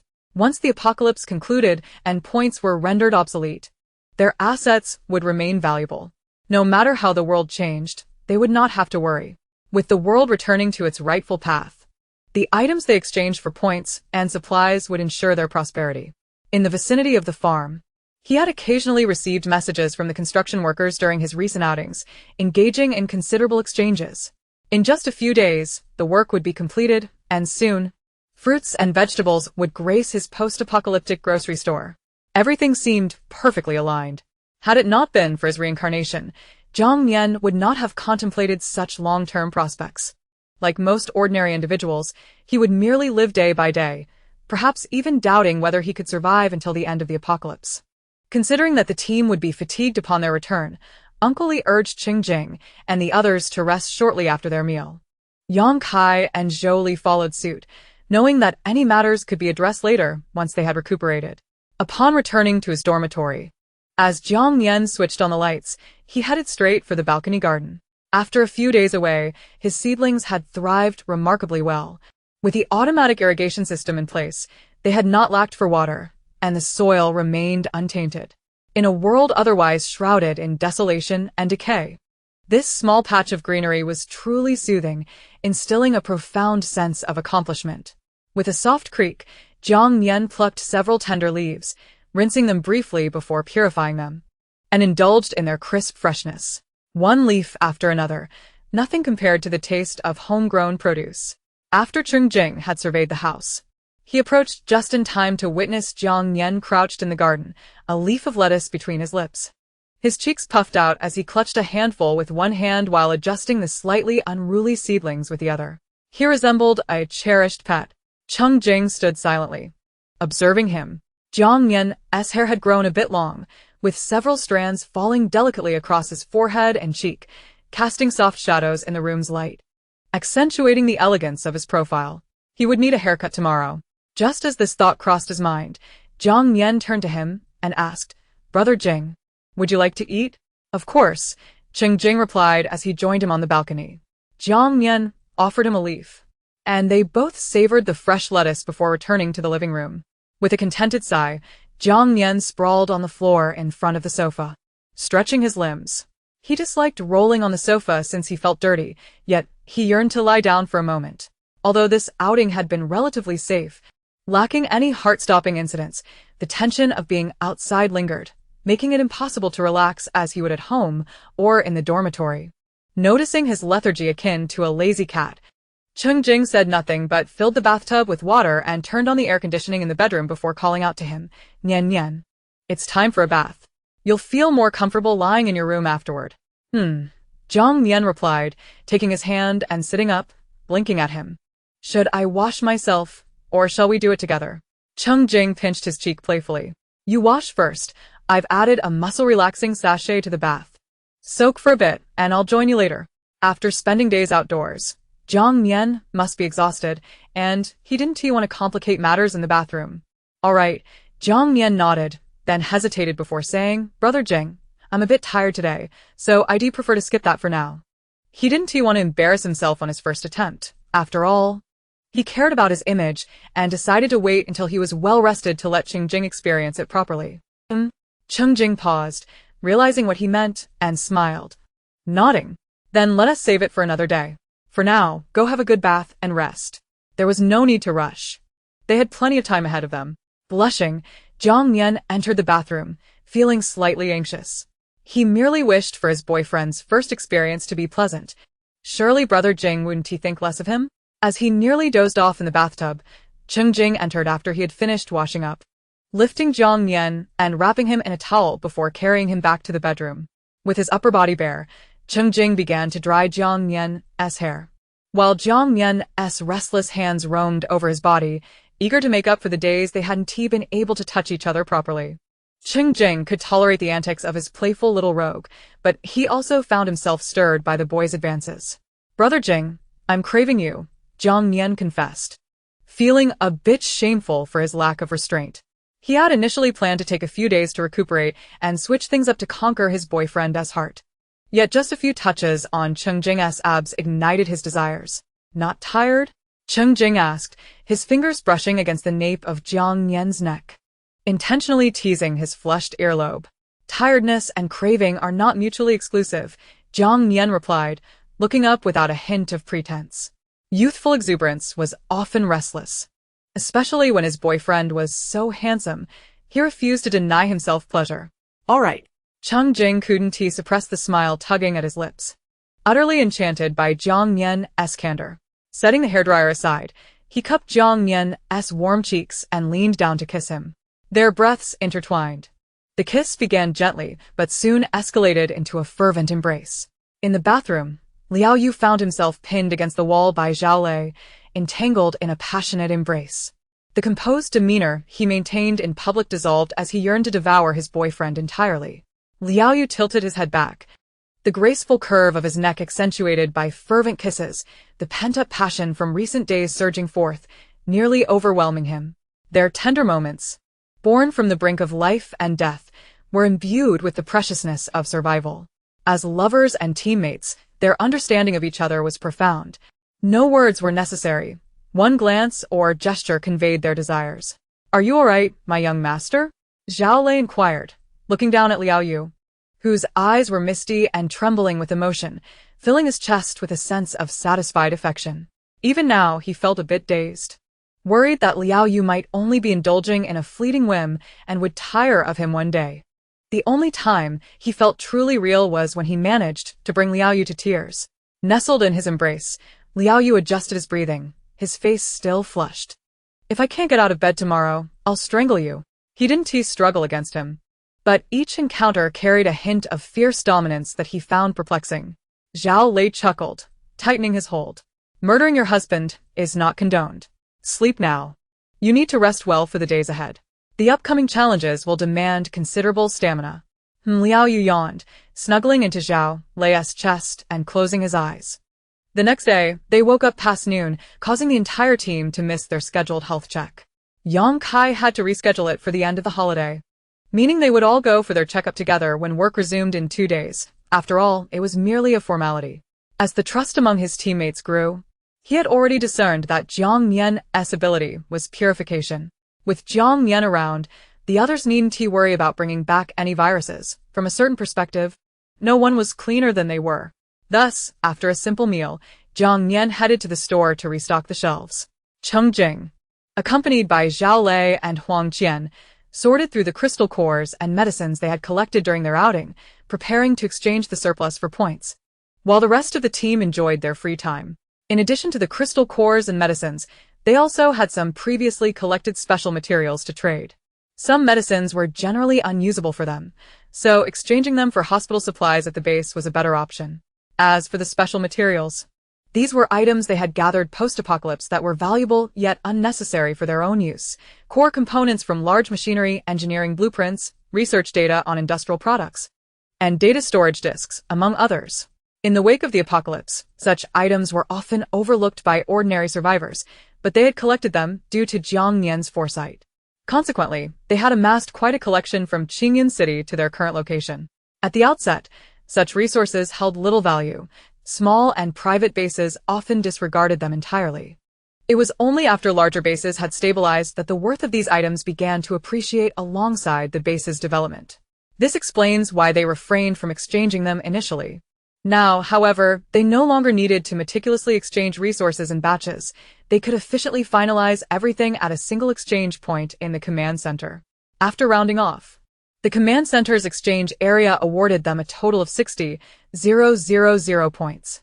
Furthermore, Cheng Jing informed them that there would be rewards for mobilizing the exploration team to West River City. Based on the reports of discoveries relayed by the exploration team, the base rewarded them an additional 100,000 points, and in the future, their team could enjoy a 50 discount when exchanging supplies with the base using points. Ultimately, they accumulated 160,000 points, a staggering amount that would be unimaginable to ordinary individuals. As for the medium crystal nucleus, Cheng Jing planned to discuss it with Minister Wang alongside Jiang Nian the following day, as that would be accounted separately. Jiang Nian's intention was to clarify the situation regarding the medium crystal nucleus with Minister Wang and the base at the earliest opportunity, while also proposing several recommendations. By integrating their observations with reasonable conjectures, they aimed to provide guidance to the research experts, which could be substantiated through experimentation, leading to favorable news soon. In addition to the medium crystal nucleus, the collected wolf tissue samples also needed to be submitted for research, with Xiao Qi required to cooperate. Understanding why these animals were immune to the zombie virus would represent a significant breakthrough. Once these pressing matters were resolved, they could focus on planning the farm and attend to various other tasks. After exchanging their points, Huang Qian and Zhao Lei each returned to their dormitories. Cheng Jing sought out Jiang Nian to transfer all the items from their vehicle into a small storage facility and made adjustments to the items in the spatial rings. To ensure their team was well supplied, they prioritized storing the valuable items they had collected before the apocalypse in the rings. They aimed to fill the 2 rings as much as possible, while leaving some space for daily necessities. Henceforth, they would refrain from utilizing the resources within the rings unless absolutely necessary, drawing other supplies from the underground storage instead, distributing items to teammates as required during outings. Upon entering the South City base, the team's consumption of stored resources had significantly decreased, primarily because everyone could now dine at the base cafeteria during their regular work hours. Currently, their total supplies could fill approximately 4 spatial rings, with food making up the majority. Additionally, with seeds in stock. Maintaining this state without excessive extravagance would allow them to navigate the apocalypse smoothly. Cheng Jing and Jiang Nian departed the storage facility, and the day had nearly drawn to a close. With the acquisition of over 100,000 points, it was only natural for the teammates to gather. Even if the points were nominally entrusted to Jiang Nian for safekeeping, transparency in accounting was essential. During dinner, when everyone convened, Jiang Nian revealed the current balance of points in his account. Previously, we had 280,000 points, and after accounting for the remaining turnover from the store, plus today's earnings, our total point assets now stand at 493,026. This is the result of our collective efforts. While it sounded substantial, when averaged among the team, it amounted to just over 50,000 per person, which was manageable, and there were still expenses for transforming the farm to settle. Are we in a position to purchase a house now? Liao Yu's eyes lit up. Those lacking a sense of security were eager to reside under the same roof as their comrades. Jiang Nian smiled and nodded. We can make a down payment. But I think there's no rush. The collective villa area isn't completed yet, and given the pricing, there won't be many who can afford it once it's built. There's no need to worry about missing out. Paying with points now would only result in an empty promise of residence. It would be wiser to wait until after the extreme heat passes. That makes sense. Liao Yu agreed. We'll wait until after the extreme heat. Others nodded in agreement, recognizing that it was indeed better to conserve points for now. In such an unstable environment, who knew what changes might occur after the extreme heat? While discussing the prospect of buying a house for the team to live together, Tang Yi recalled another matter. By the way, during the previous training session, Kai had approached me privately, expressing interest in joining our team. Has he mentioned this to you? He has. Everyone, except for Jiang Nian and Cheng Jing, responded in unison, then turned their gazes towards the 2 elder brothers. Chapter 145, Stress Response. Without waiting for Cheng Jing to speak, Jiang Nian nodded. Kai mentioned it when he gave me the car. I told him to let Jingga decide. So, you're passing the buck if you can't refuse? Cheng Jing shot a glance at the impudent little rascal, the sleek black knight currently resting in the underground storage. Its elegant lines undeniably stylish, yet he found it irksome. Jiang Nian chuckled. You're the team leader after all. The teammates exchanged amused glances. And regarding Yang Kai's interest in joining them, after this time spent together, everyone found no objection. However, the final decision rested with the 2 elder brothers. Clearly, Kai was astute, having already secured the support of the most influential member. Cheng Jing was also aware of this, but he still cleared his throat and stated, Yang Kai genuinely wishes to join our team and is willing to share all his resources. Jokes aside, let us discuss your true thoughts. His agreement with Yang Kai was based on his personal stance, but if even one teammate opposed it, it would be untenable. He had already made that clear to Yang Kai. Cheng Jing's words prompted the teammates to put away their playful demeanor and contemplate the matter seriously. After a moment, Jiang Nian was the first to raise his hand. I agree. In terms of background, strength, and character, I believe Kai is suitable. When seeking teammates, these were the essential criteria. The apocalypse was not a fleeting affair. For those aligned with the South City base, Yang Kai was indeed significant. Compared to the hundreds of teams out there, having just a few like-minded friends supporting one another was entirely normal, and they had already assessed each other through their interactions, making them trustworthy. With Jiang Nian's endorsement, the teammates readily concurred, as they were all familiar with one another, leaving little room for hesitation. Only Zhao Lei added, as long as he isn't a disruptor of your relationship, I have great respect for Kai. Liao Yu nodded enthusiastically. I second that. When Kai came to the South City base looking for them, he was genuinely concerned. Jiang Nian waved his hand dismissively. Don't worry. No one can jeopardize my relationship with Jingo. I'm good friends with Kai now. Ahem. Cheng Jing cleared his throat to mask his unease. Indeed. He was beginning to worry that Jiang Nian might grow too close to this brother, neglecting him in the process. Having established everyone's stance, Cheng Jing finally made a decision. All right, we'll agree to let him join. However, aside from leaving the base for outings, his regular work duties will remain unchanged. We'll continue as usual. The group understood, meaning that while he would bear a nominal title within the base, he would only accompany them during outings. Much like Jiang Nian, this arrangement was quite agreeable, as it necessitated minimal changes on their part. In truth, Jiang Nian believed that Yang Kai merely sought a reason to venture out of the base.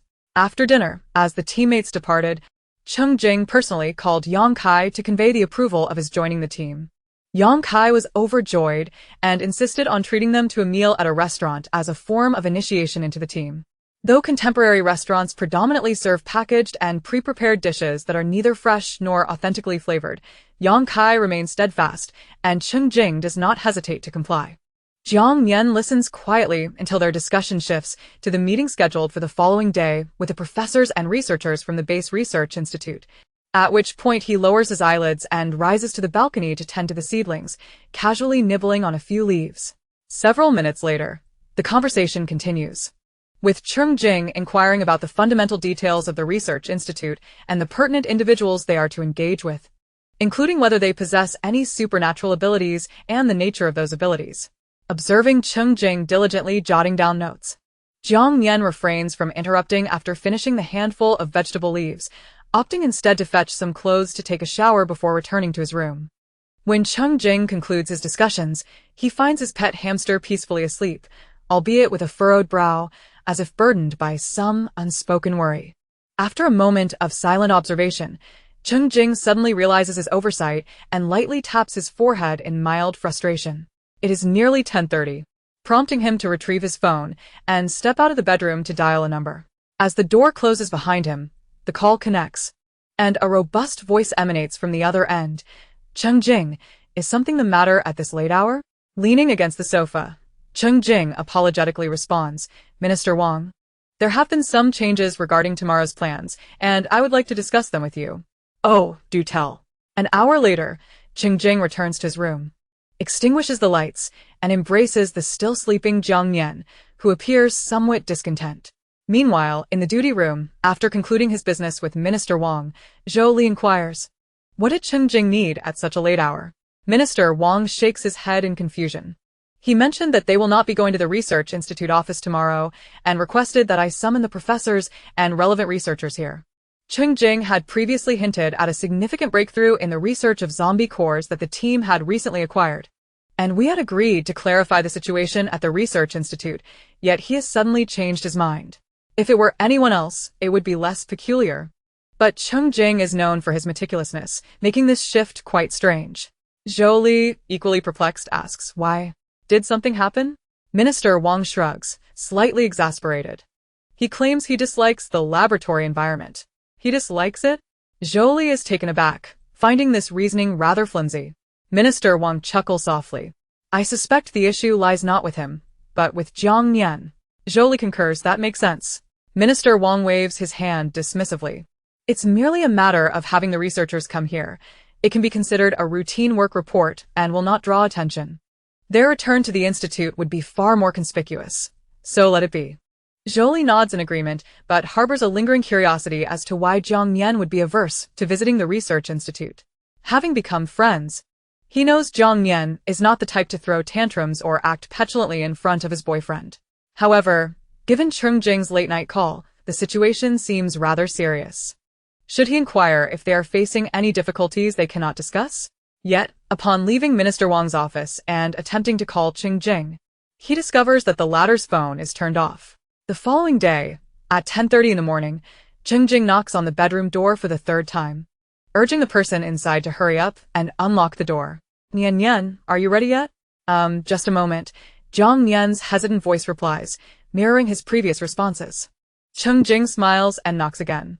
Minister Wang has already summoned the professor responsible for the core research to his office. We should hurry before they grow impatient. Minister Wang's office? The door opens, revealing Jiang Nian, who appears slightly pale and is visibly surprised. Are we supposed to go to the Research Institute's laboratory? Cheng Jing gently touches Jiang Nian's cool face. Since you dislike the laboratory, I asked the minister to bring them here. We are not participating in the experiments. We merely need to clarify matters. The location is inconsequential. The priority is to find a trustworthy individual to safeguard the core. Jiang Nian's lips quiver before he lowers his gaze. He truly does not wish to visit the laboratory, which is why he has been stalling. Initially, he had hoped to delay further to adjust his mindset or perhaps let Cheng Jing handle it alone. He finds the laboratory environment quite distressing, perhaps a form of acute stress response. He believed he could overcome it, but upon the prospect of actually going, he realizes he cannot. His heart races, and cold sweat breaks out on his palms and back, accompanied by anxiety and unease. Cheng Jing exhales deeply, embracing the silent and downcast figure. You did not mention it, and I overlooked it. I just remembered. I'm sorry, Nian Nian. After enduring so much suffering, how could you not have psychological scars? I was so focused on the success of the core research that I neglected your feelings. Furthermore, Jiang Nian's demeanor typically exudes good health. Fortunately, he did not rashly suggest changing the core. Overconcern can sometimes lead one into a corner. Chapter 146, Submission of the Medium. It's not your fault. Thank you. Yin Ye. Since we are not going to the laboratory, then there is no problem. Jiang Nian relaxes. He wants to express more but fears appearing overly sentimental as a grown man. Moreover, to entirely eliminate this psychological barrier, he must confront and conquer it. He hopes he can. Cheng Jing smiles. At this moment, you should give me a kiss. It would mean more than simply saying thank you. Jiang Nian obediently complies, planting a kiss on him. Jingo is the best. No wonder you're my husband. Such a thoughtful Cheng Jing deserves a sweet word or two. As long as they are not in a public setting, he feels no pressure to speak flirtatiously in private. Let's go see what rewards the base has prepared for us this time. Cheng Jing is pleased and, after speaking, walks over to the coffee table in the living room to pick up a stapled proposal document. Jiang Nian takes it from him and opens it. Oh, you've already completed the proposal? Did you work on it last night? They had originally planned to revise it together, but he had gone to bed early and did not contribute. Seizing the opportunity to tease him, Cheng Jing responds, Indeed. Since you didn't accompany me to work overtime last night, I had to manage on my own. He had nearly finalized the proposal while out. So, after summarizing it last night, it was all set, nothing too difficult. Jiang Nian pretends not to understand the content of the proposal, glancing at it for a moment before returning it. The suggestions within are all those they had previously discussed, including the proposal to utilize the energy from the zombie core for recycling purposes. Whether it is implemented is up to the base. One need not be an expert from the laboratory to comprehend it. Cheng Jing places the proposal into a folder and casually inquires, What do you think? Is there anything that needs to be added? Nothing to add. It's excellently written. Jiang Nian gives him a thumbs up, then boldly declares, Let us work overtime together tonight. Jingo, to fulfill the promise I made on the proposal. Men possess a desire for conquest. Just as before, the more aloof Cheng Jing appeared, the more Zhou Li pursued him. All right, Cheng Jing attempts to maintain an air of composure, but he cannot suppress the thrill bubbling within him. Cheng Jing leads Jiang Nian to the small conference room in Minister Wang's office, where the relevant personnel have been waiting for some time. Upon their entrance, everyone rises, causing Jiang Nian to feel a surge of anxiety. These individuals could all be considered leaders, and it is his fault for delaying their time. Mutual greetings and introductions ensued. In the conference room, alongside Minister Wang and Zhou Li, there were 4 others present. 3 individuals donned white lab coats, including an elderly professor surnamed Mo, who was accompanied by a male and a female assistant. Professor Mo, aged 52, had graying hair and a slight bald spot. Standing at a medium height with a lean frame, his back slightly hunched, and wearing spectacles. The 2 assistants, both around 30 years of age, bore composed expressions. The male, surnamed Zhao, had short hair and wore glasses, while the female, surnamed Li, tied her hair in a ponytail. Some individuals, without the need for formal attire, can be easily inferred to be engaged in specific professions solely based on their demeanor, and the individuals before them certainly fit the profile of researchers. None of the 3 were endowed with supernatural abilities. Additionally, beside Professor Mo stood a young man in a tailored suit named Chu Yi, whose chiseled features and pronounced eyebrows complemented his tall, athletic build, estimated to be around 185 centimeters. He appeared to be of a similar age to Zhao Lei. Upon entering, Jiang Nian immediately sensed that he was utilizing a supernatural ability, not of a mental assault nature, but rather a protective ability that he exuded at all times. Encountering such a phenomenon for the first time piqued Jiang Nian's curiosity, prompting him to steal a few glances. Following further introductions by Minister Wang, Cheng Jing and Jiang Nian learned that the trio led by Professor Mo constituted the experimental group at the Nanjing Base Research Institute, dedicated to the study of crystal nuclei, encompassing both ordinary zombie crystal nuclei and those of supernatural origin. They were indeed the core team, with additional research personnel, who were not present today. In contrast, Chu Yi ostensibly held a position as a medical consultant, casually roaming in a suit, while in reality, he was the only individual within the official military ranks of the Nanjing base to have awakened dual attribute abilities. His abilities were exceptionally unique, one pertaining to space, and the other capable of nullifying attacks. The nullification attribute encompassed both physical assaults and mental control, while the spatial attribute allowed for the entry of humans and living beings alike. Upon learning about Chu Yi's circumstances, Jiang Nian could only think of 2 words: extraordinary. In the context of cinematic or literary works, he would undoubtedly embody the quintessential protagonist, a natural guardian deity. Minister Wang did not conceal the fact that many crucial assets within the base were entrusted to Chu Yi. Cheng Jing finally grasped the concept of there are mountains beyond mountains and people beyond people, realizing the depths of official resources were beyond their imagination. He had always believed their team to be formidable, yet with broadened horizons, some inexplicable sense of superiority gradually dissipated. In life, discretion is indeed the better part of valor. Chu Yi stood upright, his expression neutral yet strikingly handsome, though Jiang Nian couldn't help but think he would look even more distinguished in military attire. The formalities of introductions and pleasantries were swiftly concluded. Jiang Nian retrieved a medium crystal nucleus, which he had previously prepared and placed in a jewelry box, and recounted their observations and experiences at the hospital in Shihe City. He concluded with his hypothesis: the medium's property, unbound by supernatural attributes, allows for indiscriminate energy absorption and subsequent release, serving as the conduit through which we can harness the energy of crystal nuclei. Exactly.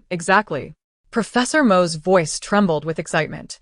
The greatest obstacle in researching crystal nuclei across various bases was the lack of a medium. However, they had been at a loss as to where to procure it. And now, the Nanjing base had acquired it. The solution to the crystal nuclei issue lay within the crystal nuclei themselves.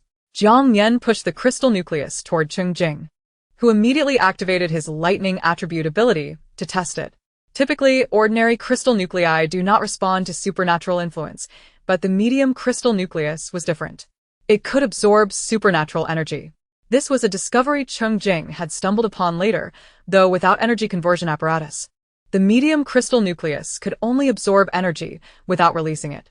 Nevertheless, this was sufficient to validate its utility, leaving the remaining tasks to Professor Mo and his team. Cheng Jing retracted his ability and pushed the medium crystal nucleus toward Professor Mo and his assistants. This is simply marvelous. Professor Mo's voice was slightly choked, his frail hands trembling as he picked up the crystal nucleus to discuss and analyze it with his assistants. After some time, he placed it back in the box and handed it to Chu Yi, saying, "Xiao Chu, please store it safely." Understood, Professor. Cheheu Yi nodded, accepting the item and deftly placing it into his spatial dimension. Watching the medium crystal nucleus being secured by Chu Yi, Jiang Nian felt a wave of reassurance wash over him. Having been reborn, the pivotal moments of his past life now seemed to unfold smoothly according to his design. The overarching framework was essentially set. The Nancheng base would emerge as the most resourceful and powerful among all bases. Chapter 147, The Special Antibodies of Animals. After demonstrating the function of the medium crystal nucleus, Cheng Jing submitted a prepared proposal to Minister Wang, leading to a discussion on the feasibility of each suggestion presented by Cheng Jing and his team. The first suggestion revolved around the extraction of crystal nucleus energy for energy supply. From now until the peak of the extreme heat, solar energy generation would be ample. Yet it remained uncertain what resources would be available thereafter. Therefore, the cyclical utilization of crystal nucleus energy appeared to offer greater assurance, at least for the current phase. Minister Wang concurred, stating, "Indeed, the extreme heat is a known variable. We must consider potential disasters that may arise afterward." Professor Mo also nodded in agreement. According to the data disclosed by Central Broadcasting and Meteorological Research, there is a high probability of extreme nights. Hence, if we can indeed establish an energy power station, it would be excellent. As for the possibility of breeding zombies, further evaluation and discussion are necessary. In the lead-up to the apocalypse and during its early stages, weather forecasts had suffered significant inaccuracies and disruptions, but they were gradually recovering. Although not guaranteed to be completely accurate, at least there was a semblance of clarity, mitigating the panic caused by sudden occurrences. After discussing the proposals outlined in the document, Jiang Nian produced the wolf tissue samples he had brought back from Shihe City and handed them to Chu Yi for safekeeping. Regarding why animals did not contract the zombie virus, Professor Mo explained, "Not all animals are immune. There are numerous animal corpses in the laboratory that succumbed to the zombie virus. Some of the animals you encountered were unharmed, while others were infected yet remained unaffected." Upon hearing this, Jiang Nian and Cheng Jing's expressions subtly shifted. Indeed, the information from their previous life had been erroneous. There were no exceptions in the face of cataclysm. It was merely a matter of who could survive, which was, in essence, a form of selection. After pondering for a moment, Jiang Nian inquired, "Does this imply that some animals possess antibodies?" Professor Mo nodded. "One could say that, but it's more peculiar. That type of antibody manifests as a visible energy." Noticing their confusion, he gestured with his hands to explain further. Various bases have conducted experiments on animals. Those lacking antibodies quickly perish upon infection with the zombie virus and do not mutate. Conversely, animals possessing antibodies exhibit a white light energy that slows the infection rate and even eliminates viral cells. "Are you suggesting animal abilities?" Cheng Jing blurted out, as this description undeniably resembled a form of supernatural ability. Jiang Nian felt a jolt in his heart, discreetly clenching his hands beneath the table. However, Professor Mo shook his head in resignation. Researchers at various bases have proposed the hypothesis of animal abilities. But this energy only manifests when they are infected with the zombie virus and is time-limited, with individual variations ranging from a few minutes to half an hour. Jiang Nian frowned. "It disappears after a certain period?" Professor Mo sighed. "Indeed, as time passes, regardless of whether the infected regain their vitality, that energy ceases to manifest. Those who remain unhealed will inevitably meet their demise." Jiang Nian suppressed a flurry of chaotic thoughts and calmly inquired, if the healed animals were to become reinfected, would their bodies produce antibodies? If genuine antibodies were to arise post-infection and healing, then the antidote serum could be derived from the animals themselves. "I comprehend your perspective. It is indeed our hope. However, regrettably, the answer is no. The healed animals, upon reinfection, will exhibit that energy once more, yet it does not guarantee a second healing, as the intensity of the energy remains exceedingly unstable." After Professor Mo adjusted his glasses, he instinctively patted his smooth forehead. Jiang Nian pursed his lips and nodded. Very well. Minister Wang interjected at an opportune moment. Research institutes across various bases have conducted repeated experiments solely to extract that energy for study, yet none have succeeded. The proportion of animals possessing energy antibodies is minuscule, akin to human superhumans. Moreover, it is impossible to ascertain which animal possesses antibodies before they are used for experimentation. Thus, the central authority has issued a directive to halt any experiments that may lead to a potential massacre of animals. Cheng Jing concurred. Indeed, such actions would lead to widespread slaughter without yielding results. Precisely, Professor Mo echoed. Research should aim to resolve issues. Since this method proves ineffective, we must seek alternatives. Without haste. He did not elaborate further. There are hypotheses suggesting that if humans also possess such energy antibodies or abilities, we need not fear infection by the zombie virus. Consequently, it has been proposed that infected superhumans should undergo specialized isolation and observation for study before they lose their sanity. Who knows, perhaps one of them possesses such antibodies. These discussions have not been made public, confined solely to the principal research leaders across various bases for academic exchange. However, it is known that some bases have tacitly begun to execute this, recruiting unfortunate infected superhuman volunteers. The Nancheng base has yet to issue directives regarding the confinement of infected superhumans. This matter could easily turn sour. Researching zombies differs significantly from studying living individuals. The infected who have not yet lost their sanity tread a precarious line. Jiang Nian refrained from further inquiries, yet his emotions remained tumultuous. Professor Mo's mention of energy antibodies reminded him of his own abilities. Could it be that those animals exhibiting unique antibodies have awakened purifying abilities? A mutation born of self-preservation amid calamity. Alas, he required first-hand observation to ascertain the truth. An immersive discussion ensued, with participants expressing their thoughts and posing inquiries, even dining within the confines of the conference room. Throughout it all, Chu Yi remained silent, merely nodding to indicate his engagement, predominantly listening intently. Occasionally, he cast a somewhat indifferent glance at Jiang Nian, who, when not contemplating issues, bore a furtive gaze akin to a hamster, believing he concealed it well. His eyes, capable of radiating affection even towards dogs, rendered his surreptitious glances seem less lascivious and more bashful, were it not for the knowledge that he was already taken. Many might misinterpret his intentions. Cheng Jing remained oblivious to intervene. It was not until the end of the workday that the conference room door swung open, revealing Minister Wang. Zhou Li, Cheng Jing, Jiang Nian, and Chu Yi as they stepped out. Minister Wang summoned a guard to escort Chu Yi away, while Cheng Jing and Jiang Nian were asked to remain a while longer. Jiang Nian watched Chu Yi leave, his eyes brimming with envy. Witnessing him gather Professor Mo and the others had felt akin to witnessing magic. Were it not for Cheng Jing's presence, he would have implored Chu Yi to allow him a glimpse into his space. According to Minister Wang, Chu Yi possessed a small laboratory within his space, where significant experiments were conducted. The medium crystal nucleus would be exceedingly secure and undetectable. However, the number of individuals permitted within the space was limited. In response, Jiang Nian could only smile inwardly, exclaiming, "Oh heavens! Why can't such abilities be bestowed upon me? What harm would there be in adding another dual-ability superhuman amidst the chaos of the apocalypse?" Chapter 148. Generous Rewards. After bidding farewell to Professor Mo and the others, the conversation shifted from the conference room to the office reception area outside, resulting in a notably more relaxed atmosphere. The value of the medium crystal nucleus needs no elaboration, and your contributions are undoubtedly commendable. However, for now, we cannot publicly announce these achievements. We must keep them in mind for the time being. Minister Wang expressed with a hint of nostalgia before transitioning his tone to one of sincerity. You are aware of the current conditions at the base. The only reward I can offer you at this moment is points. Nevertheless, if you have any requests beyond points, feel free to voice them. As long as the base can afford it, I will accommodate your demands.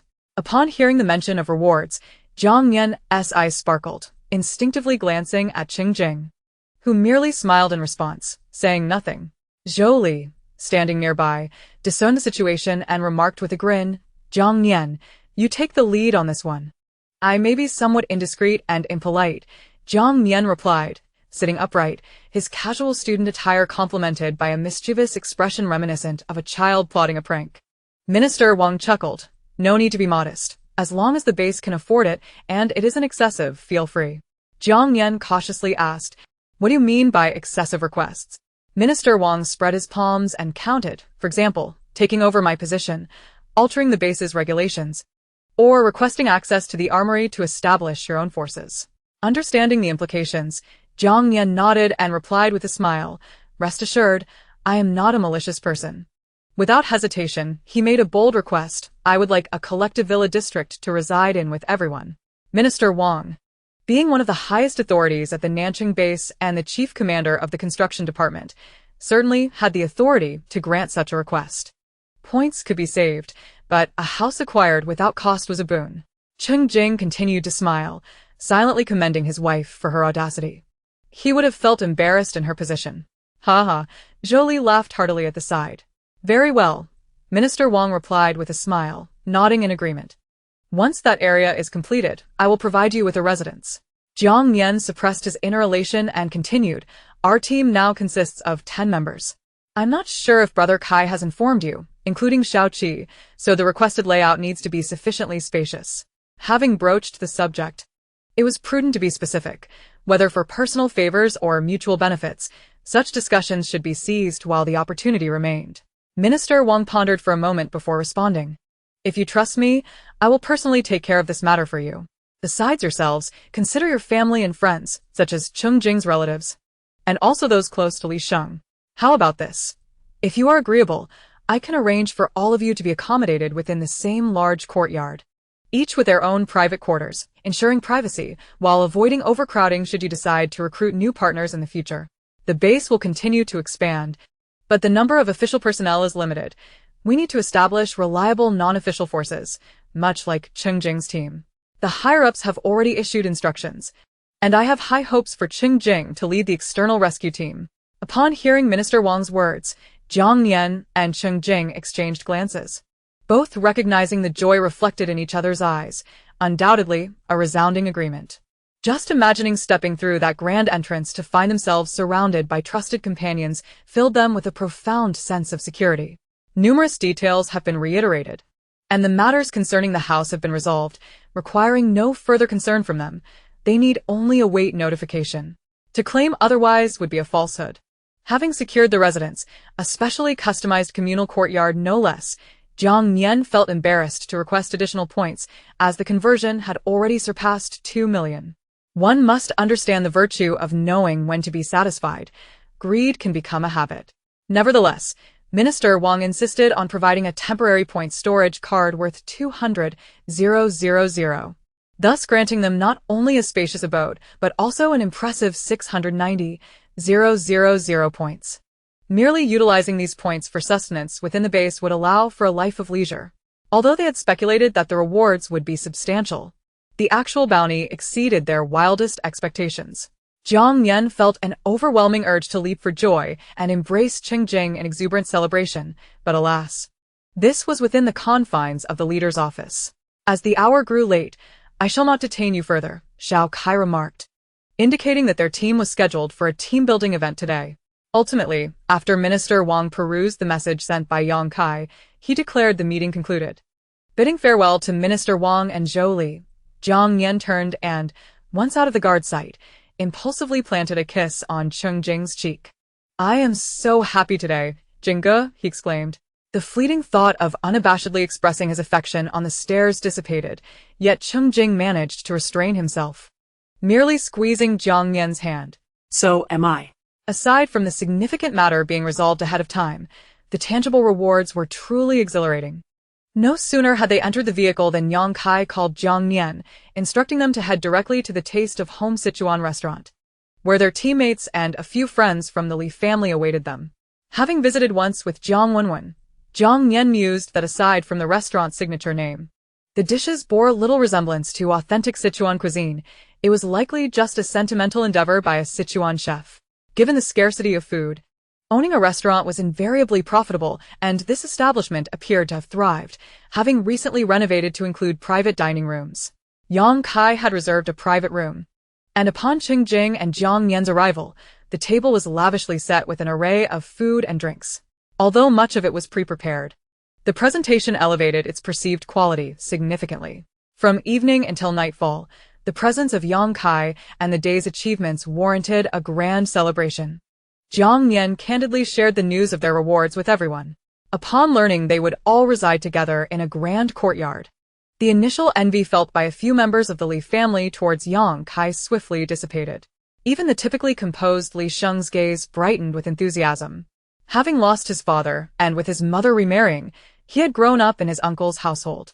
Initially, he had hoped to utilize his position to care for his uncle and younger siblings, but unexpectedly, he had been blessed with a circle of such wonderful friends. Though he could not officially join the team, living together made them akin to family. Moreover, the special customization indicated that the base genuinely valued Cheng Jing and his companions, rather than merely offering empty promises. The group engaged in lively conversation, remaining until past 8 o'clock, when the owner signaled closing time. Stepping outside the restaurant, they were met with a commotion. Two women were embroiled in a fight, inciting cheers and jeers from onlookers. In the dim light, with Jian Cheng's keen eyesight, they quickly recognized the fighters, Liang Xiaoyan and Su Jing, the latter who had attempted to morally manipulate Jiang Nian during the earthquake. They were, in a sense, acquaintances. Chapter 149. Gossip and Incitement. What was termed a fight was, in reality, Liang Xiaoyan unilaterally overpowering Su Jing, who was reduced to tears, curses, and screams. Liang Xiaoyan refrained from using her abilities, opting instead for a straightforward and brutal method of hair-pulling and punching. Within the Nanqing base, unless one's safety was genuinely threatened, using abilities against ordinary individuals was frowned upon. How many adhered to this unwritten rule remained uncertain. Jiang Nian and Huang Qian's innate curiosity was piqued. Especially given their past entanglements with the victim, they were nearly compelled to cheer from the sidelines, but Cheng Jing and Lu Ningzhou restrained them. Someone shouted that the patrol team was approaching, and the raucous crowd grew louder, the women's screams and curses mingling with the cheers. Although curiosity abounded, no one dared to intervene, opting instead to head towards the parking area. Jiang Nian leaned closer to Li Shuhui and whispered, "What did you discuss with Liang Xiaoyan yesterday?" It seems to have sparked this altercation. Li Shuhui covered her mouth with her hand and replied, "I informed Liang Xiaoyan of Su Jing's identity and mentioned that her two teammates frequently sought Su Jing out, passing on a message as per Xing Ji's advice." Initially, she was perplexed, but eventually understood, and Liang Xiaoyan did not shy away from admitting her emotional entanglements with Dajuan and Xiaolu. Therefore, upon discovering that they had been clandestinely involved with someone like Su Jing behind her back, she felt a surge of betrayal and indignation. With Xiaolu and Dajuan absent, it was only natural that her wrath would be directed at Su Jing. People can be oddly irrational. They may hold disdain for something, yet feel discomfort when they see others possessing it. Li Shuhui did not fully comprehend this, but refrained from further commentary. Moreover, Liang Xiaoyan had confided in her that she was seeking to leave her current team and wished for assistance in establishing a connection with Cheng Jing. A request Li Shuhui denied, due to Liang Xiaoyan's evident disdain for Jiang Nian. However, she had relayed this information to others, leaving the handling of the situation to them. Her role was merely to maintain a superficial collegial relationship with Liang Xiaoyan, avoiding any potential conflict. After all, a blatant villain is not as fearsome as a covert schemer. Upon returning to the dormitory, Cheng Jing instructed Yang Kai, "After the confrontation with Su Jing, Liang Xiaoyan will undoubtedly be furious. You might seize this opportunity to inform her that her teammates have been secretly collaborating with Su Jing and Xia Weiwei, reaping substantial benefits without sharing any with her." Liang Xiaoyan, being both opportunistic and scheming, appeared to harbor disdain for his partner while wishing to join his team, an absurd notion. While he would not resort to violence against a woman, he felt no qualm about utilizing the situation to his advantage. It was his hope that Liang Xiaoyan would stir trouble among her teammates, potentially causing issues for Xia Weiwei or extracting valuable information from Su Jing. "Understood, Captain." Yang Kai nodded seriously before heading to the garage to retrieve his gray knight. Jiang Nian, somewhat puzzled, could not resist asking upon their arrival at the dormitory, "Jingo, why have you instructed Kai Go to convey this?"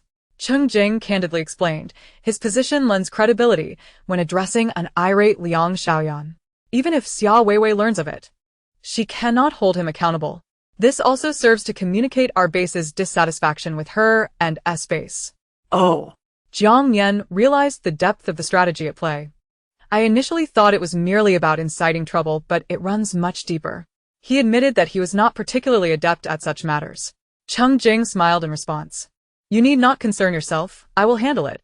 Jiang Nian nodded, fully aware of his own limitations and refraining from forcing matters he was ill-equipped to manage, lest he complicate things further. It's so hot, Jinge, I would like something cool to drink. Jiang Nian tugged at his collar, turning on the living room fan. Cheng Jing washed his hands and opened the refrigerator, inquiring, sparkling water or soda? After a moment's thought, Jiang Nian mischievously grinned. Beer. I'm feeling celebratory today. But I haven't had any yet. He settled onto the sofa, wary of becoming overly intoxicated in public and embarrassing Cheng Jing. Cheng Jing returned with a can of beer and a bottle of sparkling water. Got it, Dad. Jiang Nian's laughter was particularly infuriating as he seized the beer from his boyfriend at the moment his expression became subtly strained. Give it here, you stingy thing. It's just a can of beer. Cheng Jing observed. The childish emotions are truly too easily expressed. After taking 2 hearty gulps, Jiang Nian contentedly belched, half closing his eyes as he gazed up at the ceiling. Every time Cheng Jing witnessed this, he felt an urge to nibble on his neck. He had once heard from the elders that individuals with long necks generally possess gentle temperaments, while those with short, stout necks tended to be more irritable. He could not speak for others, but this saying certainly rang true in Jiang Nian's case. Noticing the focused gaze upon him, Jiang Nian turned his head and smiled. You must be thinking about biting me. Cheng Jing silently averted his gaze and took a sip of soda. Truly a little rascal. Jiang Nian shamelessly leaned over and clinked his beer can against Cheng Jing's bottle. Cheers. Cheng Jing lowered his eyes and inquired. What are your thoughts on the animal energy antibodies that Professor Mo mentioned? Chapter 150. Exceeding Comprehension. Jiang Nian rested his head on Cheng Jing's shoulder, taking a sip of beer as he replied candidly, I suspect it's purification, but without witnessing it firsthand, I cannot be certain. This indirectly confirmed that his purification ability was indeed the key to combating the zombie virus. What was the true intention behind the S-base and Xia Weiwei when they had the doctors transplant his crystal core to Qinyu? Did they genuinely wish to save Qinyu, or was it merely an experiment? Given Xia Weiwei's and the S-base's methods, after his death, did Qinyu truly find salvation, or did he become the next him? I think the same. Cheng Jing nodded, relieved, fortunately. You haven't used your abilities in front of outsiders, and I haven't provided any information about purification to the ability database. Jiang Nian sighed, collecting his scattered thoughts. Brother Jing, I feel this matter cannot be concealed for long. It's merely a question of time. Once a breakthrough in researching crystal core energy is found, experts will be able to deduce it. Cheng Jing, despite having received assurances from Minister Wang, remained concerned about the exposure of purification's capacity to counter the zombie virus. Jiang Nian pondered seriously for a moment before responding, let's wait until the energy extraction is successfully utilized. Since it exists in animals, if we can identify those carrying this special antibody, we can safely extract it when the energy extraction experiments mature. Professor Mo and his team may not be capable of this yet, but when that evolved ability user arrives, there might be hope. You mentioned your brother and his team are conducting research on apocalyptic mutations outside because of their delayed entry into the base. He was no longer afraid of his abilities being exposed. It was merely that the timing had yet to mature. As long as it could be confirmed that the so-called energy antibodies were indeed abilities, extraction could be performed from animals with the medium crystal core present. However, this necessitated addressing another issue, finding a method to ensure the extracted energy retains its purifying and cleansing properties after undergoing medium transformation, which certainly required skilled researchers. Cheng Jing nodded in response. I've already told them to arrive at the base by the end of June. Great. With a clang, Jiang Nian tossed the empty can into the trash and continued, by then, my abilities will have surpassed 500 meters. As long as there is mutual respect, I wouldn't mind lending a hand. The impending breakthrough of his abilities filled him with confidence. He was willing to contribute to restoring the world to normalcy, provided he received respect in return. Cheng Jing patted his hand. No need to force it, whether with people or matters. If you feel uncomfortable, we shall not partake. After sharing a smile, Cheng Jing could no longer resist leaning down to seal Jiang Nian's lips, which were tinged faintly with the scent of alcohol. However, just as he was about to deepen the kiss, a phone call abruptly interrupted the moment. It was the medical examination department from the command center, confirming the time for the team's physicals the following day. The atmosphere dissipated instantly. Cheng Jing reluctantly released Jiang Nian to take the call, while Jiang Nian licked his lips, feeling slightly unsatisfied. His gaze lingered on his boyfriend for a moment before he rose and left the living room. After finishing the call, Cheng Jing began organizing the necessary items for work the next day. Seizing the opportunity, Jiang Nian showered and then rummaged through the storage room for a while before darting back to the bedroom. Cheng Jing, folding uniforms in the living room, nearly burst into laughter at Jiang Nian's furtive antics, holding the neatly folded clothes. He pushed open the door only to find the little rascal seriously examining several boxes spread out on the bed. Ahem. Cheng Jing cleared his throat, and Jiang Nian looked up, winking at him. Brother Jing, what flavors do you like? Different flavors and styles offered varying experiences, and finally, it was his turn to pose this question. Cheng Jing, seeing his exuberance, suddenly regretted not having clarified things sooner. He approached, picking up the boxes. Nian Nian, you probably can't use these. Jiang Nian's face flushed. Who says? I believe I can. Upon seeing Cheng Jing's barely suppressed amusement, he exploded. What do you mean, Brother Jing? Who are you looking down on? Is it even possible to have a proper romantic relationship now? Cheng Jing hurriedly sat down, smoothing his hair. What I meant was, you might have misunderstood. Though convoluted, Jiang Nian's mind was clear enough to quickly grasp the implication, turning beet red as he took a deep breath, gritting his teeth. So, are you implying that my comprehension skills are inadequate? It's not what I thought. Cheng Jing nodded. Indeed. Cheng Jing, I will strangle you. Jiang Nian tossed aside the boxes in his hands and directly grabbed the dog man's neck. How had he ever thought that this brooding, enigmatic character would agree to his audacious advances? Chapter 151. Unconventional Domestic Violence. Ahem, Nian Nian, cough, cough. Cheng Jing made no move to resist, lying back with a smile as Jiang Nian tightened his grip. Once the irate rabbit finally released him, he feigned innocence. Cough, cough. That's enough. If you kill me, you'll cry. Jiang Nian, exasperated, retorted, nonsense. Haven't you heard about the trend of bringing a new partner to dance on the grave of an ex? If I really killed my husband, I'd just end it all. Haha, that's others. Nian Nian. We love each other so much. We promised to have a house full of children and grow old together. You'd never want that. Cheng Jing winked playfully as his hands began to wander over Jiang Nian's back and waist, feigning comfort while being rather mischievous. Stop rambling and being self-indulgent. Jiang Nian nearly broke into laughter, unable to resist his face, and hearing such words made it even harder for him. However, it didn't take long for him to deflate. To avoid forgiving this cunning wolf too quickly, Jiang Nian swatted Cheng Jing's hand away and turned to leave the bedroom. Out of sight, out of mind. Nian Nian. Don't be angry. Cheng Jing followed him like a stubborn adhesive. I was wrong. I just wanted to tease you.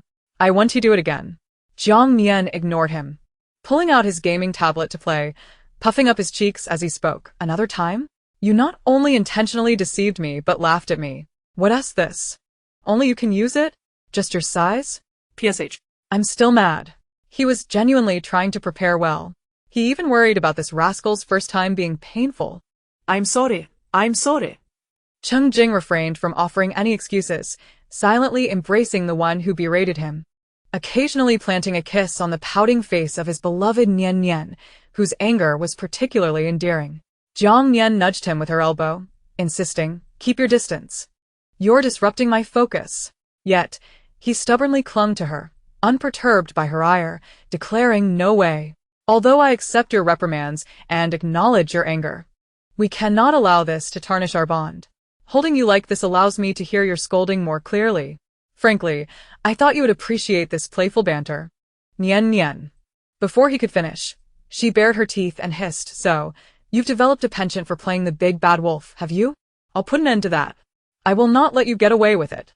In a fit of embarrassment and fury, Jiang Nian set down her gaming tablet and seized him, inflicting a playful pinch that drew forth a pained grimace from him. What did he mean by thinking she would understand? As a proper young man in university, why should he be expected to grasp such mischievous antics?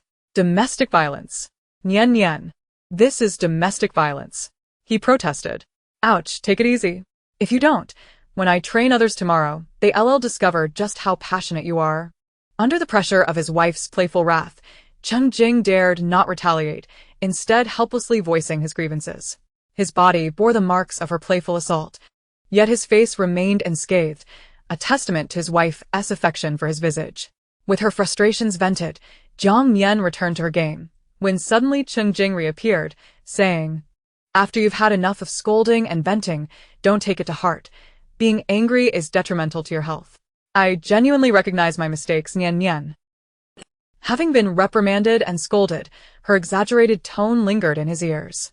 Jiang Nian felt her fingers grow weak from pressing skill buttons, her focus wavering. After a moment, Cheng Jing softly suggested, "It's hot outside. Shall we retreat to the room to play? I won't disturb you any longer. I'll go take a shower and reflect. But let us agree, when I emerge from the shower, you won't be angry anymore, alright?" Receiving no response, he took the liberty of carrying her back to their room. The cool air conditioning provided a welcome respite, easing their tempers. After concluding a game with ease, Jiang Nian silently gazed at the box on the bed, deciding to offer Cheng Jing a way out of his predicament. Thus, when Cheng Jing returned from his shower, adorned with several marks from her playful grips, he inquired which scent she preferred for the box. She chose his favored mint flavor. Delighted, he embraced her, showering her with affectionate kisses, much like a playful puppy. Nian Nian, Cheng Jing leaned down, resting his hands on either side of his beloved. Their eyes met, and in that moment, he felt that the most beautiful partnerships are born not from demands or offerings, but from genuine mutual care and indulgence. Reflecting on their relationship since its inception, aside from their abrupt breakup, their time together had been devoid of internal strife. Even their occasional quarrels merely served as playful diversions. His Nian Nian was the best in the world. "In the future, speak your mind. I won't entertain your roundabout tricks anymore," he declared, gazing at his face. Jiang Nian found it impossible to remain angry. Cheng Jing leaned down to plant a kiss on his seemingly pouting lover. "Alright, I promise I won't do that again." Jiang Nian felt the world around him sway, his senses muddled, as if adrift on uncertain waves. Cheng Jing gazed at the person in his arms, recalling how during their 2 years apart, the mere thought of Nian Nian with someone else drove him to madness. After this unconventional bout of playful conflict, they both seemed to have their desires fulfilled. As the lights dimmed, darkness enveloped them, prompting Jiang Nian to mumble, "It's too dark." The bedside lamp, having become unresponsive after a previous mishap, finally ceased to function. "Wait, I'll change it right away." Cheng Jing quickly retrieved a new lamp, its warm yellow hue a favorite of Jiang Nian's. While replacing the lamp, Cheng Jing recalled something and lay back down, turning to embrace her, asking, "By the way, Nian Nian, Professor Mo mentioned that after extreme heat, there might be extreme nights. Do you remember anything about that?" Extreme nights could plunge the world into darkness, bringing chaos and death alongside every calamity, sometimes more terrifying than a zombie apocalypse. Jiang Nian pondered for a moment, nestled in his embrace, before frowning and responding. "Based on the timeline from my previous life, during the periods surrounding extreme heat, we had already entered the drug testing phase. During that time, their communications and surveillance were quite strict, so I wasn't privy to external affairs. Moreover, I occasionally found myself in a semi-comatose state for days due to the medication, leading to confusion in my memories upon waking. Therefore, I am unclear about extreme nights. Perhaps I've heard of them, but simply do not recall." Despite the gaps in her memory, she noted that current events aligned closely with what she knew from her past life, albeit slightly accelerated. If other events had advanced, then under the butterfly effect, if extreme nights were to occur, they would likely manifest sooner. Cheng Jing leaned down to kiss her. "If you don't remember, then let it go. Don't dwell on it." How could he be so thoughtless as to ask such questions at this moment? Even if extreme nights were to arrive, their impact on them would be minimal. Jiang Nian detected his self-reproach and chuckled softly to reassure him. "It's all right, Jingo. I've become accustomed to recalling things from my past life without discomfort. Let us focus on thoughts that will be beneficial for our future. Now, Let us get some sleep." Chapter 152. Unexpected Changes. After submitting the health report and accepting a temporary transfer, the teammates resumed their normal duties. Shao Qi also underwent a routine checkup, providing a small tuft of fur and a vial of blood for the laboratory. Following the usual routine, Jiang Nian took Shao Qi to the farm in the morning, managed the store in the afternoon, and delivered goods to Zhou Rongbin in the evening. The little one adapted remarkably well. The wasteland had become considerably livelier than before, beyond the ability users and their relatives. More ordinary people were renting land to participate in the farm's development.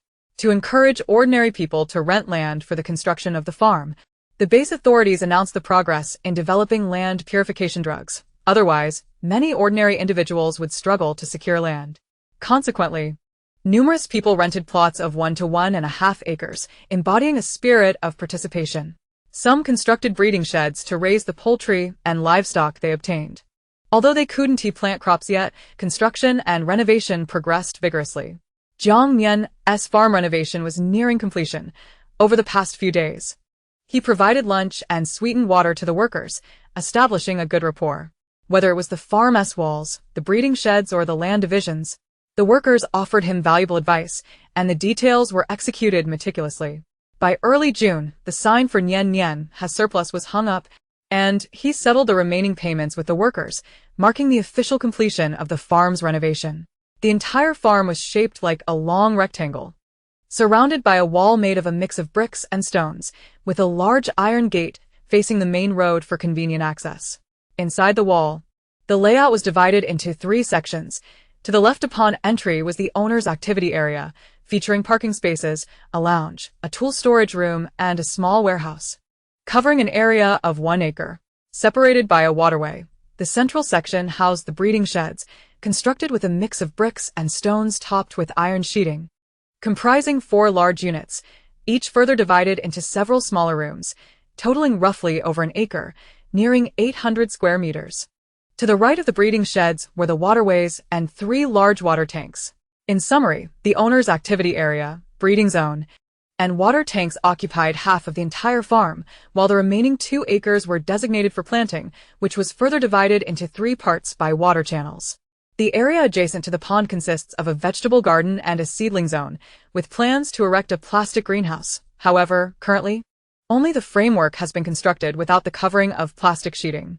Following this is a steel frame structure towering nearly 10 meters high, with its roof being half transparent and half opaque, while the far right remains an open space devoid of any obstructions.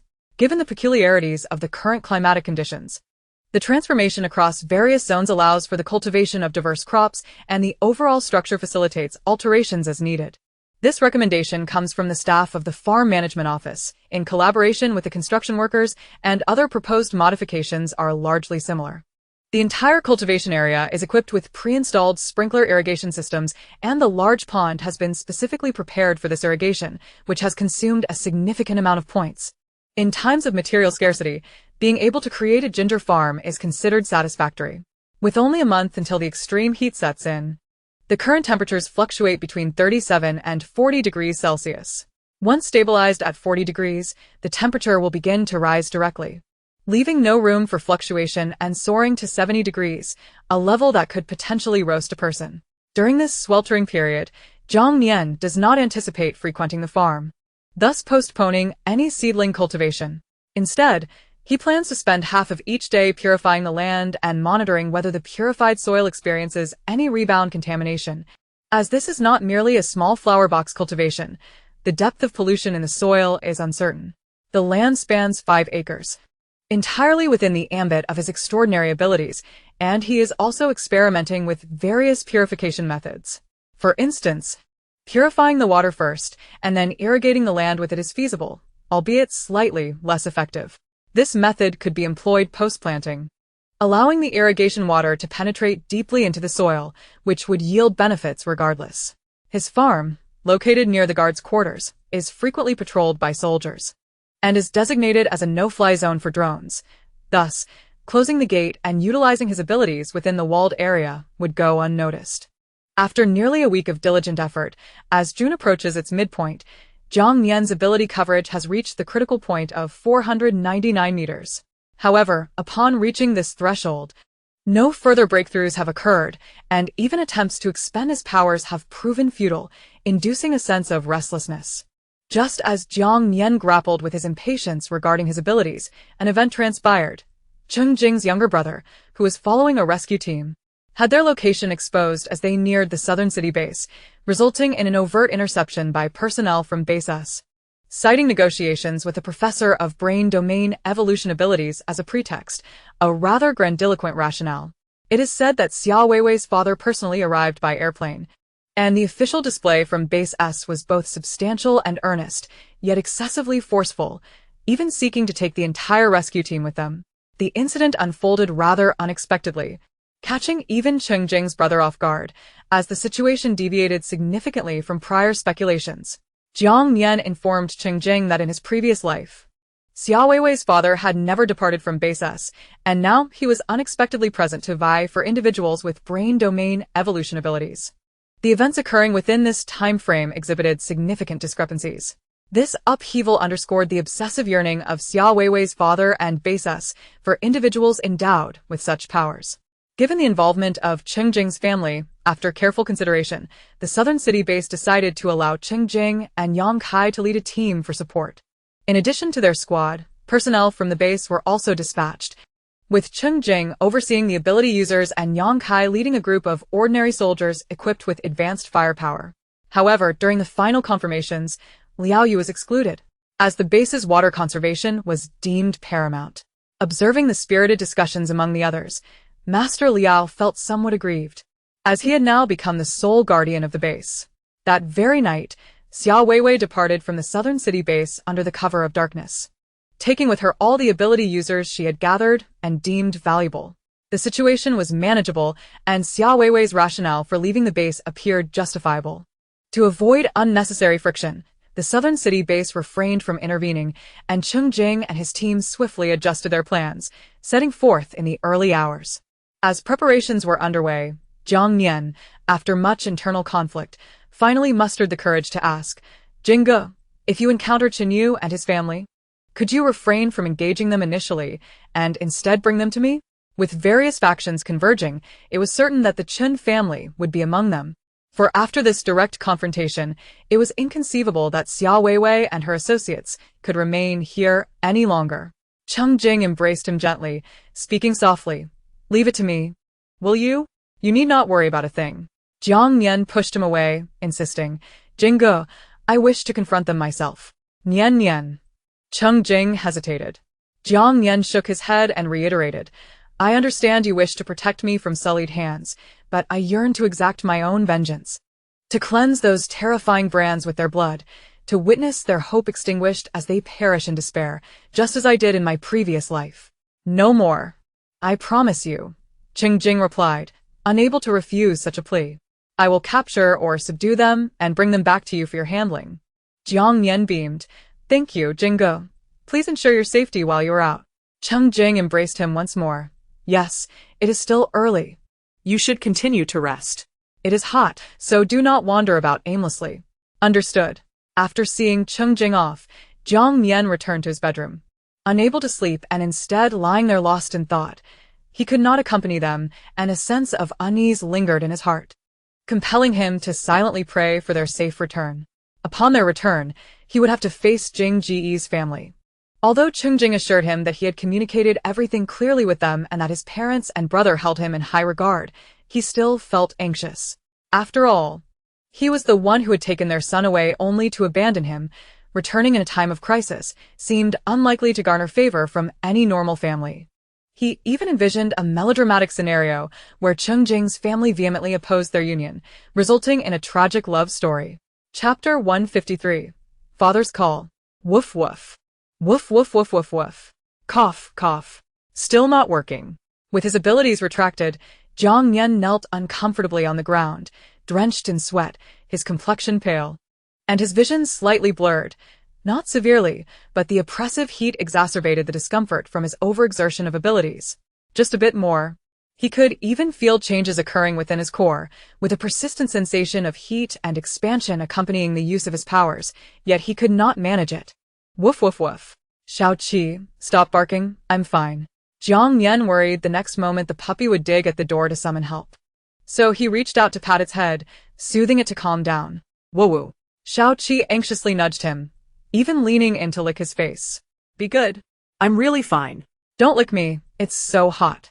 Jiang Nian could only muster the strength to return to the resting room. After downing a bottle of water, he lay back on the folding bed, one leg dangling off the edge. Xiao Qi brought over a small handheld fan from the little table across the bed, then sat patiently beside him. Good boy. Jiang Nian praised it. This little creature was truly considerate and quick to learn.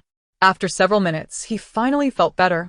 The discomfort from excessive energy depletion dissipating, as long as he didn't reach the limit and faint from a nosebleed, recovery was relatively swift.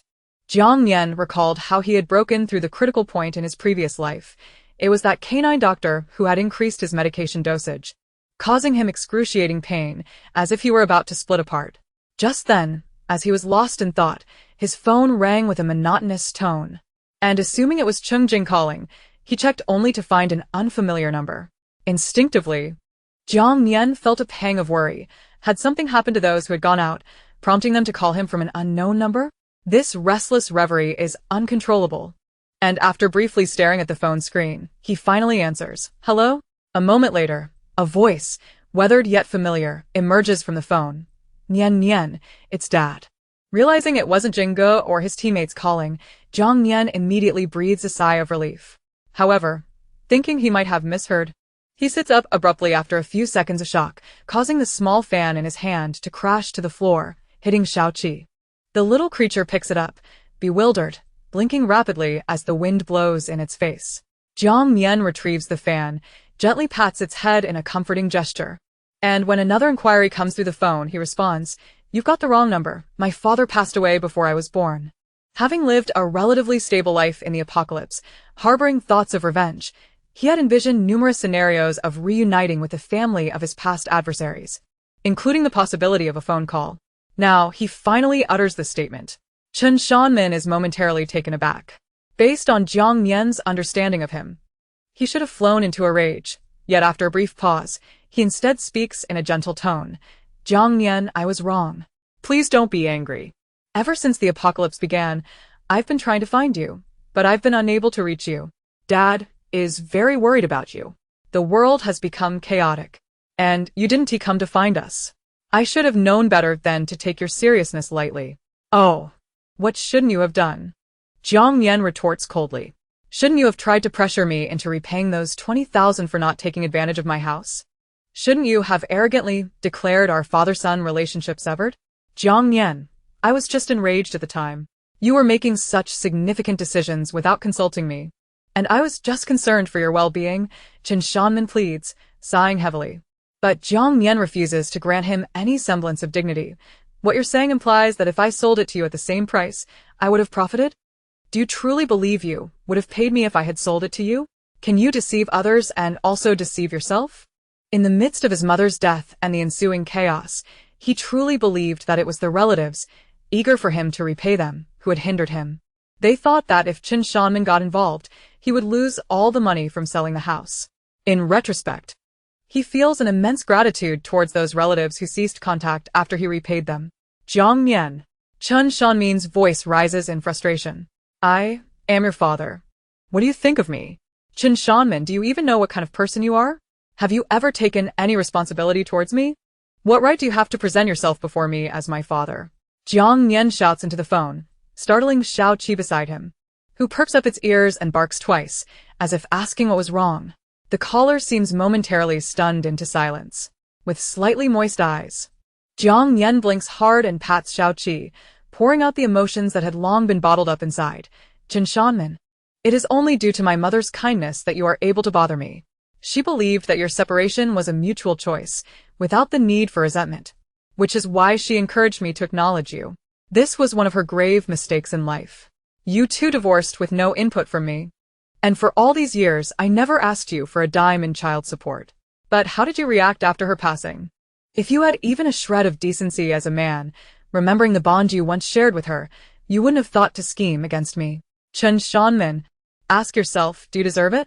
Jiang Nian only wishes to vent his anger, not to cry, yet his emotions spill forth with the rage. Causing his chest to tighten painfully, he feels a profound loathing and anguish. During his mother's illness, He often pondered if she would have toiled so hard and suffered from a terminal illness at such a young age had he never existed. He was an unintentional burden in his parents' perfect life plan, yet it was not his desire to be this way. After a long pause, Chen Shanmin's voice emerges. Horse, I only intended to scare you. I didn't mean to scheme against you. I'm sorry, Nian Nian. Come find me, and I will kneel before you to apologize. I promise to take good care of you from now on. Shut up. I don't need your care. Jiang Nian interrupts loudly, gritting his teeth as he wipes his face and exhales deeply, quickly regaining control over his unruly emotions. After a moment, he coldly inquires, Who gave you my phone number? Speculating is one thing. He needs a definitive answer.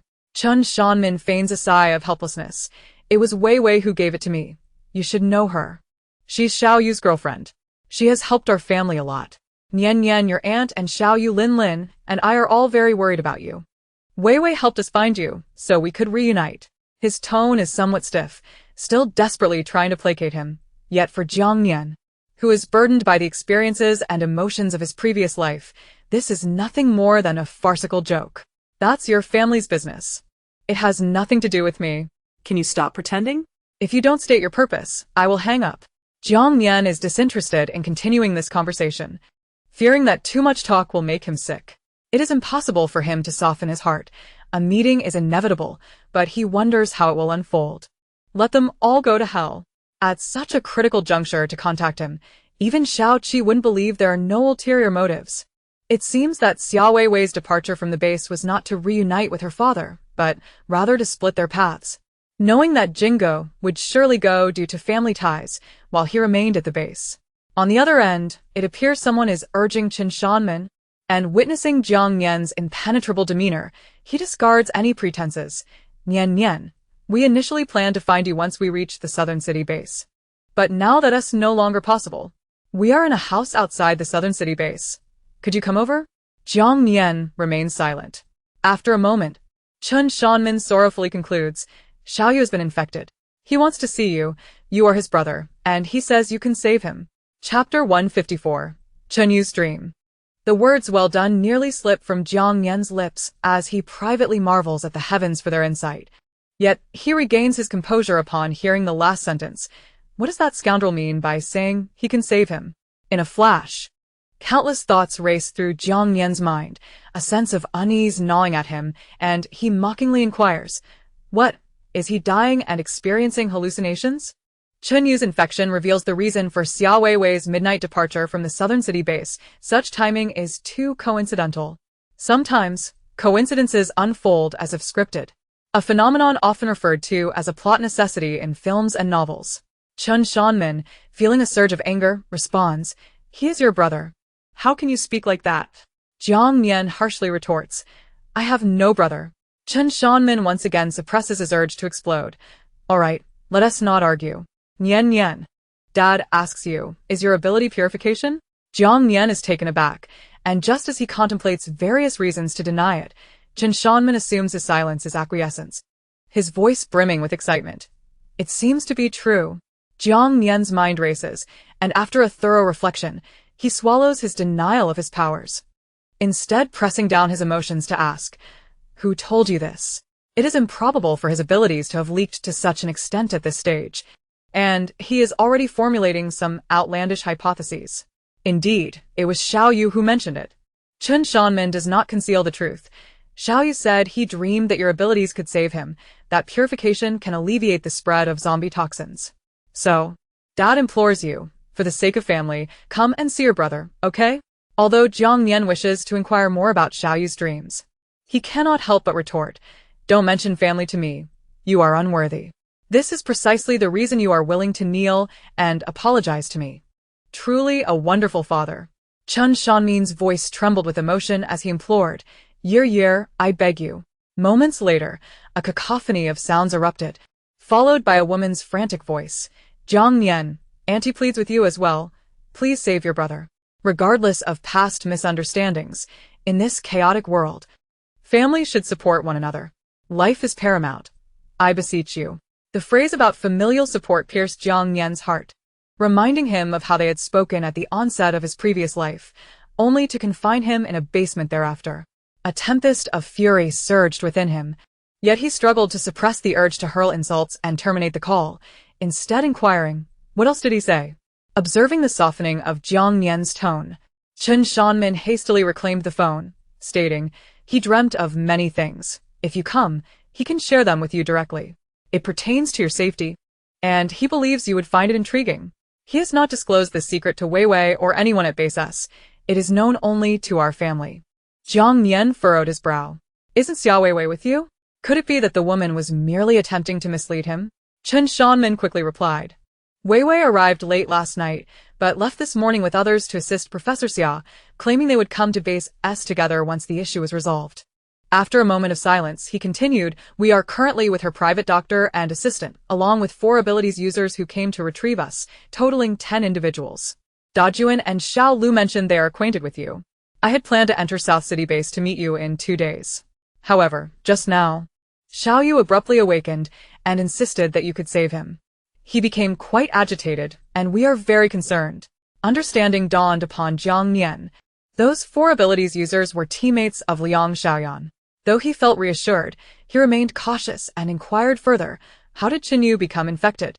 How long has it been? How have you managed the situation?" His stepmother began to curse nearby, hurling insults like "wretched person" and "ungrateful wretch." Chen Shanmin gritted his teeth, responding, "He was betrayed by his teammates while out last evening and returned infected.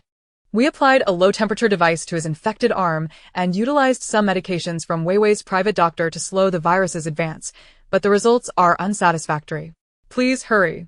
Nian Nian, lives are at stake." Jiang Nian fell silent, rapidly processing Chen Shanmin's words and strategizing. Sensing his disbelief, Chen Shanmin implored once more, "These are the unvarnished truths. I am not deceiving you, Nian Nian. Every fault lies with me. Qinyu is innocent. Even if you refuse to acknowledge it, he is your half-brother. If you are willing to save him, I will do anything you ask of me. We will follow your lead." After finishing her tirade, his stepmother chimed in, "Indeed. Jiang Nian, consider this. Your brother's ability to dream such things signifies a deep connection between you. Please save him, and he will bow to you." Deep connection? Jiang Nian nearly laughed aloud. What a splendid portrayal of parental devotion. He had witnessed such dynamics in his previous life, feeling a mix of envy and sorrow, which had since morphed into a cold disdain. After a lengthy pause, he finally relented. "Where are you? Send the address to my phone." All right. After hanging up with Chen Shanmin, Jiang Nian set his phone and small fan aside, clasping his hands against his forehead. A whirlwind of tension, anxiety, fear, and excitement coursed through him, causing his fingers to tremble lightly. Sweat beaded in layers, dripping from his nose and chin onto the floor. Outrageous speculations, now taking the form of correct answers, swirled in his mind. What a coincidence for a dream. I cannot believe it. Either Qinyu has also been reborn like me, precisely at this juncture, or the awakening of memories from his past life is a result of being infected with the zombie virus. Such occurrences were not entirely foreign to him. After all, he himself had been reborn. It was likely that others shared similar experiences. Although there were traps to be wary of, Chen Shanmin's desperate desire to save his son, using such an absurd rationale to entice him, lent credence to the truth of the matter. However, why had Qinyu withheld the information regarding his purifying ability from Xiao Weiwei? The credibility of this information remained high.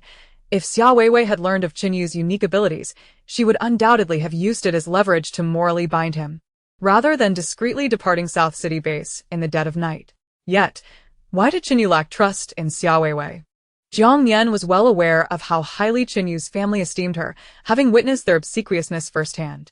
In light of these events, both emotionally and logically, Qinyu would likely choose to leverage the connection with his girlfriend from Base S. Was this a consequence of a butterfly effect? Or had something transpired at Base S after Qinyu had his crystal core transplanted in his previous life?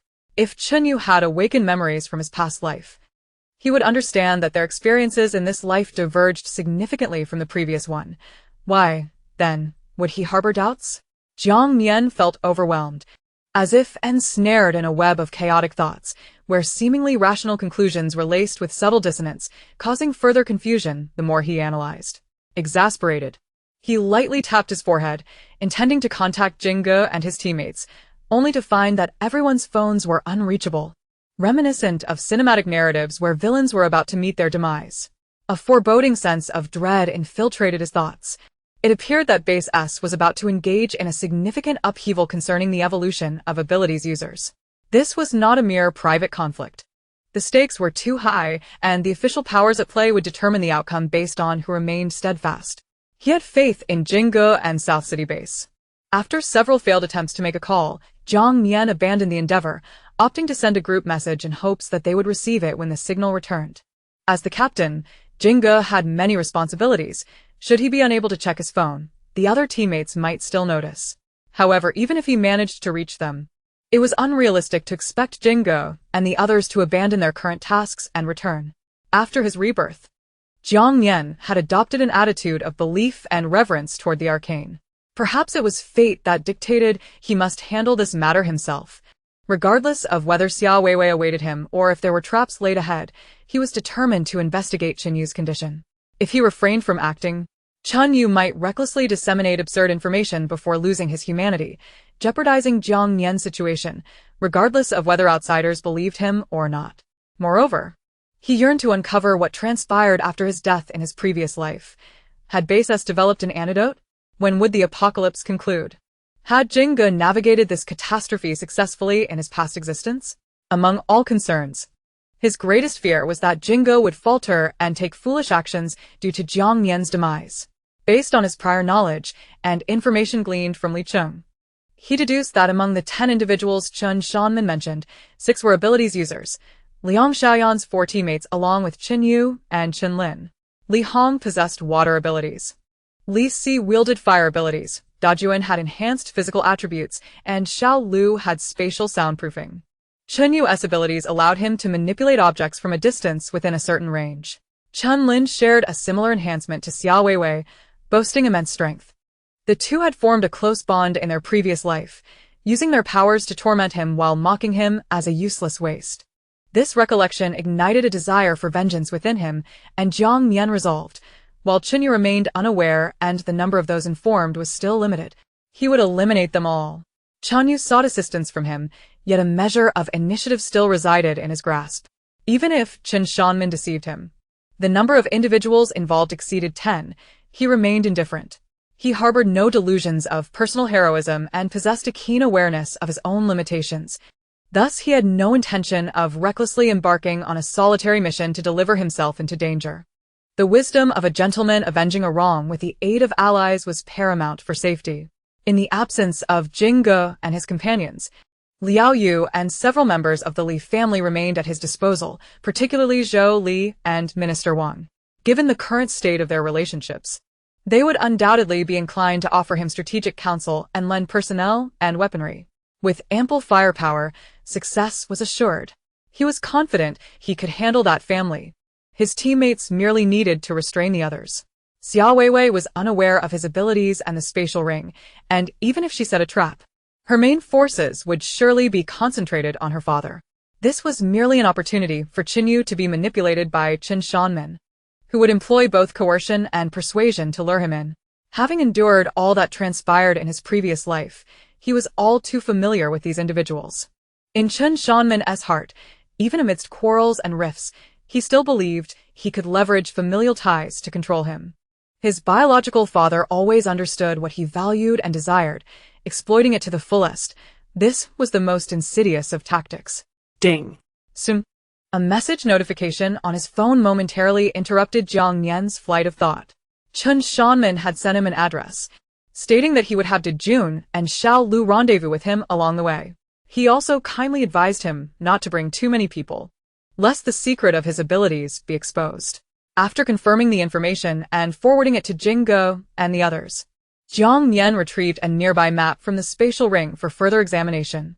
Having conducted a preliminary investigation, he departed the farm with Xiao Qi, only to unexpectedly encounter Liang Xiaoyan at the junction of the central and inner districts.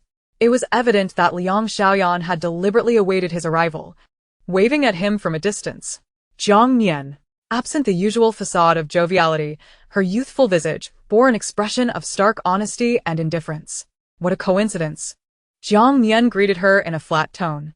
I was just about to call Xiaowei to inquire about your whereabouts, Liang Xiaoyan remarked, moving closer as he parked and lowered the car window, shielding her mouth with her hand as she spoke candidly. You're looking for Jiang Wenwen, aren't you? I know where she is. Unfazed by his astonished expression, Liang Xiaoyan produced a hand-drawn map on a blank sheet of paper, clarifying, I just obtained this from Su Jing. She pilfered it from Xiao Lu. Jiang Wenwen was delivered outside the base on the eve of a mission involving Xiao Lu and Jun. Jiang Nian scrutinized the well-crafted map, recalling the matter of Jiang Wenwen. Almost having forgotten, Xiao Weiwei had taken her personnel when departing from the South City base, making it improbable that Jiang Wenwen remained at the base. Yet, from Liang Xiaoyan's tone, it seemed she had already been relocated. Furthermore, the fact that Su Jing was absent from Miss Xiao's recruitment list indicated a purely transactional arrangement. Judging by the hand-drawn map, Jiang Wenwen was most likely in the same vicinity as Chen Yu. Even if not, they were still relatively close. This information proved invaluable. Get in the car. Jiang Nian unlocked the door for Liang Xiaoyan and then drove into a public parking space in the central district before asking, what does Su Jing know about Jiang Wenwen? Ahem. Liang Xiaoyan cleared her throat and relayed the information she had learned from Su Jing. She assisted Xiao Weiwei in capturing Jiang Wenwen, earning a total of 100,000 points. You know, Su Jing and Jiang Wenwen are neighbors. Despite their strained relationship, she would use points to buy water from her. Thus, they became somewhat acquainted. Subsequently, when Jiang Wenwen was filling her water bottles, Su Jing took the opportunity to spray her face with a specially formulated anesthetic from a perfume bottle. Xiao Weiwei assured her that taking Jiang Wenwen away would prevent any retaliation. That method is indeed insidious. Jiang Nian nodded. Continue.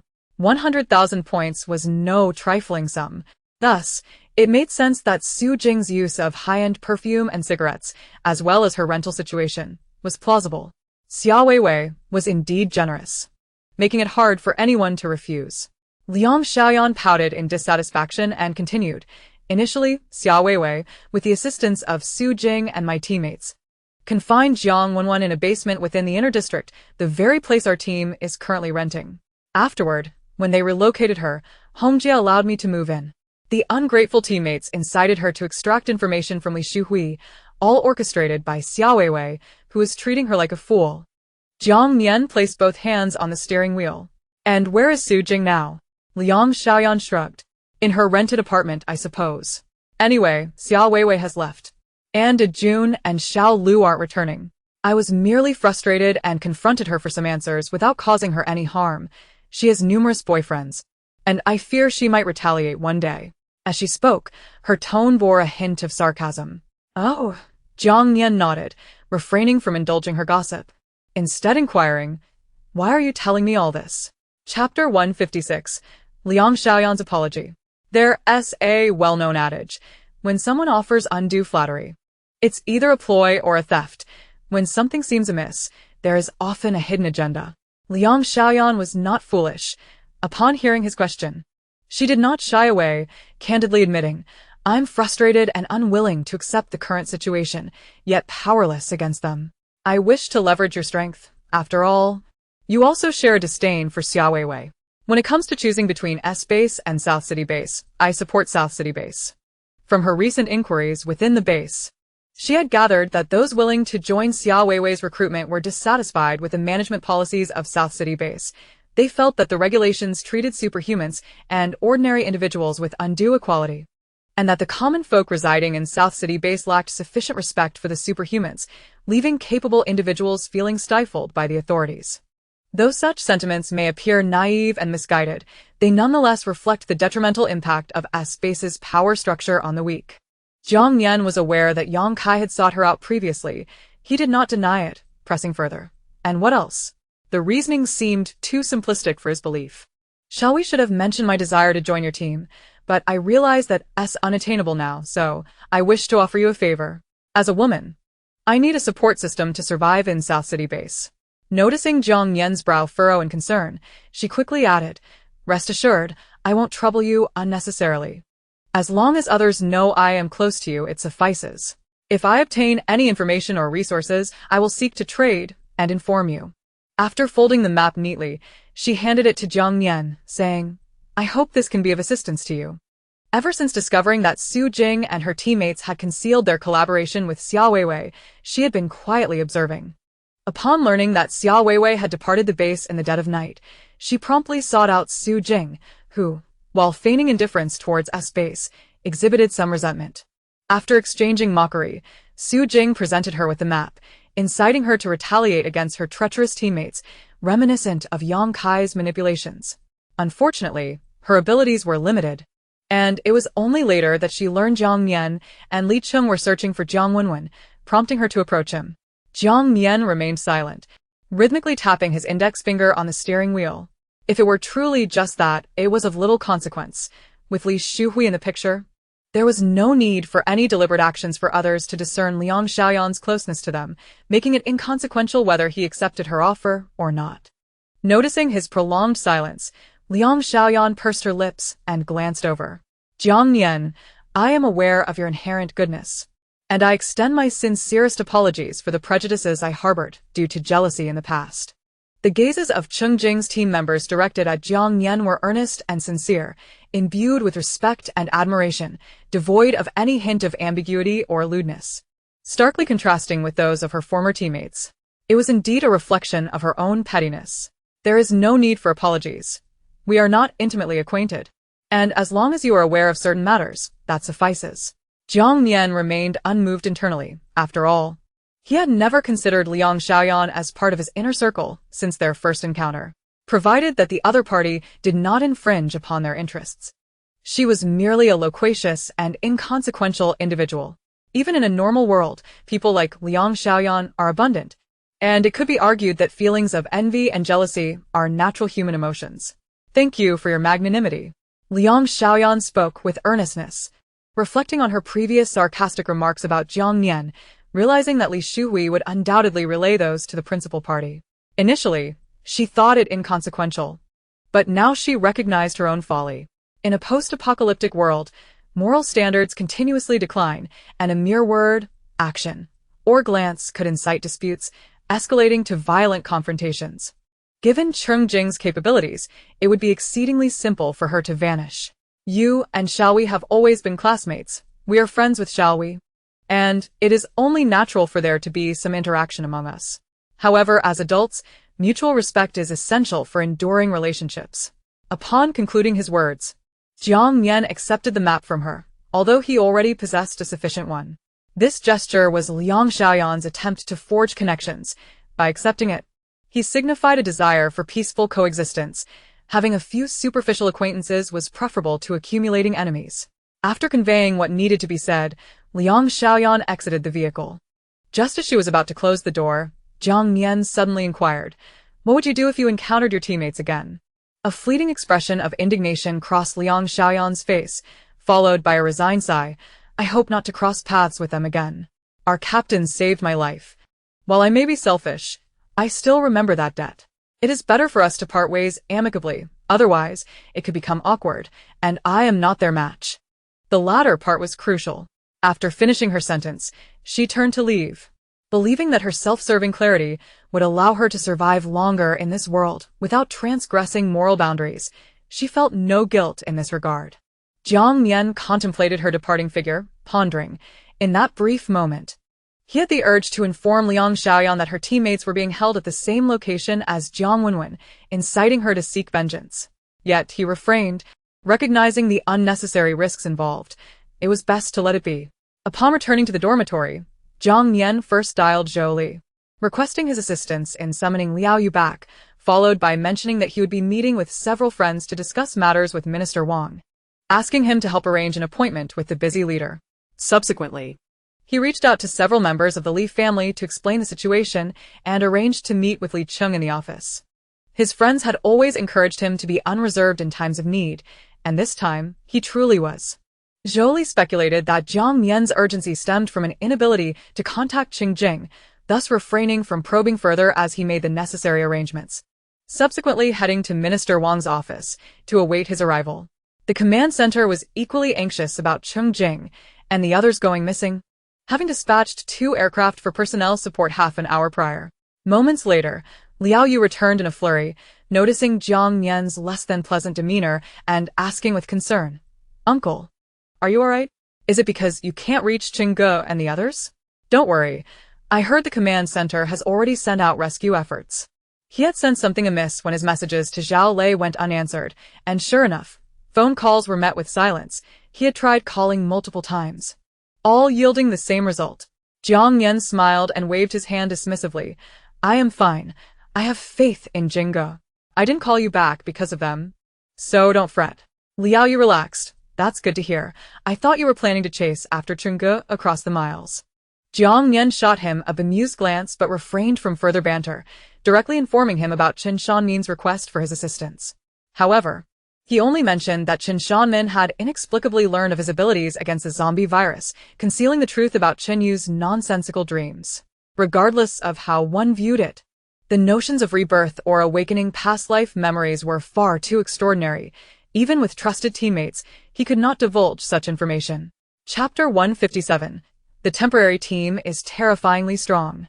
After listening, Liao Yu pondered for a few seconds and declared with conviction, this is undoubtedly a trap. Your father is trying to emotionally manipulate you with familial ties.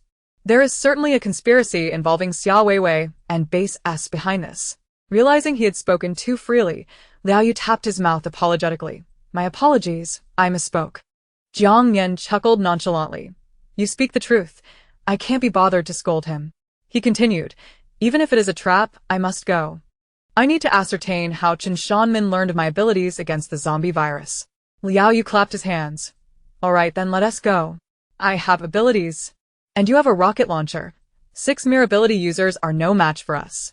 Even if their numbers doubled, he was unfazed. His powers had significantly improved. With everyone else absent, he felt entitled to seize the limelight, grinning mischievously. Observing Liao Yu's eager demeanor, Jiang Nian recognized their shared ambition.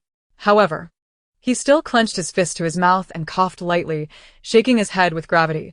Just the two of us won't suffice. We need to consult Uncle Li and Li Liang, and let Minister Wang and Zhou Li help us find some allies. Prudence is key. Caution ensures longevity. The two impetuous youths charging headlong could lead to falling into enemy traps, forcing their boyfriends and teammates to clean up the mess, putting the entire team in jeopardy, and even endangering their companions. The mere thought of such preventable, absurd scenarios sent shivers down Jiang Nian's spine. Such outcomes must not occur, otherwise, he would question whose intellect had helped him gain admission to university. It is acceptable to venture into danger knowingly, provided one is equipped to face it or has capable companions by their side. Liao Yu, having set aside his youthful exuberance, contemplated seriously for a moment before nodding. That makes sense, safety first. As they were conversing, a knock echoed at the door, and Uncle Li entered alongside Li Liang and Li Shuhui, not proceeding directly to Minister Wang's office. Upon entering, Uncle Li asked with a serious tone, Jiang Nian, is there news about Cheng Jing? I was concerned that if we went to the minister's office, it might complicate matters, so I came to check on you first. When his nephew had mentioned Cheng Jing's disappearance, he feared that Jiang Nian might act rashly, thankful that he still had the foresight to call for assistance. No, uncle. It has nothing to do with Jingge. I trust that they are fine. It's just that a situation has arisen on my end, and I would like to seek your help, Jiang Nian explained, gesturing for them to sit as he smiled. Uncle Li was perceptive and meticulous, so apart from Liao Yu, he was the first to come to mind when Jiang Nian considered seeking help. I see. Indeed, the base has dispatched a support team, escalating it to an official military operation. Our anxiety is futile. I fear your impatience. Uncle Li sighed in relief, with Li Liang and Li Shui also appearing less troubled. Jiang Nian smiled. Rest assured, Uncle, I am aware of the situation. But does he really seem like the impulsive type? Why does everyone appear so apprehensive about him going on a rampage in search of Cheng Jing? Soon after, the three of them, after grasping the basic situation, did not oppose Jiang Nian's plans. Uncle Li was initially concerned that his impulsive enthusiasm might lead him astray, but upon witnessing his rationality, he joined Liao Yu in support. With the 5 of us, we should be able to borrow a team of ability-enhanced rescue personnel from Minister Wang. Liao Yu nodded thoughtfully, stroking his chin. Indeed. Jiang Nian instinctively glanced at Li Shuhui, but before he could articulate his thoughts, Li Shuhui interjected. Brother Jiang Nian, please don't say you don't want me to join.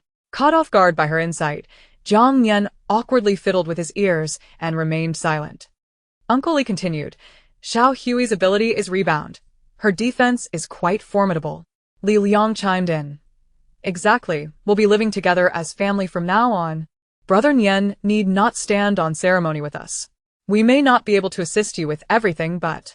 At this point, Li Liang cast a glance at his father and sister. Since we entered the base, we haven't had the chance to venture outside. And we would like to take this opportunity to explore the outside world. Although they enjoyed stable jobs and incomes within the base better than many, humans are curious creatures. When overly satiated, they often grow restless.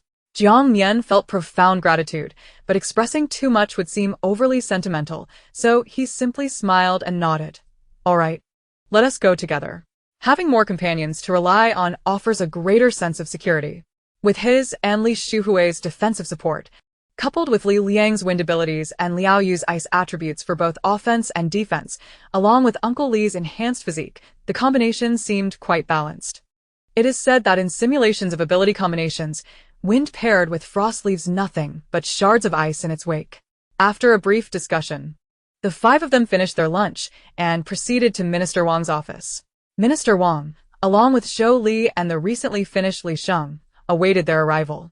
Without wasting any time, Jiang Nian straightforwardly presented the rationale and his requests, including the matter concerning Jiang Wenwen. Although the situation did not directly involve Cheng Jing and the others, Minister Wang and the others recognized that the issue was complex. Without further hesitation, Minister Wang decisively stated, In that case, I will have Chu Yi accompany you. Huh? Jiang Nian thought he had misheard. Was Chu Yi really permitted to leave the base at will? With so many critical responsibilities, he presumed he would need to remain on constant guard. Ignoring his astonishment, Minister Wang continued, Chu Yi is unobtrusive and capable of providing assistance. Otherwise, making a grand show could easily alert the enemy and complicate matters. Zhou Li nodded in agreement. Indeed, since we suspect a trap is imminent, we should prepare for unexpected scenarios. They had gathered considerable information about Jiang Nian's family situation through Cheng Jing, Yang Kai, and various indirect inquiries. According to Cheng Jing, Jiang Nian had suffered abuse from his biological father and stepmother, which nearly cost him his life. This was also the reason for his escape. One can imagine the torment endured by such a gentle soul harboring deep-seated hatred for his biological father. Currently, that family not only served as tools for Base S and Xiaoweiwei, but also sought to manipulate Jiang Nian through moral coercion to control Cheng Jing's team. The base had previously promised not to interfere in Jiang Nian's personal matters, and given the contributions Jiang Nian and Cheng Jing brought to the base, there was no reason not to offer support when he sought assistance. However, Minister Wang was concerned about the risks involved, knowing that if something were to happen to Jiang Nian, it would be challenging to explain to Cheng Jing. No one wished to witness a powerful dual-attribute ability user spiraling into madness. For Cheng Jing, Jiang Nian was a vulnerable point, akin to a dragon's reverse scale. Yet, having too many people would draw attention, making the use of Chu Yi all the more necessary.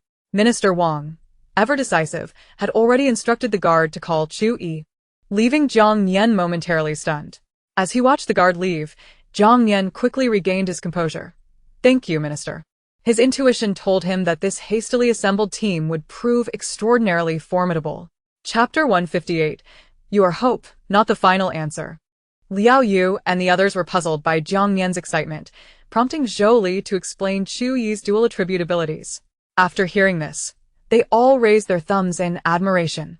Understanding what it meant to be worth 100, Minister Wang waved his hand cheerfully. No need for thanks. This also helps resolve a troublesome matter. Otherwise, the entanglements at Base S would be endless. As he spoke, he glanced at his watch and added, Jiang Nian, stay here and wait for Chu Yi. Zhou Li will coordinate personnel, and Li Sheng will gather some firearms in preparation. You all will assemble and depart by 3 o'clock this afternoon. Understood. Li Sheng quickly took the others and left, and before departing, Liao Yu cast another glance at Jiang Nian, who responded with a reassuring smile. Before long, the once lively office fell silent. Being alone with the high-ranking leader for the first time, Jiang Nian astutely initiated. Minister Wang, do you have something you wish to discuss with me? Last time, he had teased Jingge, and now it was his turn. Minister Wang chuckled. Are young people nowadays this perceptive? Jiang Nian grinned. Oh no, perhaps I just have a lot on my mind. Minister Wang laughed but nodded seriously. In this world, having a keen mind is beneficial, especially for you. Detecting the underlying meaning in his words, Jiang Nian sat up straight, placing his hands on his thighs. Minister, to be candid, I'm quite nervous at this moment. Please don't beat around the bush, just say it outright. He preferred directness, as meandering words could lead one into traps set by cunning old foxes. Minister Wang regarded him, suddenly recalling the last time he had an earnest conversation with Cheng Jing, and felt that these two were truly a matched pair. Deciding to be forthright, he asked bluntly, All right, let me ask directly, does your purification ability work against the zombie virus? Have you tried it? Jiang Nian's previously charming smile froze, gradually transforming back into a calm demeanor. One could say that the leader lived up to his title, dropping a bombshell that caught him completely off guard. Caught between denial and acceptance, Jiang Nian opted for silence. The fact that the leader posed such a question rendered any denial almost futile. Minister Wang, displaying neither dissatisfaction nor pressure, provided his reasoning. Don't be anxious. I haven't disclosed your ability information. This is merely a conjecture based on the purification attribute. After all, it can purify land, which has also been contaminated by the apocalypse virus. The emergence of abilities is humanity's evolutionary response to the apocalypse virus, even out of mere curiosity. You would likely experiment on zombies, which is normal reasoning. Jiang Nian found it hard to counter this. Such a hypothesis was indeed quite reasonable. After a moment of thought, he inquired, If I were to admit it, what are the odds of being strapped to an experimental table? With Cheng Jing absent, trouble seemed to arise. Suddenly, he felt as if he were akin to those minor characters in television dramas who encounter misfortune whenever the protagonist is away. What nonsense are you spouting? Do you take me for the head of Unit 731? Minister Wang reproached him, his expression turning serious. The demand for an antidote is astronomical. Even if your purification ability is effective, extracting every drop from you would be but a drop in the bucket. If your ability can indeed combat zombies, then you are hope not a definitive solution and should not be used directly. However, if possible, I hope you can provide some assistance based on your capabilities, guiding professionals to discover answers from the glimmers of hope. The military has always been a symbol of national order, and despite his numerous declarations, this unfortunate child still harbored doubts. Moreover, Jiang Nian's fear and anxiety were not feigned. He was genuinely terrified. Could it be that when he was subjected to maltreatment, he had sought help from the authorities and received none? For reasons unknown to him, upon hearing this, Jiang Nian felt a sudden breach in his emotional defenses. In his previous life, he had often heard the refrain, with such powers, no matter where you go, the outcome remains the same. Revealing your abilities will inexorably lead to your fate as a test subject. Purification was the hope against the zombie virus, yet hope was often a guise for sacrifice. Observing his lowered gaze, reddened eyes, an aura of shattered pain emanated from him. Minister Wang refrained from further discourse, rising to stand behind him, gently patting his shoulder. Recalling that he was merely an ungraduated college student, it was understandable for him to fear being treated as a guinea pig due to his unique abilities. With a tone reminiscent of an elder, Minister Wang slowly reassured him, The antidote will undoubtedly be developed. It is merely a matter of time. We must place our faith in science rather than in the notion that sacrificing an individual can end the apocalypse. Reality diverges significantly from the realm of cinema. Yet, reality could be far more merciless. He had heard whispers of certain research institutions and laboratories already conducting human experiments. Jiang Nian endeavored to compose himself, his voice still somewhat hoarse, as the memories of his past life cast a terrifying filter over his perceptions of the apocalyptic rules. Minister Wang did not refute this. The shadows harbor endless threats. Even in a normal world, there are illicit dealings in organ trade. The emergence of human experimentation in the apocalypse is a twisted trend, but it does not signify that it is correct or acceptable. The experimental research at the Nanqing base will never harm innocent individuals. Meeting his righteous gaze, Jiang Nian rose and performed a deep bow. I understand. Thank you for your explanation. He did not directly acknowledge his abilities, as he wished to wait until he had officially surpassed the 500-meter mark to confirm his ultimate attributes before making a decision. Nevertheless, Minister Wang had gleaned the answer he sought, and he believed Jiang Nian would consider matters rationally regarding his cooperation. The conversation concluded with an unspoken understanding. And just as Jiang Nian readjusted his mood, Chu Yi returned with Zhou Li, dressed in a sleek black combat uniform.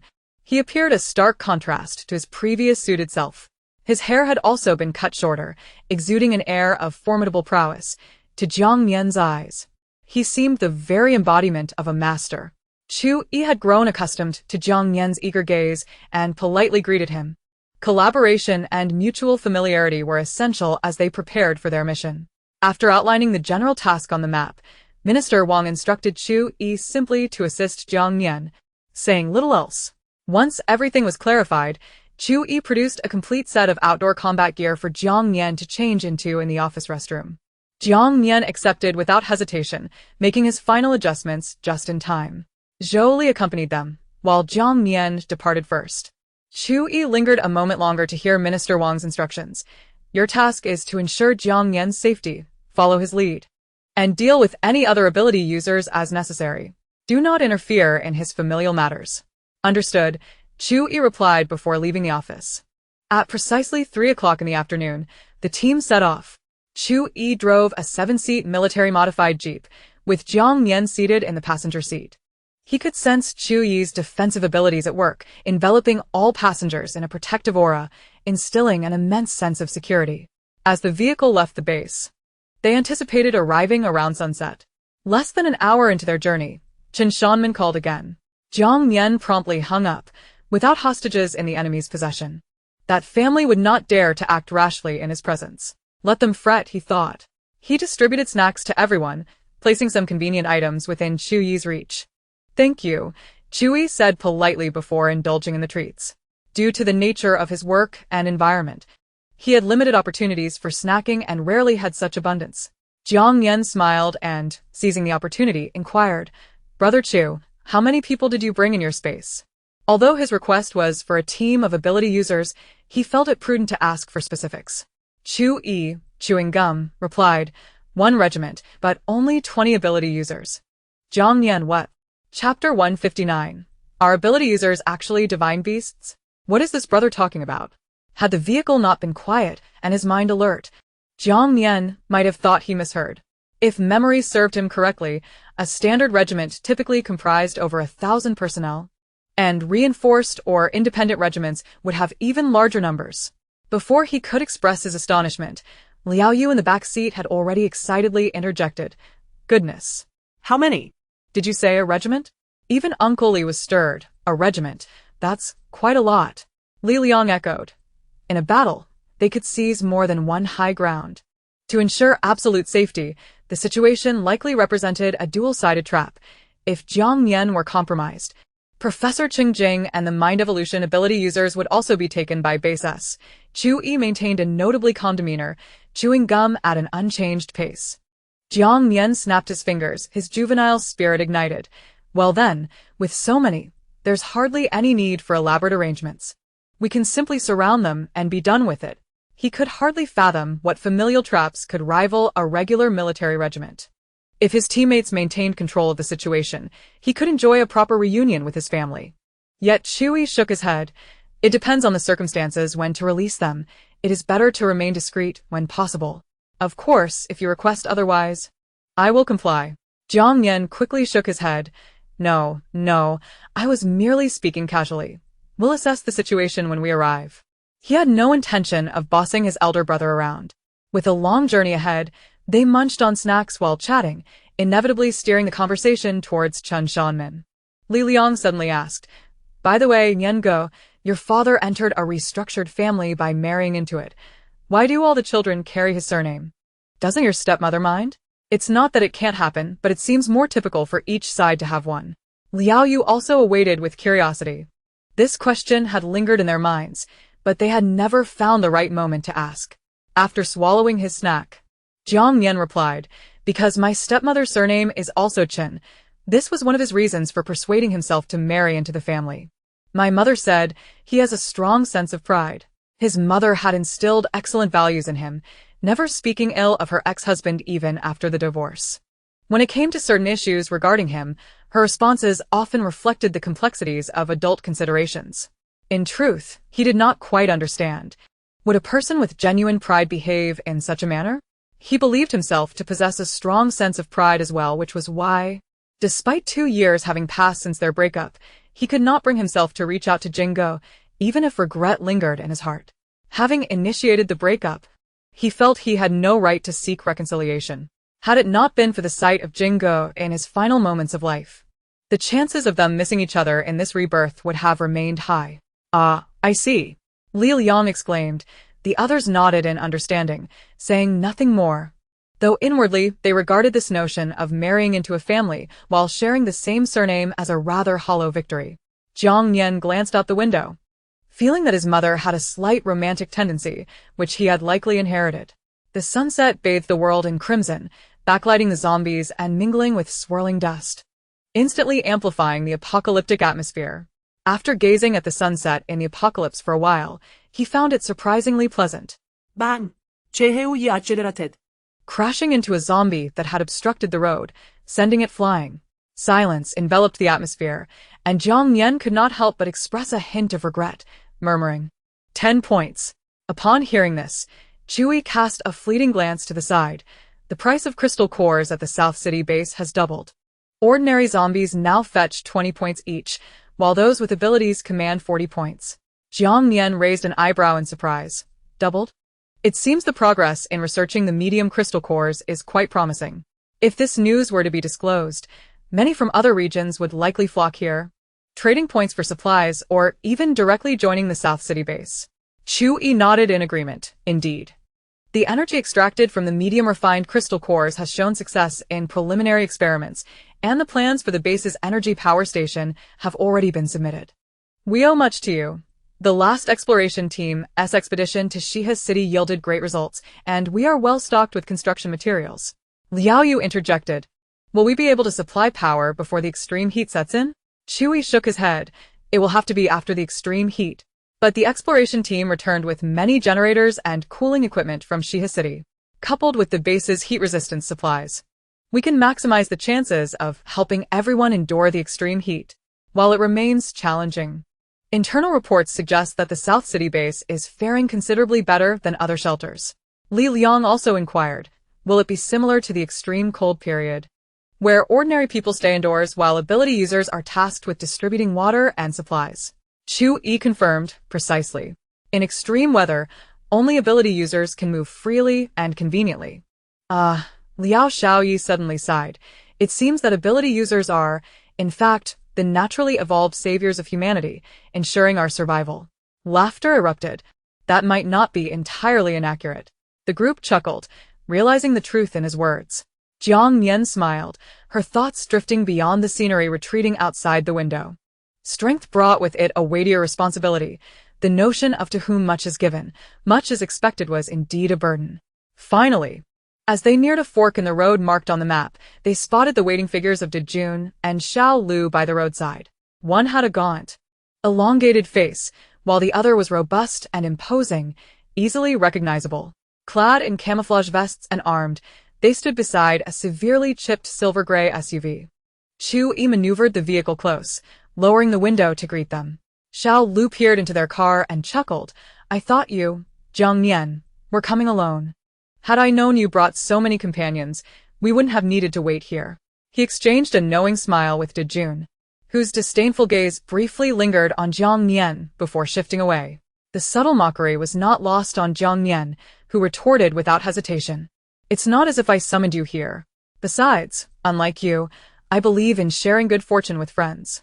She aimed to ignite some discord among them. What do you mean by that? Dejun glared at Jiang Nian, his expression fierce and confrontational. Xiao Lu's forced smile faded, replaced by a hint of malice. Jiang Nian raised her chin, gesturing nonchalantly. Am I mistaken? Haven't you two been reaping benefits by collaborating with Liang Xiaoyan and Xiao Weiwei? You incited her to pry into our affairs without even offering her a share. You're talking nonsense, Xiao Lu attempted to argue but was restrained by Dejun, who gruffly commanded, let us go. It's almost dark. After casting a deep glance at Jiang Nian, they turned to enter the vehicle, the sharp-tongued young man muttering under his breath. Once the car door closed, Dejun lowered his voice to chastise Xiao Lu. Couldn't you tell he was provoking us? And yet you chose to confront him? Xiao Lu replied indignantly that Liang Xiaoyan is a schemer. She'll inevitably betray us in her quest to climb higher. We're keeping our support from her as per the request of our benefactor, and Hong Jie assured us she wouldn't miss out on her share in the end. Damn it. I can't believe he was defending that little vixen. De Jun scoffed, pulling out his phone and dialing. Once connected, he reported Jiang Nian's group as status. He brought 5 people. Liao Yu and the 3 from the Li family are all ability users. And one unfamiliar face is likely an official from the base, uncertain if he possesses any abilities. Moments later, a cold voice responded from the other end. Just one person. It doesn't matter whether he's an ability user or not. Follow the plan and take them to the ability suppression zone. When Jiang Nian meets Chen Yu, eliminate the others and return to base S overnight. Understood. Returning now, De Jun concluded the call and Xiao Lu started the vehicle. Chapter 160. They must not be underestimated. After driving a short distance, De Jun and Xiao Lu veered onto a side road. According to the address provided by Chen Shanmen, their destination was a residential area within a small town-s development zone. Referring to the map given by Liang Xiaoyan, the location where Jiang Wenwen was held was also nearby. Given that Chu Yi was overseeing the larger group, and they would likely need a break upon reaching this point, Jiang Nian volunteered to take the wheel. Despite initial objections from her teammates, ultimately, Uncle Li assumed the role of driver. Chu Yi settled into the back seat, unleashing a specially modified silent thermal imaging drone, which he released into the air, collaborating with Liao Yu to monitor and scout the surrounding area. Once prepared, Uncle Li drove at a leisurely pace. Jiang Nian continued in the passenger seat, consulting the map and comparing it with their route. After a while, she posed a question. Shugo, should we release some of your comrades just before we arrive? This way, we won't have to worry about being ambushed. And they won't have the chance to flee. It would create an advantageous situation. Confidence is one thing, but exercising caution is essential. I find Xiao Nian's suggestion quite astute. Uncle Li was the first to agree, and the others nodded in concurrence. Jiang Nian elaborated, primarily, we're formidable. We cannot allow others to dictate terms through intimidation. We must strike preemptively. If they wish to surprise me, I shall return the favor with an even greater one. In such circumstances, playing the fool is ill-advised. Even if they are only temporarily threatened, news could reach the other side and influence Jing Ji's judgment. A miscalculation could be disastrous. Ultimately, they must not allow anyone to gain leverage over them, even slightly. Based on his understanding of Jinga, if anything were to go awry this time, future outings would be out of the question. The others chuckled and Chewie nodded. All right, keep an eye on the map. Liao Yu and I will monitor the situation around us. When we are close, we'll find an opportunity to release them. It was surprising that this individual, while speaking somewhat carelessly, was quite meticulous in action. Chu Yi instructed Liao Yu to operate the drone while he took out his phone to call the temporary squad leader of the division in the space to relay the general plan. By removing the shielding of their consciousness, individuals speaking in the space could hear each other, and he could sense the situation within the space to communicate directly with them. It felt peculiar to talk to oneself in public, but that was beside the point. Communication via phone and intercom between the inside and outside of the space was the most convenient means. As far as he knew, many ability spaces cut off external communication once entered. After concluding the call, Chu Yi retrieved a walkie-talkie, adjusting the channel, and began to look for a spot to release the individuals as they approached. This area was devoid of zombies, and no other living creatures were present. There's nothing here, Liao Yu remarked, observing the drone's thermal imaging. The normal visuals were also devoid of activity, and an eerie silence hung in the air, chilling the heart. Chewie glanced at the screen and replied, an excessive congregation of zombies would undoubtedly draw the attention of the base. The patrol teams of the southern city base frequently traverse this area, as they are keen to avoid unnecessary exposure, and would undoubtedly eliminate the surrounding undead. With so many humans having succumbed to the zombie plague or perished, the current desolate ghost towns are numerous. Unless they receive reports of zombie gatherings, the base would not squander manpower on futile searches. As for the survivors still wandering outside, various bases merely encourage them to join shelters without any coercion. The patrols predominantly rely on drones for reconnaissance. If individuals remain cautious and concealed, they are unlikely to be discovered.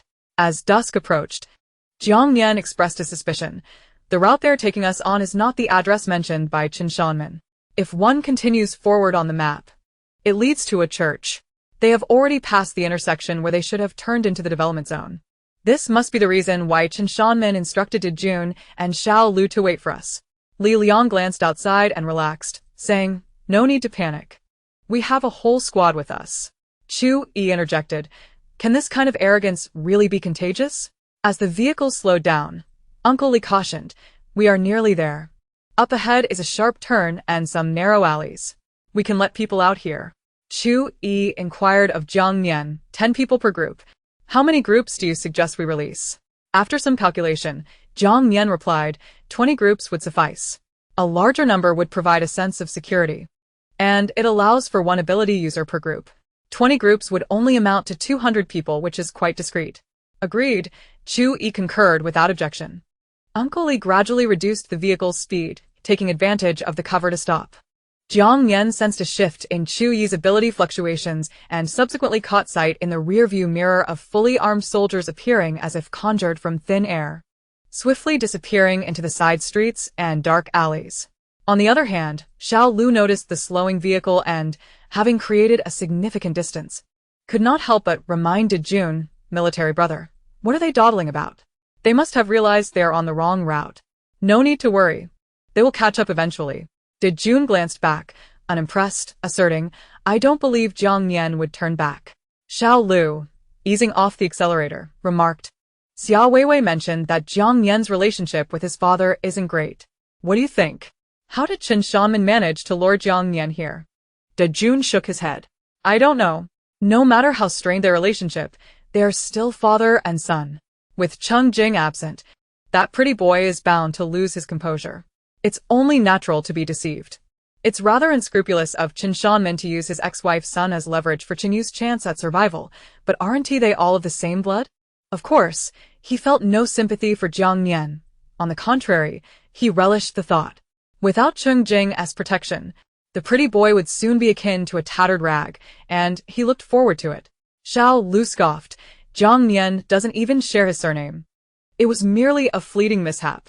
Regardless, Chen Yu is still his flesh and blood. If I were in his shoes, I would act similarly. But speaking of which, does Base S truly possess a method to slow the spread of the zombie virus?" Initially, capturing Jiang Nian was merely one of the conditions for Xia Weiwei to bring her boyfriend's family to Base S. Now, with Chen Yu infected, Jiang Nian had become the sole condition for their family's passage to Base S. Moreover, Xia Weiwei's father had promised to provide Chen Yu with a precious serum developed at Base S, designed to mitigate the infection rate of the zombie virus. As long as the spread could be slowed and humanity preserved, there was a chance for recovery. Thus, it was understandable why Chen Shanmen and his wife were in such a hurry. Jun pondered for a while, speculating capturing Jiang Nian could force Cheng Jing's hand. The synergy of an evolved mind ability user and Xia Weiwei's father's professional mutation, combined with the new serum, should yield significant potential. TSK. We are merely here to earn points. We needn't concern ourselves with the details. During this period, they had come to learn of Xia Weiwei's mission to support her father. Realizing that Cheng Jing was indeed somewhat mindlessly infatuated with Jiang Nian, Xiao Lu nodded, then mischievously inquired, "Hey, military brother, aren't you interested in Jiang Nian? Once he's captured, why not give it a try? If Jiang Wen won't do it, surely Jiang Nian would suffice." Jun scoffed lightly, the image of Jiang Nian flashing through his mind as he smirked. "Would you care to join in?" Since seeing Jiang Nian with his teammates at the grocery store and hearing Xiao Lu and Liang Xiaoyan's banter, he had entertained thoughts of turning him into a mere plaything. There was no particular reason behind it. If one had to pinpoint it, perhaps it was simply that Cheng Jing's expression at the time had irked him. Therefore, he planned to record the scene of tormenting Jiang Nian and send it to Cheng Jing. "Forget it, brother. I am not interested in men. Besides, he wouldn't be worth your effort." "Haha, I am, however, intrigued by Liang Xiaoyan, that classmate of his." Xiao Lu chuckled in refusal, claiming Jiang Nian as Jun's while asserting his own claim overly shuhui. After all, with Jiang Nian excluded, why not indulge in the fun? Chapter 161, A Reunion of Kin.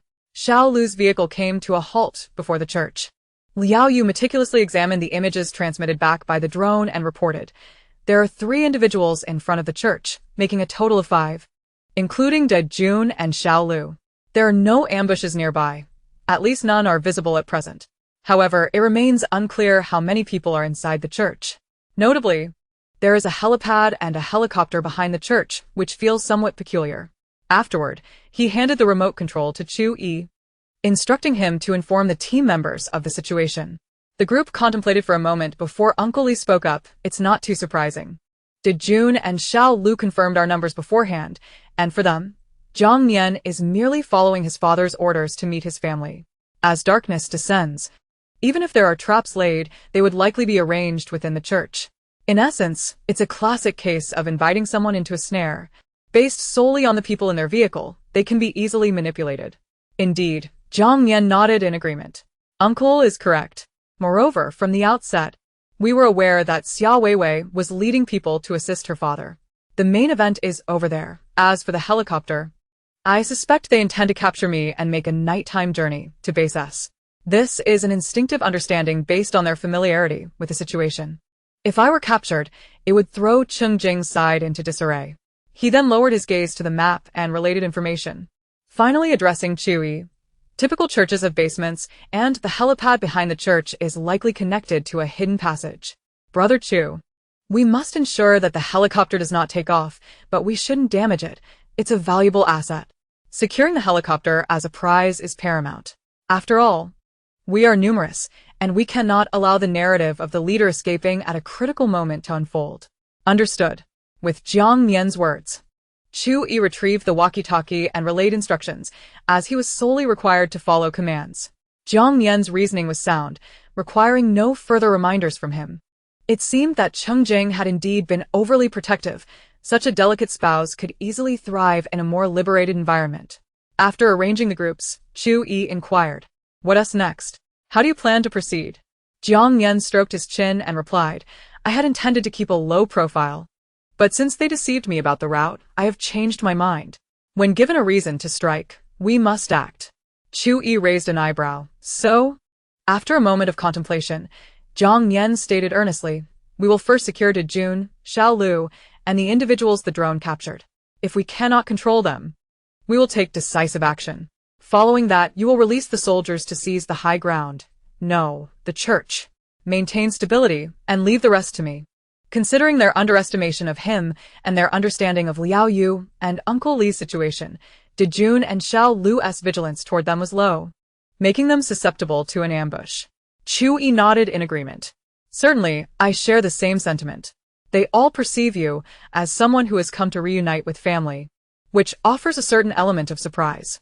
The reasoning stands thus. However, did that fellow just mention seizing the high ground? Do they truly believe they are here to wage war?" Uncle Li did not drive the vehicle too close, opting instead for a relatively safe distance to halt. Everyone remained motionless in the car, peering ahead at the church under the dim light. The church in this small town, though modest in size, boasts a unique architectural style that harmoniously blends Eastern and Western influences, featuring a 3-tiered dome. According to the data presented on the map, the church covers an area of less than 300 square meters, accommodating barely 100 individuals. Surrounding it is a community square and an intersection, devoid of any other structures aside from a public restroom and an abandoned small shop, lending an air of desolation and remoteness. Seizing the opportunity before darkness enveloped the sky, Jiang Nian spotted 3 figures standing outside the church's perimeter. Remarkably, it was the Chen Shannian couples along with Chen Lin. To be frank, Chen Shannian possessed commendable physical attributes, standing at 1.80 meters with a well-proportioned appearance, exuding a scholarly elegance. Yet, to an outsider, this seemingly refined gentleman radiated nothing but insincerity to Jiang Nian. His stepmother, Chen Xiuling, accustomed to a privileged upbringing, always maintained a glamorous facade. Together, they presented an image of a handsome couple. Their children, Chen Yu and Chen Lin, were equally striking, embodying the ideal of an enviable middle-class family of 4. However, perhaps due to a less fortunate existence in this lifetime compared to the last, the trio appeared somewhat disheveled. Chen Shannian donned gray trousers paired with a wrinkled plaid short-sleeved t-shirt, his attire stained and tousled, revealing the wear of time. Chen Xiuling had cropped her once flowing curls, carelessly tying a small portion back, dressed in a simple, unadorned tracksuit that accentuated her haggard visage. Jiang Nian, in a schoolgirl-style pleated skirt and sporting a ponytail, appeared significantly thinner than in her previous life, clinging to her mother's arm while shedding tears. It was evident that the emotional turmoil stemming from Chen Yu's plight had drained their spirits. Suddenly, an inexplicable thought crossed Jiang Nian's mind. This family had thrived in Base C in their previous life, with Base S generously providing resources. Could it be due to his status as a unique experimental subject? Otherwise, how could their experiences be so similar yet yield such different outcomes? Damn it! A group of people waiting in the car for their demise. Accompanied by a fit of impatience, Jun and Xiaolu approached, cursing under their breath. The Chen family hesitated, advancing a few paces before stopping to observe. The occupants of the vehicle exchanged glances, bracing themselves for what was to come. As Jiang Nian watched the approaching figures and the family not far off, he felt an oddly serene calmness within him. Even as tormenting images from his past flooded his mind, his heart remained untroubled. Perhaps this was a manifestation of psychological distortion, one that typically went unnoticed. Hey! Xiaolu and Jun impatiently knocked on their car window. What the hell are you stalling for? Before he could finish, the window lowered, revealing two ominous gun barrels aimed at him. At this distance, unless one possessed extraordinary powers like Chu-yi, escape was futile. Taking a discreet breath, Jun gritted his teeth, inquiring, "What do you mean by this?" Xiaolu's expression shifted, refraining from any rash actions. Liao Yu and Li Liang pointed their weapons at them while the others disembarked to encircle them. Amidst the clatter of metal, Chu-yi produced two pairs of specially designed handcuffs tailored for those with abilities, swiftly securing their hands behind their backs. He then affixed two similarly specialized electronic collars around their necks, his movements fluid and seamless. Concluding with a warning, the energy fluctuations from your struggles will trigger the high-voltage device in the cuffs and collars if you exert a certain level of force. This is the latest model, extremely sensitive. Once he had efficiently stripped them of their belongings, he nodded at Uncle Li and Li Liang, entrusting them with the responsibility of guarding the pair. Jiang Nian found Jun's gaze upon him intolerable. It was raw and brutish. They were all men, and he was acutely aware of the vile thoughts coursing through that wretched mind. It was unacceptable to refrain from action. Out of the corner of his eye, he noticed the Chen family approaching, their demeanor changing upon sensing something amiss. He raised his gun and pressed it firmly against Jun's forehead, seizing the moment to confront him. "Why didn't you inform us that the route was different from what Chen Nian provided? Are you toying with me?" In that instant, he felt as though he had adopted the role of the villain. The sensation of aiming a gun at another was exhilarating, yet the uniform he wore, imbued with righteousness, seemed ill-suited for his current persona. Chapter 162. Collecting interest first. Jun's eyes gleamed with malice, his expression one of barely contained fury as he snarled, "You little bitch. You, oh, bang." The last word was reduced to an exhalation, yet Jiang Nian caught it.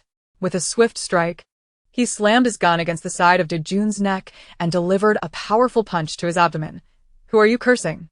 Who the hell do you think you are? Your mouth reeks like you've eaten too much shit."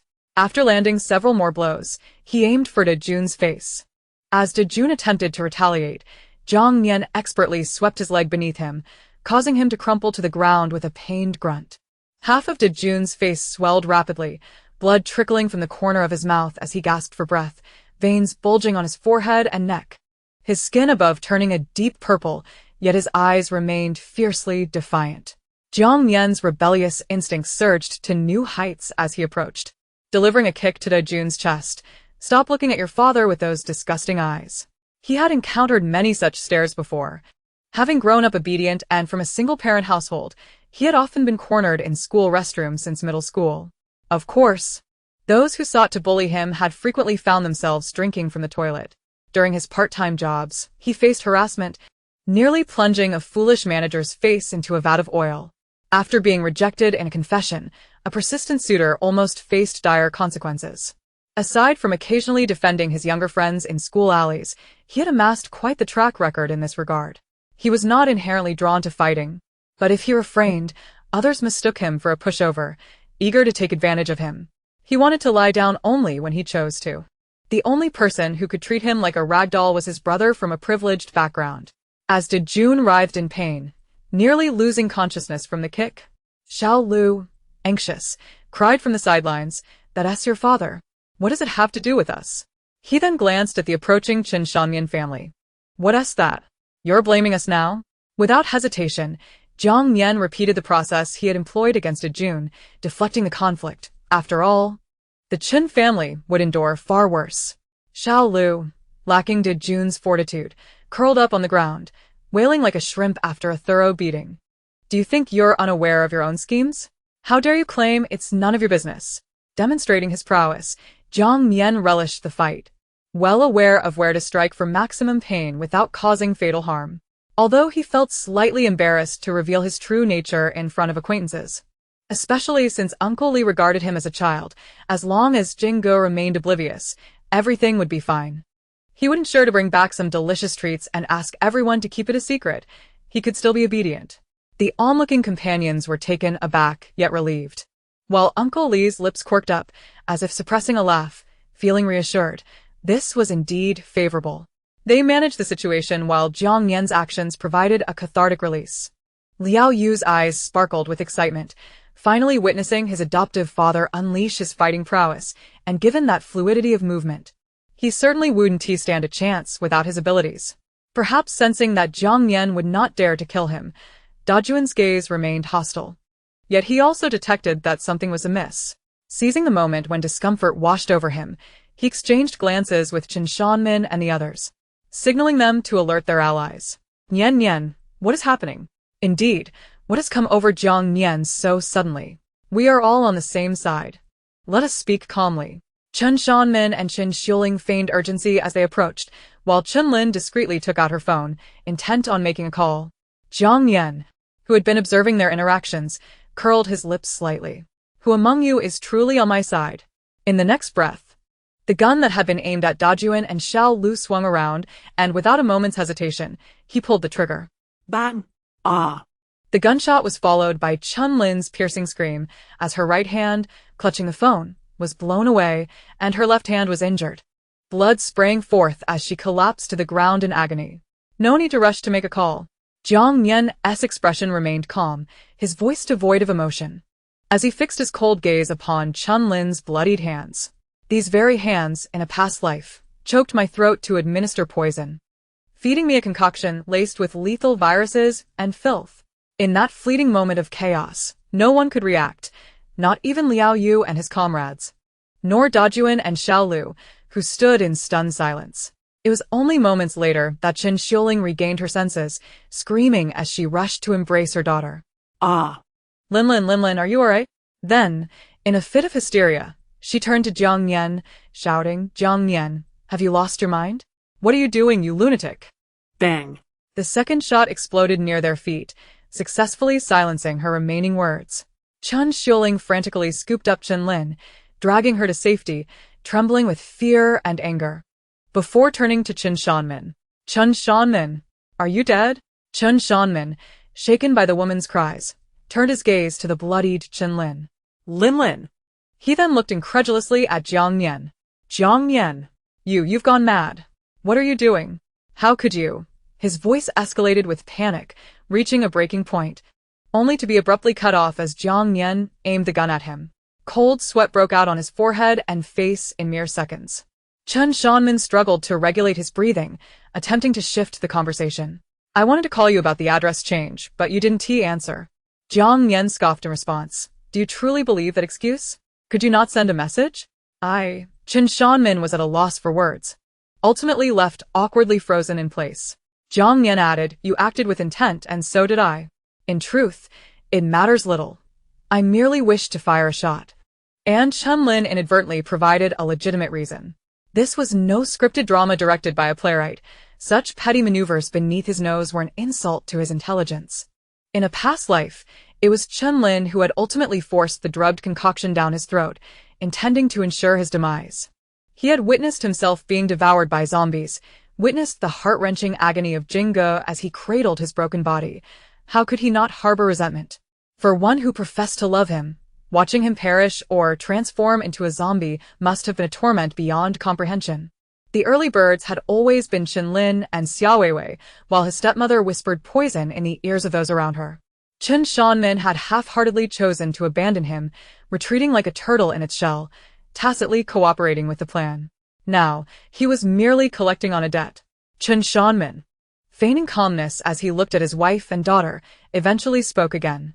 Father was wrong. Jiang Nian, I'm sorry, but you cannot directly fire upon your sister. Surely, there's a way to resolve this without violence. Jiang Nian smirked. Do you think she would take her own life if I commanded it? Furthermore, I have no siblings. My mother bore only me. If you doubt this, I can send you to inquire of her right now. The unrelenting threat left Chen Shanmin speechless, with indignation. Even Chen Xiuling's frantic cries fell silent, fearful that her stepson might truly harm her husband, as she clutched her daughter, sobbing and attempting to staunch the bleeding. Conflicted with both anger and fear, she could not comprehend why Jiang Nian had suddenly descended into madness.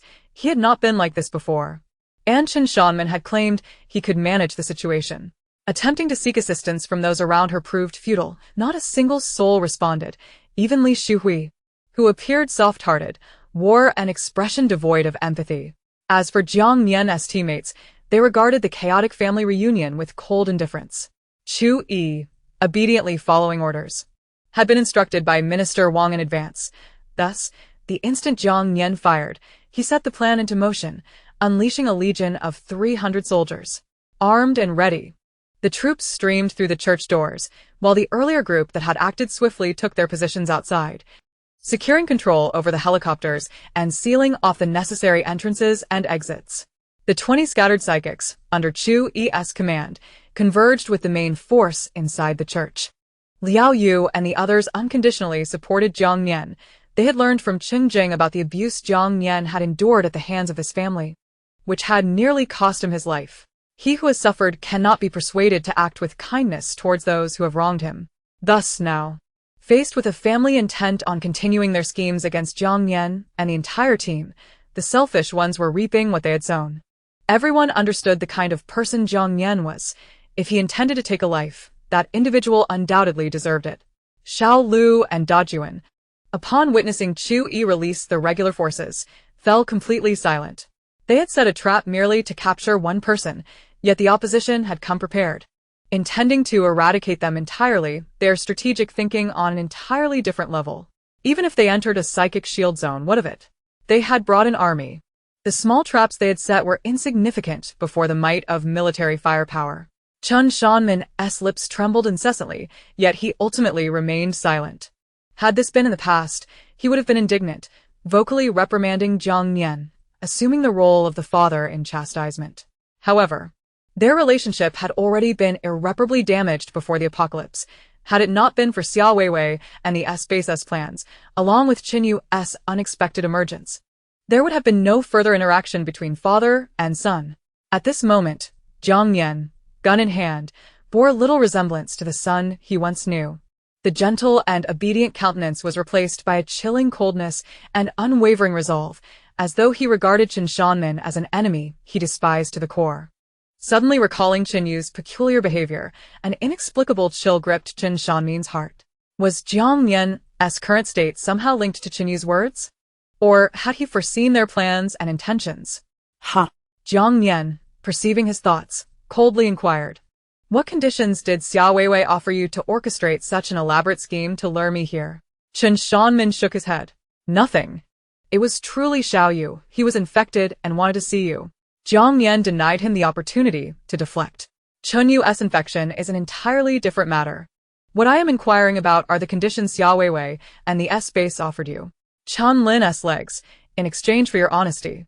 Chen Yu had only recently been infected, while Xia Weiwei and the S-Base's plot had long been in the works, and there was no need to conflate the two. You've gone mad. Chen Shanmin, tell him. Tell him. Chen Xiuling, now reduced to a crying mess, clung tightly to Chen Lin as she screamed. 3. 2. Jiang Nian paid no heed, his gaze fixed unwaveringly upon Chen Shanmin. Chen Yu's absurdities cannot be dismissed. Yet the conditions proposed by Xia Weiwei and Base S must be made known to all. Chen Shanmin took a few deep breaths, glanced towards the church, surveyed the surrounding individuals, and with a heavy sigh, uttered, "The objective of Base S is to cultivate brain domain evolved superpowers. But the legion responsible for them is comprised of relatives of Cheng Jing. You are Cheng Jing's boyfriend, and he treats you exceptionally well. If you go to Base S, Cheng Jing and the brain domain evolved superpowers will undoubtedly follow." He paused, noting that Jiang Nian did not display any anger before continuing. Initially, Wei Wei stated that as long as you accompany us to Base S, our family would gain entry to the core area of the base, enjoying the finest resources. If you choose not to go, we will be confined to the inner district.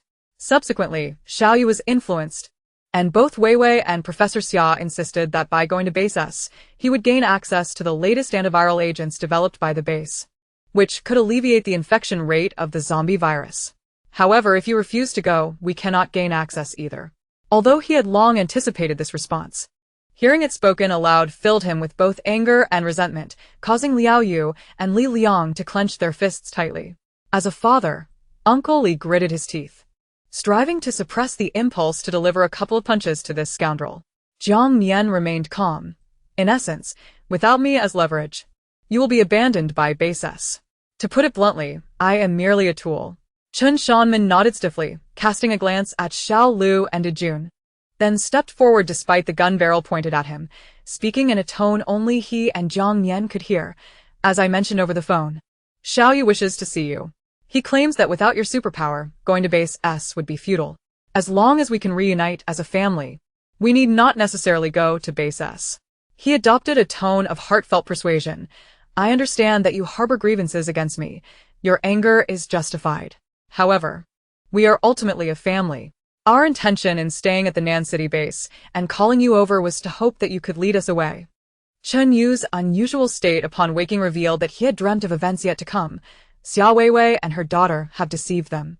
The new antiviral agents at Base S are ineffective against the zombie virus. It's merely an excuse to use people for experimentation, and only Jiang Nian's powers can combat the virus. These revelations were entrusted to them by Qin Yu, known only to their family. Initially skeptical, he reconsidered after learning that Jiang Nian's abilities indeed provided purification. Moreover, it was evident that Jiang Nian was thriving in this apocalyptic world, capable of attracting such allies, signifying the importance placed on him by the Nan City base. Thus, why should they still seek Xia Weiwei's assistance? However, the church basement and the presence of Dejun and Xiao Lu were orchestrated by Xia Weiwei, and until the dust settled, the situation needed reporting. It was unexpected that Jiang Nian would resort to gunfire. Yet, regardless of circumstances, they needed to navigate this crisis first, temporarily placing Linlin in a difficult position. It was rumored that alongside the brain domain evolved superpowers was a healer, and as long as Linlin returned to the Nan City base with Jiang Nian, her severed hand could be healed. Having experienced the events of his previous life, Jiang Nian almost laughed in anger at his father's emotionally charged manipulative words, an attempt to traverse every possible avenue, vainly hoping for outcomes that were not forthcoming. Having inherited memories from his past life, Jinyu believed that he could deceive him so easily. The sound of calculations was deafening. They might as well play together. Resolving to Qin Shanmen, he declared, "You will call Xia Weiwei now, and by whatever means necessary, deceive her into coming here. I know Base S has never lacked aircraft. Revenge must be thorough. If Xia Weiwei could not be dealt with this time, who could predict what might happen in the future?" He was a man devoid of security, needing to witness his enemy's demise before he could feel at ease. Chapter 164. The Superpower Blocker. We can simply disregard her and leave. Calling her over may complicate matters, Chen Shanmen advised, feigning reluctance. Should anything go awry, he would find himself in a precarious position, and the current Jiang Nian was unsettlingly unfamiliar. Jiang Nian shook his head. "I am not negotiating with you. After you make the call, I will meet Jinyu to ascertain whether my abilities can indeed save him. Hope must be offered. Otherwise, how can they be driven to despair, just as they did to me in my past life?" Chen Shanmen felt his teeth nearly shatter. No one wished to be threatened by their own son. Just as he was about to speak, a series of gunshots erupted from within the church. Upon closer inspection, it seemed to emanate from the basement. Subsequently, a report crackled through Chu Yi's walkie-talkie. "Captain, nearly 100 armed personnel have been discovered in the basement. Evolved superpowers. Apprehend them all. Without hesitation, Chui issued the command. The base was in dire need of manpower, and the living were far more valuable than the dead. The gunfire persisted, and after a burst of static, another report followed. The basement exhibits anomalies.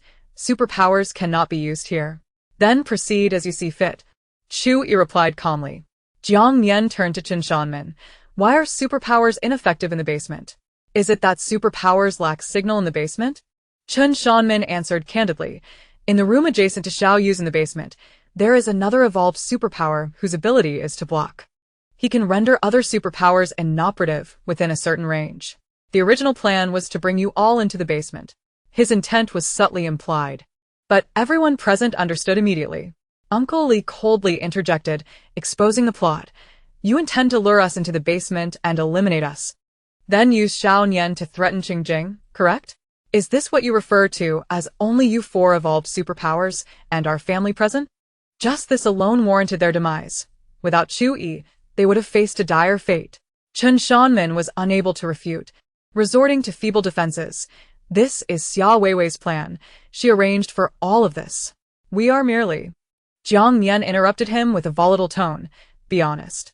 Aside from the armed personnel and the blocking superpower, who else is in the basement? His so-called father had not even considered leaving him an escape route.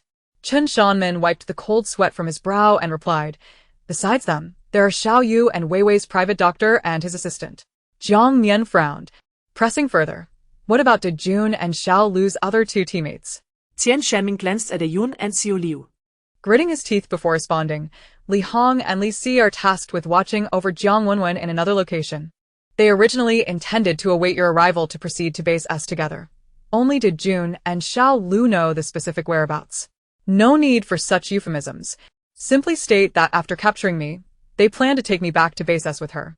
Jiang Nian was thoroughly vexed by his hypocritical semantics and, after speaking, waved the gun before him. Make the call. Summons Xia Weiwei. Hearing the gunfire from within the church, Chen Shanmen reluctantly produced his mobile phone. Weiwei has a good relationship with Linlin. She might let Linlin answer the call. Can I go over there to call? Whatever. Jiang Nian replied indifferently. Without needing to say anything, Liao Yu proactively followed to supervise. Anyone daring to act recklessly would be met with a frosty effect. If the other side aimed to exterminate them all, it was no longer merely a personal affair of the adoptive father. Fortunately, Jiang Nian's cleverness had saved them, otherwise, they would have truly fallen into a trap. Li Shuhui was furious, and the expressions of the others were equally grim. Chen Shanmen's attitude towards Jiang Nian betrayed any semblance of familial bonds. One could easily believe it was a blood feud rather than a father-son relationship. How could he still shamelessly refer to himself as a father? Jiang Nian felt a twinge of trepidation, an ability user capable of nullifying the powers of his peers, combined with a well-armed team of over 100, posed a formidable threat. Had they not prepared meticulously, even a minor misstep could have spelled disaster. Indeed, caution is the mother of safety. It is wise to seek assistance from those around you, without pretense or arrogance. Jiang Nian silently commended himself, then turned to retrieve the map given to him by Liang Xiaoyan and approached Xiao Lu. Is Jiang Wenwen still confined here? Upon seeing the map, Xiao Lu's expression shifted. Where did you acquire this map? The stoic demeanor of the soldier beside him betrayed a silent curse, deeming Xiao Lu a foolish ally, destined to falter at the hands of a woman. Jiang Nian did not conceal the truth. Su Jing gave it to Liang Xiaoyan, and Liang Xiaoyan passed it on to me. That wretched woman. Both of those vile creatures. He recalled the anxiety he endured after misplacing this very map. Surely, Su Jing had seized it when his guard was down. Suddenly, a slap came unexpectedly, the force of which left Xiao Lu's head buzzing, wiping his mind clean of profanities. With such language, don't you have any women in your family? Did you spring forth from the muck? Jiang Nian had little patience for foul-mouthed individuals. I didn't insult you.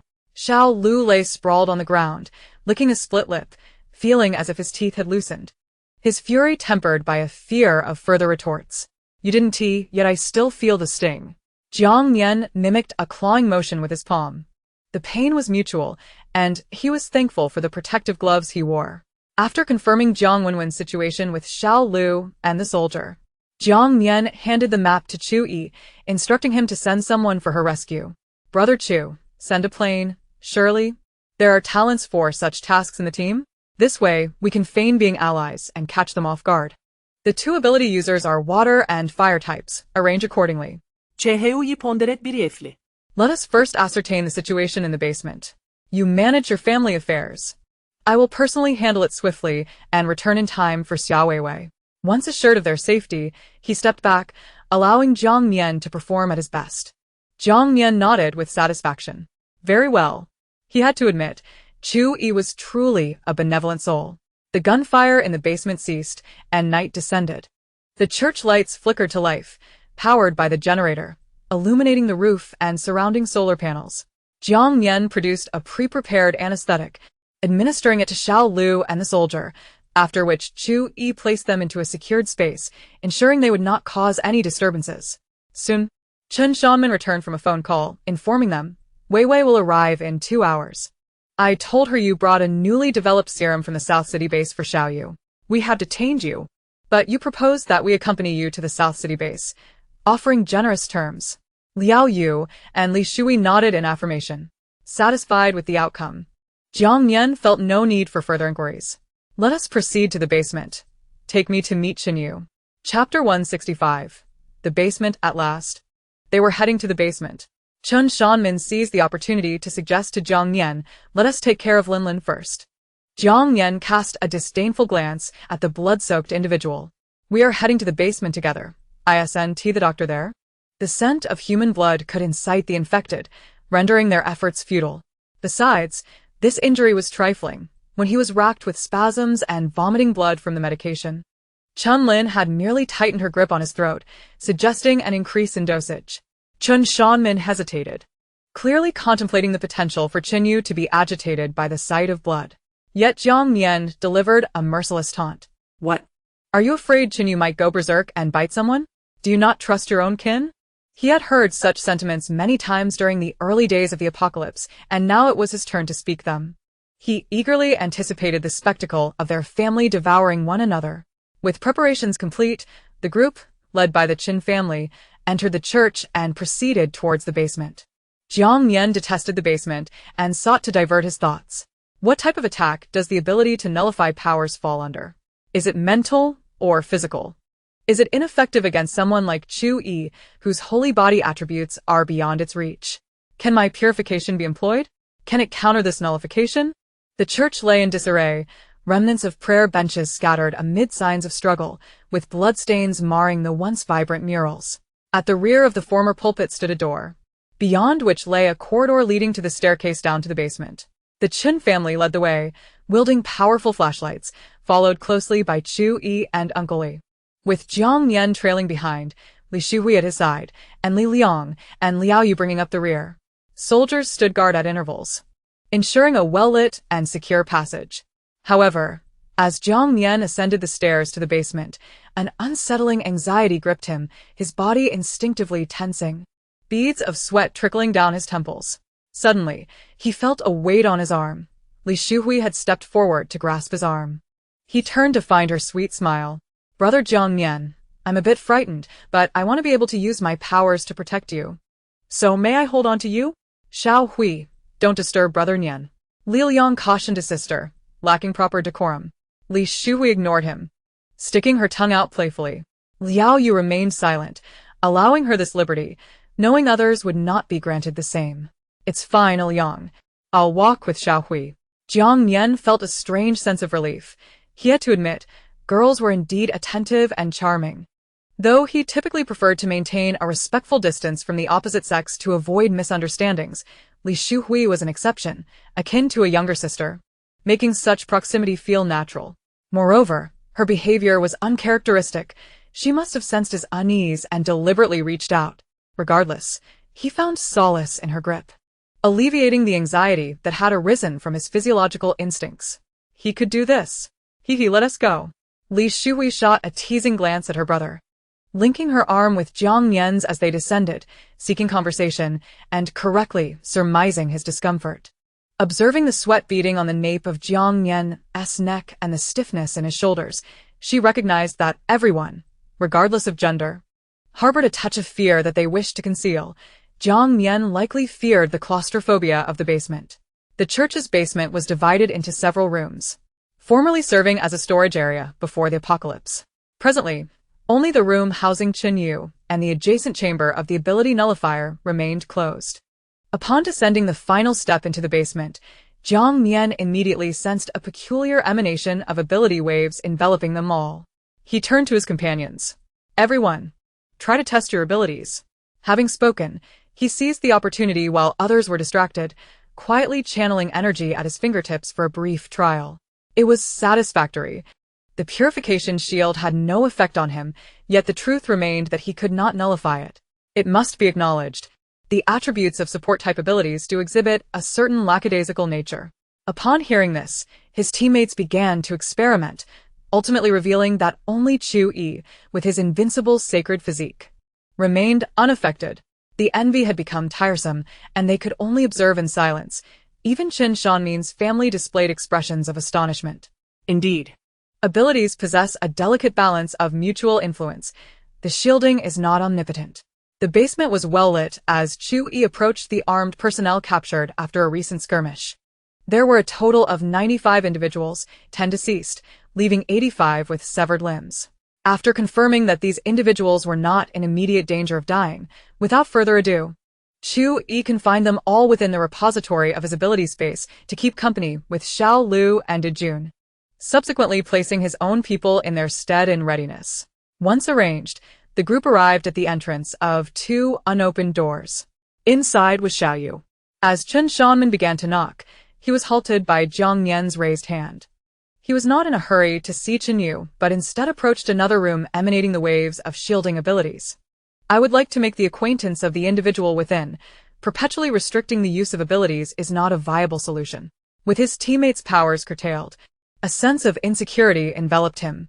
Just as he intended to send Chen Shanmin to knock, he discovered that this door had been locked from the outside, the iron door evidently reinforced. Contrary to his assumptions about the mastermind behind this, it appeared that the person inside was forcibly confined, provoking further contemplation. A fleeting expression of animosity crossed Chen Shanmin's face. Without explanation, he produced a key and unlocked the door. An overpowering stench assaulted their senses, revealing that the occupant of this room was not a typical ability user, but rather a person afflicted by infection and decay. The cramped room contained an iron-framed bed, a square table, and a chair. A figure lay sprawled on the bed, clad in a hospital gown, bound by chains at the hands, feet, and neck.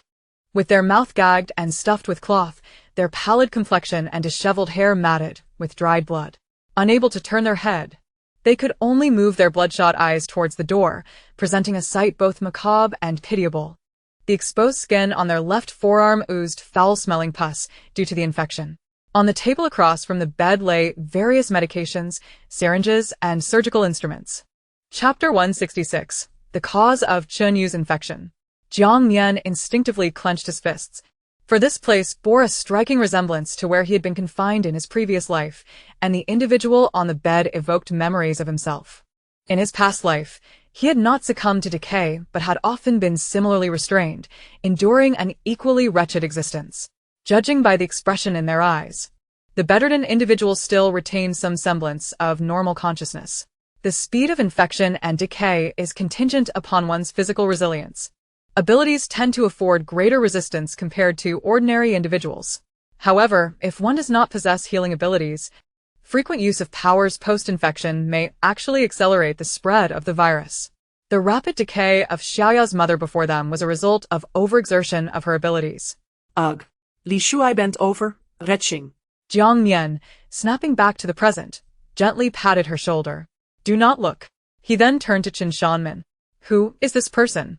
Despite their disheveled state, it was evident that the individual on the bed was quite young. Clearly, they had been subjected to experimentation following their infection, and it appeared they were not a volunteer. Upon hearing this, Chen Xiuling and Chen Lin exchanged glances that conveyed a desire to see the person on the iron bed suffer 1,000 tortures. Jiang Nian's mind raced. Could it be that he is the one responsible for Chen Yu's infection? If so, I wish to save this person. Chen Shanmin, gritting his teeth, nodded vehemently. Yes. He is the one who caused Xiaoyu to be infected with the zombie virus. Treacherous and heartless. We showed him kindness, yet he repaid us with malice. Jiang Nian's initial reaction was disbelief, followed by a sense of vindication as he regarded the half-decayed individual on the bed with newfound familiarity. Just as he was about to speak, the voice of the ever-timely young Master Liao interjected. To be honest, this sounds more like a self-justification from your family.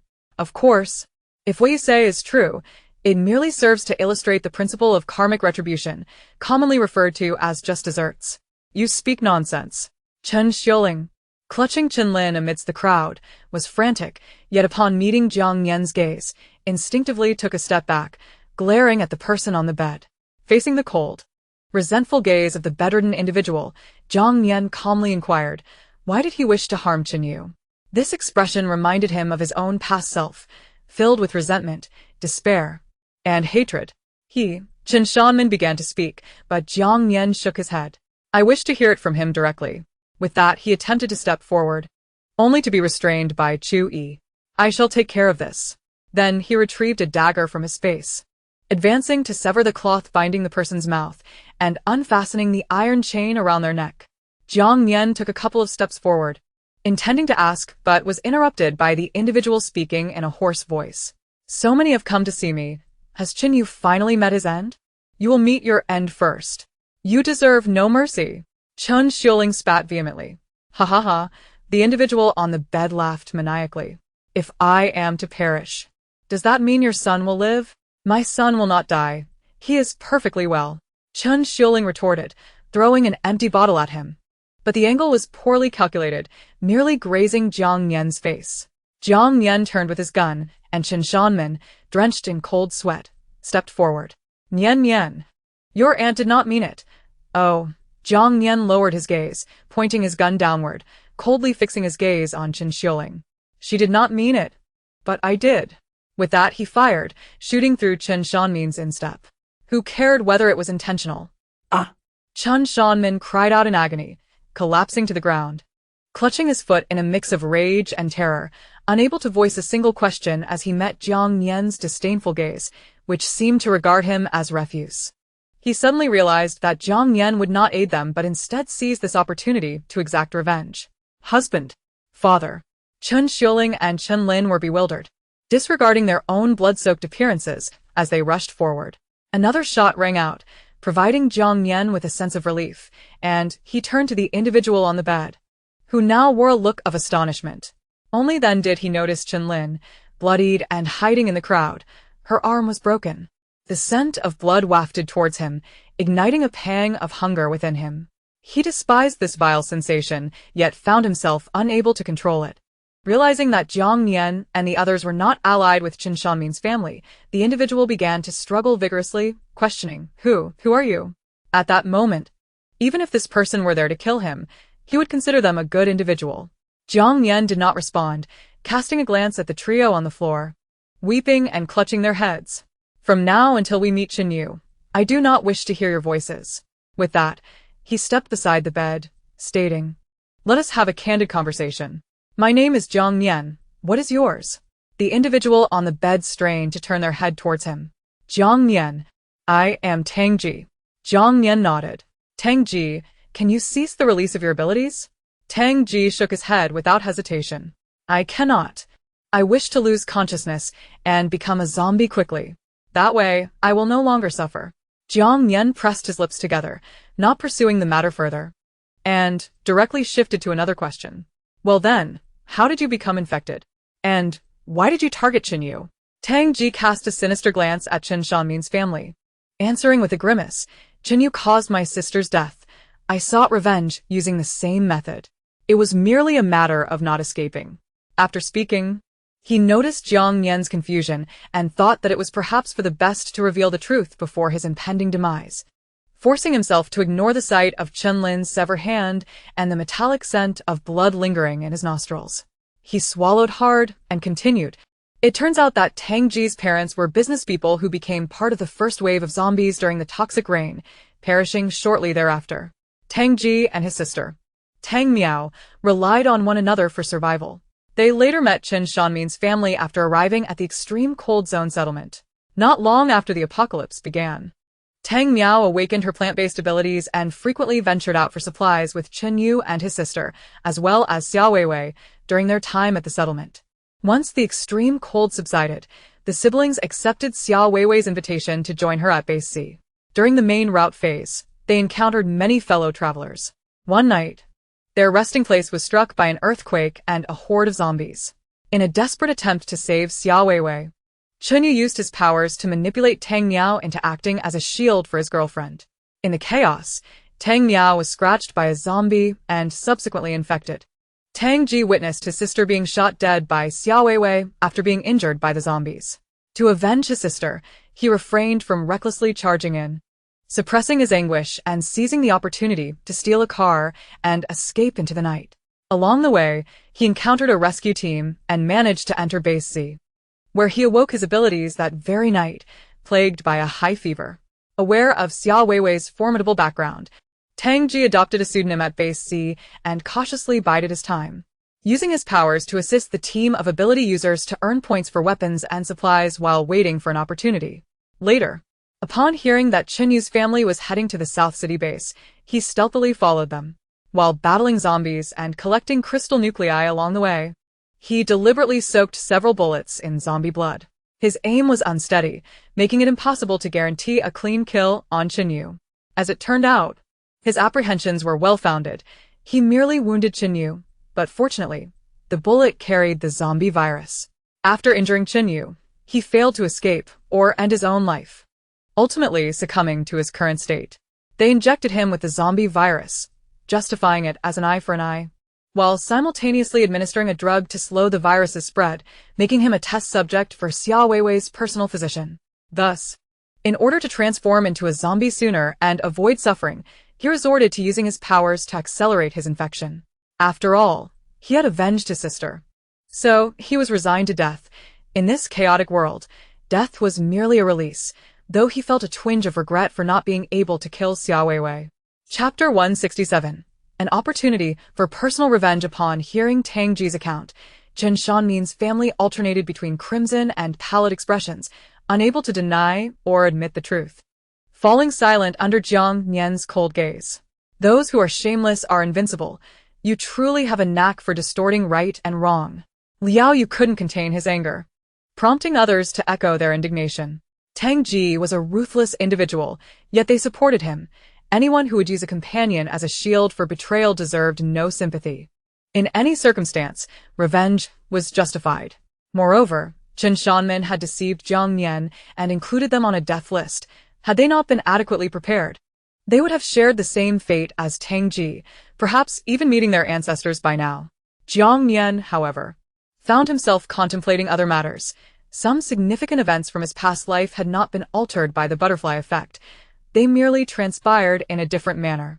Chen Yu's actions had led to a death, and he too could not escape the fate of being infected by the zombie virus. Chen Shanmin, for Chen Yu's sake, had still chosen to sacrifice him without hesitation. Without him, Xiao Weiwei's personal physician would have simply utilized someone else for experimentation. Such malice was inescapable. Much like the apocalypse itself, if he wished to change his destiny, he would have to eradicate them all. Jiang Nian, please help me kill myself. I would be eternally grateful, Tang Ji said earnestly, his voice growing hoarse as the infection worsened. Jiang Nian, pulling his thoughts back from the abyss, looked down at him. First, you must retract your powers, then we shall converse. All right. Tang Ji took his words as agreement, and in the next moment, Jiang Nian sensed the unfamiliar energy enveloping him dissipate. The teammates tested their abilities, confirming they could still utilize their powers, while Chen Lin received a special collar around her neck, and Chen Shanmin and his wife were fitted with handcuffs. Jiang Nian turned to Chu Yi and said, Brother Chu, you can go find Jiang Wenwen now. We'll handle things here. Understood. After instructing Uncle Li through the walkie-talkie, Chu Yi handed it to him. Please oversee the personnel here for now, Uncle Li. I will return as swiftly as possible. With that, he departed without a second thought. Shortly thereafter, the sound of airplane engines filled the air. Jiang Nian surveyed the surroundings and said, Uncle, please take the three of them outside to wait for me. I need to address Tang Ji's situation. Knowing he had a plan, Uncle Li exchanged a knowing glance with Liao Yu and nodded. Very well. Li Liang refrained from commenting, while Li Shuhui expressed her concern. Brother Jiang Nian, do you really not need me to accompany you? Though Tang Ji isn't a bad person, he is infected. What if he goes berserk? Jiang Nian glanced at Tang Ji, whose expression had regained its calmness, and smiled, shaking his head. No need. I can manage. Even if Tang Ji were to go wild, he wouldn't be able to break free from the chains. Rest assured, your elder brother is quite capable. Li Shui Kunsada. No longer pressing the matter, Chen Shanmin's trio seemed hesitant to speak, but ultimately refrained from voicing their thoughts. As the door closed, Tang Ji turned to the unusually composed Jiang Nian and asked, Are Qin Yu and the others acquaintances of yours? You seem to have been betrayed by them as well? The atmosphere suggested as much. Jiang Nian nodded. You could say that. Tang Ji's eyes brightened, and he inquired, Will you kill them? Yes, Jiang Nian replied with unwavering determination. That's wonderful. Heaven has eyes. Allow me to die with my eyes closed. Tang Ji expressed a hint of excitement, then sighed deeply. Get on with it. I fear the pain. A bullet to the head would be a swift end for me. Once I'm gone, you can take my crystal nucleus. It may come in handy later. Come in handy. Jiang Nian keenly detected the underlying meaning in his words. Tang Ji tilted his head, responding, I overheard that dog doctor and his assistant discussing how, whether for ability users or zombies, the crystal nucleus remains unaffected after death. Perhaps it can be reused like organ transplants. I find that plausible. Jiang Nian's heart skipped a beat, and he concurred, theoretically, that shouldn't be an issue. It appeared that the perverse notion had already crossed Tang Ji's mind, far ahead of his past life, providing a potential excuse to discuss it with Minister Wang afterward. Jiang Nian, thank you. After expressing his gratitude, Tang Ji closed his eyes, awaiting his fate. Observing his expression of reluctance and helplessness, reminiscent of his own past self, Jiang Nian composed himself and said earnestly, It's a bit premature to express gratitude now. I am offering you the chance for personal revenge. After a moment, Tang Ji incredulously opened his eyes. Are you serious? Jiang Nian's expression turned grave. I am serious. I will assist you. The doctor is just next door. And Xia Weiwei will come over afterward. You can kill them yourself. For reasons unknown, he felt compelled to help Tang Ji, as if redeeming his past self. Since they shared a common enemy, he would deal with Qin Shanmin's family, while leaving Xia Weiwei and the dog doctor for Tang Ji. In this lifetime, he had not endured inhumane torment, but Tang Ji had suffered a fate worse than death. If his rebirth was a miracle, then he wished to offer a miracle to those ensnared in despair, awaiting their demise. Tang Ji paused momentarily, and tears suddenly streamed from his bloodshot eyes. As the fragile psychological defenses he had constructed crumbled in an instant, is it truly possible? Yet I fear that upon losing consciousness, I may transform into a monster and harm the innocent. He had never harbored malicious intentions. Before his sister's unfortunate incident, they had always regarded Qin Yu and Xia Weiwei as their closest companions. Jiang Nian comforted him. Do not worry. I can keep you conscious. Let us try. He then provided a brief explanation in response to Tang Ji's doubtful gaze. My abilities are effective against the zombie virus. Chen Shanmin deceived me into coming here to save Qin Yu. For now, that is all you need to know. Understanding dawned upon him, and gratitude ignited a flicker of hope in Tang Ji's eyes. Although merely effective, the prospect of avenging himself while remaining lucid was sufficient. Had he not been bound, he would have knelt before Jiang Nian in reverence. After speaking, Jiang Nian removed his gloves, and with a thought, blue and white purifying energy enveloped his palm. Is this your ability? Such a beautiful hue, Tang Ji exclaimed, excitement evident in his voice. However, as Jiang Nian extended his hand towards him, an instinctive aversion surged within him. I do not know why, but I feel quite uncomfortable. That is because you have begun to undergo zombification. It is normal to reject purifying attributes. It will be quite painful if you cannot endure it, cry out. For now, I will not release your bindings. After Tang Ji nodded in readiness, Jiang Nian placed his palm upon his left shoulder, without requiring further preparation, as his experience guided him. Cheng Jing had been infected via a needle injection, and although the infection had intensified, the area of decay was not extensive, currently confined to his left arm. Soon, the blue and white waves of purifying energy enveloped the infected arm entirely. As black smoke billowed forth, foul-smelling blood gushed out, and the decaying flesh began to peel away. The less affected areas of flesh exhibited slight dehydration and shrinkage, subsequently shedding their infected pallor, akin to the effects of purified soil. Chapter 168. Humanity's Innate Abnormality. It hurts. Cheng Jing's expression shifted from restraint to distortion, his body rapidly heating up until the pain culminated in uncontrollable convulsions, and he could no longer suppress his cries. Ah, Jiang Nian, it truly hurts. Endure it, Jiang Nian urged, his gaze unwaveringly fixed on the changes in Cheng Jing's arm and body. Drawing from his past experience treating Chen Yu and his own proficiency in manipulating his abilities, he compressed the purifying energy as much as possible for enhanced effectiveness. Pain was to be expected. Every time he treated Chen Yu in his previous life, the latter had also howled in agony. Damn it!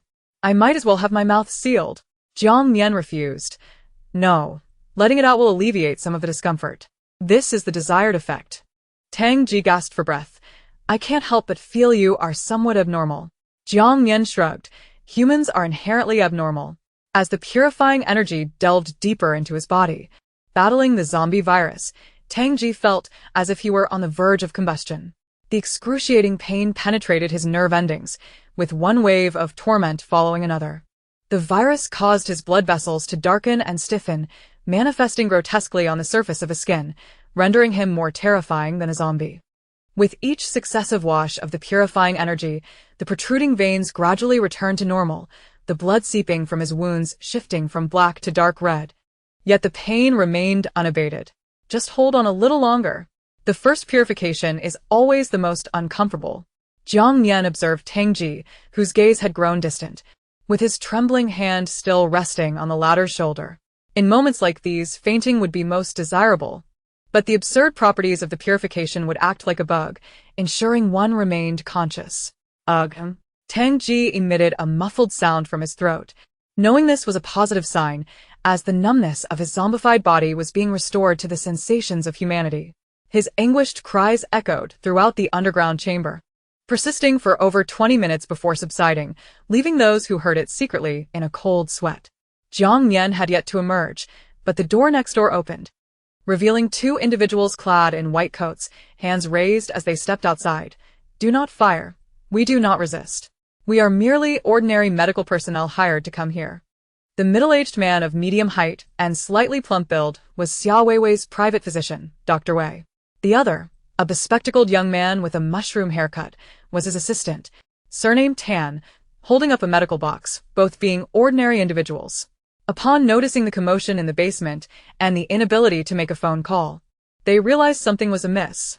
The two maintained their composure as they casually half-closed the door behind them, only to discover a small signal jammer affixed to it.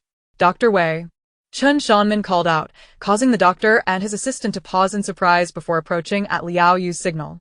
As they drew closer, unable to contain their curiosity at the disheveled appearance of the family, they inquired, "What happened to you? Where are Ded Jun and Xiao Lu? Have you contacted Miss Xia?" Ded Jun and Xiao Lu have been captured. Miss Xia will be here shortly, Chen Shanmin replied, shaking his head and quietly summarizing the current situation. After listening, Dr. Wei ceased further inquiries and instructed his assistant to open the medical box to tend to their wounds. However, the next moment, Liao Yu and Li Liang approached, seizing the box and, after checking for abnormalities, confiscating it outright. "What are you doing?" Chen Shanmin glared angrily at the two. Jiang Nian said to let the doctor treat our wounds. Li Liang scoffed. Now it is we who call the shots, and moreover, Brother Nian only said the doctor is in the basement, not that he would bandage you. You are utterly unreasonable, Chen Shanmin exclaimed in frustration. Ha! Liao Yu placed the medical box down and turned back to face him. Even if we are unreasonable, we would never trick your own son into a trap to kill him. If it weren't for Brother Nian, you would have long since been made into a smoothie. How could you still be here bickering? Do you truly think my patience is infinite? You. Chen Shanmin was rendered speechless, unable to find a retort. Beside him, Chun Xiuling began to throw a tantrum. We had no intention of killing him, yet he shot at his own father. I almost forgot. You intended to kidnap him and then eliminate us to control Chengge and the others. Liao Yu's anger surged, and faced with those who had deliberately sought to kill him and his teammates, maintaining composure was unnecessary. With a flick of his wrist, an ice spike pierced through Chun Xiuling's palm, simultaneously causing several clusters of sharp ice flowers to explode nearby, inadvertently injuring both the doctor and his assistant. The young master shed his usual nonchalance, his brows furrowing with menace. What are you flailing about for in front of me? You all plotted against Jiang Nian to the utmost. Do you not allow him to retaliate? Who are you attempting to morally bind here? The next ice spike will not merely pierce a palm. Chengge had privately instructed that even if the foster father showed mercy and spared the Qin family, they must find a way to portray themselves as villains. The foster father harbored other secrets, yet everyone tacitly understood that amidst probing for answers and questioning rationale, they chose to trust the eldest brother. Warm blood splattered onto the doctor and assistant, startling them into immobility, even overshadowing the pain of their unintended injuries. Chen Shanmin, both furious and anxious, embraced the screaming Chun Xiuling, restraining her from speaking recklessly in anger. At such a moment, it was their own folly that would bring them harm. Chun Lin trembled in fear, biting her lips so hard that she dared not utter a single word. Her face was as pale as paper, and she could not comprehend how their meticulously crafted plan had devolved into such chaos. They had not truly harmed Jiang Nian. Why then was he so vindictive? Harboring no semblance of compassion? Was it solely because her father had demanded repayment of those 20,000 yuan that he bore a grudge to this day? Could they still make their way to base S? Would Sister Weiwei still come to their rescue? It was not until Liao Yu departed that the icy tension began to dissipate, leaving a few to exhale in relief. The situation was dire. It was best to speak little. The doctor admonished, tearing a pocket from his white coat to fashion a bandage for Chun Xiuling to staunch the bleeding. After a brief moment of silence, Chen Shanmin tentatively inquired, "Doctor, how is Xiaoyu?" Dr. Wei furrowed his brow, shaking his head with a sigh. "The drug resistance is escalating. We must return to base S swiftly to administer the special serum, or it will spell trouble." He surveyed the surroundings, his gaze settling on the door where Cheng Jing stood, and asked, "What exactly is going on with Jiang Nian? Does he have a vendetta against Cheng Jing as well?" It appeared they had been ensnared in a cunning trap. Yet neither Chen Shanmin's family nor the information that Xia Weiwei had unearthed had suggested that the other party was a psychopath. The anguish scream that had erupted from Cheng Jing had been far more brutal than any of Jiang Nian's actions. "I am uncertain. We have not crossed paths since the apocalypse, and he has undergone a transformation that seems rather abnormal," Chen Shanmin replied, his head bowed, concealing his inner turmoil. The doctor remained unaware of Chen Yu's dreams, thus he refrained from voicing his speculations regarding Jiang Nian's peculiar changes. Initially, he had harbored concerns that Jiang Nian might use his abilities to rescue Cheng Jing, but upon hearing the scream, he felt a sense of relief. Though the reasons remained elusive, all he could do now was pray that Chen Yu's insights gleaned from his extraordinary dreams would persuade Jiang Nian. If that failed, they would find themselves in peril. Dr. Wei pondered for a moment, expressing his doubts. "You didn't inadvertently disclose anything you shouldn't have, did you?" He felt a nagging sense that something was amiss. Chen Shanmin shook his head.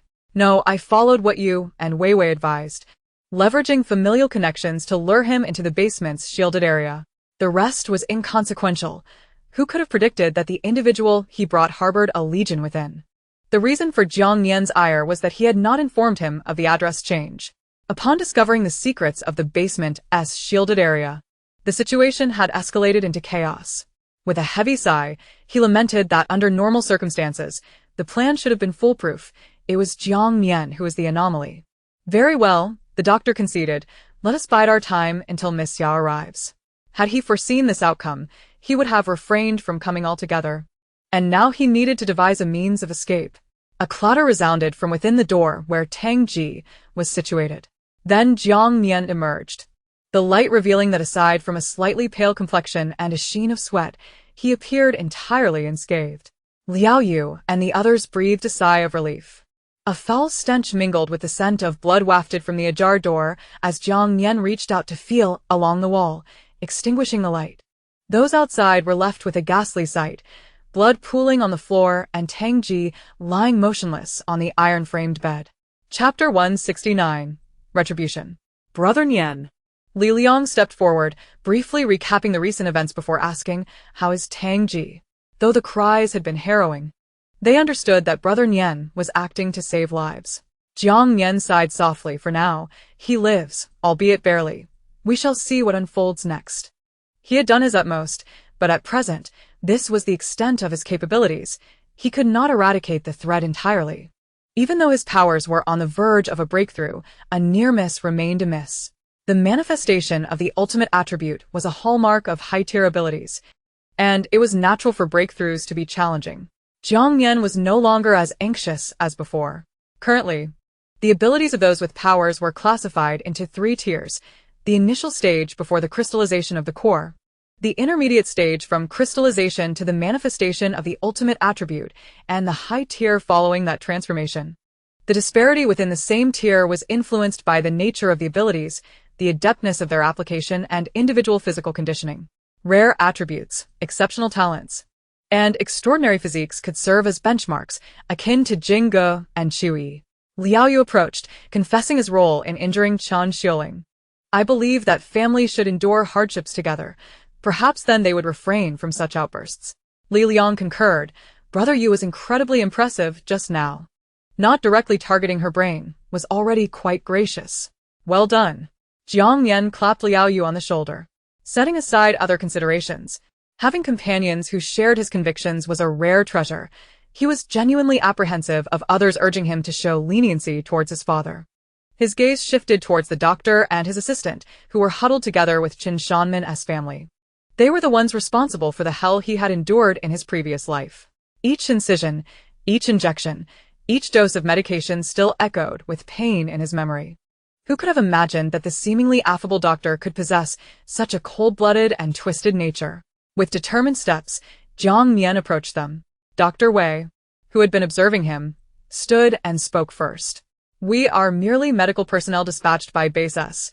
Our involvement in your personal grievances is non-existent. Please allow us to leave." He had inflicted no harm upon Jiang Nian, merely participating passively. Given his medical background and the backing of Base S, if he clarified his position, Jiang Nian would likely not dare to act against him. Chen Shanmin's expression shifted, clearly taken aback by the doctor's attempt to dissociate himself. It had been the doctor who had taken the reins after Xia Weiwei's departure.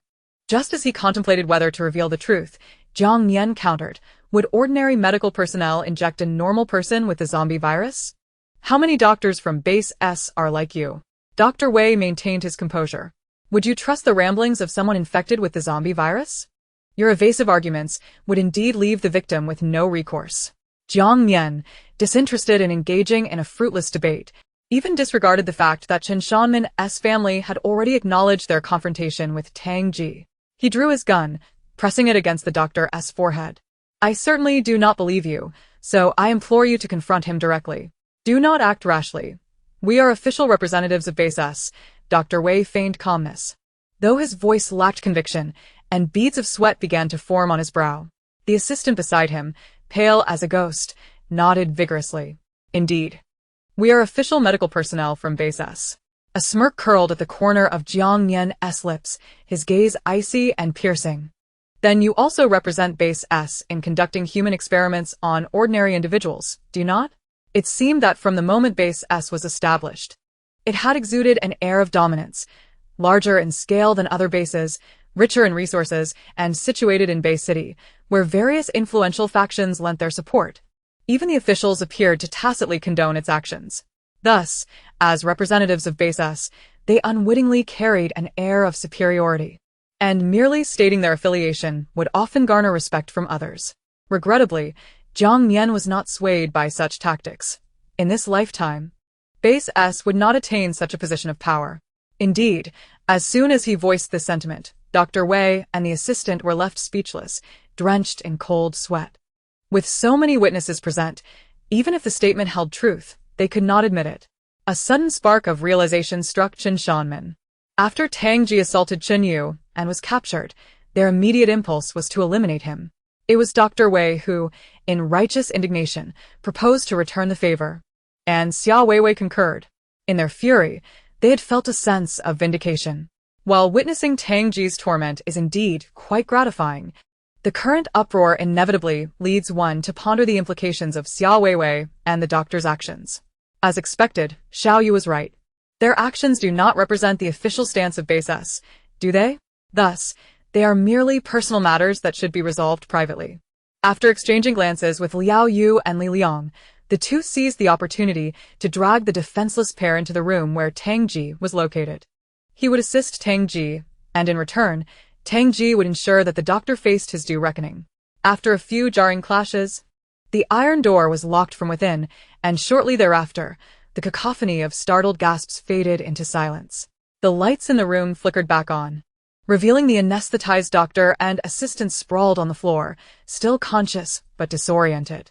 They watched helplessly as Tang Ji, bloodied yet regaining some semblance of color, removed his night vision goggles, discarded the tranquilizer gun, and picked up a syringe to extract the blood pooling on the ground. As he approached them, he spoke with a sinister smile. "Doctor, you previously mentioned that the virus spreads rapidly when injected into which area? The major arteries? The heart? The brain? Why not try them all?" His voice and expression were reminiscent of a malevolent spirit emerging from the depths of hell. Outside. Jiang Nian glanced at Chen Shanmin and his companions, whose faces had turned ashen. Before taking a special collar left by Chu Yi from Uncle Li and turning towards the room where Chen Yu was confined, the family attempted to rise and follow, But were halted by Li Shuhui. Jiang Nian. Chen Shanmin called out, prompting Jiang Nian to pause at the threshold. "Rest assured, this will not impede your family's reunion." With that, he entered and closed the door behind him. Chen Yu, wounded by gunfire and exhibiting symptoms of decomposition far worse than Tang Ji's, sat slumped against the bed. His sunken eyes and ashen complexion a stark contrast to the bloodshot whites of his eyes, which were filled with crimson veins. His throat emitted an involuntary, urgent rasp. The injury, located near his collarbone on his right arm, left his upper body mostly exposed. The previously utilized low-temperature device was no longer in play. The wound was decaying, oozing dark brown pus, with the virus radiating outward, the spiderweb-like veins darkening and protruding grotesquely. The sight was both repulsive and terrifying. The layout of this room was similar to Tang Ji's, albeit larger, with no scattered surgical instruments on the table, only medical supplies and sterilization materials. Unlike Tang Ji, Chen Yu was not firmly bound to the bed, but was instead restrained by iron chains that allowed him to move within a meter of the bed. Having recently been medicated, he languidly faced the door, and upon seeing Jiang Nian enter with an air of vitality, a surge of resentment welled up within him. Clearing his throat, he finally spoke. "You've come, brother." "I am not your brother. My mother has but one son," Jiang Nian retorted, tossing the collar before him. "Put it on, and then we can have a proper discussion." Though Chen Yu was reluctant to misuse his abilities, he was aware of the potential consequences. Chapter 170. Chen Yu's memories from his past life. Chen Yu hesitated to wear the collar, knowing it could be put on, but not easily removed. However, ever since he heard his mother's anguished cries, he understood that events had spiraled beyond their control, and Jiang Nian's demeanor allowed no room for refusal. With great difficulty, he lifted his stiffening hand and slowly donned the collar, all the while contemplating the myriad thoughts swirling in his mind. Since awakening memories from his past life, he recognized that many aspects of this existence diverged from his previous one, and he had prepared himself for change. Yet, facing Jiang Nian, who was so different from the person he remembered, was still challenging to accept. It was all his father's fault for severing ties over a mere 20,000 yuan, triggering a butterfly effect that amplified Jiang Nian's resentment in this apocalyptic world. Jiang Nian must have suffered greatly, otherwise, he would not have sought out his ex-boyfriend. In his previous life, Cheng Jing, that depraved villain, had only come into the picture after Jiang Nian's death. Yet, in that life, his father had exhibited the same attitude. Why, then, was Jiang Nian unable to tolerate being rebutted or engaged in quarrels in this life? Was it because he was destined to awaken memories, causing the world to shift in accordance with that fate? Jiang Nian dismissed Chen Yu's reluctance, pulling a chair to sit opposite him, coldly scrutinizing his decaying form. "Do you now crave human flesh?" At this stage, He must have developed a strong desire for human blood and flesh. Chen Yu swallowed with difficulty, shaking his head obstinately. I do not wish to. The wounds and the virus had begun to affect his nerves, rendering his voice low and weak. After fastening the collar, he gasped for breath. Brother. Jiang Nian raised a hand to interrupt him. Enough. Given our current positions, there is no need for mutual disgust. In 2 lifetimes combined, Chen Yu and Chen Lin had addressed him as brother scarcely more than a handful of times. They typically called each other by their names. This forced familiarity was repugnant. He felt an overwhelming urge to explode with rage. Chen Yu found himself with no choice but to grit his teeth and amend his address. Jiang Nian, are my parents and Lin all right? Jiang Nian leaned back in his chair, crossing his legs. Whether they are well or not is up to you to determine. Believing he was being threatened, Chen Yu suppressed his discontent and feigned sincerity. What I said is the truth. It's just a matter of whether you choose to believe it. You speak your truth. I have my own judgments, Jiang Nian replied dismissively, clearly unconvinced that this wretched creature would truly speak honestly. Chen Yu gazed down at his infected arm. You were treating Cheng Jing earlier, not torturing him. His statement was affirmative, prompting Jiang Nian to raise an eyebrow. You can discern that? Indeed, coaxing a sound from Cheng Jing was the correct decision. Chen Yu pressed his cracked lips together firmly. Because you treated me the same way in my past life. He fixed his gaze on Jiang Nian across from him, expecting the latter to react with surprise or laughter at such an absurd claim. Yet, Jiang Nian remained impassive, countering with a calm inquiry. Is it akin to those novels and films? Are you reborn or simply dreaming of memories from your past life? Regardless of whether it was rebirth or the awakening of memories, it was fortuitous at this juncture. It could provide clarity regarding one's demise. Chen Yu was momentarily taken aback, a hint of curiosity creeping in. For some reason, this serious speculation felt deeply unsettling. A normal person would not react this way. Jiang Nian, with evident impatience, declared, what is there to be astonished about? Ultimately, it boils down to a few possibilities. At this point, hiding and obfuscating serves no one. Just speculate. What can it hurt? Very well. Chen Yu could not discern any abnormality on Jiang Nian's face, and he nodded to continue. After the infection, in an effort to slow the virus's spread, the doctor administered medication. While I was in a stupor, strange memories suddenly surfaced in my mind.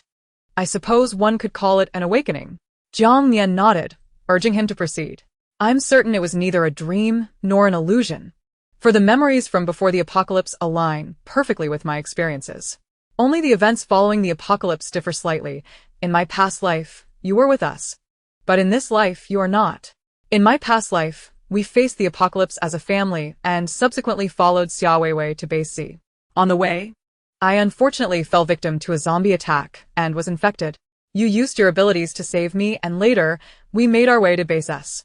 As Chen Yu spoke, he recounted the events without fabrication, merely concealing and embellishing details to suit his narrative. A tale of cold-blooded exploitation was spun into a heartwarming story of familial love and unity in the face of adversity. Jiang Nian felt nauseated from listening, but still restrained his physical discomfort to pose the question he most desired to know. In the end, did I manage to heal you? Chen Yu answered without hesitation. Yes, you've been healed, for your extraordinary ability mutated upon surpassing 500 meters, acquiring the ultimate attribute that can eradicate the zombie virus. What is the current range of your ability? Drawing from either the information of my past life or the reactions of Cheng Jing, he was certain that Jiang Nian's ability had not exceeded 500 meters. Jiang Nian remained silent, then pressed further. Does it completely eradicate the zombie virus, restoring individuals to normal? Chen Yu nodded. Indeed. Then he swiftly changed the subject. However, upon our arrival at Base S, we were ensnared by the base's machinations. Professor Xia, in an effort to transform Xia Weiwei into a dual attribute ability user, implanted your crystal core into her. The purification ability crystal core exhibits strong compatibility, preventing the two cores from rejecting one another, thereby making Xia Weiwei the sole artificial dual attribute ability user at Base S. All other combinations, lacking the purification crystal core, had failed. While relaying this information, Chen Yu struggled to control his emotions. Ensuring Jiang Nian did not detect any anomalies, it is true that Xia Weiwei ultimately received the purification ability crystal core, but It was not extracted from Jiang Nian's body, rather from his own. For in the basement of Base C, Jiang Nian's crystal core had already been transplanted into him.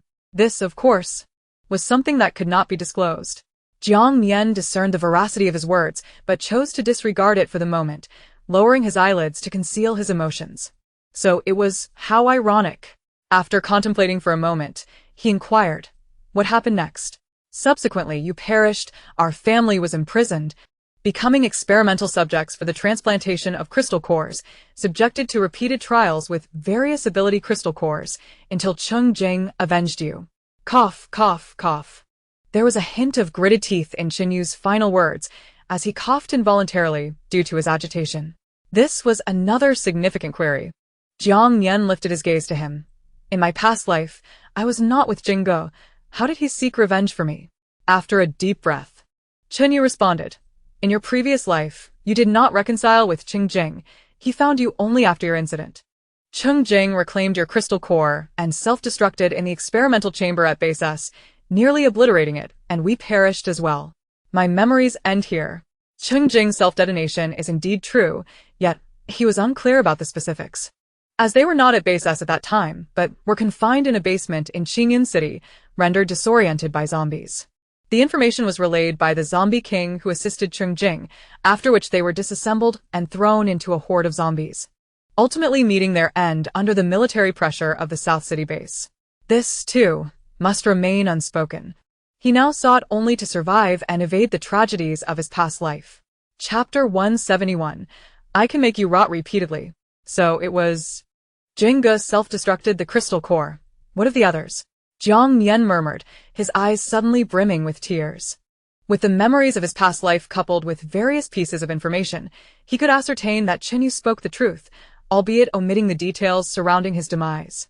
Chen Yu pondered briefly before responding.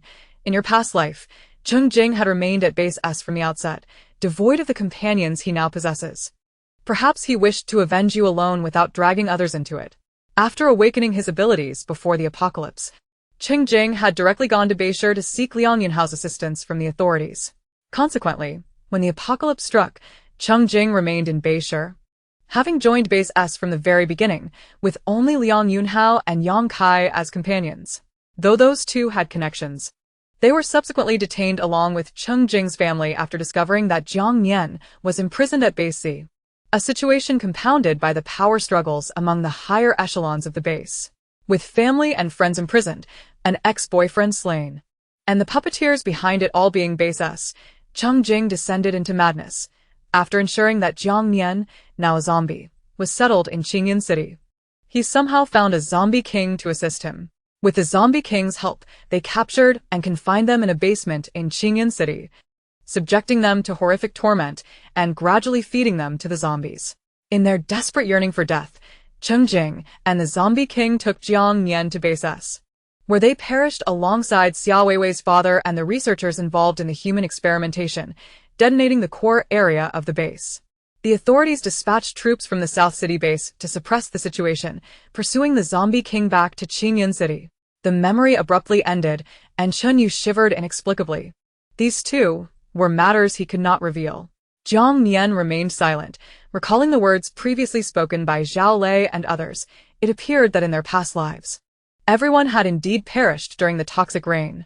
Cheng Jing, trapped within Base S, lacked any forewarning and had been blinded from the very start. Observing Jiang Nian's sorrowful demeanor, Chen Yu seized the moment to say, "Jiang Nian, I am aware that you had disputes with your father prior to the apocalypse, and that after the world fell apart, we were unable to care for you, which justifiably incited your anger. However, but what?" Jiang Nian, his eyes reddening, raised his gaze to him, his expression fierce as he retorted, "Are you suggesting that you all were thinking of me, that as a family, we should not be so petty? Because in my past life, you were so kind to me, I should now treat you to healing, and we should all live harmoniously?" Chen Yu, feeling a pang of discomfort, pressed his hand to his chest as he gasped, "What I say is the truth. We can utilize the knowledge I possess from my past life to avoid falling into the traps set by Base S. Weiwei has changed since the apocalypse. We should not accompany her to Base S. For the sake of our shared bloodline, I implore you to assist me, Jiang Nian." Before the apocalypse, He and Xia Weiwei were merely innocent high school sweethearts. After the world fell apart, everything transformed due to the interference of Base S and Professor Xia.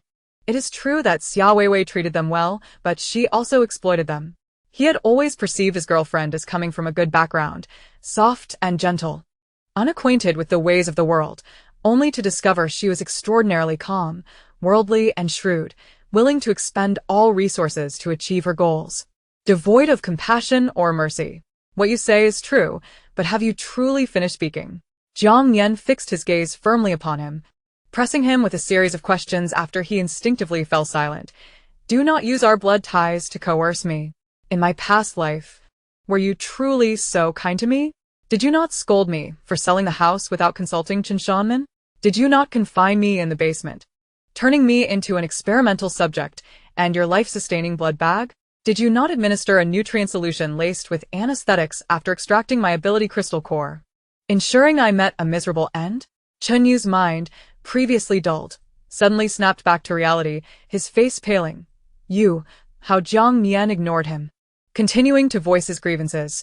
You took my crystal core, discarded me like refuse, and Chen Lin administered a nutrient solution mixed with anesthetics, leaving me in base Z to await the zombie tide, forcing me to witness my own demise at the hands of the undead. The sudden confrontation with memories rendered Chen Yu's expression increasingly grim, his breathing becoming labored. You have awakened memories too? Jiang Nian did not respond directly, merely casting a cold glance at him. When you awaken memories and discover that the events of this life diverge significantly from the last, you should question why I chose not to join you. Cough, cough, cough. Overcome by anger, Chen Yu leaned forward and spat out a mouthful of dark red blood. Suddenly, the pieces of previously incomprehensible information fell into place with startling clarity. This is precisely the reason behind Jiang Nian's unusual behavior. From the very onset, the shift was not instigated by him. Rather, it stemmed from Jiang Nian's prior knowledge of the events from his past life, which enabled him to circumvent their paths and seek opportunities for vengeance. It was Jiang Nian who precipitated the butterfly effect. He was not the one favored by fate. It was Jiang Nian who truly was. Chen Yu, consumed by rage and a sense of helplessness, suddenly erupted into a frenzied laughter. Haha, so that's how it is. No wonder your reactions are so peculiar. Ha ha ha ha. You never intended to assist us from the very beginning. Ahem, let us switch places. Would you help me? In stark contrast to Chen Yu's furious indignation, Jiang Nian responded with an extraordinary calm. In his previous life, he had endured suffering and despair.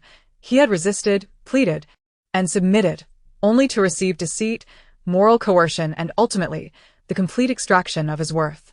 Even death had become a luxury, as his desire to end his life to avoid treatment from Chen Yu led to even more severe torment upon being rescued. They relished in his repeated brush with death. Chen Yu remained silent, raising his hand to touch the collar around his neck, his expression contorted with fury, breaths ragged, blood seeping continuously from the corners of his mouth. Witnessing Chen Yu's rage manifest in blood and a twisted visage brought Jiang Nian a sense of satisfaction. He stood, taking a couple of steps forward to look down at him. I wish to know the entire truth of what transpired from the moment you left base Z until your demise.